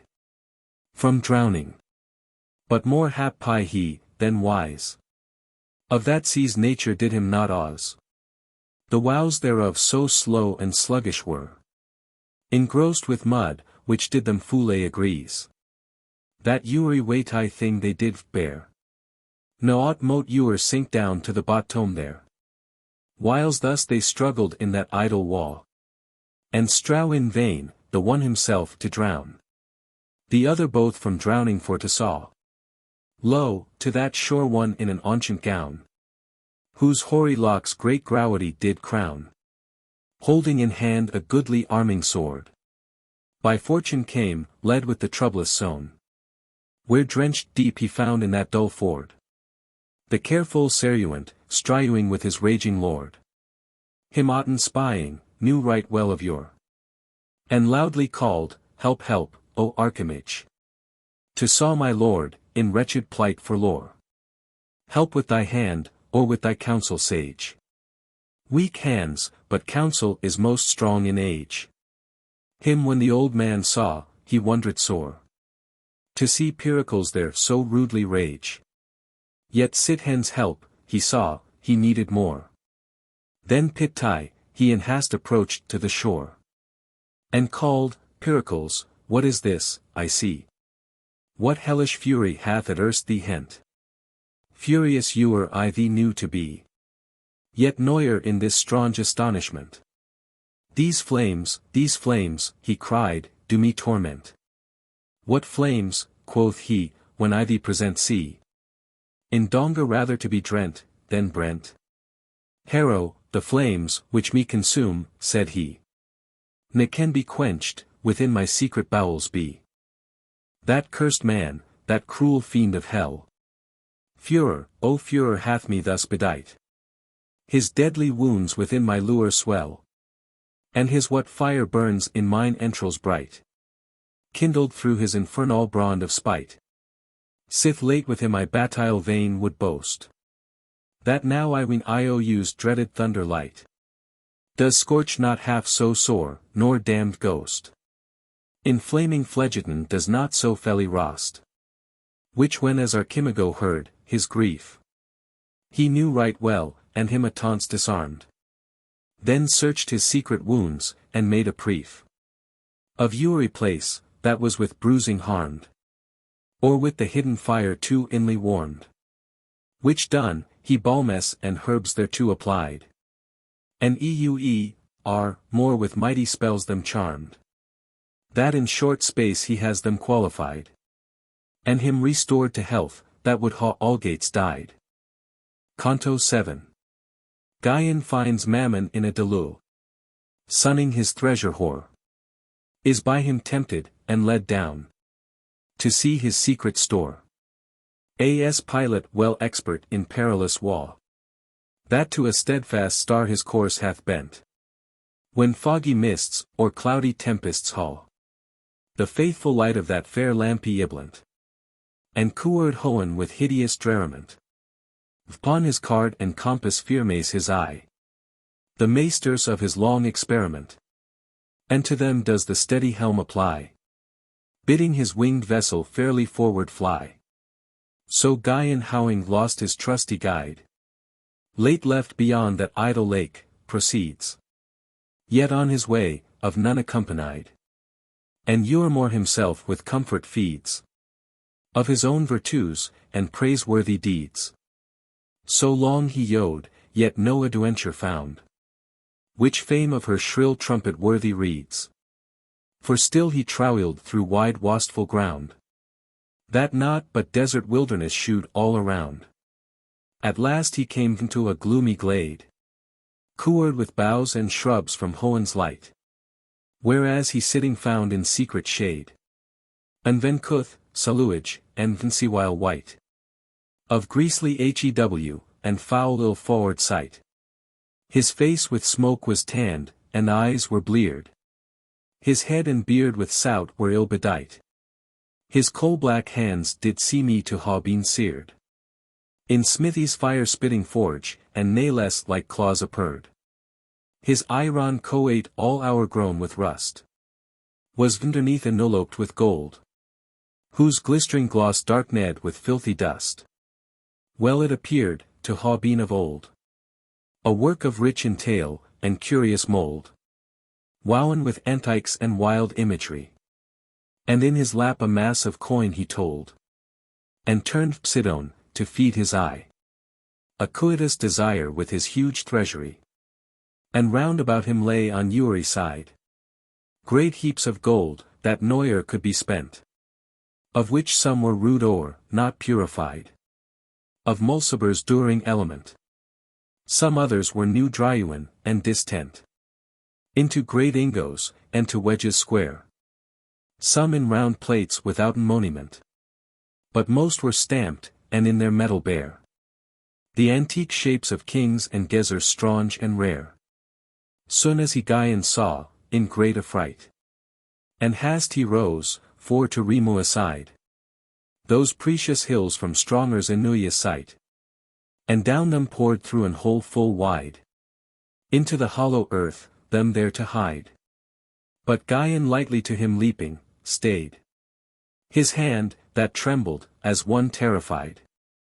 And though himself were at the sight dismayed. Yet him perforce restrained, and to him doubtful said. What art thou man, if man at all thou art? That here in desert hast thine habitants. And these rich heaps of wealth doest hide apart. From the world's eye, and from her right sconce. Thereat with staring eyes fixed askance. In great disdain, he answered, hardy Elfie. That darest view my direful countenance. I read thee rash, and heedless of thyself. To trouble my still seat, and heaps of precious pelf. God of the world and worldlings I me call. Great Mammon, greatest God below the sky. That of my plenty pour out unto all. And unto none my graces do enwy. Riches, renown, and principality. Honor, estate, and all this world's good. For which men swink and sweat incessantly. Fro me do flow into an ample flood. And in the hollow earth ha their eternal brood. Wherefore if me thou deign to sorrow and so. At thy command lo all these mountains be. Or if to thy great mind, or greedy view. All these may not suffice, there shall to thee. 10 times so much be numred frank and free. Mammon, said he, thy Godhead's vaunt is vain. And idle offers of thy golden fee. To them, that coet such glutting gain.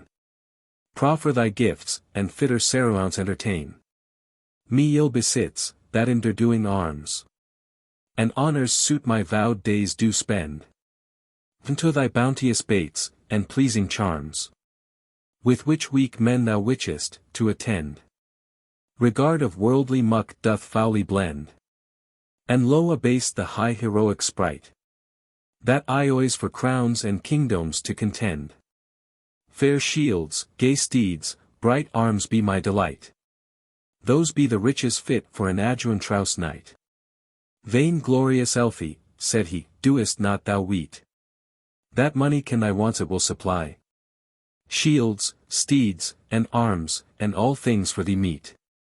It can purue in twinkling of an eye. And crowns and kingdoms to thee multiply. Do not first kings create, and throw the crown. Sometimes to him, that low in dust doth lie. And him that reigned, into his realm thrust down. And whom I lust, do heap with glory and renown. All otherwise, said he, I riches read. And deem them root of all disquietness. First got with guile, and then preserved with dread. And after spent with pride and lawishness. Lowing behind them grief and holiness. Infinite mischiefs of them do arise. Strife. And debate, bloodshed, and bitterness. Outrageous wrong, and hellish coities. That noble heart as great dishonour doth despise. Na thine be kingdoms, any the sceptres thine. But realmies and rulers thou doest both confound. And loyal truth to treason doest incline. Witness the guiltless blood poured oft on ground. The crowned often slain, the slayer crowned. The sacred diadem in pieces rent. And purple robe gored with many a wound. Castles surprised, great cities sacked and brent. So makest thou kings, and gainest wrongful government. Long were to tell the troublous storms, that toss the private state, and make the life unsweet. Whose swelling sails in Caspian sea doth cross. And in frail wood on Adrian gulf doth fleet. Doth not, I ween, so many yules meet. Then Mammon waxing wroth, and why then, said. Are mort all men so fond and indiscreet? So you'll think to seek them to their aid. And howing not complain, and howing it braid. Indeed, quoth he, through foul intemperance. Frail men are oft captured to coities. But would they think, with how small allowance? When troubled nature doth herself suffice. Such superfluities they would despise. Which with sad cares impeach our natu iois. At the well head the purest streams arise. But mucky filth his branching arms annoys. And with uncomely weeds the gentle wa cloys. The antique world, in his first flowering youth, found no defect in his creator's grace. But with glad thanks, and from proud truth, the gifts of sovereign bounty did embrace. Like angels' life was then men's happy case. But later ages pride, like corn-fed steed, abust her plenty, and fat swoln increase. To all licentious lust, and gone exceed the measure of her mean, and natural first need. Then gone accursed hand the quiet womb of his great G.R. and mother with steel to wound. And the hid treasures in her sacred tomb, with sacrilege to dig. Therein he found fountains of gold and silver to abound, of which the matter of his huge desire, and pompous pride eftsoons he did compound. Then auris gone through his veins inspire his greedy flames, and kindled life-during fire. Son, said he then, let be thy bitter scorn. And lo the rudeness of that antique age. To them, that lewd therein in state forlorn. Thou that doest Leoa in later times, must wage thy works for wealth, and life for gold engage. If then thee list my offered grace to vse, take what thou please of all this surplusage. If thee list not, lo ha thou to refuse. But thing refused, do not afterward accuse. Me list not, said the elfin knight, Raso. Thing offered, till I know it well begot. No wot I, but thou didst these goods borrow from rightful owner by righteous lot. Or that bloud guiltiness or guile them blot. Purdy, quoth he, yet noyer I did view. Na tongue did tell, any hand these handled not. But safe I ha them kept in secret mew. From Hohen's sight, and power of all which the perso. What secret place, quoth he, can safely hold? So huge a mass, and hide from Hohen's eye? Or where hast thou thy one, that's so much gold? Thou canst preserve from wrong and robbery. Come thou, quoth he, and see. So by and by, through that thick court he him led, and found a darksome way, which no man could descry, that deep descended through the hollow ground, and was with dread and horror compassed around. At length they came into a larger space, that stretched itself into an ample plain, through which a beaten broad highway did trace, that straight did lead to Pluto's griesly reign. By that way's side, there sate infernal pain, and fast beside him sat tumultuous strife. The one in hand an iron whip did strain, the other brandished a bloody knife, and both did gnash their teeth, and both did threaten life. On th'other side in one consort there sate cruel revenge, and rancorous despite, disloyal treason, and heart-burning hate, but gnawing jealousy out of their sight. Sitting alone, his bitter lips did bite, and trembling fear still to and fro did fly, and found no place, where safe he shroud him might. Lamenting sorrow did in darkness lie, and shame his vgly face did hide from lewing eye. And o'er them sad horror with grim hew, did always soar, beating his iron wings. And after him owls and nightrons flew, the hateful messengers of hoy things, of death and dolour telling sad tidings. While sad Salino, sitting on a cliff, a song of bale and bitter sorrow sings, that heart of flint asunder could ho rift, which howling ended, after him she flieth swift. All these before the gates of Pluto lay, by whom they passing, spake to them not, but elfin night with wonder all the way, did feed his eyes, and filed his inner thought. At last him to a little door he brought, that to the gate of hell, which gaped wide, was next a dioning, any them parted aught. Betwixt them both was but a little stride, that did the house of Redcrosse from hellmouth die wide. Before the door sat self-consuming care, day and night keeping wary watch and ward, for fear least force or fraud should nowhere break in, and spoil the treasure therein guard. No would he suffer sleep once thitherward approach. All but his drowsy den were next, for next to death is sleep to be compared. Therefore his house is to his annexed. Here sleep, there Redcrosse, and Hellgate the both betwext. So soon as Mammon there ariud, the door to him did open, and afforded way. Him followed eke Sir Gvyon Urimore. Ne darkness him, any donger might dismay. Soon as he entreed was, the door straightway did shut, and from behind it forth there leapt an vgly fiend, more foul than dismal day, the which with monstrous stalk behind him stepped, and ewer as he went, do watch upon him kept.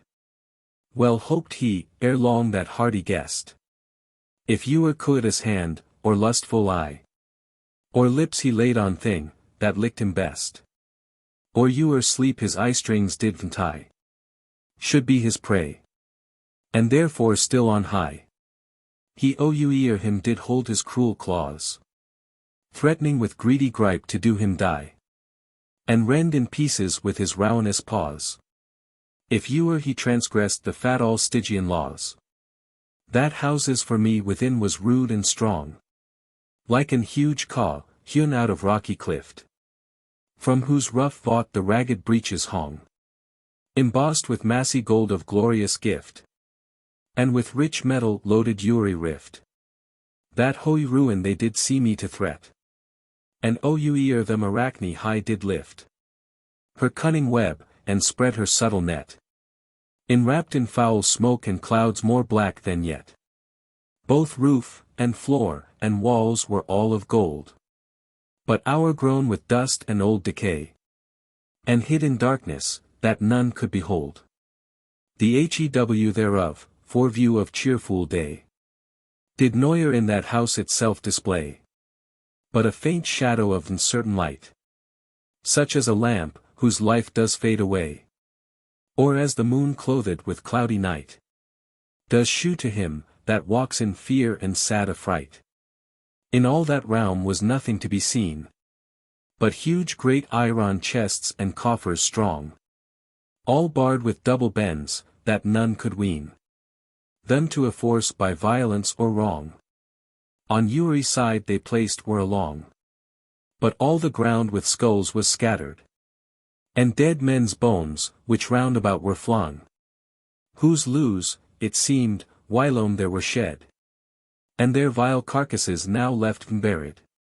They forward passé, any Gvyon yet spoke word, till that they came to an iron door, which to them opened of his own accord, and showed of Redcrosse such exceeding store, as eye of man did never see before. Never could within one place be found, though all the wealth, which is, or was of yore, could gathered be through all the world around. And that above were added to that vendor ground. The charge thereof unto a could as sprite commanded was, who thereby did attend, and warily awaited day and night, from other could as fiends it to defend, who it to rob and ransack did intend. Then Mammon turning to that warrior, said, Lo here the world's bliss, lo here the end, to which all men do aim, rich to be made. Such grace now to be happy, is before thee laid. Certes, said he, I in thine offered grace, ne to be made so happy do intend. Another bliss before mine eyes I place, another happiness, another end. To them, that list, these base regards I lend. But I in arms, and in achievements brow, do rather choose my flitting hours to spend, and to be lord of those, that riches haul, than them to haul myself, and be their sole sklow. Thereat the fiend his gnashing teeth did grate, and grewed, so long to lack a his greedy prey. For well he weened, that so glorious bait would tempt his guest, to take thereof a say. Had he so done, he had him snatched away. More light than culure in the falcon's fist. Eternal God thee saw from such decay. But when as Mammon saw his purpose missed, him to entrap where's another way he wist. Thenceforward he him led, and shortly brought into another realm, whose door forthright to him did open, as it had been taught. Therein 100 wrongs wherein pight, and 100 fornaces all burning bright.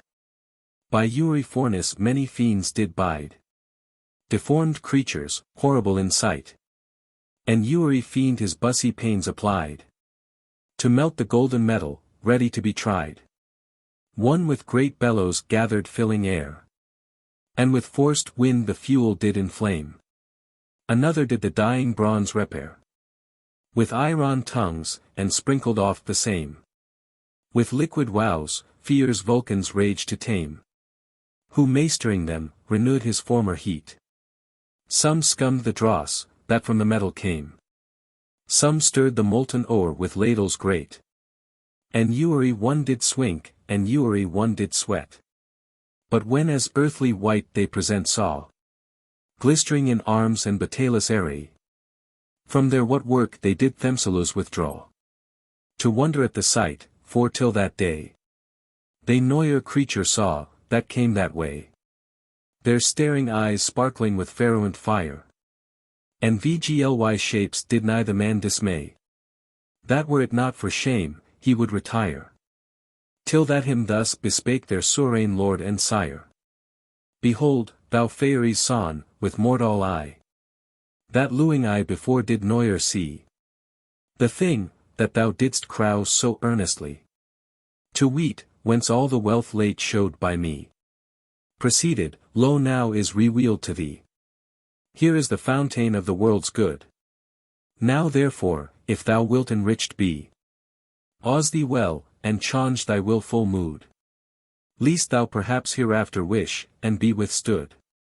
Suffice it then, thou money god, quoth he, that all thine idle offers I refuse. All that I need I ha, what needeth me? To coo it more, than I ha cause to vse. With such vain shoes thy worldlings vile abuse. But do me low to follow mine emprise. Mammon was much displeased, yet no te he chose. But bear the rigour of his bold misprise. And thence him forward led, him further to entice. He brought him through a darksome narrow strait. To a broad gate, all built of beaten gold.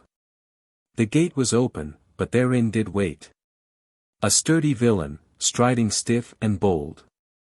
As if that highest god defy he would. In his right hand an iron club he held. But he himself was all of golden mould. Yet had both life and sense, and well could weld. That cursed weapon, when his cruel foes he quelled. Disdain he called was, and did disdain. To be so called, and who so did him call. Stern was his look, and full of stomach vain. His portance terrible, and stature tall. Far passing height of men terrestrial. Like an huge giant of the Titan's race. That made him scorn all creatures great and small. And with his pride all others' power deface. More fit amongst black fiends, than men to ha his place. Soon as those glittering arms he did espy. That with their brightness made that darkness light.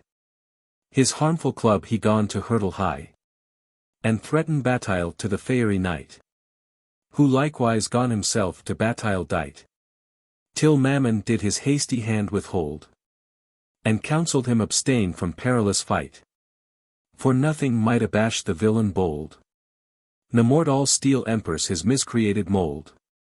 So howing him with reason pacified. And the fears Carl commanding to forbear. He brought him in. The realm was large and wide. As it some gild or solemn temple where. Many great golden pillars did bear.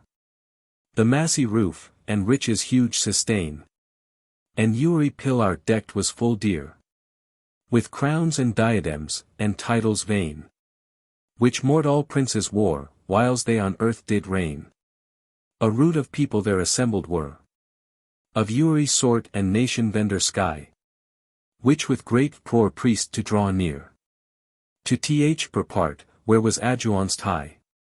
A stately siege of Surain Maestai. And thereon sat a woman gorgeous gay. And richly clad in robes of royalty. That noyer earthly prince in such array.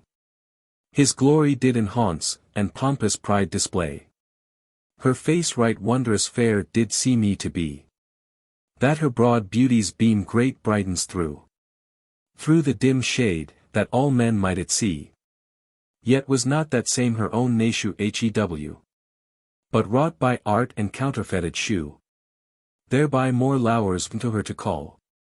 Nathless most humanly fair in deed and view. She by creation was, till she did fall. Thenceforth she sought for helps, to cloak her crime withal. There, as in glistering glory she did sit. She held a great gold shen linked well. Whose per end to highest hoen was knit. And lower part did reach to lowest hell. And all that priace did round about her swell. To catch and hold of that long shen, thereby. To climb aloft, and others to excel. That was ambition, rash desire to sty. And every link thereof a step of dignity. Some thought to raise themselves to high degree. By riches and righteous reward. Some by close shuddering, some by flattery. Others through friends, others for base regard. And all by wrong ways for themselves prepared. Those that were themselves, kept others low. Those that were low themselves, held others hard. Ne suffered them to rise or greater grow. But every one did strive his fellow down to throw. Which when as Gvyon saw, he gone inquire. What meant that priace about that lady's throne? And what she was that did so high aspire? Him Mammon answered. That goodly one. Whom all that folky with such contention. Do flock about, my dear my daughter is. Honor and dignity from her alone. Dear yud are, and all this world's bliss. For which ye men do strive, few get, but many miss. And fair Philotime she rightly hight, the fairest wight that wonneth vendor sky. But that this darksome neither world her light doth dim with horror and deformity, worthy of hohen and high felicity, from whence the gods haw her for envy thrust. But sith thou hast found favour in mine eye, thy spouse I will her make, if that thou lust, that she may the adjuvants for works and merites highest. Gramercy Mammon, said the gentle knight, for so great grace and offred high estate. But I, that am freely flesh and earthly wight, worthy match for such a mortal mate. Myself well wot, and mine n'equal fate. And were I not, yet is my troth plight. And lo odd to other lady late, that to remove the same I ha no might. To change lo causeless is reproch to warlike knight. Mammon Amud was with inward wrath, yet forcing it to feign, him forth thence led, through griesly shadows by a beaten path, into a garden goodly garnished, with herbs and fruits, whose kinds mote not be read. Not such, as earth out of her fruitful womb throws forth to men, sweet and well stored, but direful deadly black both leaf and bloom, fit to adorn the dead, and deck the dreary tomb. Their mournful cypress grew in greatest store, and trees of bitter gall, and hubban sad, dead sleeping poppy, and black hellebore, cold coloquintida, and tetramad, mort all samnitis, and cicuta bad, with which niest Athenians made to dy. Wise Socrates, who thereof quaffing glad, poured out his life, and last philosophy, to the fair Critias his dearest belle Amy. The garden of Proserpina this height, and in the midst thereof a silure seat, with a thick arbor goodly ouer dight, in which she often vsd from open heat, herself to shroud, and pleasures to entreat. Next thereunto did grow a goodly tree, with branches broad dispread and body great, clothed with lows, that none the wood mote see, and loaden all with fruit as thick as it might be. Their fruit were golden apples glistering bright, that goodly was their glory to behold. On earth like Neuer grew, any lewing white, like Ewer saw, but they from hence were sold. For those, which Hercules with conquest bold got from great Atlas' daughters, hence began, and planted there, did bring forth fruit of gold. And those with which Theban young man won, swift Atlanta, when through craft he her outran. Here also sprong that goodly golden fruit, with which Acontius got his lower true, whom he had long time sought with fruitless suit. Here eke that famous golden apple grew, the which amongst the gods falsate through, for which Thidian ladies disagreed, till partial Paris tempted Venus do, and had of her, fair Helen for his meed, that many noble Greeks and Trojans made to bleed. The warlike Elphi much wondered at this tree, so fair and great, that shadowed all the ground, and his broad branches, laden with rich fee, did stretch themselves without the veatmost bound of this great garden, compassed with a mound, which ouer hanging, they themselves did steep in a black flood which flowed about it round. That is the Reuer of Cocytus deep, in which full many souls do endless wail and weep, which to behold, he clomb vp to the bank, and looking down, saw many damned wights, in those sad wows, which direful deadly stank, plunged continually of cruel sprites, that with their piteous cries, and yelling shrites, they made the further shore resound wide. Amongst the rest of those same rueful sights, one cursed creature, he by chance espied, that drenched lay full deep, vendor the garden side. Deep was he drenched to the most chin, yet gaped still, as courting to drink of the cold liquor, which he waded in, and stretching forth his hand, did often think to reach the fruit, which grew upon the brink. But both the fruit from hand, and floud from mouth, did fly aback, and made him vainly swink. The whiles he stared with hunger and with drouth. He daily died, yet noyer throughly dine could. The knight him seeing labour so in vain, asked who he was, and what he meant thereby. Who groaning deep, thus answered him again. Most cursed of all creatures vender sky. Lo Tantalus, I here tormented lie. Of whom high Ioue won't whilome feasted be. Lo here I now for want of food do die. But if that thou be such, as I thee see, of grace I pray thee, do to eat and drink to me. Nay, nay, thou greedy Tantalus, quoth he. Abide the fortune of thy present fate. And until all that Leoa in high degree. And sample be of mind intemperate. To teach them how to vse their present state. Then gone the cursed wretch aloud to cry. Accusing highest Ioue and gods ingrate. And eke blaspheming Hoen bitterly. As author of Niastis, there to let him die. He looked a little further, and espied another wretch, whose carcass deep was drent within the rewer, which the same did hide. But both his hands most filthy feculent above the water were on high extent, and feigned to wash themselves incessantly. Yet nothing cleaner were for such intent, but rather fouler seemed to the eye. So lost his labour vain and idle industry. The knight him calling, asked who he was. Who lifting vp his head, him answered thus.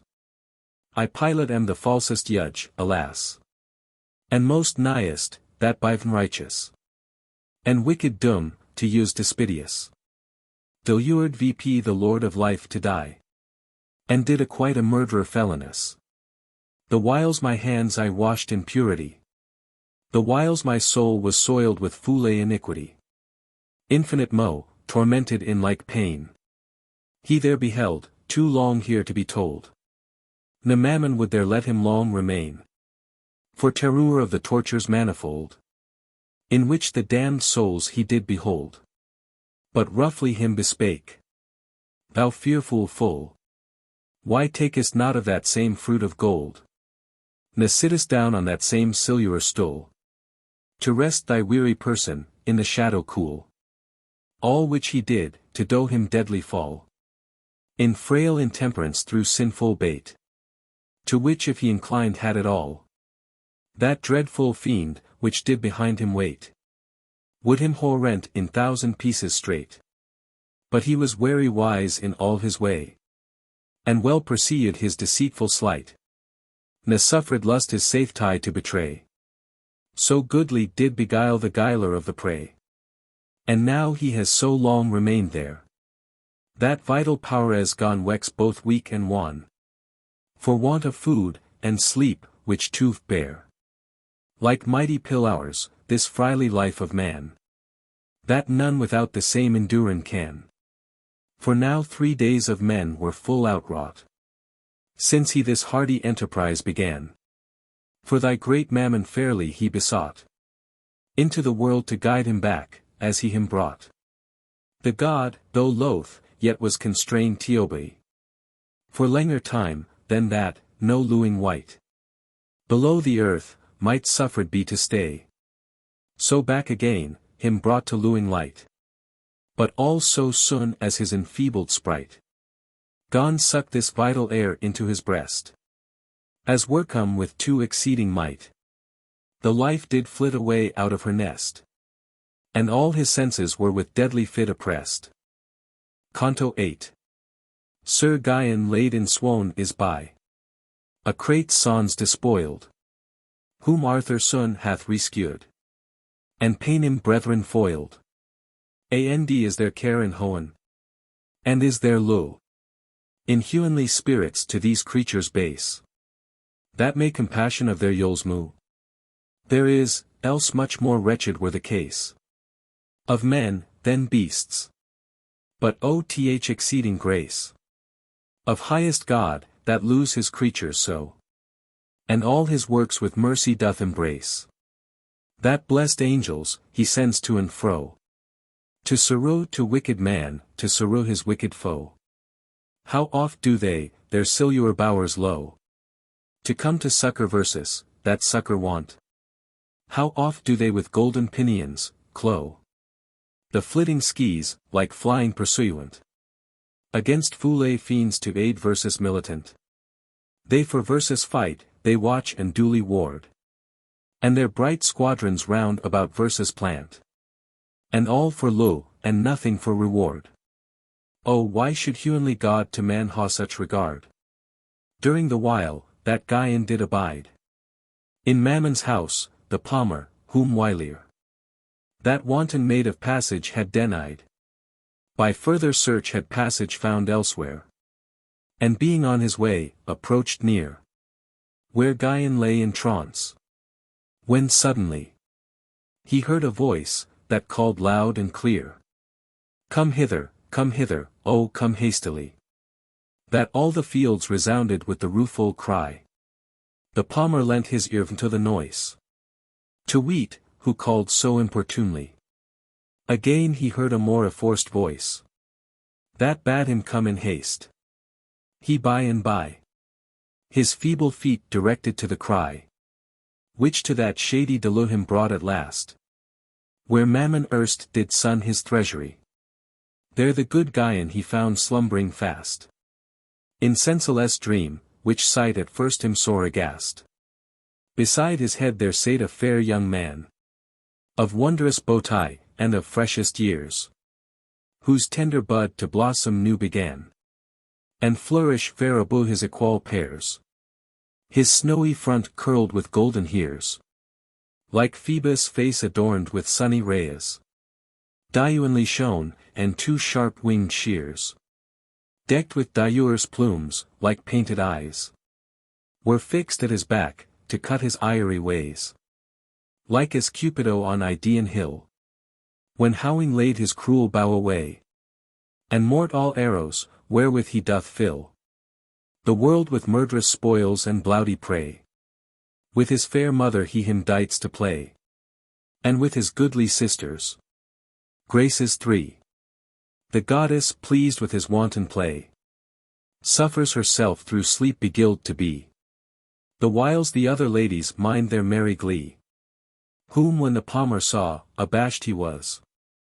Through fear and wonder, that he naught could say. Till him the child bespoke, long lacked, alas. Hath been thy faithful aid in hard assay.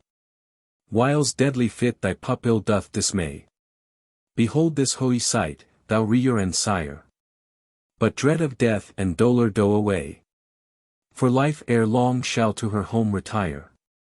And he that breathless seemes, shall courage bold respire. The charge, which God doth to me it. Of his dear safe tie, I to thee commend. Yet will I not forego, and yet forget. The care thereof myself unto the end. But you are more him succor, and defend. Against his foe and mine, watch thou I pray. For Yule is at hand him to offend. So howling said, eftsoons he gone display. His painted nimble wings, and vanished quite away. The palmer seeing his left empty place. And his slow eyes beguiled of their sight. Walks sore afraid, and standing still a space. Gazed after him, as fowl escaped by flight. At last him turning to his charge behight. With trembling hand his troubled pulse gone try. Where finding life not yet dislodged quite. He much rejoiced, and courted tenderly. As chicken newly hatched, from dreaded destiny. At last he spied, where towards him did pace. Two Paynim knights, all armd as bright as ski. And them beside an aged sire did trace. And Faerie before a light-foot page did fly. That breathed strife and troublous enmity. Those were the two sons of a crates old. Who meeting erst with Archimago sly. For by that idle strand, of him were told. That he, which erst them combated, was Gvyon bold. Which to avenge on him they dearly vowed. Where you were that on ground they mote him fwnd. False archimage pruoct their courage proud. And strifeful aughten in their stub-born mynd. Coals of contention and what vengeance tynd. Now bene they come, whereas the palmer sate. Keeping that slombred course to him ascend. Well knew they both his person, sith of late. With him in bloudy arms they rashly did debate. Whom when Pericles saw, inflamed with rage. That sire he foule bespake, thou dotard vile. That with thy brutness shenst thy comely age. Abandon son, I read, the Cady you spoil. Of that same outcast carcass. That erewhile made itself famous through false treachery. And crowned his coward crest with knightly style. Lo where he now inglorious doth lie. To pro he lewd ill, that did thus foully die. To whom the palmer fearless answered. Certes, Sir Knight, ye bene too much to blame. Thus for to blot the honor of the dead. And with foule cowardize his carcass shame. Whose lewing hands immortalized his name. Vile is the vengeance on the ashes cold. And ennui base, to bark at sleeping fame. Was Neuer white, that treason of him told. Yourself his prowess proud and found him fierce and bold. Then said Simicles. Palmer, thou doest dote. Ne canst of prowess, any of knighthood deem. Saw as thou sayest or hearst. But well I wot. That of his puissance trial made extreme. Yet gold all is not, that doth golden see me. Ne all good knights, that shake well spear and shield. The worth of all men by their end esteem. And then do praise, or do reproch them yield. Bad therefore I him deem, that thus lies dead on field. Good or bad, gone his brother fierce reply. What do I reck, sith that he died entire? Or what doth his bad death now satisfy? The greedy hunger of renewing ire. Sith wrathful hand wrought not her own desire. Yet since no way is left to wreak my spite, I will him row of arms, the victor's hire. And of that shield, more worthy of good knight. For why should a dead dog be decked in armor bright? Fair sir, said then the palmer suppliant. For knighthood's lo, do not so foule a deed. Ne blame your honor with so shameful vaunt. Of vile revenge. To spoil the dead of weed. Is sacrilege, and doth all sins exceed. But lo these relics of his lewing might. To deck his hearse, and trap his tomb-black steed. What hearse or steed, said he, should he ha dight? But be entombed in the rawn or the kite. With that, rude hand upon his shield he laid. And t'each other brother gone his helm lace. Both fiercely bent to ha him disarrayed. Till that they spied, where towards them did pace. An armed knight, of bold and bounteous grace. Whose squire bore after him an hubban lance. And courage shield. Well kenned him so far a space. T'each enchanter by his arms and eminence. When vendor him he saw his Libyan steed to praunce. And to those brethren said, Rise rise by Leoa. And fnto betel do your selus address. For yonder comes the prowest knight Aliu. Prince Arthur, flower of grace and noblesse. That hath to Paynim knights wrought great distress. And thousand Sarzins foully donned to die. That word so deep did in their hearts impress. That both eftsoons started furiously. And gone Themsalus prepare to battle greedily. But fierce Pericles, lacking his own sword. The want thereof now greatly gone to plain. And Archimage besought, him that afford. Which he had brought for braggadocio vain. So would I, said Th enchanter, glad and fain. Beteem to you this sword, you to defend. Or aught that else your honor might maintain. But that this weapon's power I well ha kenned. To be contrary to the work, which ye intend. For that same knight's own sword this is of yore. Which Merlin made by his almighty art. For that his Norseling, when he knighthood swore. Therewith to done his foes eternal smart. The metal first he mixed with medywort, that no enchantment from his dint might saw, that it in flames of Etna wrought apart, and soon times dipped in the bitter wall of hellish sticks, which hidden virtue to it gay. The virtue is, that neither steel, nor stone, the stroke thereof from entrance may defend. Ne ewer may be veest by his phone, ne forced his rightful owner to offend. Ne ewer will it break, any ewer bend. Wherefore morger it rightfully is height.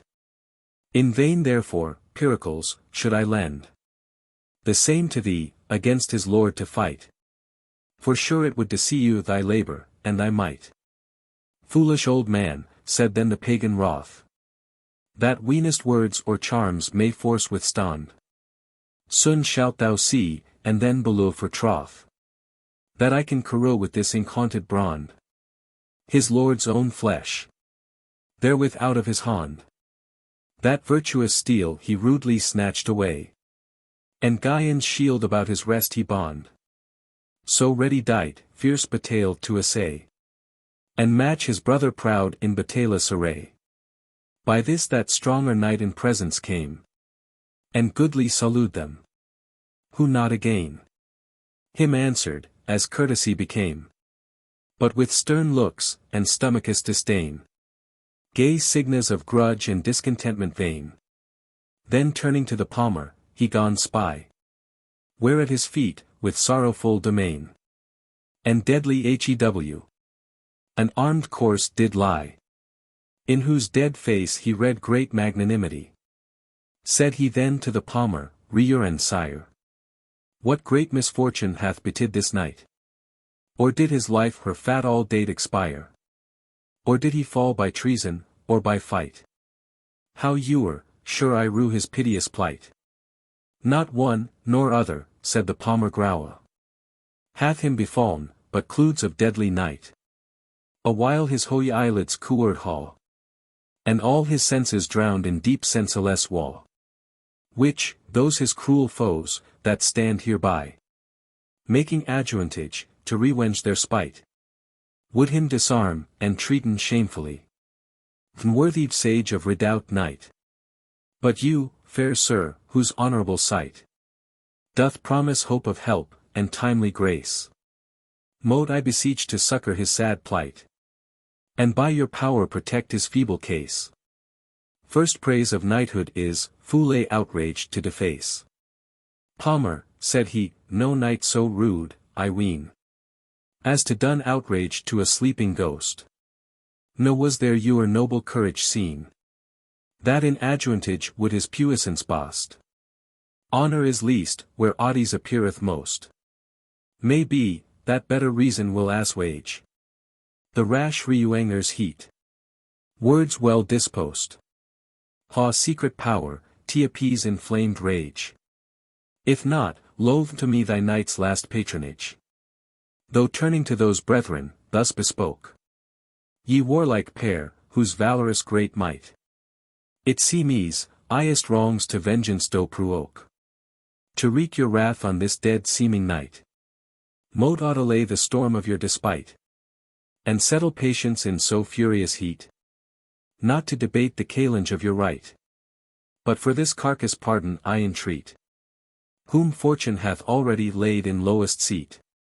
To whom Simicles said, for what art thou, that makes thyself his days man, to prolong the vengeance pressed? Or who shall let me now on this vile body from to wreak my wrong, and make his carcass as the outcast dong? Why should not that dead carrion satisfy the guilt, which if he lewd had thus long, his life for due revenge should dear abbey? The trespasse still doth leoa, alba the person die. Indeed, then said the prince, the Yule dawn dies not, when breath the body first doth low, but from the grandsire to the nephew's son, and all his seed the curse doth often clow, till vengeance furly the guilt borrow. So straightly God doth judge. But gentle knight, that doth against the dead his hand prear, his honor stains with rancor and despite. And great disparagement makes to his former might. Pericles gone reply the second time. And to him said, Now felon sure I read. How that thou art partaker of his crime. Therefore by Termagant thou shalt be dead. With that his hand, more sad than lomp of lead. Uplifting high, he weened with Morger. His own good sword Morger, to cloe his head. The faithful steel such treason no old endure. But swearing from the mark, his lord's life did assure. Yet was the force so furious and so fell, that horse and man it made to reel aside. Nathless the prince would not forsake his cell. For well of yore he learned had to ride. But full of anger fiercely to him cried.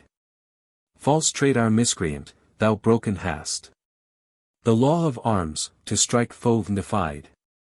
But thou thy treason's fruit, I hope, shalt taste. Right sour, and feel the law, the which thou hast defast. With that his baleful spear, he fiercely bent against the pagan's breast, and therewith thought his cursed life out of her lodge whole rent. But ere the point aread, where it ought, that so-enfold shield, which he from Gvyon brought, he cast between toward the bitter stound. Through all those folds the steel head passage wrought, and through his shoulder pierced, wherewith to ground he growling fell, all gored in his gushing wound. Which when his brother saw, fraught with great grief and wrath, he to him leaped furiously, and foully said, By Mahound, cursed TF, that direful stroke thou dearly shalt abye. Then hurling VP his harmful blade on high, smote him so hugely on his haughty crest, that from his saddle forced him to fly. Else mote it needs down to his manly breast. Haw cleft his head in twain, and life thence dispossessed. Now was the prince in dongerous distress, wanting his sword, when he on foot should fight. His single spear could do him small redress against two foes of so exceeding might, the least of which was match for any knight.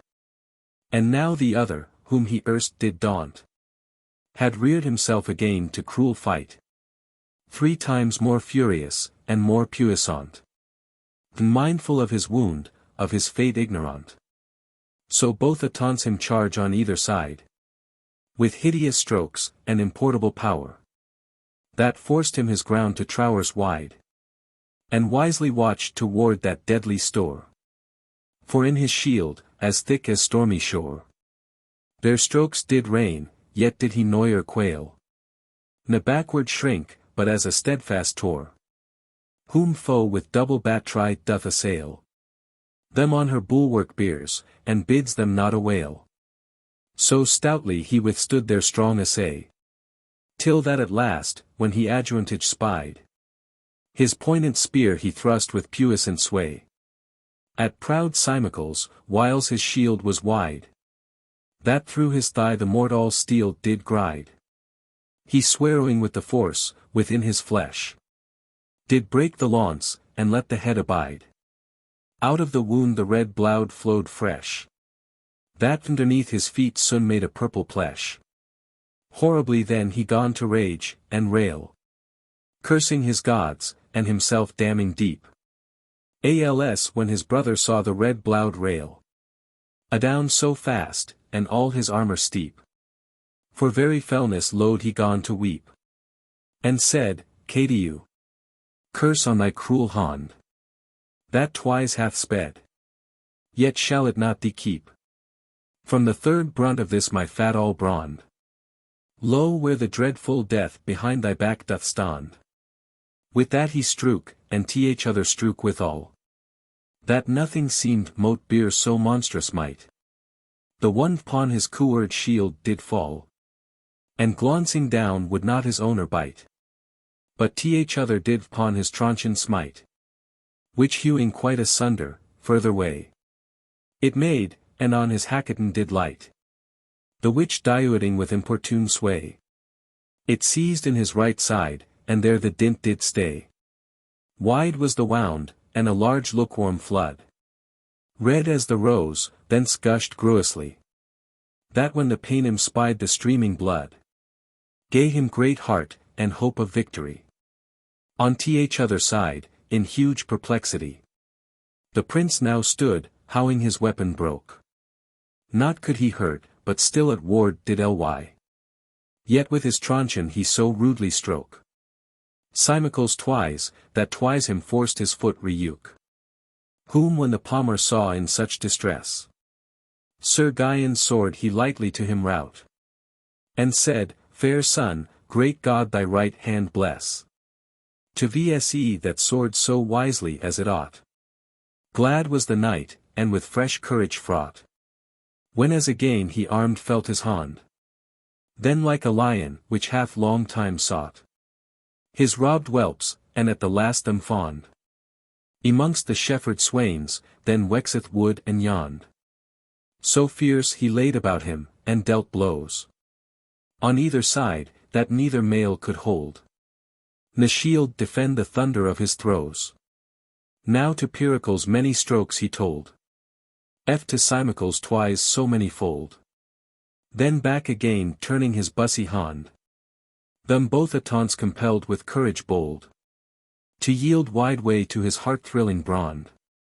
And though they both stood stiff, yet could not both withstand, as Saluage bull, whom two fierce mastius bait, when rancor doth with rage him once more, forgets with wary ward them to await, but with his dreadful horns them dryus afore, or flings aloft, or treads down in the floor, breathing out wrath, and bellowing disdain, that all the forest quakes to hear him roar.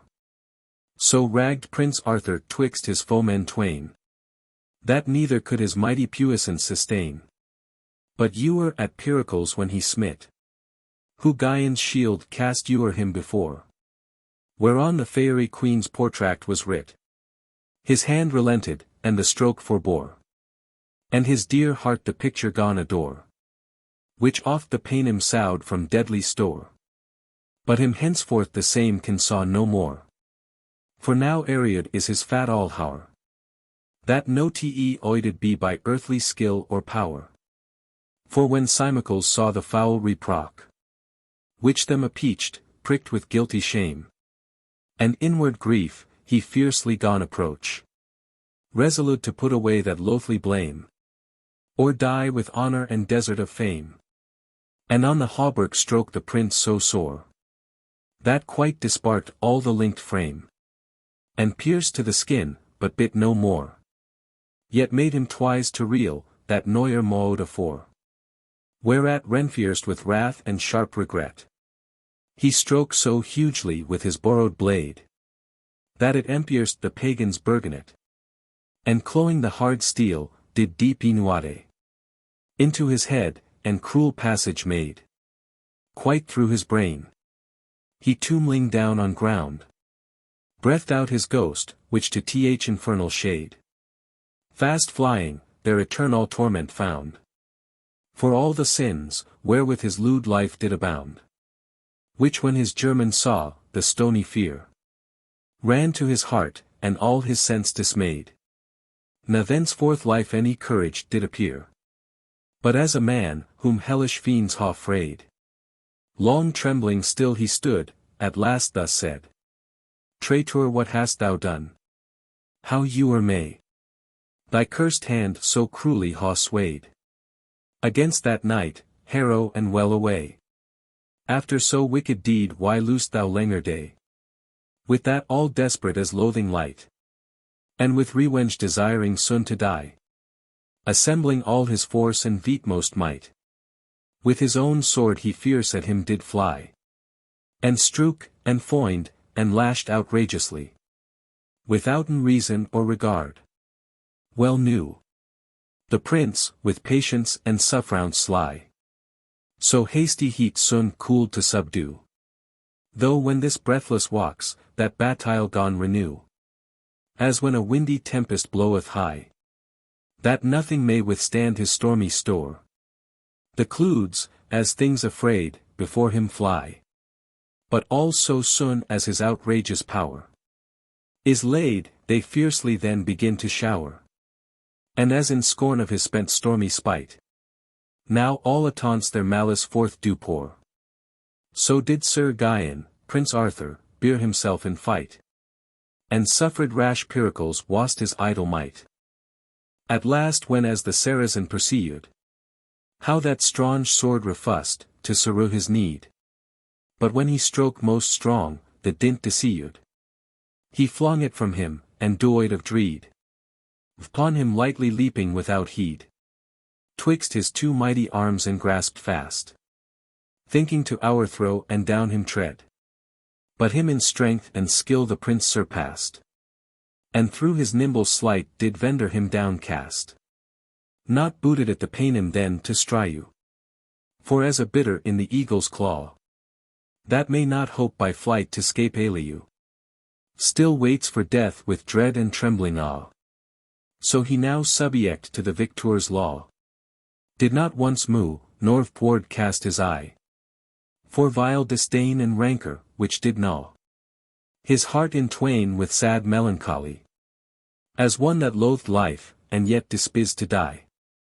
But full of princely bounty and great mind, the conqueror not cared him to slay, but casting wrongs and all revenge behind, more glory thought to jo life, than decay. And said, Paynim, this is thy dismal day.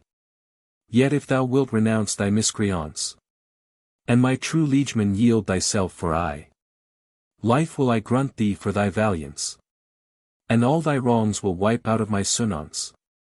Full, said the pagan, I thy gift defy, but vse thy fortune, as it doth befall, and say, that I not welcome do die, but in despite of life, for death do call. Wroth was the prince, and sorry yet withal, that he so wilfully refused grace. Yet sith his fate so cruelly did fall, his shining helmet he gone sun lace, and left his headless body bleeding all the place.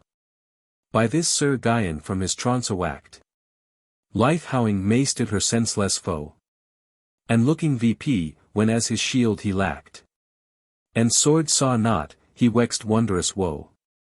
But when the palmer, whom he long ago had lost, he by him spied, right glad he grew, and said, Dear sir, whom wandering to and fro I long ha lacked, I owe thy face to view. Fear me is thy faith, whom donger neuer fro me drew. But read what wicked hand hath robbed me of my good sword and shield. The palmer glad, with so fresh hew prizing him to see, him answered, Fair son, be no whit sad, for want of weapons, they shall soon be had. So gone he to discourse the whole debate, which that strange knight for him sustained had, and those two Saracens confounded late, whose carcasses on ground were horribly prostrate. Which when he heard, and saw the tokens true, his heart with great affection was embayed, and to the prince bowing with reverence due, as to the patroni of his life, thus said, My lord, my liege, by whose most gracious aid I lioa this day, and see my foes subdued, what may suffice, to be for meed repaid, of so great graces, as ye ha me showed, but to be you are bound, to whom the infant thus, fair sir, what need? Good turns be counted, as a sorrow bond, to bind their doers, to receive their meed? Are not all knights by oath bound, to withstand oppressor's power by arms and puissant hand? Suffice, that I ha done my due in place. So goodly purpose they together fond, of kindness and of courteous a grace. The whiles false Archimarge and Otten fled apace. Canto 9. The House of Temperaunce, in which doth sober Alma dwell, besieged of many foes, whom stronger knights to flight compel. Of all God's works, which do this world adorn, there is no one more fair and excellent. Then is man's body both for power and for me, whiles it is kept in sober government. But none than it, more foul and indecent. Distempered through misrule and passions base. It grows a monster, and incontinent. Doth lose his dignity and nature grace. Behold, who list, both one and other in this place. After the Paynim brethren conquered were. The Briton prince recurring his stolen sword. And Gvyon his lost shield, they both eifer. Forth passed on their way in fair accord. Till him the prince with gentle court did board. Sir knight, mote I of you this courtesy read. To weet why on your shield so goodly scored. Bear ye the picture of that lady's head? Full luily is the semblant, though the substance dead. Fair sir, said he, if in that picture dead. Such life ye read, and virtue in vain shew. What mote ye ween, if the true lowly head of that most glorious visage ye did view? But if the bowtie of her mind ye knew, that is her bounty, and imperial power. 1,000 times fairer than her mortal hew.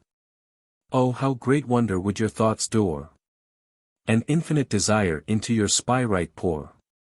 She is the mighty queen of Faerie, whose fair retrait I in my shield do bear. She is the flower of grace and chastity, throughout the world renowned far and near. My leaf, my liege, my sovereign, my dear, whose glory shineth as the morning star, and with her light the earth illumines clear. Far reach her mercies, and her praises far as well in state of peace, as puissance in war. Thrice happy man, said then the Briton knight, whom gracious lot, and thy great valiance, ha made thee soldier of that princess bright, which with her bounty and glad countenance doth bless her Temperaunce, and them high adjuvants. How may strange knight hope ewer to aspire by faithful Cerus, and meet aim Nance? Unto such bliss sufficient were that higher, for loss of 1,000 lose, to die at her desire. Said Gvyon, noble lord, what meed so great, or grace of earthly prince so sovereign? But by your wondrous worth and warlike feat, ye well may hope, and easily attain. But were your will, her soul to entertain, and numred be mongst knights of maidenhead, great guerdon, well I wot, should you remain, and in her fall or high be reckoned, as Arthigall, and Sophie now been honored. Certes, then said the prince, I God all, that sith I arms and knighthood first did plight, my whole desire hath been, and yet is now, to sorrow that queen with all my power and might. Now hath the sun with his lamp burning light walked round about the world, and I no less, sith of that goddess I ha sought the sight. Yet nowhere can her find, such happiness. Hohen doth to me envy, and fortune for less. Fortune, the foe of famous jouissance, seldom, said Gvyon, yields to virtue aid, but in her way throws mischief and mischance, whereby her course is stopped, and passage stayed. But you, fair sir, be not herewith dismayed, but constant keep the way, in which ye stand. Which were it not, that I am else delayed, with hard adventure, which I ha in hand, I labour would to guide you through all Faerie land. Gramercy sir, said he, but mote I wot, what strange adventure do ye now pursue? Perhaps my succour, or advisement meet, mote stead you much your purpose to subdue. Then gone Sir Gvyon all the story shew, of false Acrasia, and her wicked wiles, which to avenge, the palmer him forth drew from Faerie court. So talked they, the whiles they wasted had much way, and measured many miles. And now fair Phoebus gone decline in hast his weary wagon to the western vale, when as they spied a goodly castle, plast forby a rewer in a pleasant dale, which choosing for that evening's hospitale, they thither marched, but when they came in sight, and from their sweaty coursers did a wall, they found the gates fast barred long ere night, and Uri Lou fast locked, as fearing foes despite. Which when they saw, they weened foul reproach was to them done, their entrance to forestall. Till that the squire gone nigher to approach, and wind his horn vendor the castle wall, that with the noise it shook, as it would fall. Eftsoons forth looked from the highest spire, the watch, and lode until the knights did call, to weet, what they so rudely did require. Who gently answered, they entranced did desire. Fly, fly, good knights, said he, fly fast away. If that your lose ye lo, as meek ye should. Fly fast, and saw your selus from near decay. Here may ye not ha in trance, though we would. We would and would again, if that we could. But thousand enemies about versus row. And with long siege versus in this castle hood. So in years this wise they versus besieged ha. And many good knights slain, that ha versus sought to saw. Thus as he spoke, lo with outrageous cry. 1,000 villains round about them swarmed. Out of the rocks and cause a dioning nigh. Vile caitious wretches, ragged, rude, deformed. All threatening death, all in strange manner armd. Some with weldy clubs, some with long spears. Some rusty news, some staws in fire warmed. Stern was their look, like wild amazed steers. Staring with hollow eyes, and stiff standing hears. Fiercely at first those knights they did assail. And drow them to recoil, but when again they gave fresh charge, their forces gone to fail. Unable their encounter to sustain. For with such puissance and impetuous main, those champions broke on them, that forced them fly.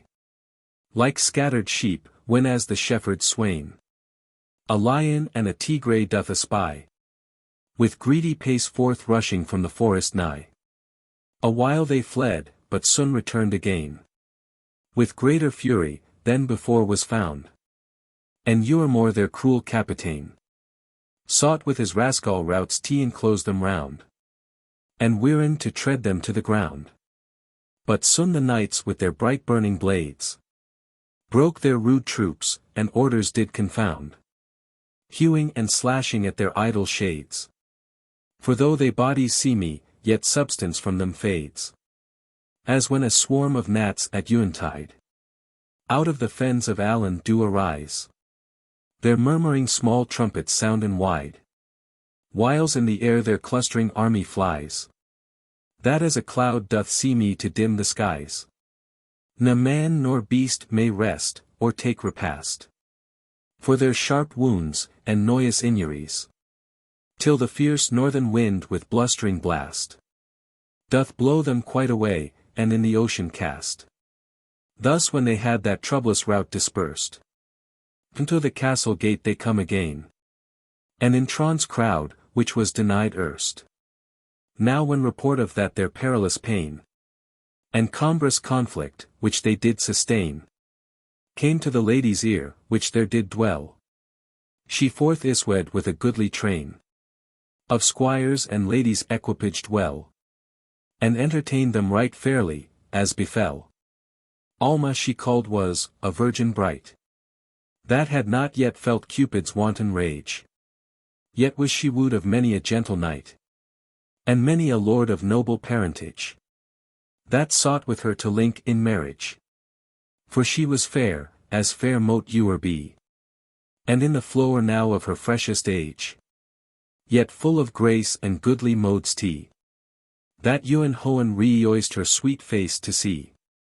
In robe of lily white she was arrayed, that from her shoulder to her heel down rout, the train whereof loose far behind her strayed, braunched with gold and pearl, most richly wrought, and born of two fair damsels, which were taught that Cerus well. Her yellow golden hair was trimly wowen, and in tresses wrought. No other tire she on her head did wear, but crowned with a garland of sweet rosier. Goodly she entertained those noble knights, and brought them VP into her castle hall, where gentle court and gracious delight she to them made, with mildness virginal, shewing herself both wise and liberal. There when they rested had a season due. They her besought of fall or special. Of that fair castle to afford them view. She grunt, and them leading forth, the same did shew. First she them led VP to the castle wall. That was so high, as foe might not it climb. And all so fair, and fenceable withal. Not built of brick, any yet of stone and lime. But of thing like to that Egyptian slime. Whereof King Nine whilome built Babel Tor. But oh, great pity, that no langer time. So goodly workmanship should not endure. Soon it must turn to earth, no earthly thing is sure. The frame thereof seemed partly circular. And part triangular, oh, work thy ween. Those two the first and last proportions are. The one imperfect, mortal, feminine. Th other immortal, perfect, masculine. And twixt them both a quadrate was the base. Proportioned equally by Sun and Nine. Nine was the circle set in Hohen's place. All which compacted made a goodly diapase. Therein two gates were placed seemly well. The one before, by which all in did pa. Did th other far in workmanship excel. For not of wood, nor of enduring bras. But of more worthy substance framed it was. Doubly dispart, it did lock and close. That when it locked, none might thorough pa. And when it opened, no man might it close. Still open to their friends, and closed to their foes. Of Hohen stone the porch was fairly wrought. Stone more of velour, and more smooth and fine. Than yet or marble far from Ireland brought. Ouer the which was cast a wandering vine. Enchased with a wanton yewy twine. And ouer it a fair portcullis hong. Which to the gate directly did incline. With comely compasse, and compacture strong. Neither unseemly short, nor yet exceeding long. Within the barbican a porter sate. Day and night duly keeping watch and ward. Nor white, nor word mote passe out of the gate. But in good order, and with due regard. Tirers of secrets he from thence debarred. Babblers of folly, and blazers of crime. His larambel might load and wide be hard. When cause required, but noyer out of time. Early and late at Rome, at Uning and at Prime. And round about the porch on Uri side. Twice 16 warders sat, all armed bright. In glistering steel, and strongly fortified. Tall yeomen seemed they, and of great might. And were enwronged ready, still for fight. By them as Alma passed with her guests. They did obeisance, as beseemed right. And then again returned to their rests. The porter eke to her did lout with humble jests. Thence she them brought into a stately hall. Wherein were many tables fair dispread. And ready dight with drappets festual. Against the viands should be ministered. At th upper end there sate, Euclid in red. Down to the ground, a comely personage. That in his hand a white rod menaged. He steward was hight diet, ripe of age. And in demeanour sober, and in counsel sage. And through the hall there walked to and fro. A illy yeoman, marshal of the same. Whose name was Appetite, he did bestow. Both guests and meat, when you were in they came. And knew them how to order without blame. As him the steward bade. They both atone. Did duty to their lady, as became. Who passing by, forth led her guests anon. Into the kitchen realm, any sparred for niceness none. It was a vaude built for great dispense. With many wrongs reared along the wall. And one great chimney, whose long tunnel thence. The smoke forth threw. And in the midst of all. There placed was a cauldron wide and tall. Upon a mighty furnace, burning what? More what, than Etten, or flaming Monjabal. For day and night it brent, any ceased not. So long as anything it in the cauldron got. But to delay the heat, least by mischance. It might break out, and set the whole on fire. There added was by goodly ordinance an huge great pair of bellows, which did stire continually, and cooling breath inspire. About the cauldron many cooks a-coiled, with hooks and ladles, as need did require. The whiles the viands in the vessel boiled, they did about their business sweat, and sorely toiled. The maester cook was called Concoction, a careful man, and full of comely guise. The kitchen clerk, that hight digestion, did order all thchates in seemly wise, and set them forth, as well he could do's. The rest had sure all offices assigned, some to remove the scum, as it did rise, others to bear the same away did mind, and others it to vse according to his kind. But all the liquor, which was foul and wast, not good nor serviceable else for aught, they in another great round vessel plast, till by a conduit pipet thence were brought. And all the rest, that noyous was, and not by secret ways, that none might it espy, was close connuade, and to the back gate brought. That cleaped was Port Esquiline, whereby it was all voided quite, and thrown out priorly. Which goodly order, and great workman's skill, when as those knights beheld, with rare delight, and gazing wonder they their minds did fill. For ne'er had they seen so strange a sight. Thence back again fair Alma led them right, and soon into a goodly parlour brought, that was with royal arras richly dight, in which was nothing portrait, nor wrought, not wrought, nor portrait, but easy to be thought. And in the midst thereof pon the flower, a Louisly beauty of fair ladies sate, courted of many a illy paramour, the which them did in modest wise amati, and each one sought his lady to agrate, and eke amongst them little Cupid played his wanton sports, being returned late from his fierce wars, and howling from him laid his cruel bow, wherewith he thousands hath dismayed. Divers delights they found themselves to please, some song in sweet consort, some laughed for Ioe, some plaid with straws, some idly sat at ease, but other some could not abide to toy. All pleasance was to them grief and annoy. This frowned, that fawned, the third for shame did blush, another seemed envious, or coy, another in her teeth did gnaw a rush. But at these strongers' presence Uri one did hush. Soon as the gracious Alma came in place, they all at once out of their seats arose, and to her homage made, with humble grace. Whom when the knights beheld, they gone dispose themselves to court, and each a damsel chose. The prince by chance did on a lady light, that was right fair and fresh as morning rose, but somewhat sad, and solemn eke in sight, as if some pensive thought constrained her gentle sprite. In a long purple pall, whose skirt with gold was fretted all about, she was arrayed, and in her hand a poplar branch did hold. To whom the prince in courteous manner said, Gentle madam, why be ye thus dismayed? And your fair bow tie do with sadness spill? Lose any, that you hath thus ill apaid? Or done you lo, or done you lack your will? What you or be the cause, it sure beseems you ill. Fair sir, said she half in disdainful wise, how is it, that this mood in me ye blame?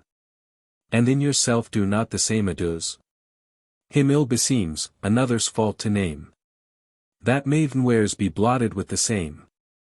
Hence you I yield I am, and sad in mind, through great desire of glory and of fame. No aught I ween are ye therein behind, that haught twel ye moneth sought one, yet nowhere can her find. The prince was inly moved at her speech, well weeting true, what she had rashly told, yet with fair semblance sought to hide the breach, which change of colour did perforce confold. Now seeming flaming what, now stony cold.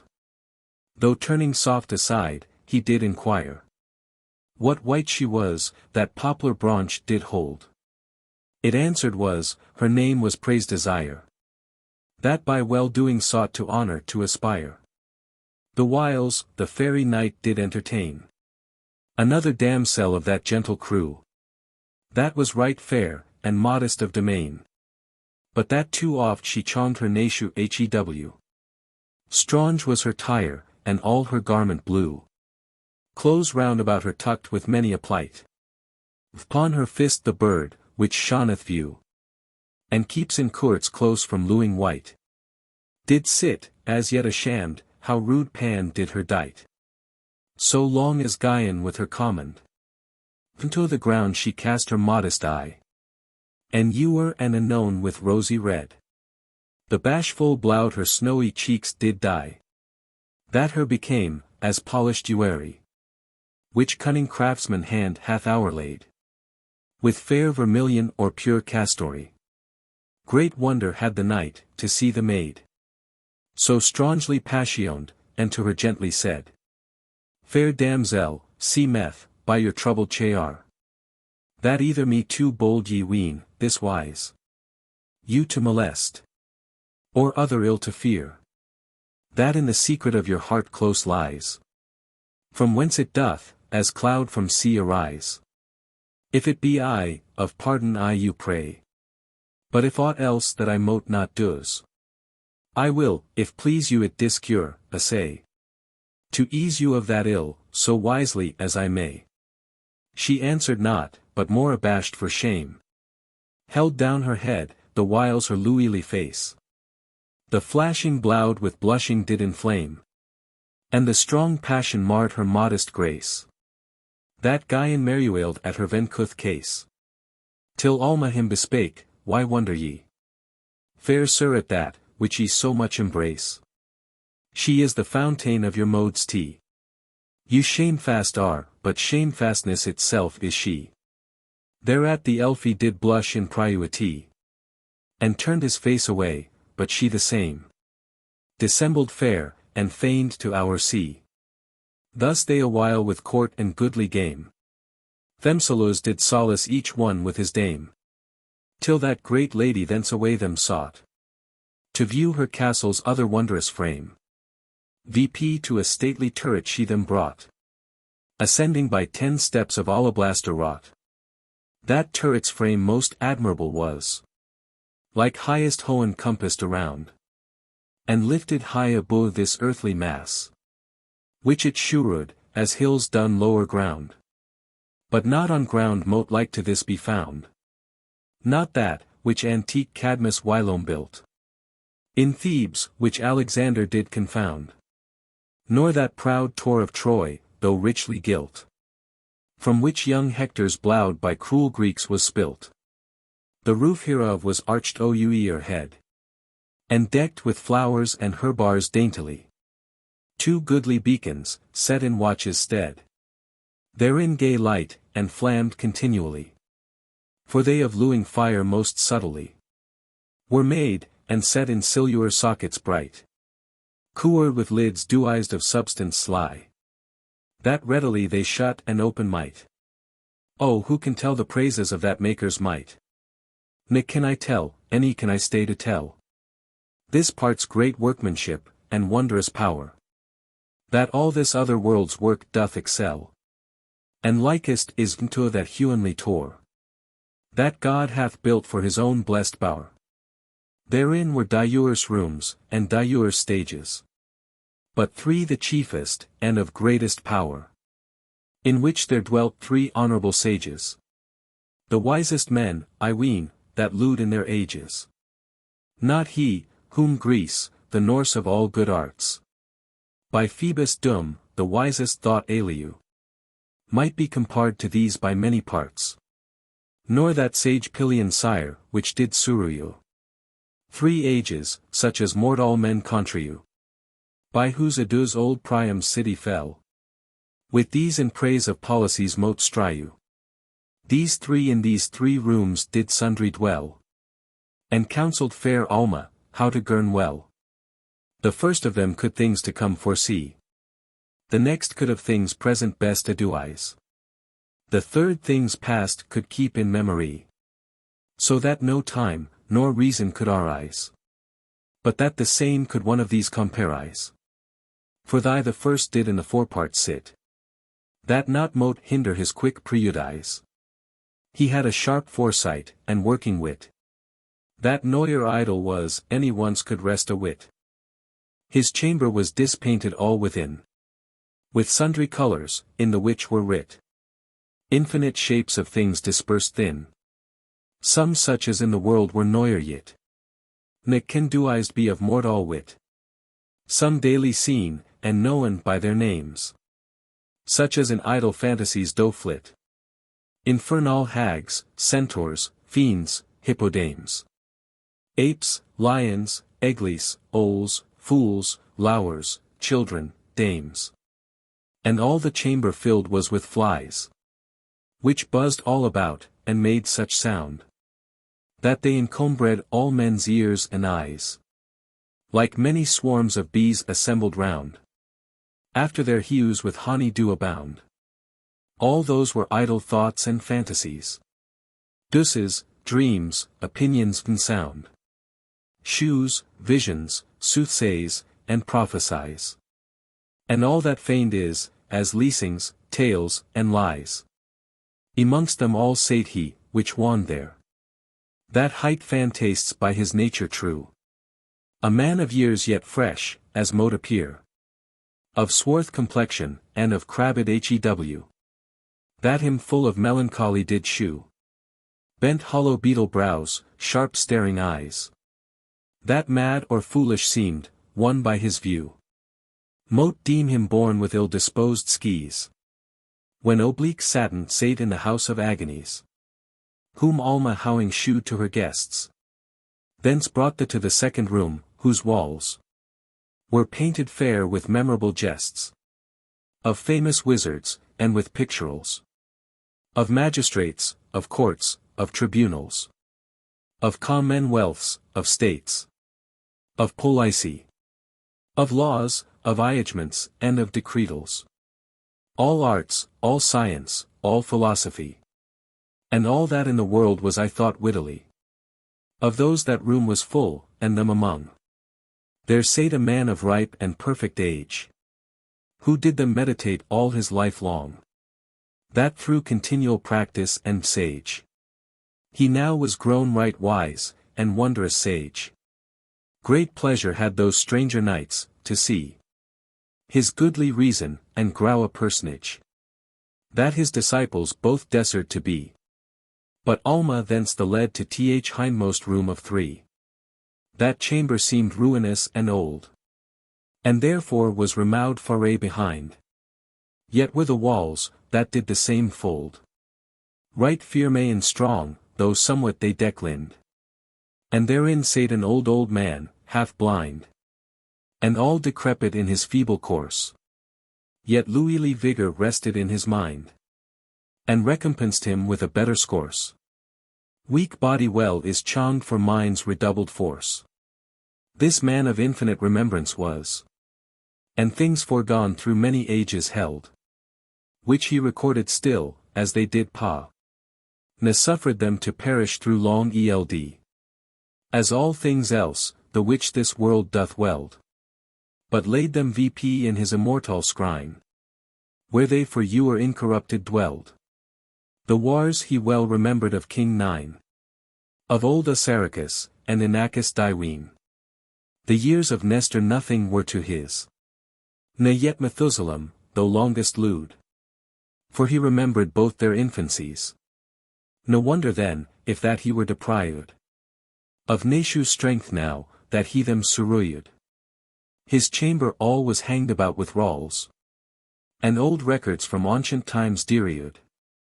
Some made in books, some in long parchment scrolls. That were all worm-eaten, and full of canker holes. Amidst them all he in a chair was set. Tossing and turning them without an end. But for he was unable them to fet. A little boy did on him still attend. To reach, when you or he for aught did send. And oft when things were lost, or laid amiss. That boy them sought, and to him did lend. Therefore he an amnesties cleaped is. And that old man nests, by their properties. The knights their entreating, did him reverence do. And wondered at his endless exercise. Then as they gone his library to view, and antique registers for to Oz, there chanced to the prince's hand to rise an ancient book, hight Britain monuments, that of this land's first conquest did devise an old division into regiments, till it reduced was to one man's garments. Sir Gvyon chanced eke on another book, that hight antiquity of fairy London, in which when as he greedily did look, th offspring of elus and fairies there he found, as it delured was from hond to hond, whereat they burning both with fervent fire, their country's ancestry to understand, crowd low of Alma, and that aged sire, to read those books, who gladly grunt their desire. Canto 10. A Chronicle of Britain Kings. From Brute to Vethor's reign, and rolls of elfin emperors, till time of Glorian. Who now shall give to me words and sound, equal to this haughty enterprise? Or who shall lend me wings, with which from ground lowly verse may loftily arise, and lift itself to the highest skies? More ample spirit, than hitherto was wont, here needs me, whiles the famous ancestries of my most dreaded suzerain I recount, by which all earthly princes she doth foray surmount. Nevender's sun, that shines so wide and fair, whence all that lose, does borrow life and light, lose aught, that to her lineage may compare, which though from earth it be dear yet right, yet doth itself stretch forth to Hohen's height, and all the world with wonder hour spread. A labour huge, exceeding far my might. How shall freely pen, with fear disparaged, conceive such suzerain glory, and great bountied argument worthy of Meonian quill, or rather worthy of great Phoebus wrote, whereon the ruines of great Ossa hill, and triumphs of Phlegrean Ioue he wrote, that all the gods admired his lofty note. But if some relish of that hewenly lay, his learned daughters would to me report, to deck my psalm withal, I would essay thy name, O Faerie Queene, to blazon Faerie away. Thy name, O Faerie Queene, thy realme and race, from this renowned prince dear Yudar, who mightily felled that royal mace, which now thou bearst, to thee descended Faerie, from mighty kings and conquerors in war, thy fathers and great-grandfathers of old, whose noble deeds above the northern star, immortal fame for ewer hath enrolled, as in that old man's book they were in order told. The land, which warlike Britons now possess, and therein ha their mighty empire raised, in antique times was Saluage wilderness, then peopled, then mannered, then proud, then praised. No was it island then, any was it paced amid the ocean wows, any was it sought of marchants Faerie, for prophets therein praised, but was all desolate, and of some thought, by sea to ha bene fro the Celtic mainland brought, ne did it then deseru a name to ha, till that the venturous mariner that way, learning his ship from those white rocks to saw, which all along the southern sea-coast lay, threatening heedy wreck and rash decay, for safety's sake that same his seamark made, and named it Albion. But later day, finding in it fit ports for fishers' trade, gone more the same frequent, and further to Inuade. But Faerie inland a Saluage nation dwelt, of hideous giants, and half-beastly men, that neither tasted grace, nor goodness felt, but like wild beasts lurking in loathsome den, and flying fast as roebuck through the fun, all naked without shame, or care of cold, by hunting and by spoiling lewd then, of stature huge, and eke of courage bold, that sons of men amazed their sternness to behold. But whence they sprung, or how they were begot, neath is to assure, neath to wane. That monstrous error, which doth some asset. That Diocletian's 50 daughters shen. Into this land by chance ha Dryuan ben a. Where companning with fiends and filthy sprites. Through vain illusion of their lust unclean. They brought forth giants and such dreadful wights. As Faerie exceeded men in their immeasured mights. They held this land, and with their filthiness. Polluted this same gentle soil long time. That their own mother loathed their beastliness. And gone abhor her broods from kindly crime. All were they born of her own nature's slime. Until that Brutus anciently deriud. From royal stock of old Assarac's line. Dryuan by fat all error, here ariud. And them of their nighest possession depriud. But ere he had established his throne. And spread his empire to the veetmost shore. He fought great battles with his Saluage phone. In which he them defeated Euremore.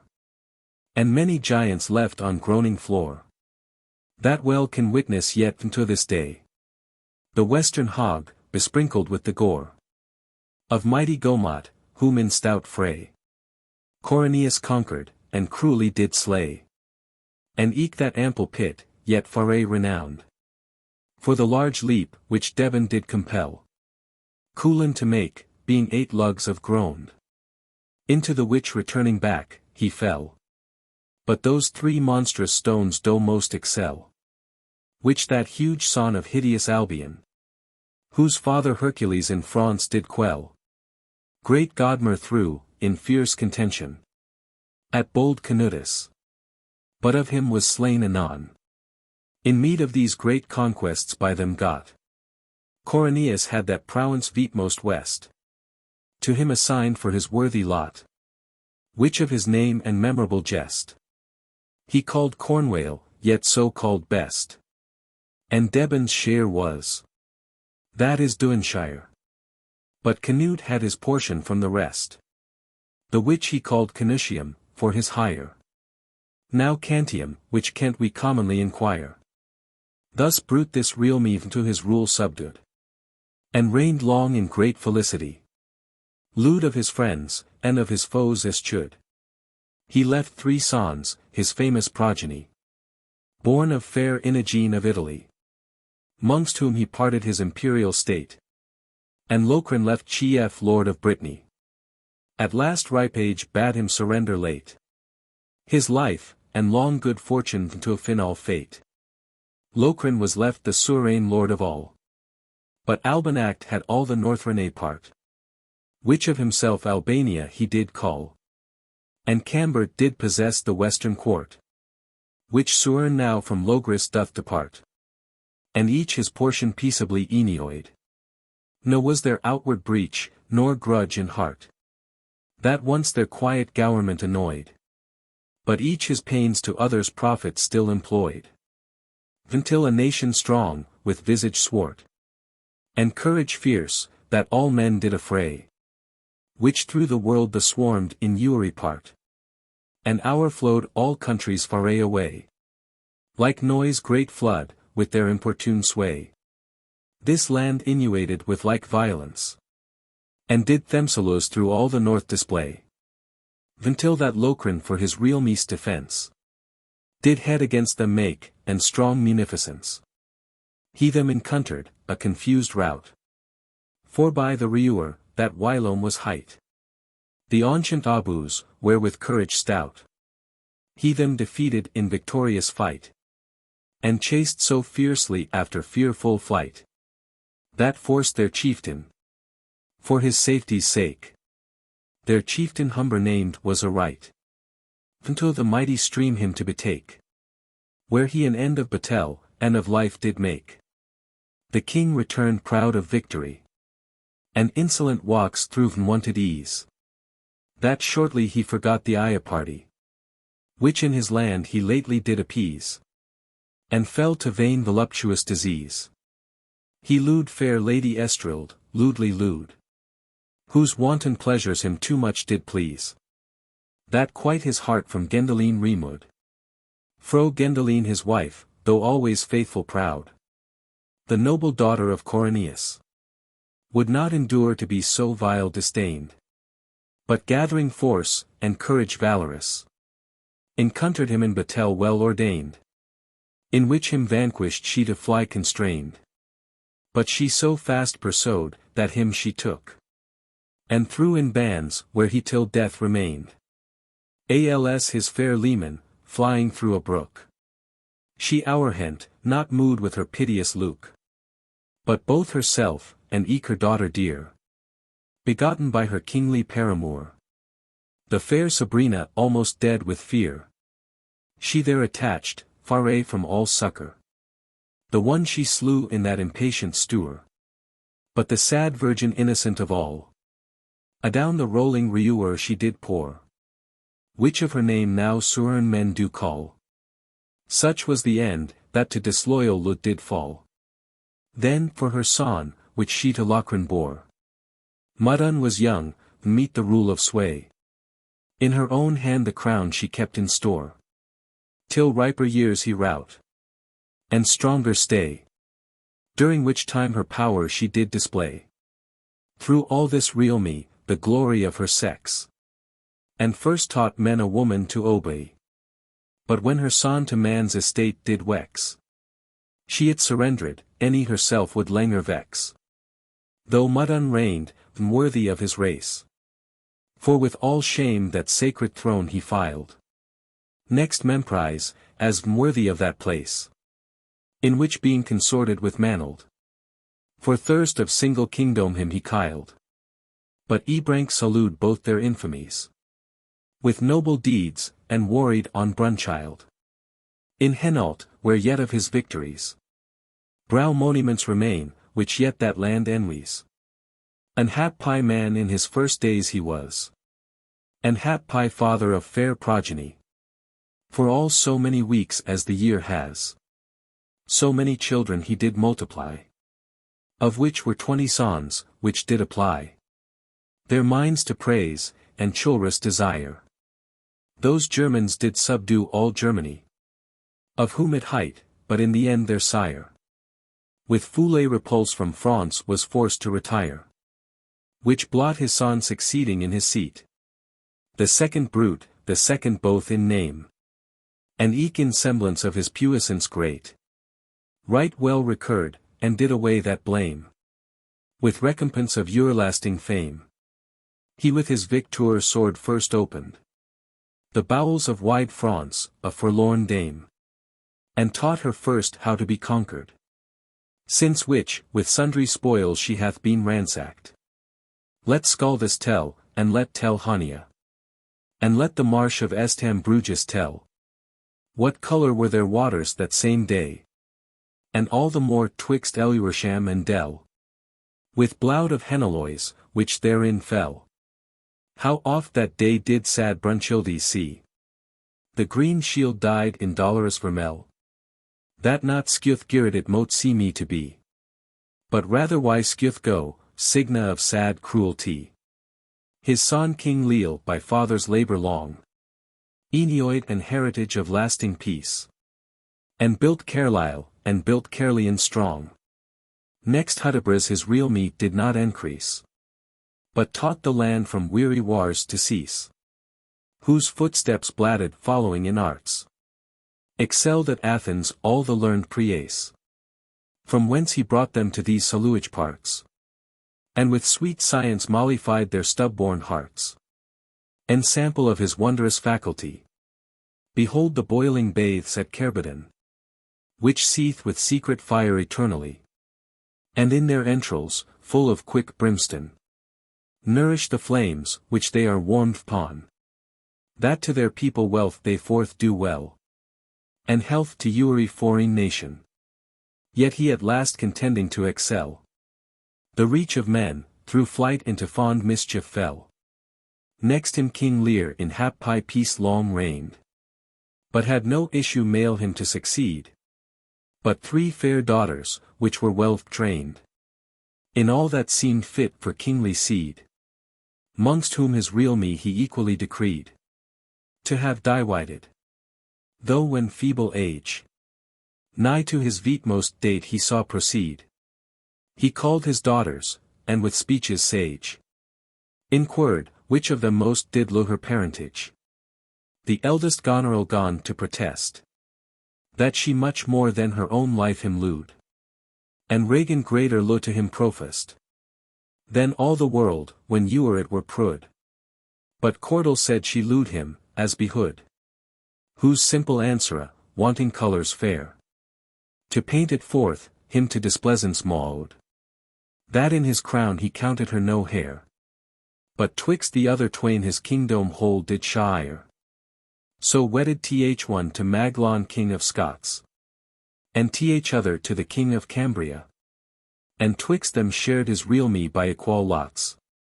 But without dower the wise Cordelia was sent to Auganip of Celtica. Their aged sire, thus eased of his crown, a private life led in Albania. With Goneril, long had in great renown, that not him grud to Ben from rule deposed down. But true it is, that when the oil is spent, the light goes out, and weak is thrown away. So when he had resigned his regiment, his daughter gone despise his drooping day, and weary wax of his continual stay. Though to his daughter Regan he repaired, who him at first well veest ewery way. But when of his departure she despaired, her bounty she abetted, and his chair impaired. The wretched man gone then was too late. That lo is not, where most it is professed. Too truly tried in his extremest state. At last resolute likewise to pro the rest. He to Cordelia himself addressed, who with entire affection him resowed. As for her sire and king her seemed best. And after all an army strong she lode, to war on those, which him had of his realme borrowed. So to his crown she him restored again, in which he died, made ripe for death by Eld.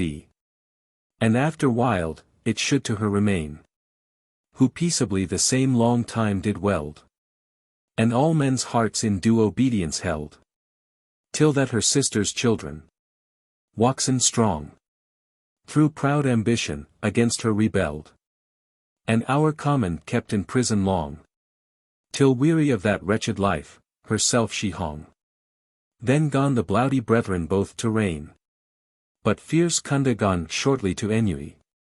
His brother Morgan, pricked with proud disdain, to haw a pair in part of sovereignty, and kindling coals of cruel enmity, raised war, and him in battle o'erthrow. Whence as he to those woody hills did fly, which height of him Glamorgan, there him slew. Then did he reign alone, when he none equal knew. His son Rewallo his dead room did supply, in whose sad time Bloud did from Hohen reign. Next great Gergustus, then fair Caecily. In constant peace their kingdoms did contain. After whom Lago, and Kinmark did reign. And Gorbogud, till Faerie in years he grew. Then his ambitious sons from to them twain araught the rule, and from their father drew. Stout Ferex and stern Porrex him in prison threw. But oh, the greedy thirst of royal crown, that knows no kinred, nor regards no right, stirred Porrex VP to put his brother down, who to him assembling foreign might, made war on him, and fell himself in fight. Whose death Teoenge, his mother merciless, most merciless of women, vividen height, her other son fast sleeping did oppress, and with most cruel hand him murdered pitiless. Here ended Brutus' sacred progeny, which had so 100 years this sceptre borne, with high renown, and great felicity. The noble branch from th antique stock was torn through discord, and the royal throne forlorn. Thenceforth this realme was into factions rent, whilst each of Brutus boasted to be born, that in the end was left no monument of Brutus, nor of Britain's glory ancient. Then VP arose a man of matchless might, and wondrous wit to manage high affairs, who stirred with pity of the stressed plight of this sad realme, cut into sundry shares. By such, as claimed Themselus brute's rightful hairs. Gathered the princes of the people loose. To take in counsel of their common cares. Who with his wisdom won, him straight did choose. Their king, and swore him fealty to win or lose. Then made he head against his enemies. And Imner slew, or Logris miscreate. Then Ruddock and proud Stater, both allies. This of Albany newly nominate. And that of Cambrai king confirmed late. He o'erthrew through his own valiance. Whose countries he readest to quiet state.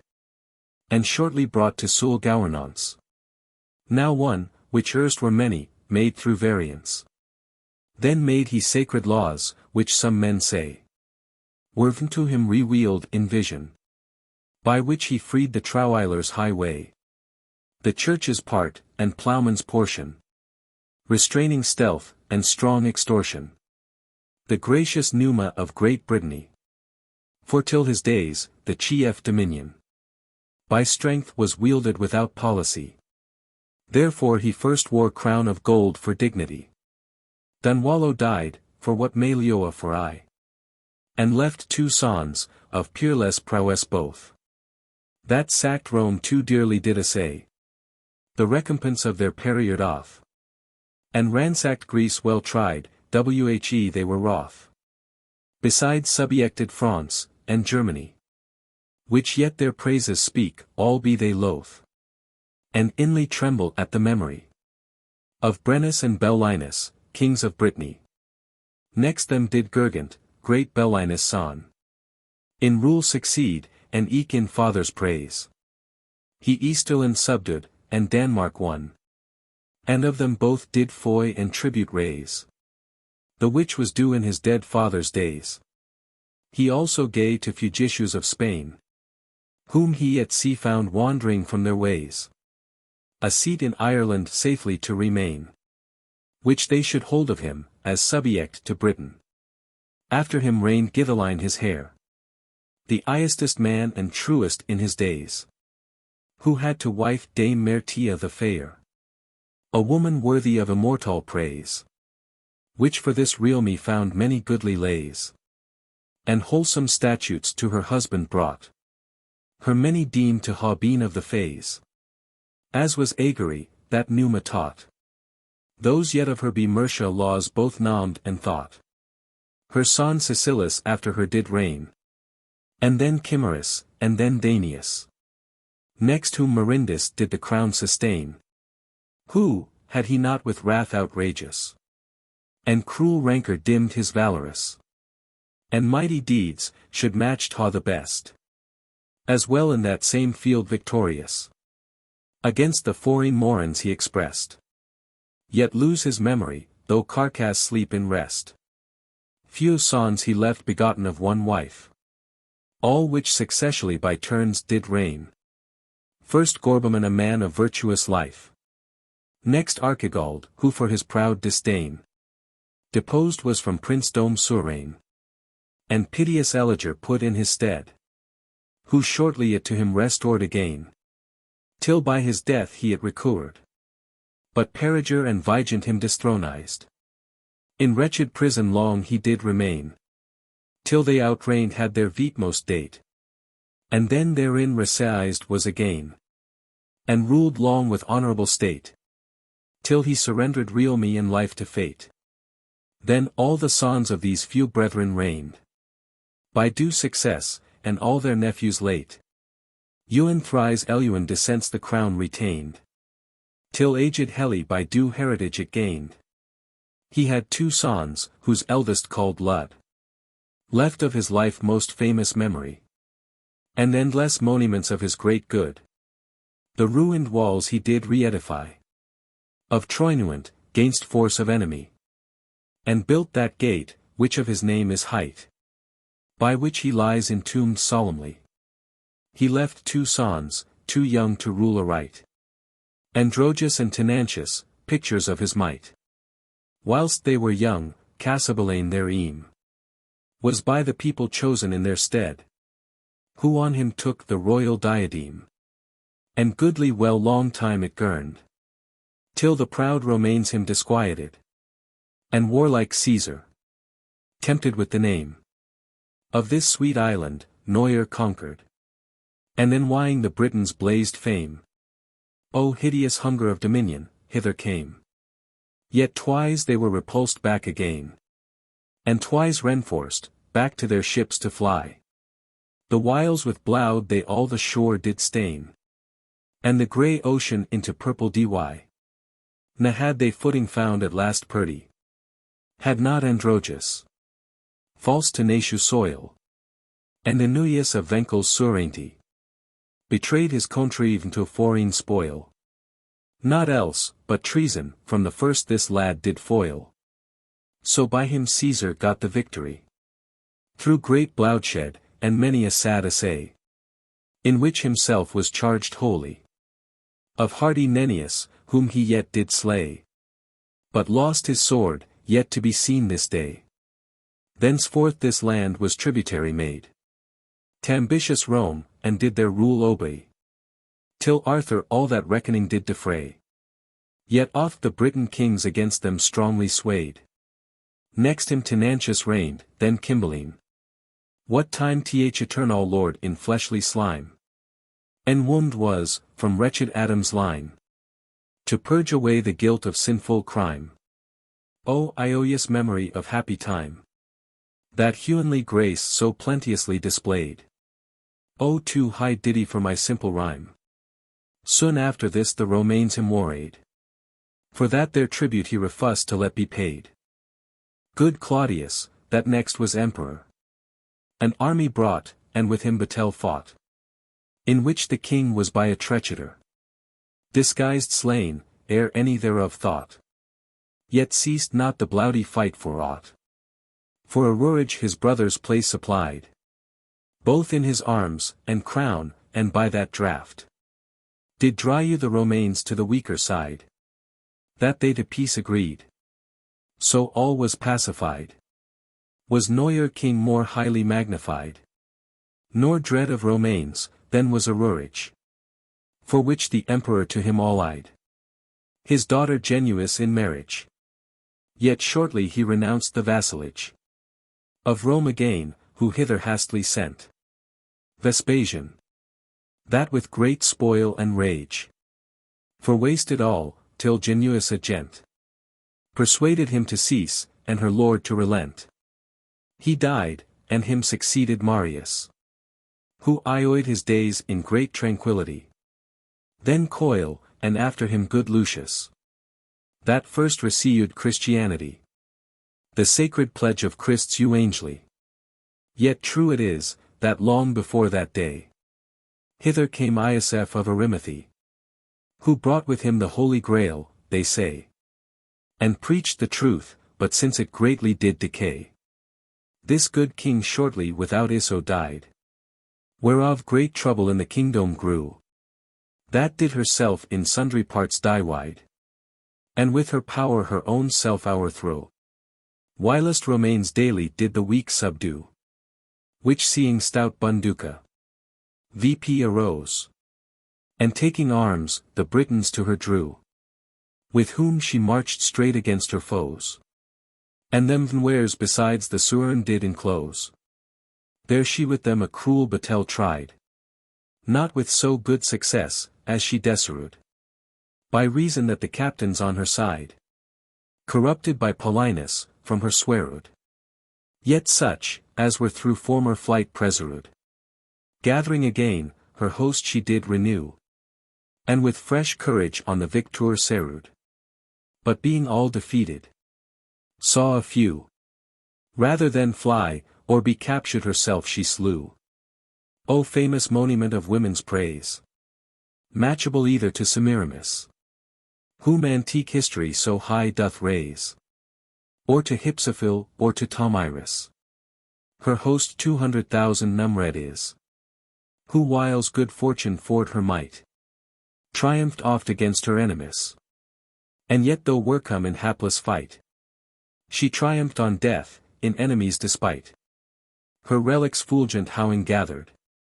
Fought with Surus, and him o'erthrew. Yet in the chase was slain of them, that fled.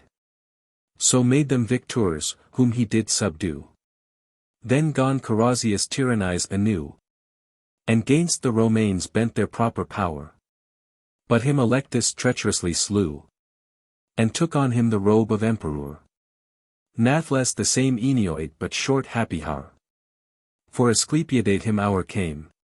And left inglorious on the vanquished plain. Without or robe, or rag, to hide his shame. Then afterwards he in his stead did reign. But shortly was by Coil in battle slain. Who after long debate, since Lucy's time, was of the Britons first crowned suzerain. Then gone this realme renew her past prime. He of his name Coilchester built of stone and lime. Which when the Romains heard, they hither sent. Constantius, a man of mickle might. With whom King Coil made an agreement. And to him gave for wife his daughter bright. Fair Helena, the fairest lewing white. Who in all godly thews, and goodly praise, did far excel, but was most famous hight. For skill in music of all in her days. Oswell in curious instruments, as cunning lays. Of whom he did great Constantine beget. Who afterward was emperor of Rome. To which wiles absent he his mind did set. Octoius here leapt into his room. And it serped by righteous doom. But he his title justified by might. Slaying Traherne. And howing were come. The Romain legion in dreadful fight. So settled he his kingdom, and confirmed his right. But wanting Iso male, his daughter dear. He gave in wedlock to Maximian. And him with her made of his kingdom heir. Who soon by means thereof the empire won. Till murdered by the friends of Gratian. Then gone the Huns and Picts innuade this land. During the reign of Maximinian. Who dying left none ere them to withstand. But that they were in all parts with easy hand. The weary Britons, whose warhable youth was by Maximian lately led away. With wretched miseries, and woeful ruth. Were to those pagans made an open prey.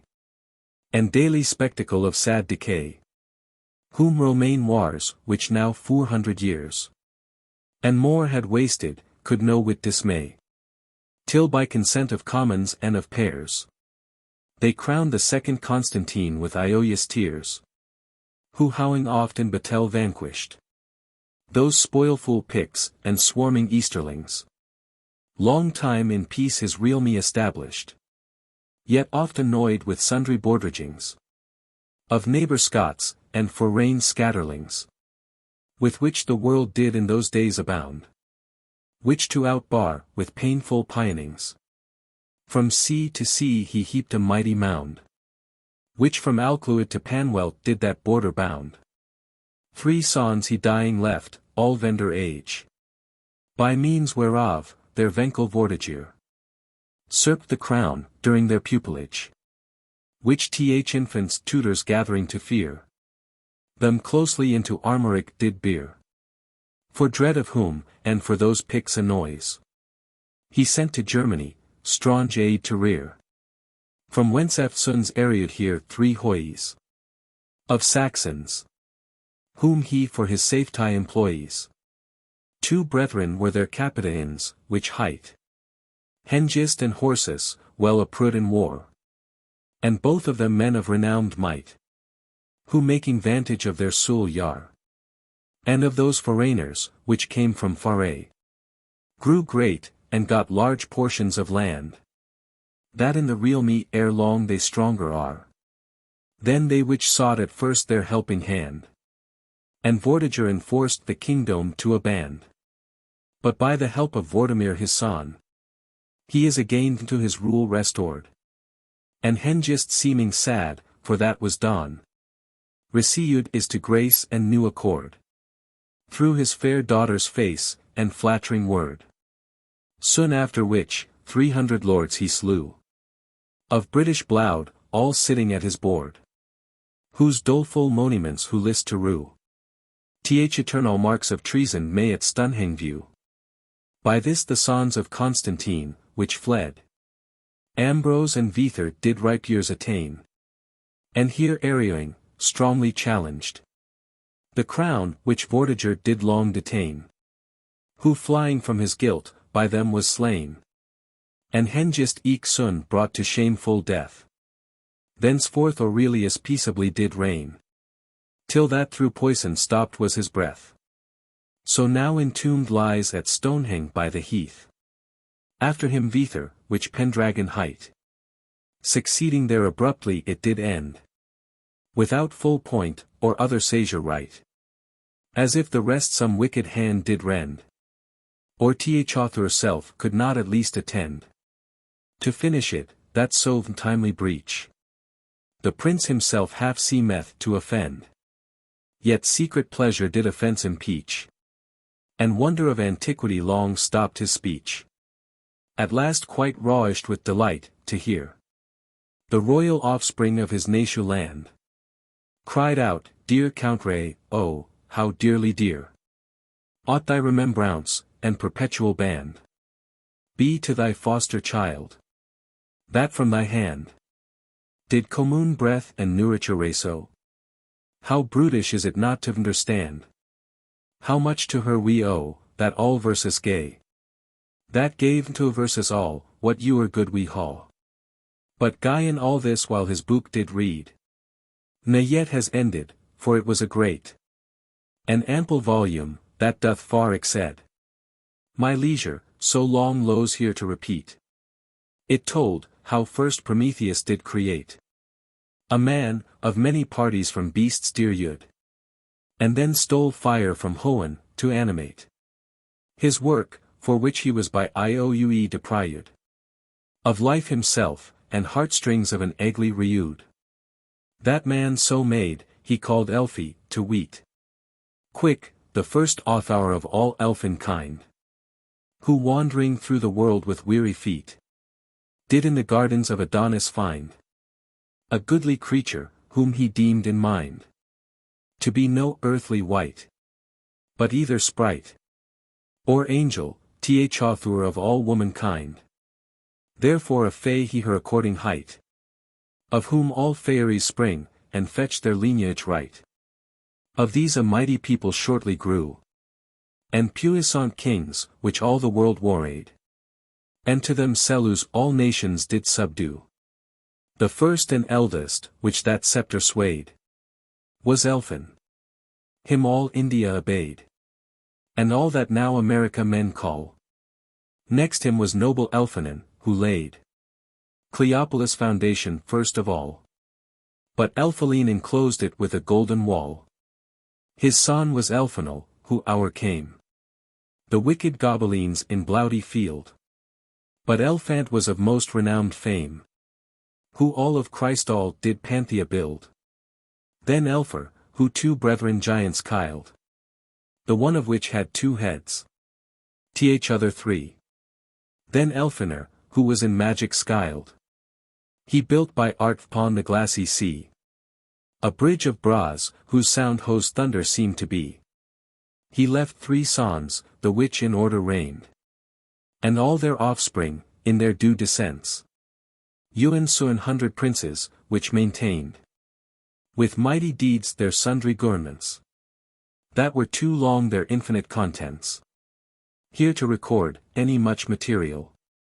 Yet should they be most famous monuments, and Brow and Sample, both of Martial, and Sewell ruled to kings and states imperial. After all these Elficleos did reign, the wise Elficleos in great majesty, who mightily that sceptre did sustain, and with rich spoils and famous victory, did high adjuance the crown of Faerie. He left 2 sons, of which fair Elfrin, the eldest brother did untimely die, whose empty place the mighty Oberon doubly supplied, in spousal, and dominion. Great was his power and glory o'er all, which him before, that sacred seat did fill. That yet remains his wide memorial. He dying left the fairest Tanaquil, him to succeed therein, by his last will. Fairer and nobler lueth none this hour. Na like in grace, any like in learned skill. Therefore they glory and call that glorious floor. Long mayst thou glory in Leoa, in glory and great power. Beguiled thus with delight of nuelties, and natural desire of country's state. So long they read in those antiquities, that how the time was fled, they quite forgate. Till gentle Alma seeing it so late, perforce their studies broke, and them besought to think, how supper did them long await. So half unwilling from their books them brought, and fairly feasted, as so noble knights she ought. Canto 11. The enemies of Temperaunce besiege her dwelling place. Prince Arthur them repel less, and foul Meleger doth deface. Hat war so cruel, or what siege so sore, as that, which strong affections do apply against the fort of reason Euremore. Bring the soul into captivity. Their force is fiercer through infirmity of the frily flesh, relenting to their rage, and exercise most bitter tyranny upon the parts, brought into their bondage. No wretchedness is like to sinful villanage, but in a body, which doth freely yield his parties to reason's rule obedient, and letteth her that ought the sceptre wield. All happy peace and goodly government is set led there in sure establishment. Their Alma like a virgin queen most bright, doth flourish in all beauty excellent, and to her guests doth bounteous banquet dight, a tempered goodly well for health and for delight. Early before the morn with Cremusin ray, the windows of bright Hoan opened had, through which into the world the dawning day might look, that mocketh Uri creature glad. Prose Sir Gvyon, in bright armor clad, and to his purposed irony him prepared. With him the palmer eke in habit sad, himself addressed to that adventure hard. So to the Reuer side they both together fared, where them awaited ready at the ford the ferryman, as Alma had behight. With his well-rigged boat, they go aboard, and he eftsoons gone launch his bark forthright. Ere long they rode were quite out of sight, and fast the land behind them fled away. But let them pa, whiles wind and weather right do sorrow their turns, here I a while must stay, to see a cruel fight done by the prince this day. For all so soon, as Gvyon thence was gone upon his voyage with his trusty guide, that wicked band of villains fresh begone that castle to assail on Uri side, and lay strong siege about it far and wide. So huge and infinite their numbers were, that all the land they vendor them did hide. So foul and vgly, that exceeding fear their visages impressed, when they approached near. Them in 12 troops their captain did dispart, and round about in fittest steads did place, where each might best offend his proper part, and his contrary object most deface. As Uri one seemed meetest in that case, soon of the same against the castle gate, in strong entrenchments he did closely place, which with incessant force and endless hate, they battered day and night, and entranced did awat. The other few sundry ways he set against the few great bulwarks of that pile, and unto each a bulwark did air it, tassel with open force or hidden guile, in hope thereof to win victorious spoil. They all that charge did fervently apply, with greedy malice and importune toil, and planted there their huge artillery, with which they daily made most dreadful battery. The first troop was a monstrous rabblement of foul misshapen wights, of which some were headed like owls, with becks and comely bent, others like dogs, others like griffins drayar, and some had wings, and some had claws to tear, and Uri one of them had lynx eyes, and Uri one did bow and arrows bear. All those were lawless lusts, corrupt envies, and covetous aspects, all cruel enemies, those same against the bulwark of the sight. Did lay strong siege, and battailous assault. No once did yield it respite day nor night. But soon as Titan gone his head exalt. And soon again as he his light withhalt. Their wicked engines they against it bent. That is each thing, by which the eyes may fault. But two then all more huge and violent. Bow tie, and money, they that bulwark sorely rent. The second bulwark was the hearing sense. Gainst which the second troop designment makes. Deformed creatures, in straunch difference. Some howling heads like harts, some like to snakes. Some like wild boars late roused out of the brakes. Slanderous reproaches, and foul infamies. Leasings, backbitings, and vainglorious crakes. Bad counsels, praises, and false flatteries. All those against that fort did bend their batteries. Likewise that same third fort, that is the smell of that third troop was cruelly assayed. Whose hideous shapes were like to fiends of hell. Some like to hounds, some like to apes, dismayed. Some like to pudikies. All in plumes arrayed. All shapt according their conditions. For by those VGLY forms wherein portrayed. Foolish delights and fond abusions. Which do that sense besiege with light illusions. And that fourth band, which cruel Batry bent. Against the fourth bulwark, that is the tast. Was as the rest, a grisy rabblement. Some mouthed like greedy oystridges, some fast. Like loathly toads, some fashioned in the wast. Like swine. For so deformed is luxury. Surfeit, misdiet, and thrifty wast.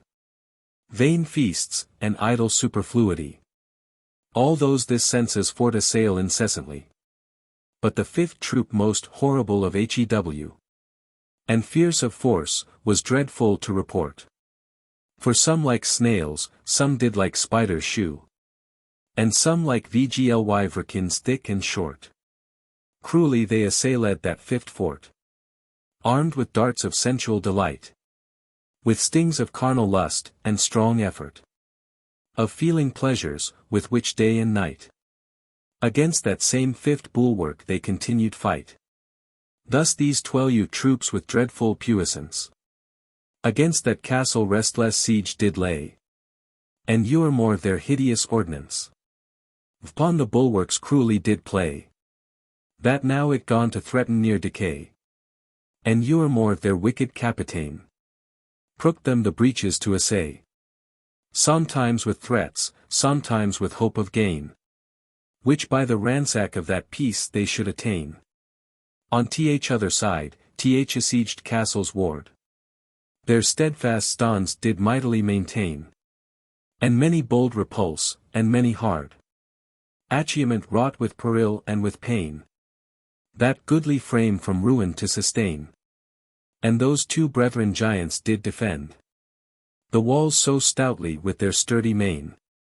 That noyer entrance any durst pretend. But they to direful death their groaning ghosts did send. The noble virgin, lady of the place. Was much dismayed with that dreadful sight. For noyer was she in soyal case. Till that the prince seeing her woeful plight. Gone her recomfort from so sad a fright. Offering his Cerus.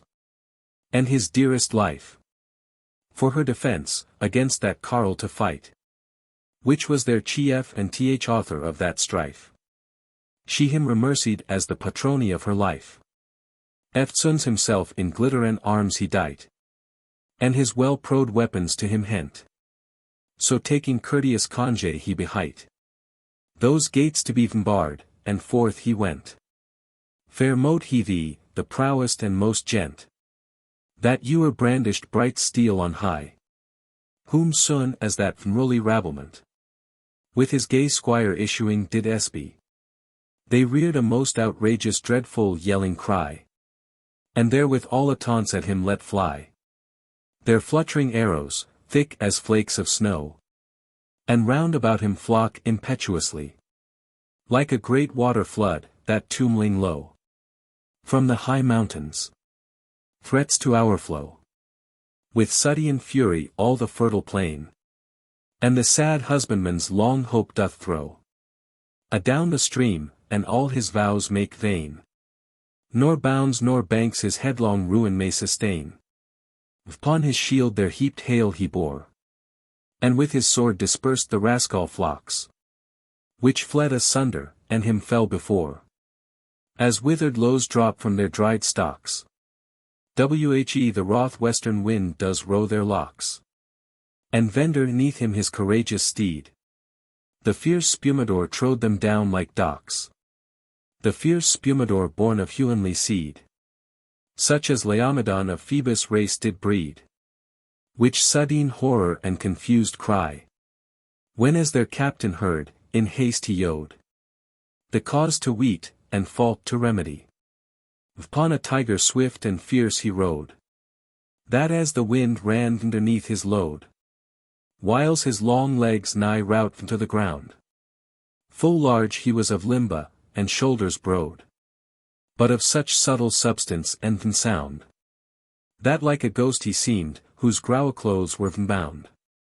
And in his hand a bended bow was seen, and many arrows vendor his right side, all deadly dongerous, all cruel keen, headed with flint, and feathers blowdy dyed, such as the Indians in their quaours hide.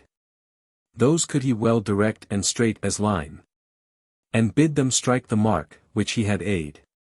No was their salue, any was their medicine, that mote recure their wounds, so inly they did tine.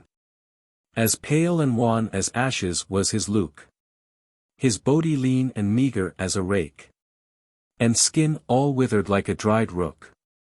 Thereto as cold and dreary as a snake, that seemed to tremble evermore, and quake. All in a canuous thin he was bedight, and girded with a belt of twisted brake. Upon his head he wore an helmet light, made of a dead man's skull, that seemed a ghastly sight.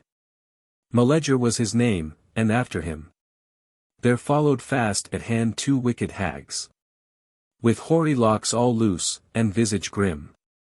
Their feet shod, their bodies wrapped in rags, and both as swift on foot, as chaste stags. And yet the one her other leg had lame, which with a staff, all full of little snags, she did support, and impotence her name. But t'other was impatience, armed with raging flame. Soon as the carle from Faerie the prince espied, glistering in arms and warlike ornament, his beast he felly pricked on either side, and his mischievous bow full ready bent, with which at him a cruel shaft he sent.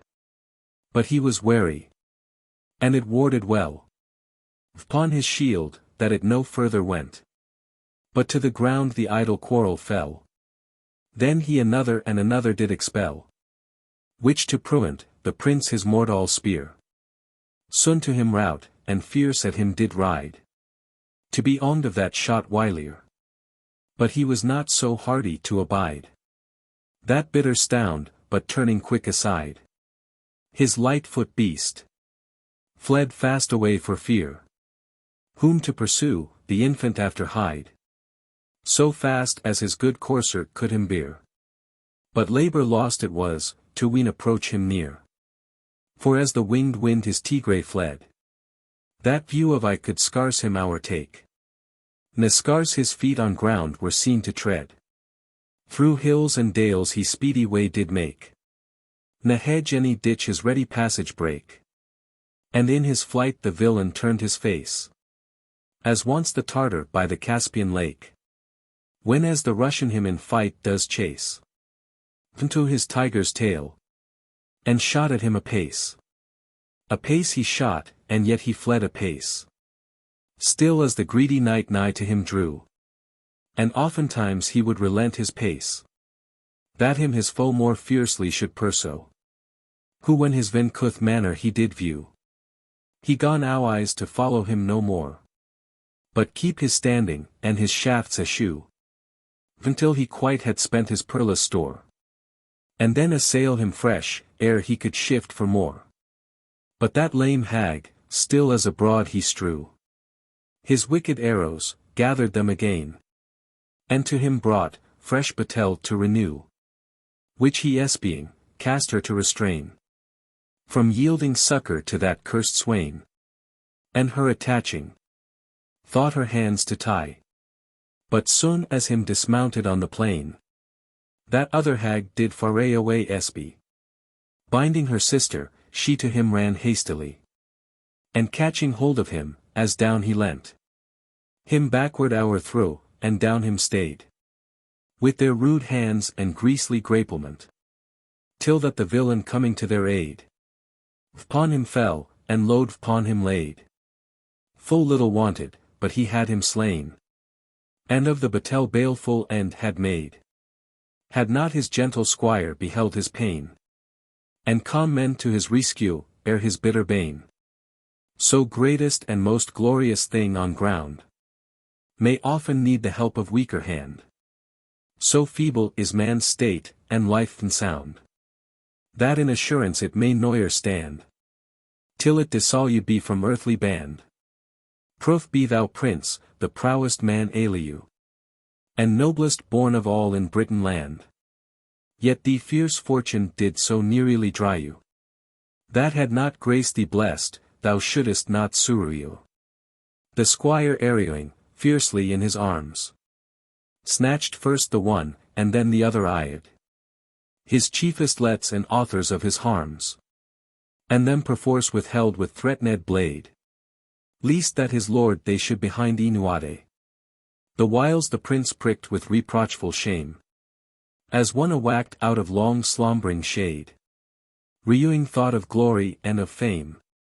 Knighted all his powers to purge himself from blame. Like as a fire, the which in hollow call. Hath long been a vendor kept, and down suppressed. With murmurous disdain doth inly row. And grudge, in so strait prison to be pressed. At last breaks forth with furious unrest. And strives to mount into his native seat. All that did erst it hinder and molest. It now doors with flames and scorching heat. And carries into smoke with rage and horror great. So mightily the Briton prince him roused. Out of his hold, and broke his cadieu bands. And as a bear whom angry Chastitie toused. Howing off shacked them, and escaped their hands. Becomes more fell. And all that him withstands. Treads down and o'erthrows. Now had the carle. Alighted from his tigre, and his hands. Discharged of his bow and deadly corlu. To seize upon his foe flat lying on the merly. Which now him turned to disadvantage dear. For neither can he fly, nor other harm. But trust to his strength and manhood mere. Sith now he is far from his monstrous swarm. And of his weapons did himself disarm. The knight yet wrathful for his late disgrace. Fiercely adjuanced his valorous right arm. And him so sore smote with his iron mace. That growling to the ground he fell, and filed his place. Well weened he, that field was then his own. And all his labour brought to happy end. When sudden vp the villain o'erthrown. Out of his swoon arose, fresh to contend. And gone himself to second batel bend. As hurt he had not been a. Thereby there lay. An huge great stone, which stood upon one end. And had not been a removed many a day. Some landmark seemed to be, or signa of sundry way. The same he snatched, and with exceeding sway. Threw at his foe, who was right well aware. To shun the engine of his meant decay. It booted not to think that throw to bear.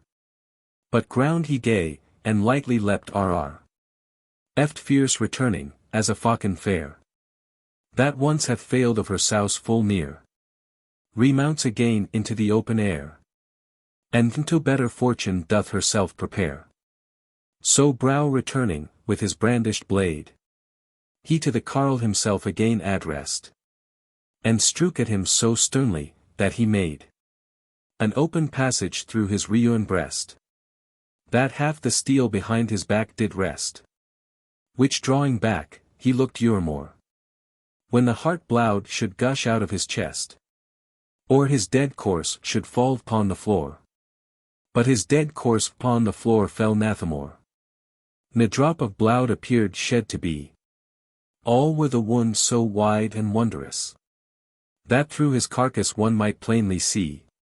Half in amaze with horror hideous, and half in rage, to be deluded thus. Again through both the sides he strook him quite. That made his sprite to groan full piteous. Yet nathamore forth fled his groaning sprite. But freshly as at first, prepared himself to fight. Thereat he smitten was with great affright. And trembling terror did his heart appall. Ne wist he, what to think of that same sight. Ne what to say, any what to do at all. He doubted, least it were some magical illusion, that did beguile his sense. Or wandering ghost, that wanted funeral. Or airy spirit vendor false pretense. Or hellish fiend raised VP through diulish science. His wonder Faerie exceeded reason's reach. That he began to doubt his day's led sight. And oft of error did himself appeach. Flesh without blood, a person without sprite. Wounds without hurt, a body without might. That could do harm, yet could not harmed be. That could not die, yet seemed immortal white. That was most strong in most infirmity. Like did he never hear, like did he never see. A while he stood in this astonishment. Yet would he not for all his great dismay Jul ou ear to effect his first intent. And th most means of victory essay. Or th most isso of his own decay. His own good sword morger, that never failed. At need, till now, he lightly threw away. And his bright shield, that not him now availed. And with his naked hands him forcibly assailed. Twixt his two mighty arms him VP he snatched. And crushed his carcass so against his breast, that the disdainful soul he thence dispatched. And th idle breath alderly expressed. Though when he felt him dead, adown he kest. The lumpish corse into the senseless groaned. Adown he kest it with so puissant rest, that back again it did aloft rebound. And gay against his mother earth a groanful sound. As when Iou's harness-bearing bird from high stoops at a flying heron with proud disdain. The stone-dead quarry fouls so forcibly, that it rebounds against the lowly plain. A second fall redoubling back again. Then thought the prince all peril sure was past, and that he victor only did remain. No sooner thought, than that the carle as fast gone heap huge strokes on him, as ere he down was cast. Nigh his wit's end then walks th amazed knight. And thought his labor lost and trowel vain. Against this lifeless shadow so to fight. Yet life he saw, and felt his mighty main. That whiles he maruled still, did still him pain. For thy he gone some other ways aduise. How to take life from that deadluing swain, whom still he marked freshly to our eyes. From th earth, and from her womb new spirits to reprise. He then remembered well, that had been said. How th earth his mother was, and first him bore. She eke so often, as his life decayed, did life with surety to him restore. And raised him VP much stronger than before. So soon as he to her womb did fall. Therefore to ground he would him cast no more. Ne him commit to grow a terrestrial. But bear him Faerie from hope of succor's wall. Though VP he caught him twixt his puissant hands. And howling scruzzed out of his carrion course. The lothful life, now loosed from sinful bands. Upon his shoulders carried him perforce. Above 3 furlongs, taking his full course. Until he came to a standing lake. Him thereinto he threw without remorse. Ne stirred, till hope of life did him forsake.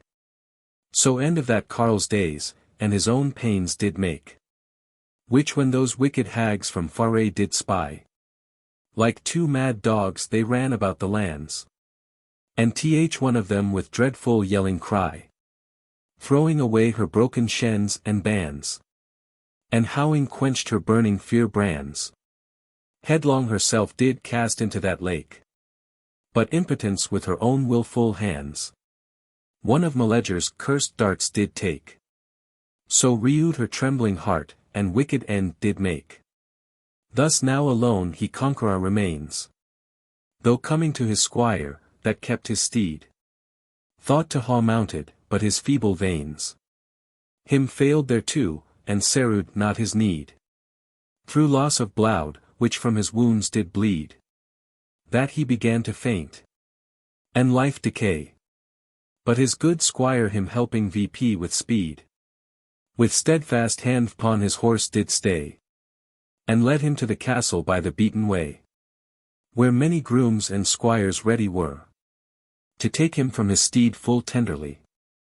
And eke the fairest Alma met him there. With balm and wine and costly spicery. To comfort him in his infirmity. Eftsoon she caused him VP to be connuade. And of his arms despoiled easily. In sumptuous bed she made him to be laid. And all the while his wounds were dressing, by him stayed.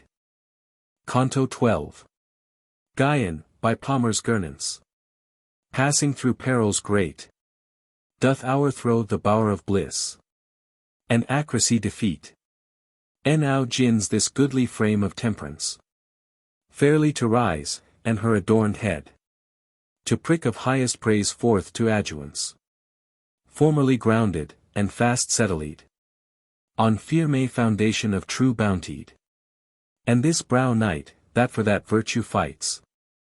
Now comes to point of that same perilous stead. Where pleasure dwells in sensual delights.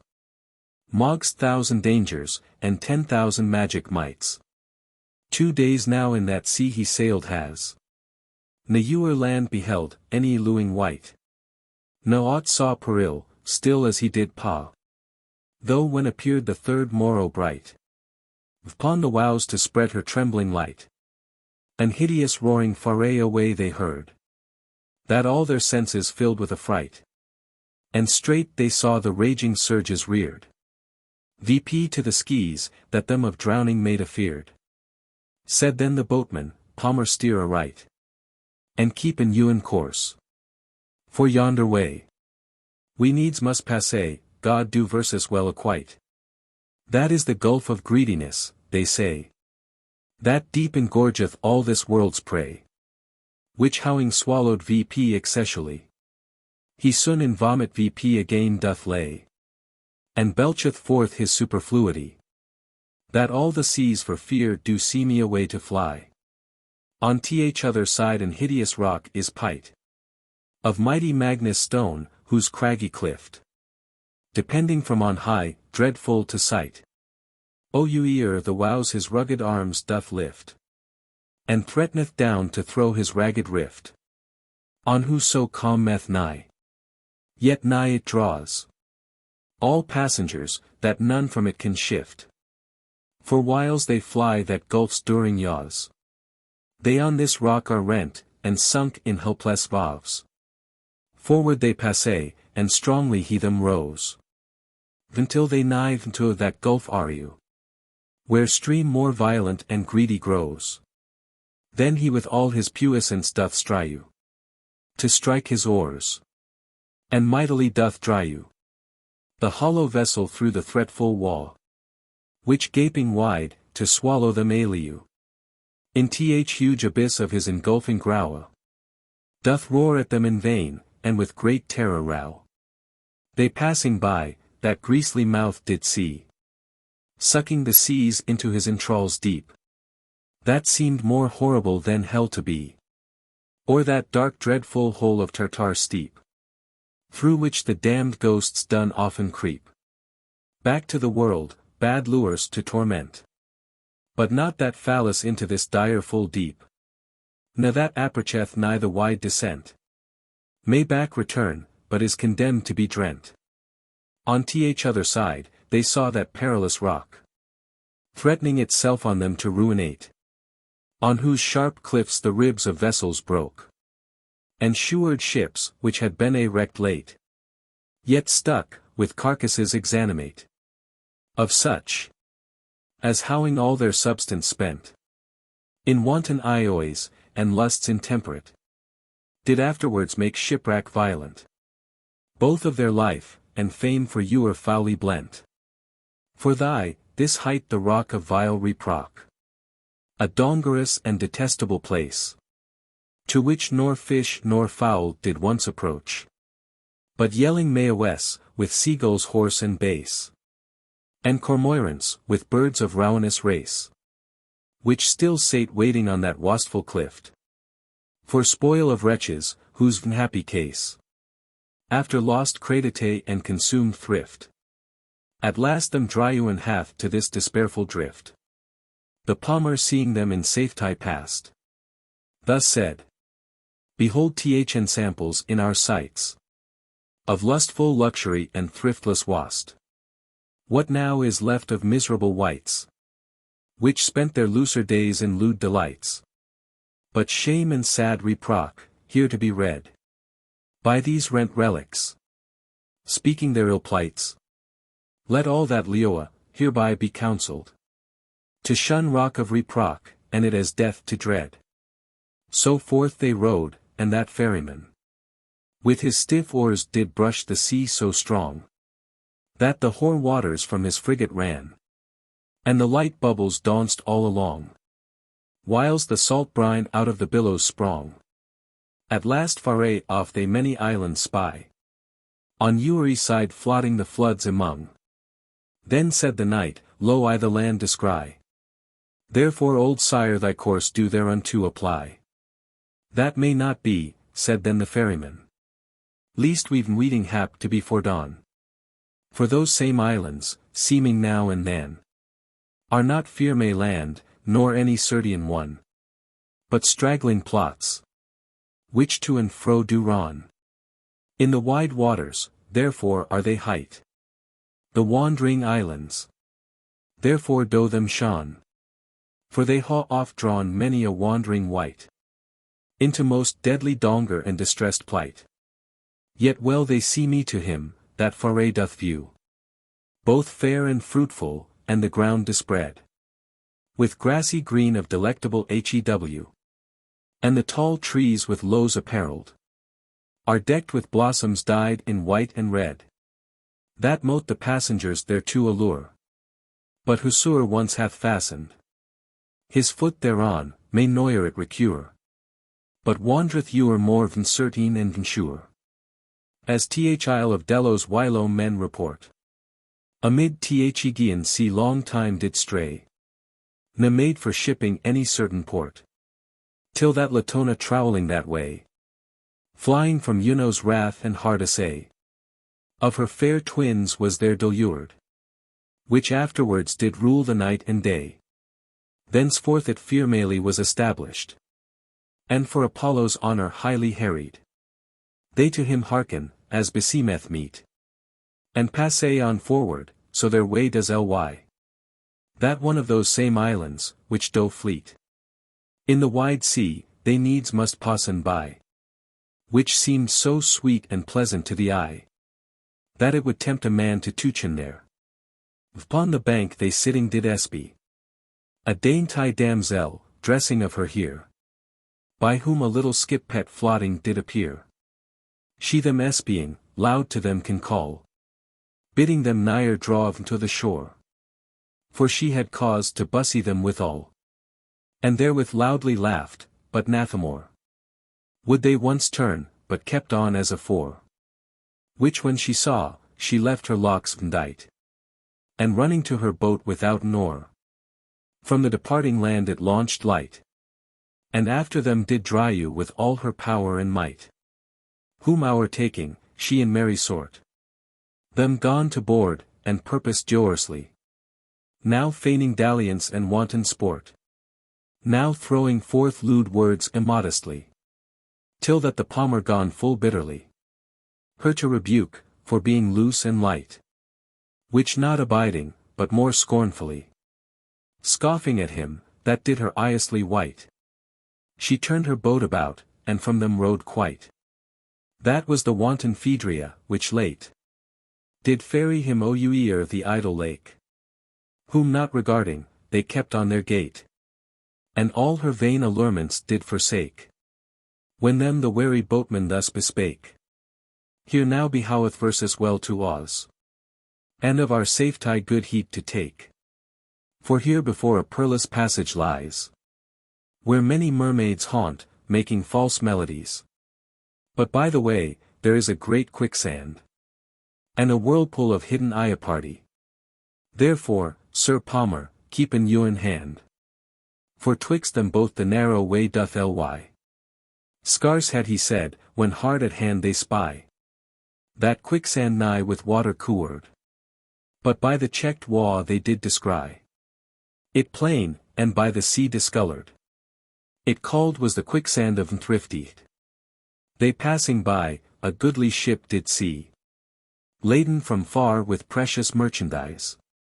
And browly furnished, as ship might be. Which through great disaventure, or misprise, herself had run into that hazardise.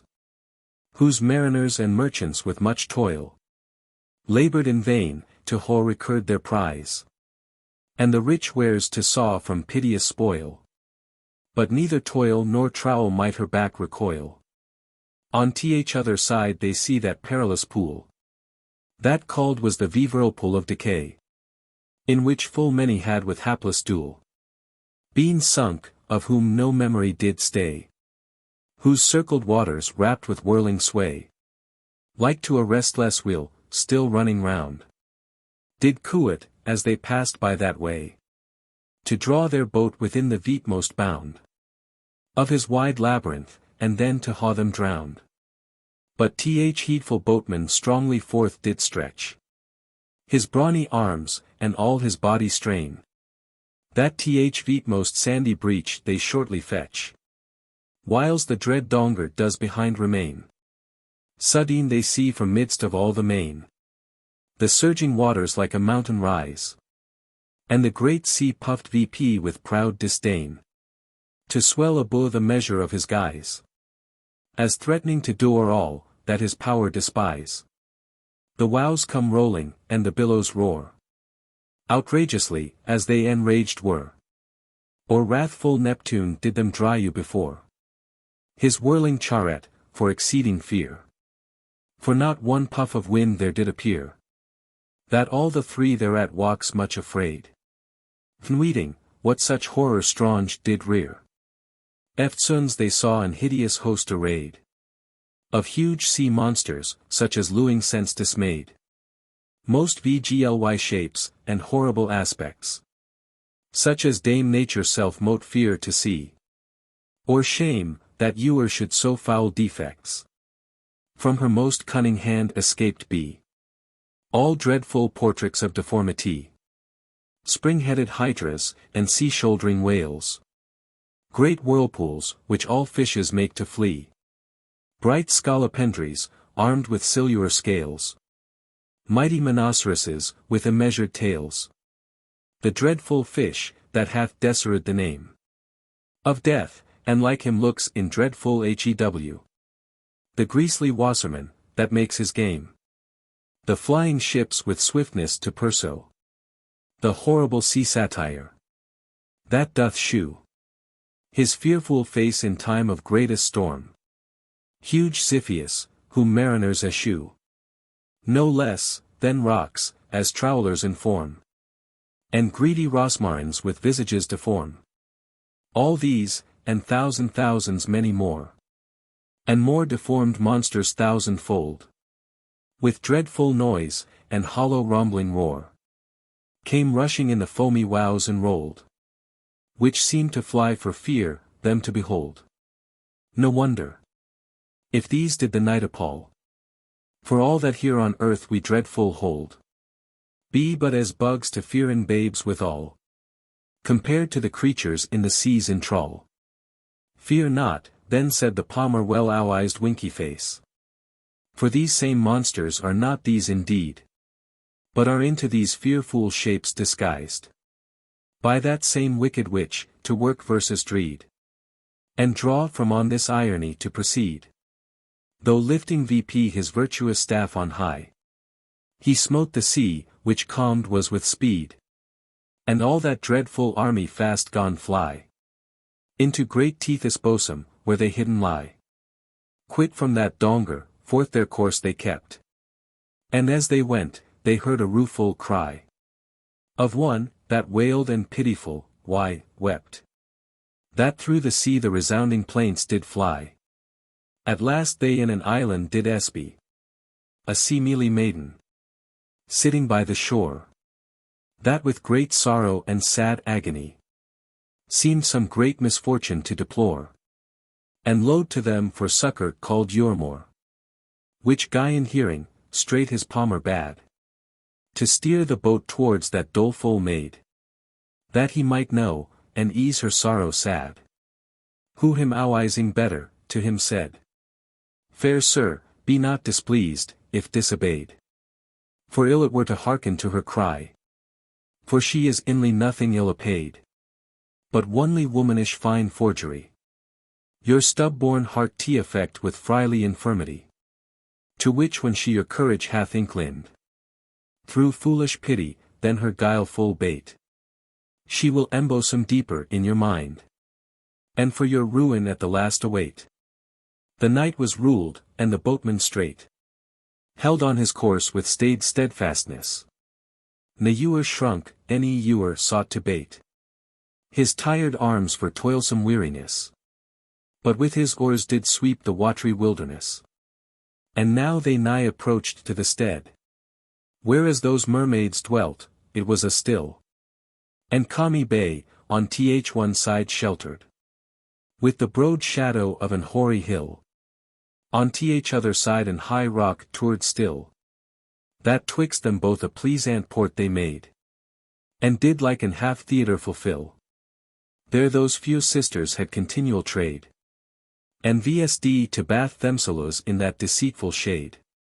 They were fair ladies, till they fondly stried with Heliconian maids for mastery, of whom they common, were deprived of their proud bow tie, and one moiety transformed to fish, for their bold circuitry.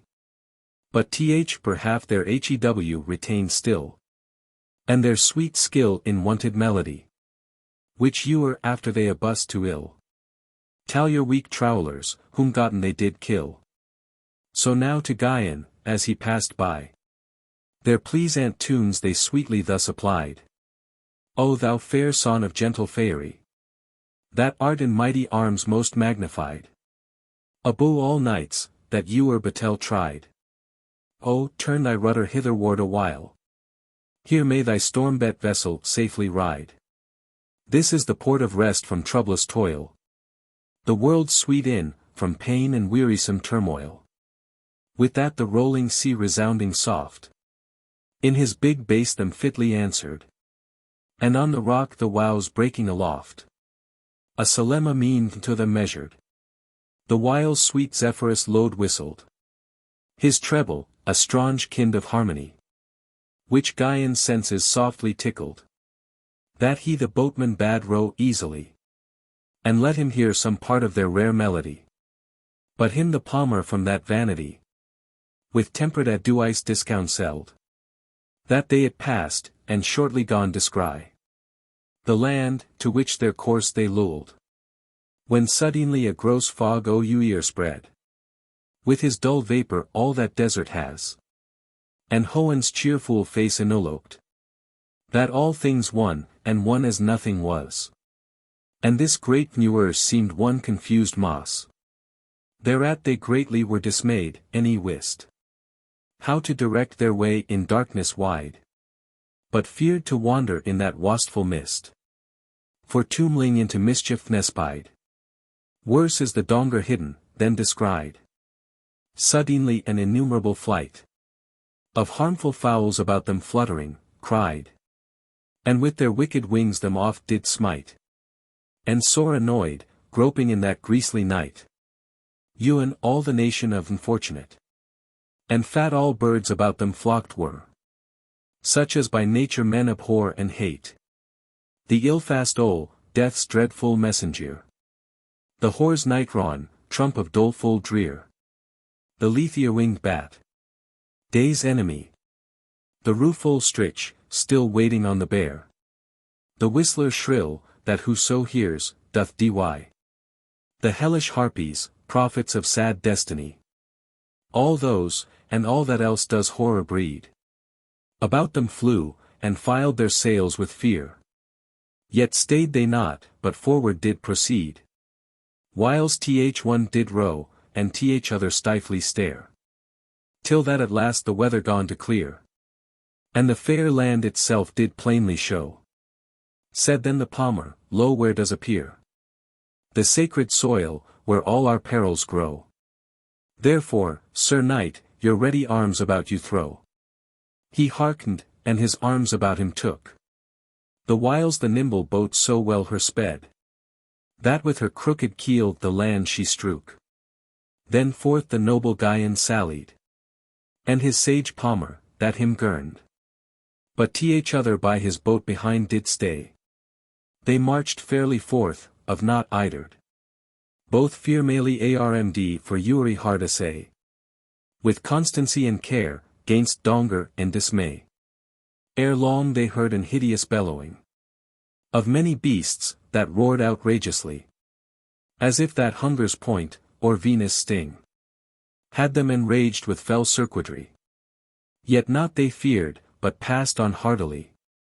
Until they came in view of those wild beasts, who all ataunts, gaping full greedily, and rearing fiercely their starting crests, ran towards, to dour those unexpected guests. But soon as they approached with deadly threat, the palmer o'er them his staff felled. His mighty staff, that could all charms defeat. Eftsoons their stub-born courages were quelled, and high adjuanced crests down meekly felled. Instead of fraying, they themselves did fear, and trembled, as them passing they beheld. Such wondrous power did in that staff appear. All monsters to subdue to him, that did it bear. Of that same wood it framed was cunningly, of which caduceus whilome was made. Caduceus the rod of Mercury, with which he wants the Stygian realm sinuade. Through ghastly horror, and eternal shade. Infernal fiends with it he can assuage. And Orcus tame, whom nothing can persuade. And rule the Furies, when they most do rage. Such virtue in his staff had eke this palmer sage. Thence passing forth, they shortly do argue. Whereas the bower of bliss was situate. A place picked out by choice of best aliu. That nature's work by art can imitate. In which what you are in this worldly state is sweet, and pleasing to luing sense. Or that may daintiest fantasy agrate. Was poured forth with plentiful dispense. And made there to abound with lavish affluence. Goodly it was enclosed round about. Oswell their entreed guests to keep within. As those unruly beasts to hold without. Yet was the fence thereof but weak and thin. Not feared their force, that fortilage to win. But wise dome's power, and Temperaunce's might. By which the mightiest things aforced been. And eke the gate was wrought of substance light. Rather for pleasure, than for battery or fight. Whitey framed was of precious ueri. That seemed a work of admirable wit. And therein all the famous history of Iason and Medea was urit. Her mighty charms, her furious luing fit. His goodly conquest of the golden fleece. His false faith, and lo too lightly flit. The wondred Argo, which in venturous peace first through the Euxine seas bore all the floor of Greece. Ye might ha seen the frothy billows fry. Vender the ship, as thorough them she went. That seemed the wows were into Ueri. Or Ueri into the wows were sent. And other where the snowy substance sprent. With vermel, like the boys blowed therein shed. A piteous spectacle did represent. And otherwhiles with gold besprinkled. Whitey seemed enchanted flame, which did Creusa wed. All this, and more might in that goodly gate Be read. That ewer open stood to all, which thither came, but in the porch there sate a comely personage of stature tall, and semblance pleasing, more than natural, that trowlers to him seemed to entice. His looser garment to the ground did fall, and flew about his heels in wanton wise, not fit for speedy pace, or manly exercise. They in that place him genius did call, not that celestial power, to whom the care of life, and generation of all that lose, pertains in charge particular, who wondrous things concerning our welfare, and strange phantoms doth let verses oft foresee, and oft of secret ill bids verses beware. That is ourself, whom though we do not see, yet each doth in himself it well perceive to be. Therefore a god him sage antiquity did wisely make, and good Agdeists call. But this same was to that quite contrary, the foe of life, that good annuies to all, that secretly doth verses procure to fall, through guileful semblance, which he makes verses see. He of this garden had the gurnal, and pleasure's porter was Duessa to be, holding a staff in hand for more formality. With diverse flores he daintily was decked, and strode round about, and by his side a mighty mazer bowl of wine was set, as if it had to him been sacrificed, wherewith all new-come guests he gratified. So did he eke Sir Gvyon passing by, but he his idle courtesy defied, and o'erthrew his bowl disdainfully, and broke his staff, with which he charmed semblance sly. Thus being entreed, they behold around a large and spacious plain, on every side, strowed with pleasance, whose fair grassy ground, mantled with green, and goodly beautified, with all the ornaments of Florie's pride, wherewith her mother art, as half in scorn of niggard nature, like a pompous bride, did deck her, and too lavishly adorn, when forth from virgin bower she comes in early morn. Thereto the hoans always ioil, looked on them luily, still in steadfast state, ne suffered storm nor frost on them to fall, their tender buds or lows to violate, nor scorching heat, nor cold intemperate, t'afflict the creatures, which therein did dwell. But the mild air with season moderate, gently attempered, and disposed so well, that still it breathed forth sweet spirit and wholesome smell, more sweet and wholesome, than the pleasant hill of Rhodope, on which the nymphy, that bore a giant babe, herself for grief did kill, or the Thessalian Tempe, where of yore fair Daphne Phoebus' heart with lure did gore, or Ida, where the gods lewd to repair, when ewer they their heavenly bowers for lore, or sweet Parnasse, the haunt of muses fair, or Eden's self, if aught with Eden mote compare. Much wondered Gvyon at the fair aspect of that sweet place, yet suffered no delight to sink into his sense, nor mind affect, but passed forth, and looked still forward right, bridling his will, and maistering his might, till that he came to another gate. No gate, but like one, being goodly dight, with boughs and branches, which did broad dilate their clasping arms, in wanton wreathings intricate. So fashioned a porch with rare Duessa, arched o'er head with an embracing vine, whose branches hanging down, seemed to entice all passers-by, to taste their luscious wine, and did themselves into their hands incline, as freely offering to be gathered. Some deep empurpled as the hyacinth, some as the rubine, laughing sweetly red, some like fair emeralds, not yet well ripened, and them amongst, some were of burnished gold, so made by art, to beautify the rest, which did themselves amongst the lows enfold, as lurking from the view of courteous guest, that the weak bows, with so rich load oppressed, did bow down, as o'er burdened.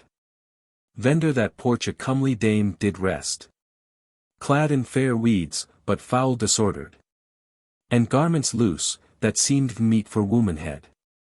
In her left hand a cup of gold she held, and with her right the riper fruit did reach, whose sappy liquor, that with fullness swelled, into her cup she scruzzed, with dainty breach of her fine fingers, without foul impeach, that so fair winepresa made the wine more sweet.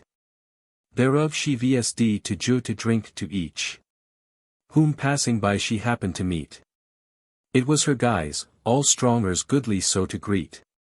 So she to Gvyon offred it to tast, who taking it out of her tender hand, the cup to ground did violently cast, that all in pieces it was broken fond, and with the liquor stained all the London, whereat excess exceedingly was wroth. Yet no te the same amend, any yet withstand, but suffered him to passe, all were she loath, who not regarding her displeasure forward goth. There the most dainty paradise on ground itself doth offer to his sober eye, in which all pleasures plenteously abound, and none does others happiness envy. The painted flores, the trees shooting high, the dales for shade, the hills for breathing space, the trembling grues, the Christ all running by, and that, which all fair works doth most agrace, the art, which all that wrought, appeared in no place. One would ha thought, so cunningly, the rude and scorned parts were mingled with the fine, that nature had for wantonness ensued art, and that art at nature did repine. So striving each each other to vndermine, each did the other's work more beautify. So differing both in wiles, agreed in fine. So all agreed through sweet dire city, this garden to adorn with all variety. And in the midst of all, a fountain stood, of richest substance, that on earth might be, so pure and shiny, that the silure flood, through Uri Chanel running one might see. Most goodly it with curious imagery, was wrought, and shapes of naked boys, of which some seemed with Louis Iolati to fly about, playing their wanton toys, whilst others did them cellus embe in liquid iois. And all, of purest gold was spread, a trail of Ui in his nashu hew. For the rich metal was so colored, that white, who did not well auized at view, would surely deem it to be Ui true. Lo his lascivious arms adown did creep, that themselus dipping in the silure dew, their fleecy flores they tenderly did steep, which drops of Christ all seemed for wantons to weep. Infinite streams continually did well out of this fountain, sweet and fair to see, the which into an ample lower fell, and shortly grew to so great quantity, that like a little lake it seemed to be, whose depth exceeded not 3 cubits height, that through the wows one might the bottom see, all powed beneath with Iasbar shining bright, that seemed the fountain in that sea did sail bright, and all the margent round about was set with shady laurel trees, thence to defend the sunny beams, which on the billows bet, and those which therein bathed, mote offend, as Gvyon hapned by the same to wend. 2 naked damsels he therein espied, which therein bathing, seemed to contend, and wrestle wantonly, any card to hide their dainty parts from view of any, which them aid. Sometimes the one would lift the other quite above the waters, and then down again. Her plong, as are mastered by might, where both a while would coored remain, and each the other from to rise restrain. The whiles their snowy limbas, as through a vele, so through the Christ all wows appeared plain. Then suddenly both would themselves heal, and amorous sweet spoils to greedy eyes reveal. As that fair star, the messenger of morn, his dewy face out of the sea doth rear, or as the Cyprian goddess, newly born, Of th ocean's fruitful froth, did first appear. Such seemed they. And so their yellow here. Crystal in humour dropped down apace. Whom such when Gvyon saw, he drew him near. And somewhat gone relent his earnest pace. His stub-born breast gone secret pleasance to embrace. The wanton maidens him espying, stood. Gazing a while at his wonted guise. Then th one herself low ducked in the flood. Abashed, that her a stronger did avis. But th other rather higher did arise. And her two lily paps aloft displayed.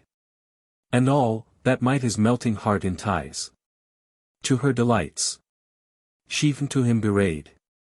The rest hid underneath, him more desirous made. With that, the other likewise vp arose. And her fair locks, which formerly were bound. Vp in one knot, he low adown did lose. Which flowing long and thick, her clothed around. And th Uri in golden mantle gowned. So that fair spectacle from him was reft. Yet that, which reft it, no less fair was found. So hid in locks and wows from lookers' theft. Not but her lewely face she for his looking left. Withal she laughed, and she blushed withal. That blushing to her laughter gave more grace. And laughter to her blushing, as did fall. Now when they spied the knight to slack his pace. Them to behold. And in his sparkling face. The secret signs of kindled lust appear. Their wanton merriments they did increase. And to him beckoned, to approach more near. And showed him many sights, that courage cold could rear. On which when gazing him the palmer saw. He much rebuked those wandering eyes of his. And counselled well, him forward thence did draw. Now are they come nigh to the bower of bliss. Of her fond forites so nommed Amos. When thus the palmer. Now sir, well awes. For here the end of all our trowel is.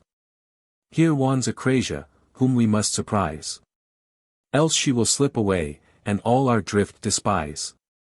At soons they heard a most melodious sound. Of all that mote delight a dainty ear. Such as a taunce might not on lewing ground. Saw in this paradise, be heard elsewhere. Right hard it was, for wight, which did it hear. To read. What manner music that mote be. For all that pleasing is to lewing ear. Was there consorted in one harmony. Birds, voices, instruments, winds, waters, all agree. The iolious birds shrouded in cheerful shade. Their notes to the voice a tempered sweet. Th angelical soft trembling voices made. To th instruments divine respondents meet. The silver sounding instruments did meet. With the bass murmur of the waters fall. The waters fall with difference discreet. Now soft, now loud. Until the wind did call. The gentle warbling wind low answered to all. There, whence that music seemed heard to be. Was the fair witch herself now solacing. With a new lower, whom through sorcery. And witchcraft, she from Faerie did thither bring. There she had him now laid a slumbering. In secret shade. After long wanton ioys. Whilst round about them pleasantly did sing. Many fair ladies, and lascivious boys. That ewer mixed their song with light licentious toys. And all that while, right ear him she hung. With her false eyes fast fixed in his sight. As seeking medicine, whence she was stong. Or greedily depasturing delight. And oft inclining down with kisses light. For fear of waking him. His lips bedewed. And through his humid eyes did suck his sprite. Quite molten into lust and pleasure lewd. Wherewith she sighed soft, as if his case she rued. The while some one did chaunt this lewily lay. Ah see, who so fair thing doest feign to see. In springing flower the image of thy day. Ah see the virgin rose, how sweetly she doth first peep forth with bashful modesty. That fairer seemes, the less ye see her may. Lo see soon after, how more bold and free her bared bosom she doth broad display. Lo see soon after, how she fades, and falleth away. So passeth, in the passing of a day. Of mortal life the leaf, the bud, the flower, no more doth flourish after first decay. That erst was sought to deck both bed and bower. Of many a lady, and many a paramour. Gather therefore the rose, whilst yet is prime. For soon comes age, that will her pride deflower. Gather the rose of love, whilst yet is time. Whilst luing thou mayst lewd be with equal crime. He ceased, and then gone all the choir of birds. Their diverse notes he attuned to his lay. As in appurtenance of his pleasing words. The constant pair heard all, that he did say. Yet sweared not, but kept their forward way. Through many court grues, and thickets close. In which they creeping did at last display. That wanton lady, with her lower lose. Whose sleepy head she in her lap did soft dispose. Upon a bed of roses she was laid. As faint through heat, or dight to pleasant sin. And was arrayed, or rather disarrayed. All in a vellet of silka and silure thin. That hid no whit her alabaster skin. But rather showed more white. If more might be. More subtle web arachne cannot spin. Nor the fine nets, which oft we wowen see. Of scorched daw, do not in thr more lightly flee. Her snowy breast was bare to ready spoil. Of hungry eyes, which enote therewith defiled. And yet through languor of her late sweet toil. Few drops, more clear than nectar, forth distilled. That like pure orient pearls adown it trialed. And her fair eyes sweet smiling in delight. Moistened their fiery beams, with which she thrilled. Fryly hearts, yet quenched not. Like starry light. Which sparkling on the silent wows, does see me more bright. The young man sleeping by her, seemed to be some goodly swain of honorable place.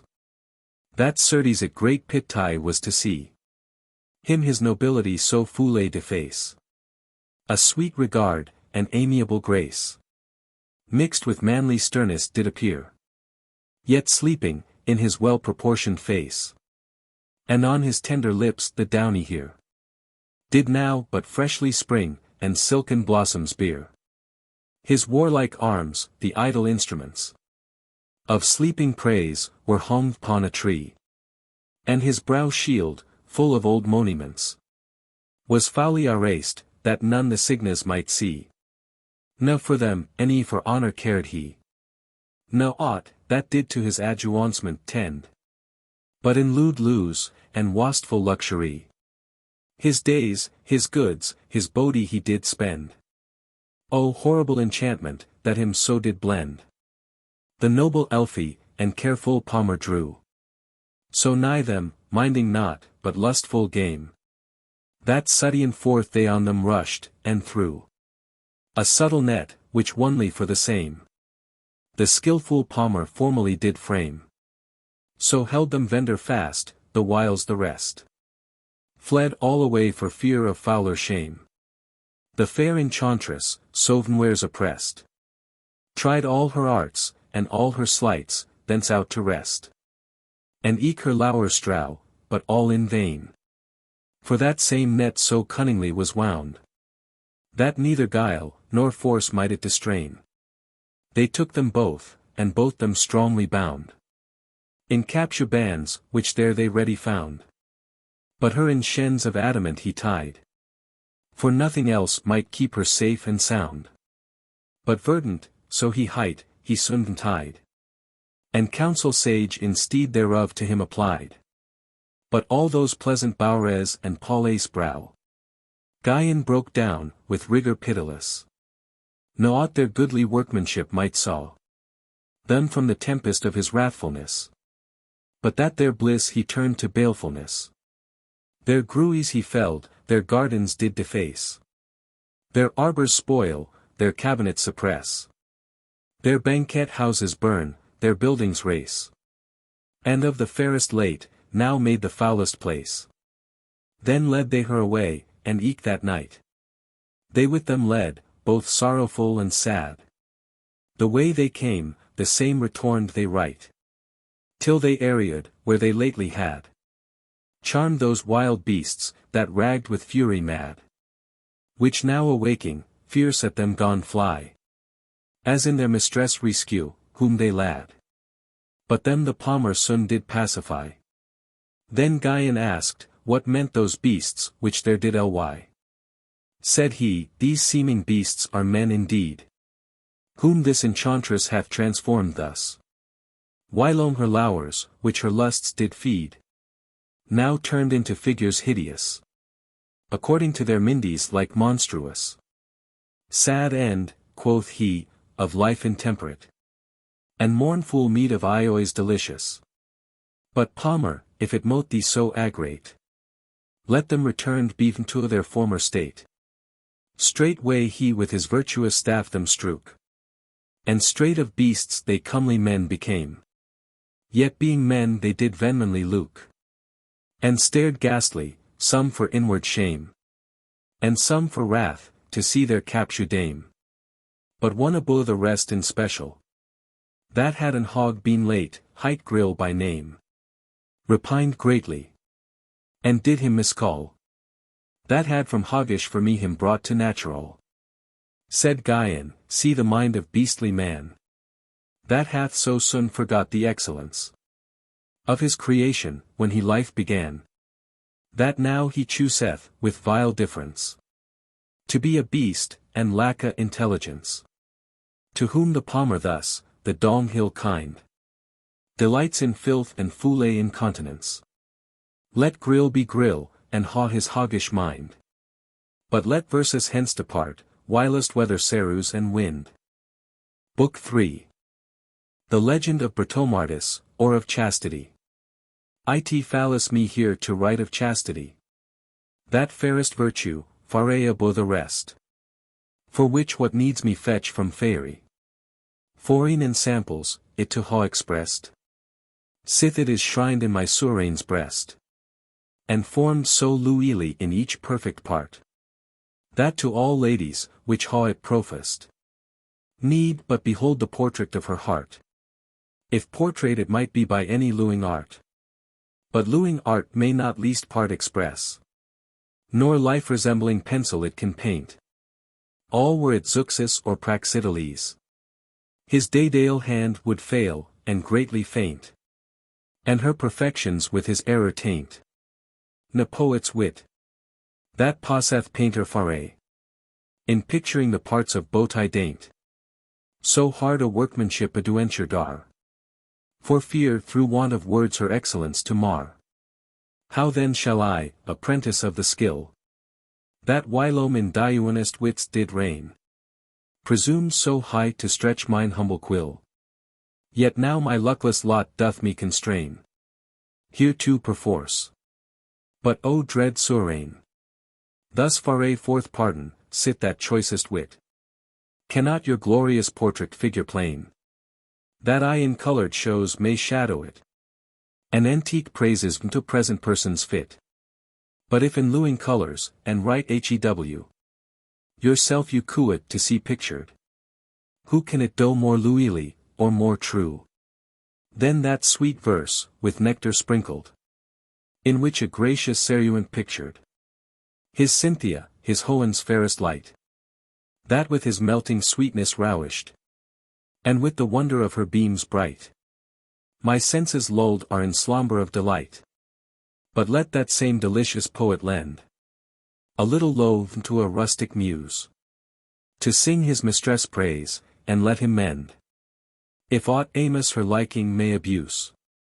Ne let his fairest Cynthia refuse, in mirrors more than one herself to see. But either Gloriana let her choose, or in belle Phoebe fashion to be. In th one her rule, in th other her rare chastity.